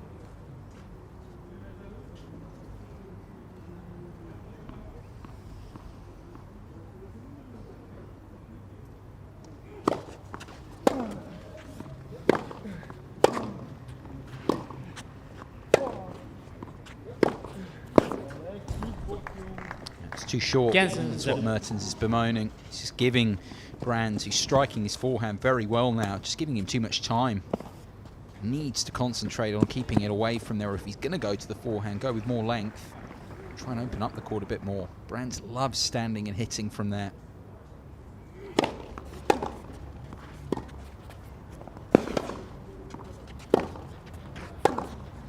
Good. 30-0.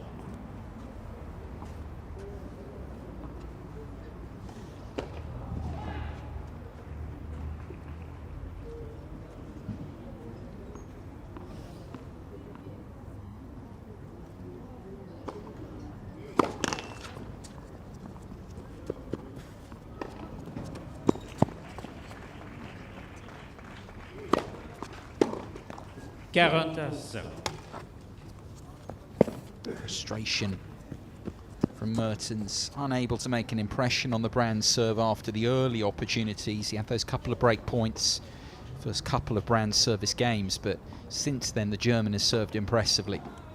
3 set points.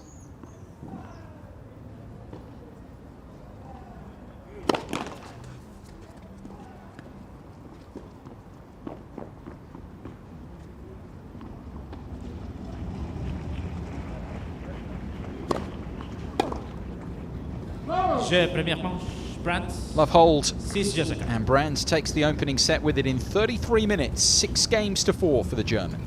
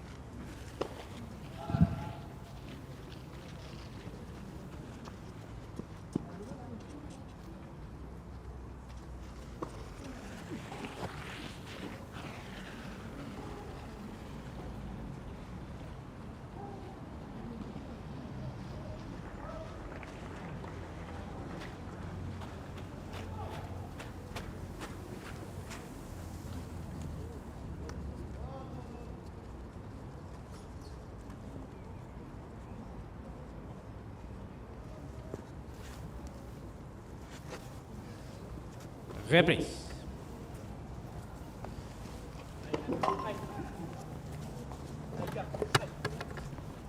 Incredible the conditions here now.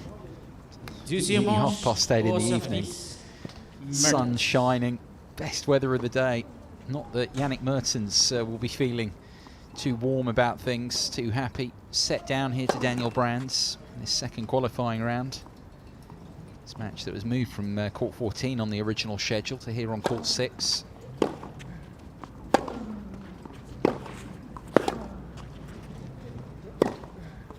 And this is the problem for Mertens. How does he keep the ball away from the Brands forehand? That shot is winning this match, and winning it fairly comfortably now. Just dictating, dominating with that shot.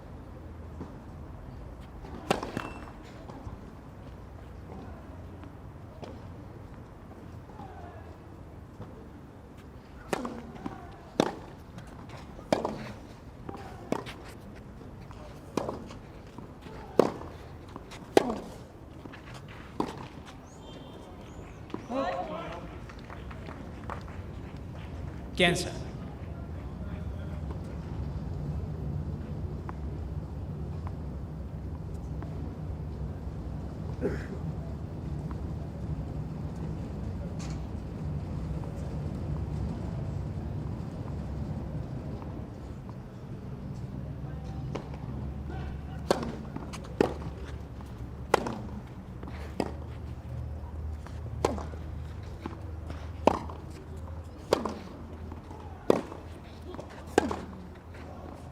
Cancer 30.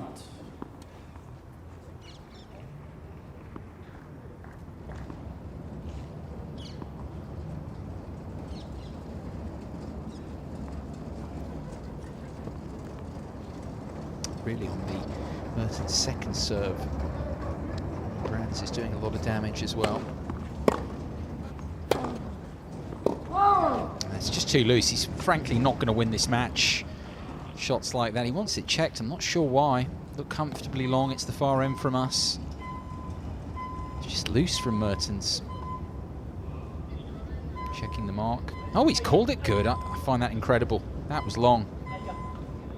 Disagree with the umpire there entirely. Point to be replayed. It's an interesting call, has to be said. Mertens looking to take full advantage of it. Could have been double break point down now, 30 all.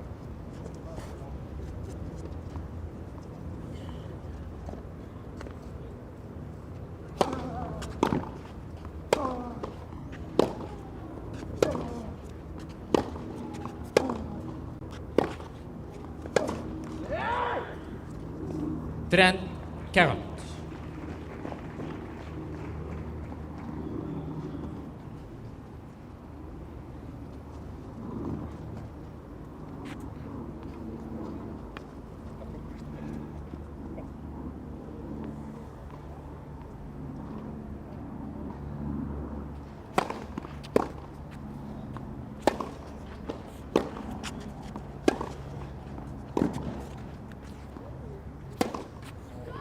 Jeu Brands. Premier jeu, deuxième manche. Brands getting the early break then, on top of this one now, the German.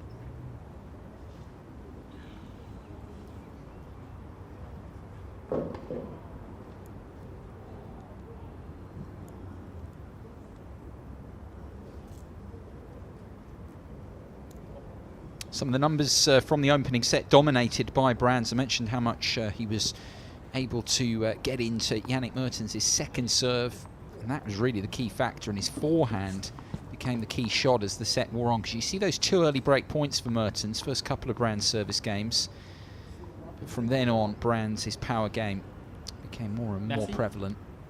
Merci.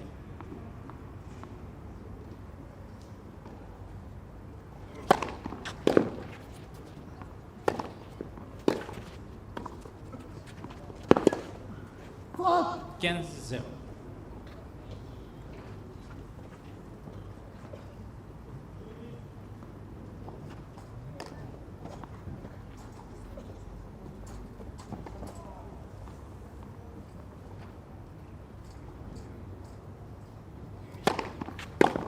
30-0.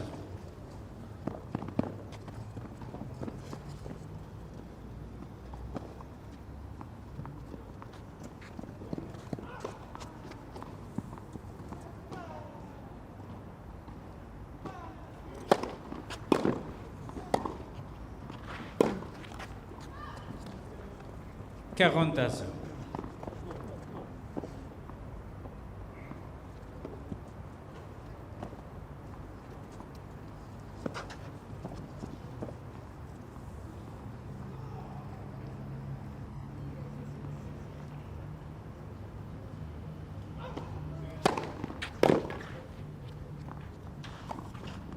Jeu Brands. Brands mène par 2 jeux à 0. Quick, easy hold, and this match is only going one way at the moment.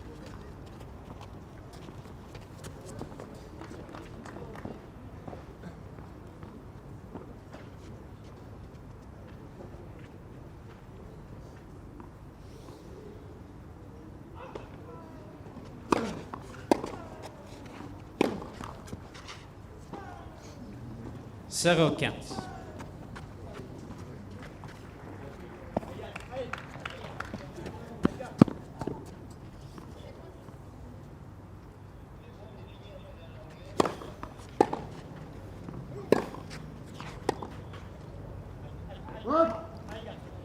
Quinze.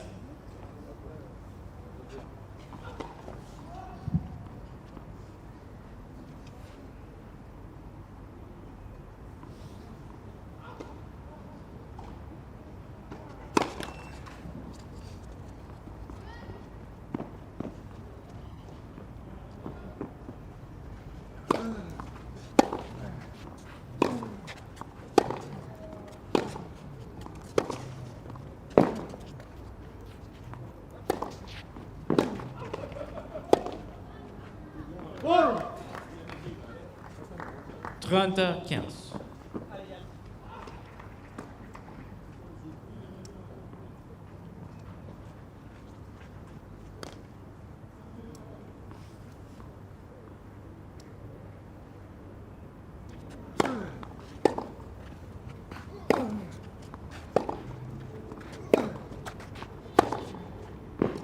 Quarante 15.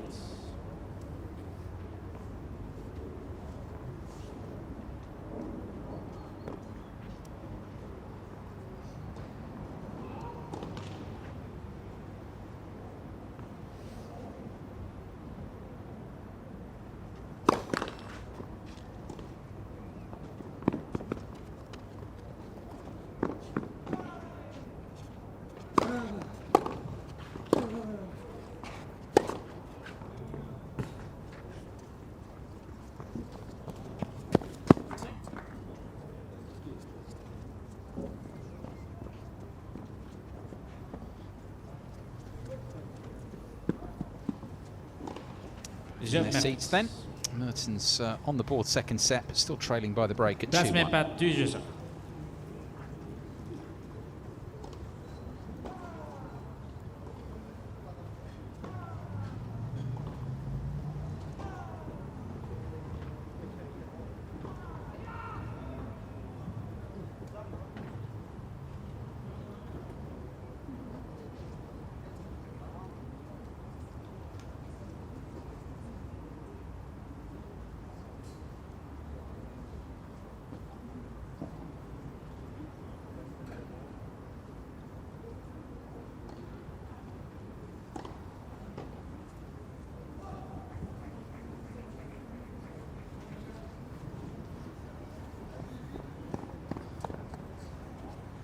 Reprise.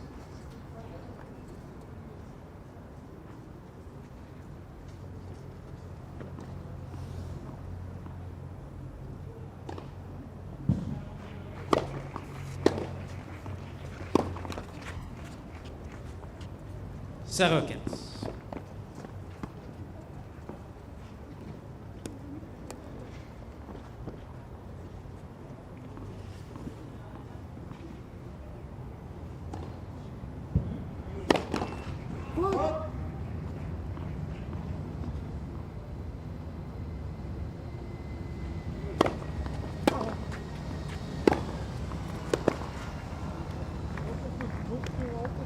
15.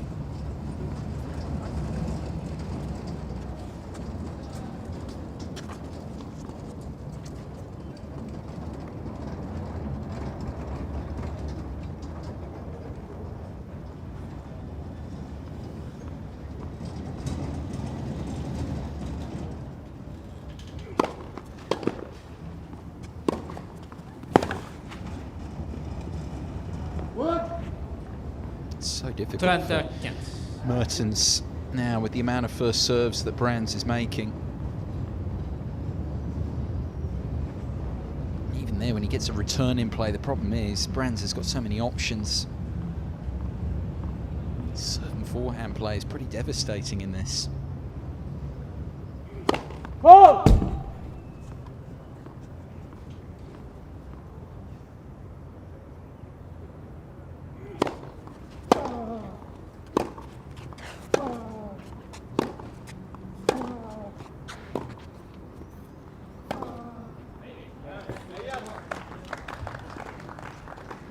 Trenta.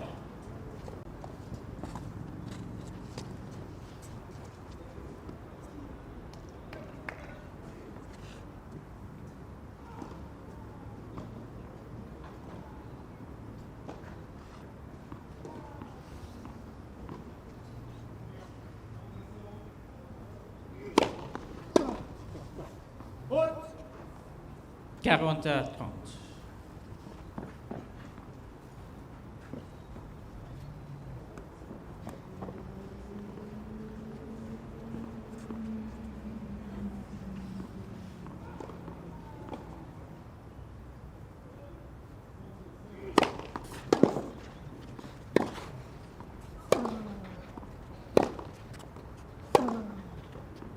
Je Brands. Brands mène pas 3 jeux à 1. Tested a bit more than he has been lately, but he's got that big serve in his locker, and it returns to help him out from 30-all. Doing the job here, the German, setting 3-1.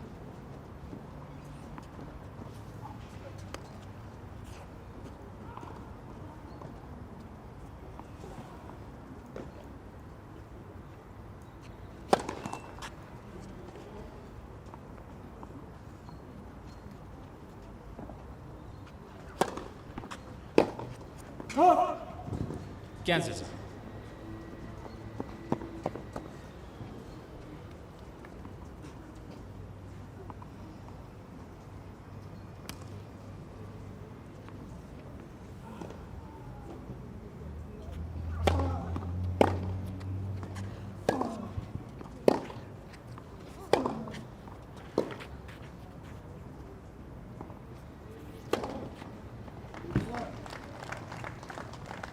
Front 7.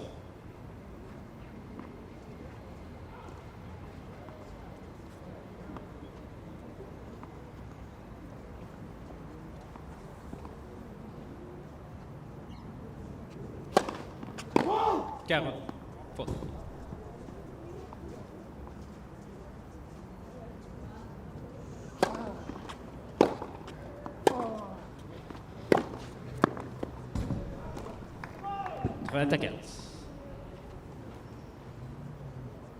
Brands just keen to stay on top of Mertens here, maybe get another break and try and get this done. I know the weather's good and it's 20 to 9 in the evening, but I'd rather get this done, obviously, and get back off and get into recovery mode for his final round.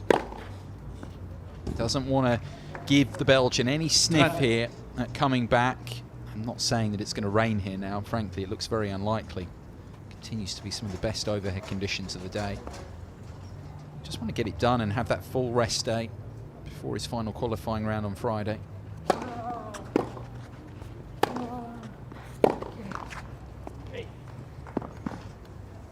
Quarante à 30.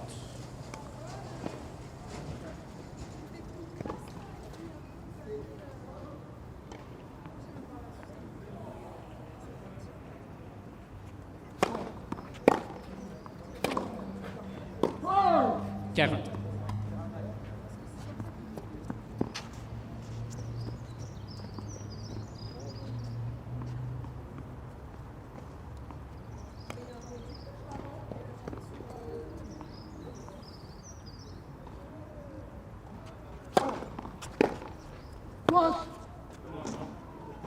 Avantage Mertens.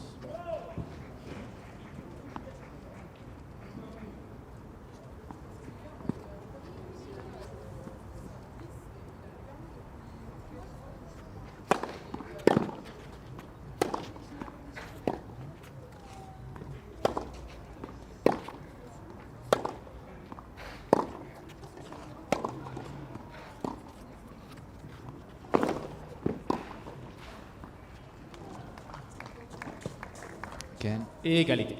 coming out on top, Brands, looking for this second break of serve. Back at this point here, lovely little change up on the backhand side. Mertens anticipating it, but you just sense Brands was waiting for that. He'd made the move across to his forehand. He was expecting it cross-court from the Belgian.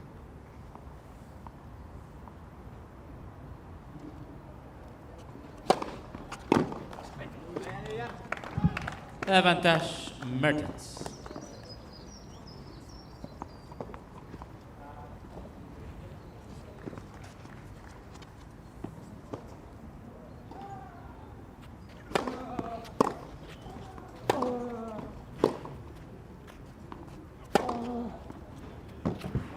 For once, Mertens able to get a bit of extra pop through the forehand. Saw a lot of that from Brands, but it's Mertens who holds again and trails still by a set and a break.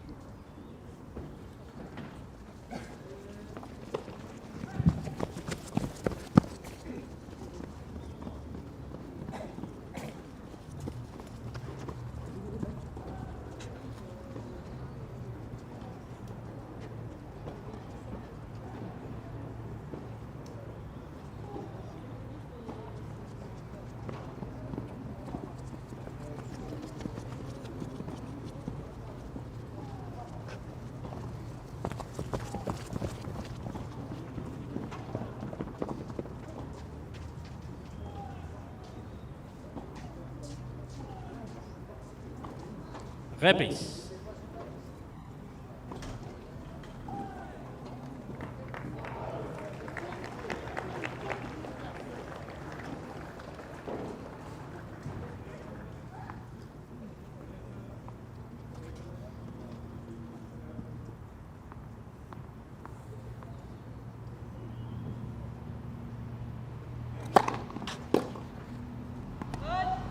Quinze 0.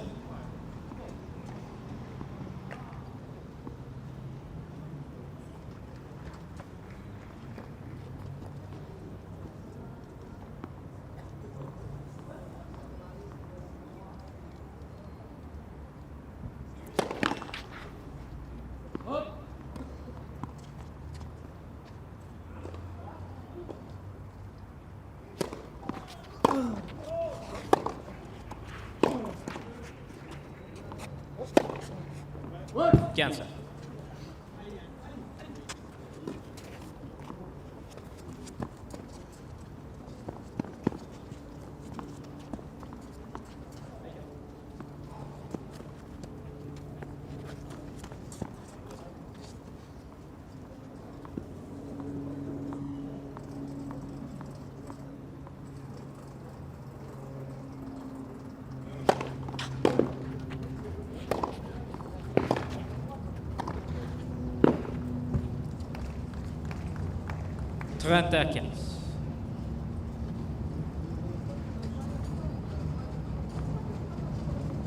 Just a matter of getting this done really now for Brands, continuing to serve the way, make the high percentage of first serves that he's been doing throughout the contest. That's really all it's going to require. He's got the greater weaponry, greater firepower. He does that. Don't see how Mertens gets back into it. If the Belgian can get a few more second serves to look at, can be a different story.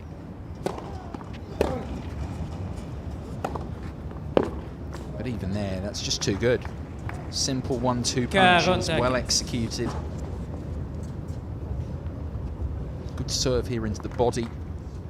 Mertens not able to get hold of the return. And all that time and space.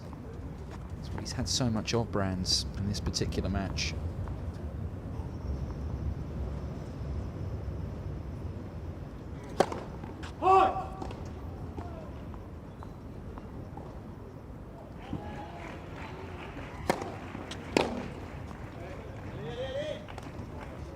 Quarante à 30.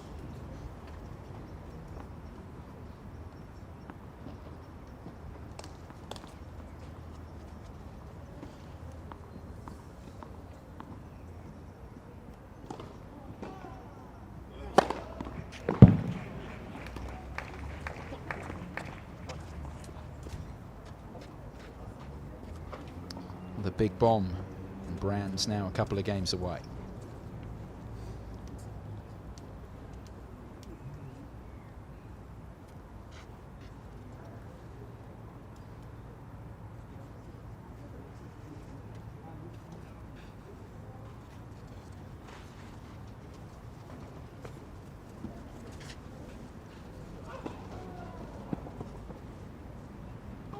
Je plante. Balle neuf, commencez s'il vous plaît. Brasse même pas 4, juste 2.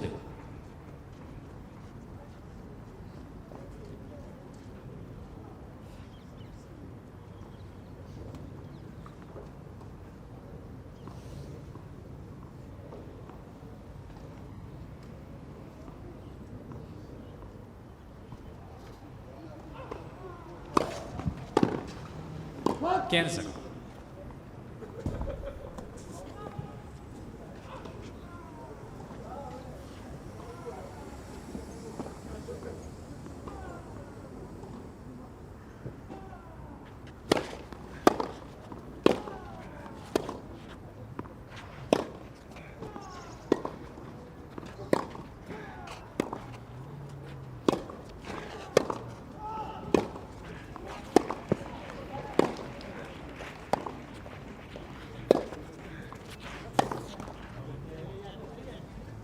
Mixing it up a bit better that time, Mertens. Sending a lot of traffic into the Brands backhand. Going into the backhand to go to the forehand, if you like. And that's interesting. Hasn't done that enough, really.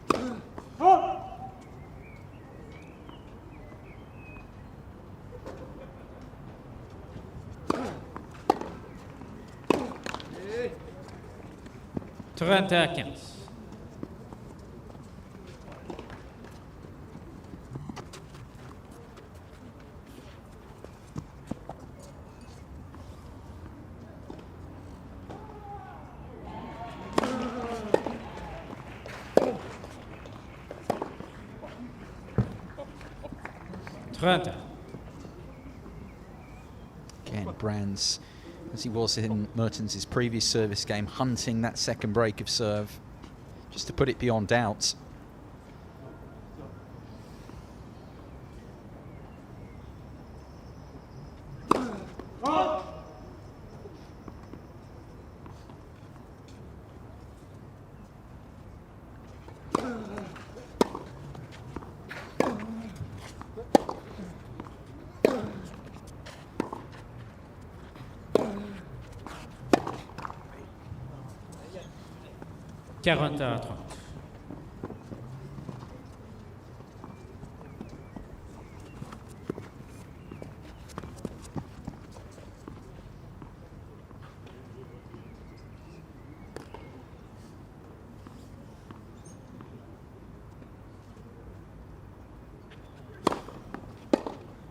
Je Mertens.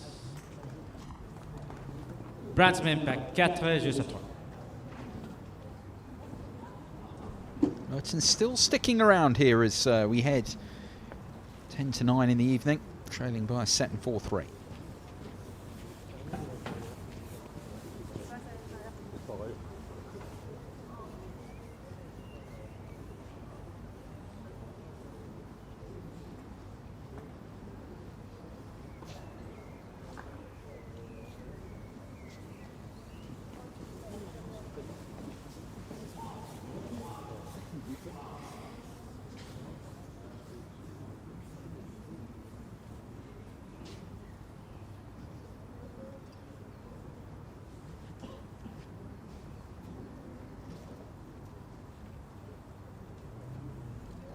Reprise.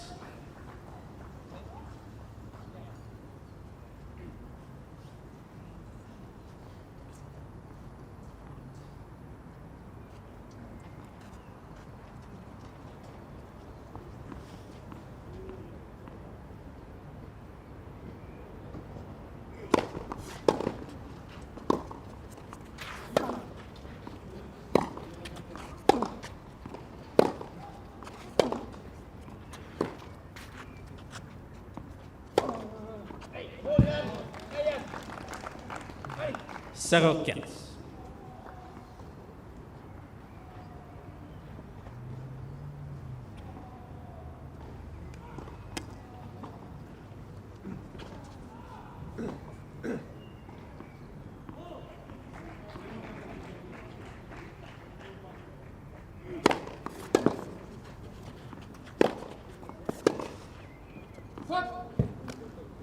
Cancel.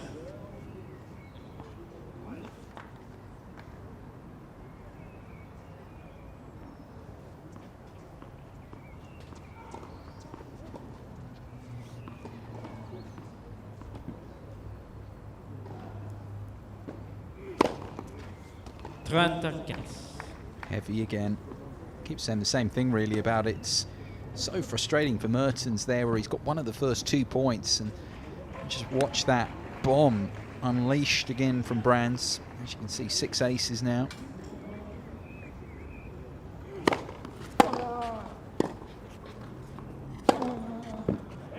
Has got himself to 30 all now, the Belgian. Got a bit of extra time on the forehand, took it a little bit earlier as well. He's got a hope here is that Brands doesn't repeat the dose, that he can get a second serve to look at.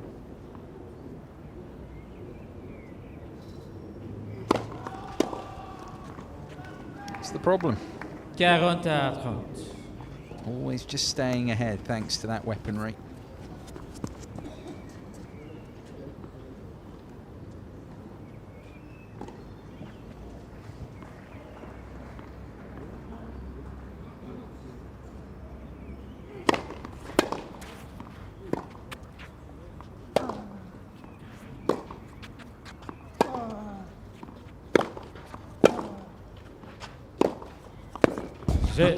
Absolutely devastating.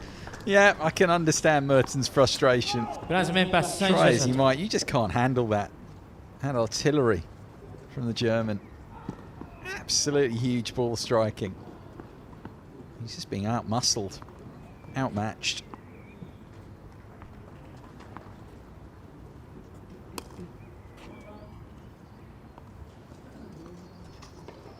Serving to stay in this second qualifying round then, Yannick Mertens, 3-5.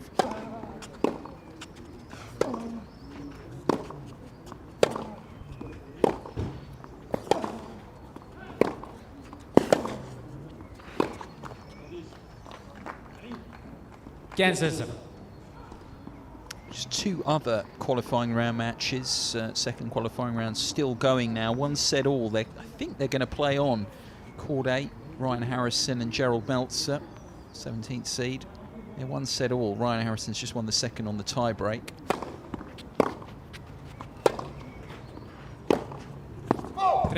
The light's actually still reasonably good. It's not as good as it was an hour ago. Now, of course, it's nearly 9 o'clock. There's one other match I didn't mention, court number 10, Karen Khachanov, the Russian, who was winning, of course, yesterday. He's 1 set all now with Sampa Montaña of Spain. Jordi Sampa Montaña on the first set. Khachanov with the second. There is a look at the position overhead. The light is starting to drop, but I think both of those matches, they may well feel they can still get the final set done.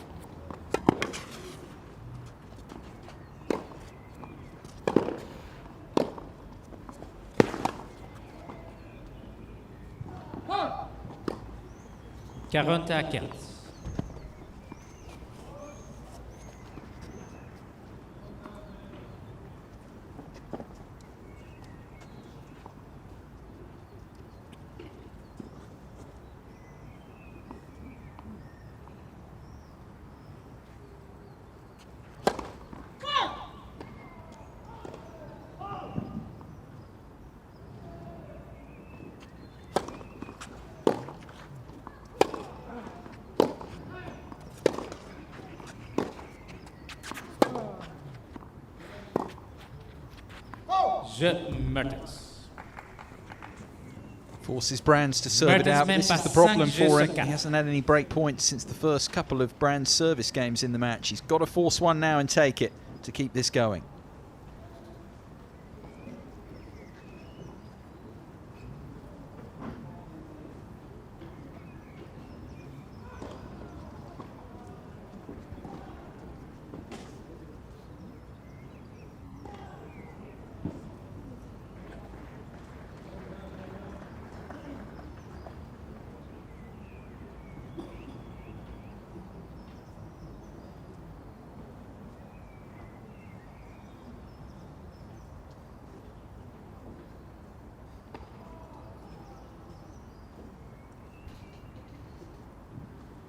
Reprise.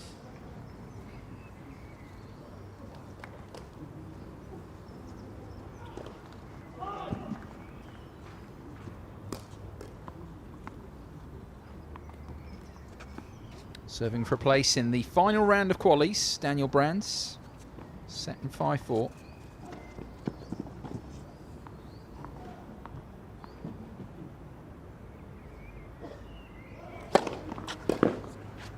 Kansas.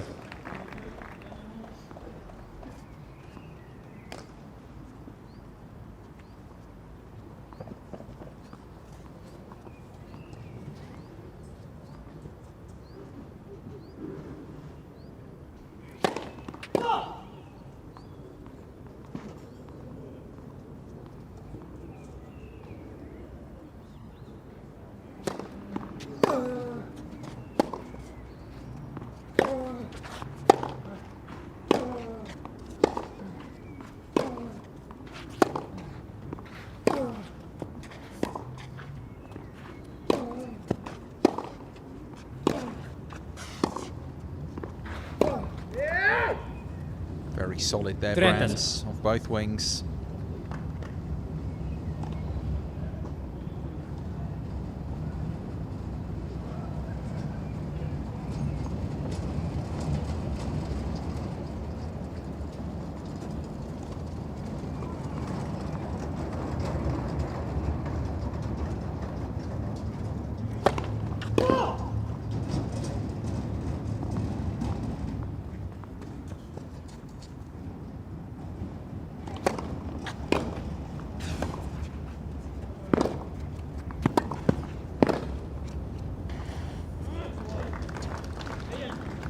À 15.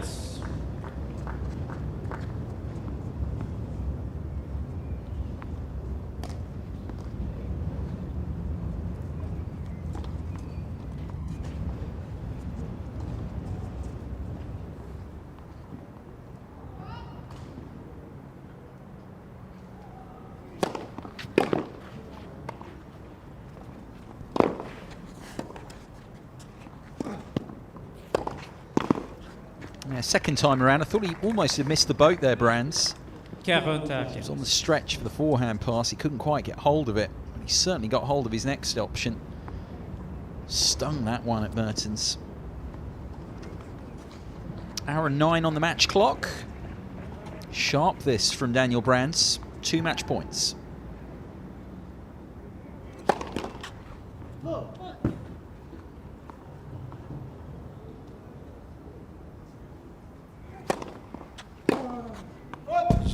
Just the one required. That's a very solid performance. He was tested in the first few games, but from then on, Daniel Brands too strong for Yannick Mertens here. A sharp win for the German, and he progresses through to the final round of qualies here in Paris. On fait le U, voilà, on fait tout, non? Hein? On fait le U.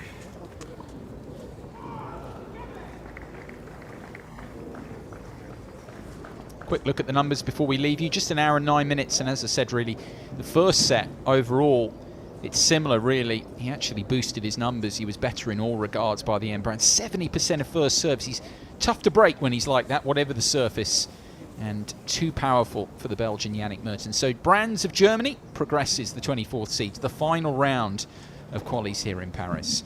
We thank you for your company as always. That brings to an end our coverage here on Wednesday from Stade Roland-Garros, but we'll be back with much more from 10 o'clock local time on Thursday morning. We'll leave you with images of Daniel Brands victorious in this second qualifying round. From myself, Guy McCree, and Pete Hodges and the rest of the team. As we say, thanks for your company. Hope you can join us again on Thursday for much more from this year's Roland-Garros qualifying. Good evening for now.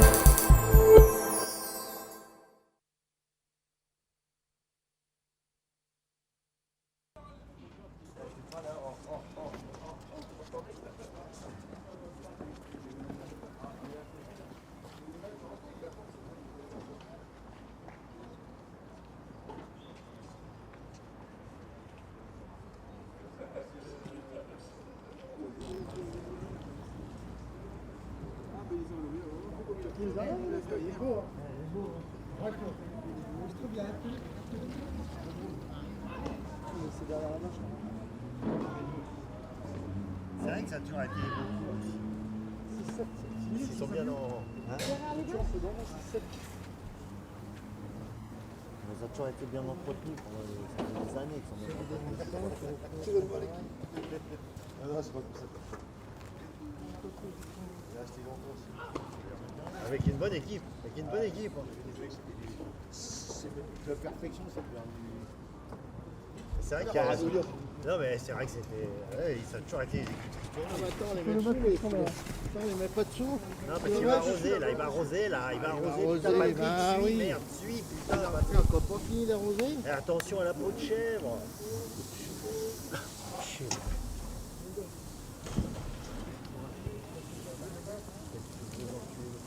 Ça a toujours été là, c'est toujours la même chose, ça n'a pas changé.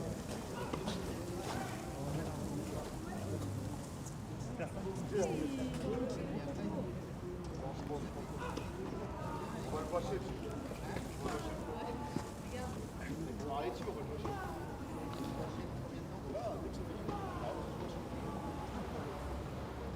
En un quart d'heure, c'est bon.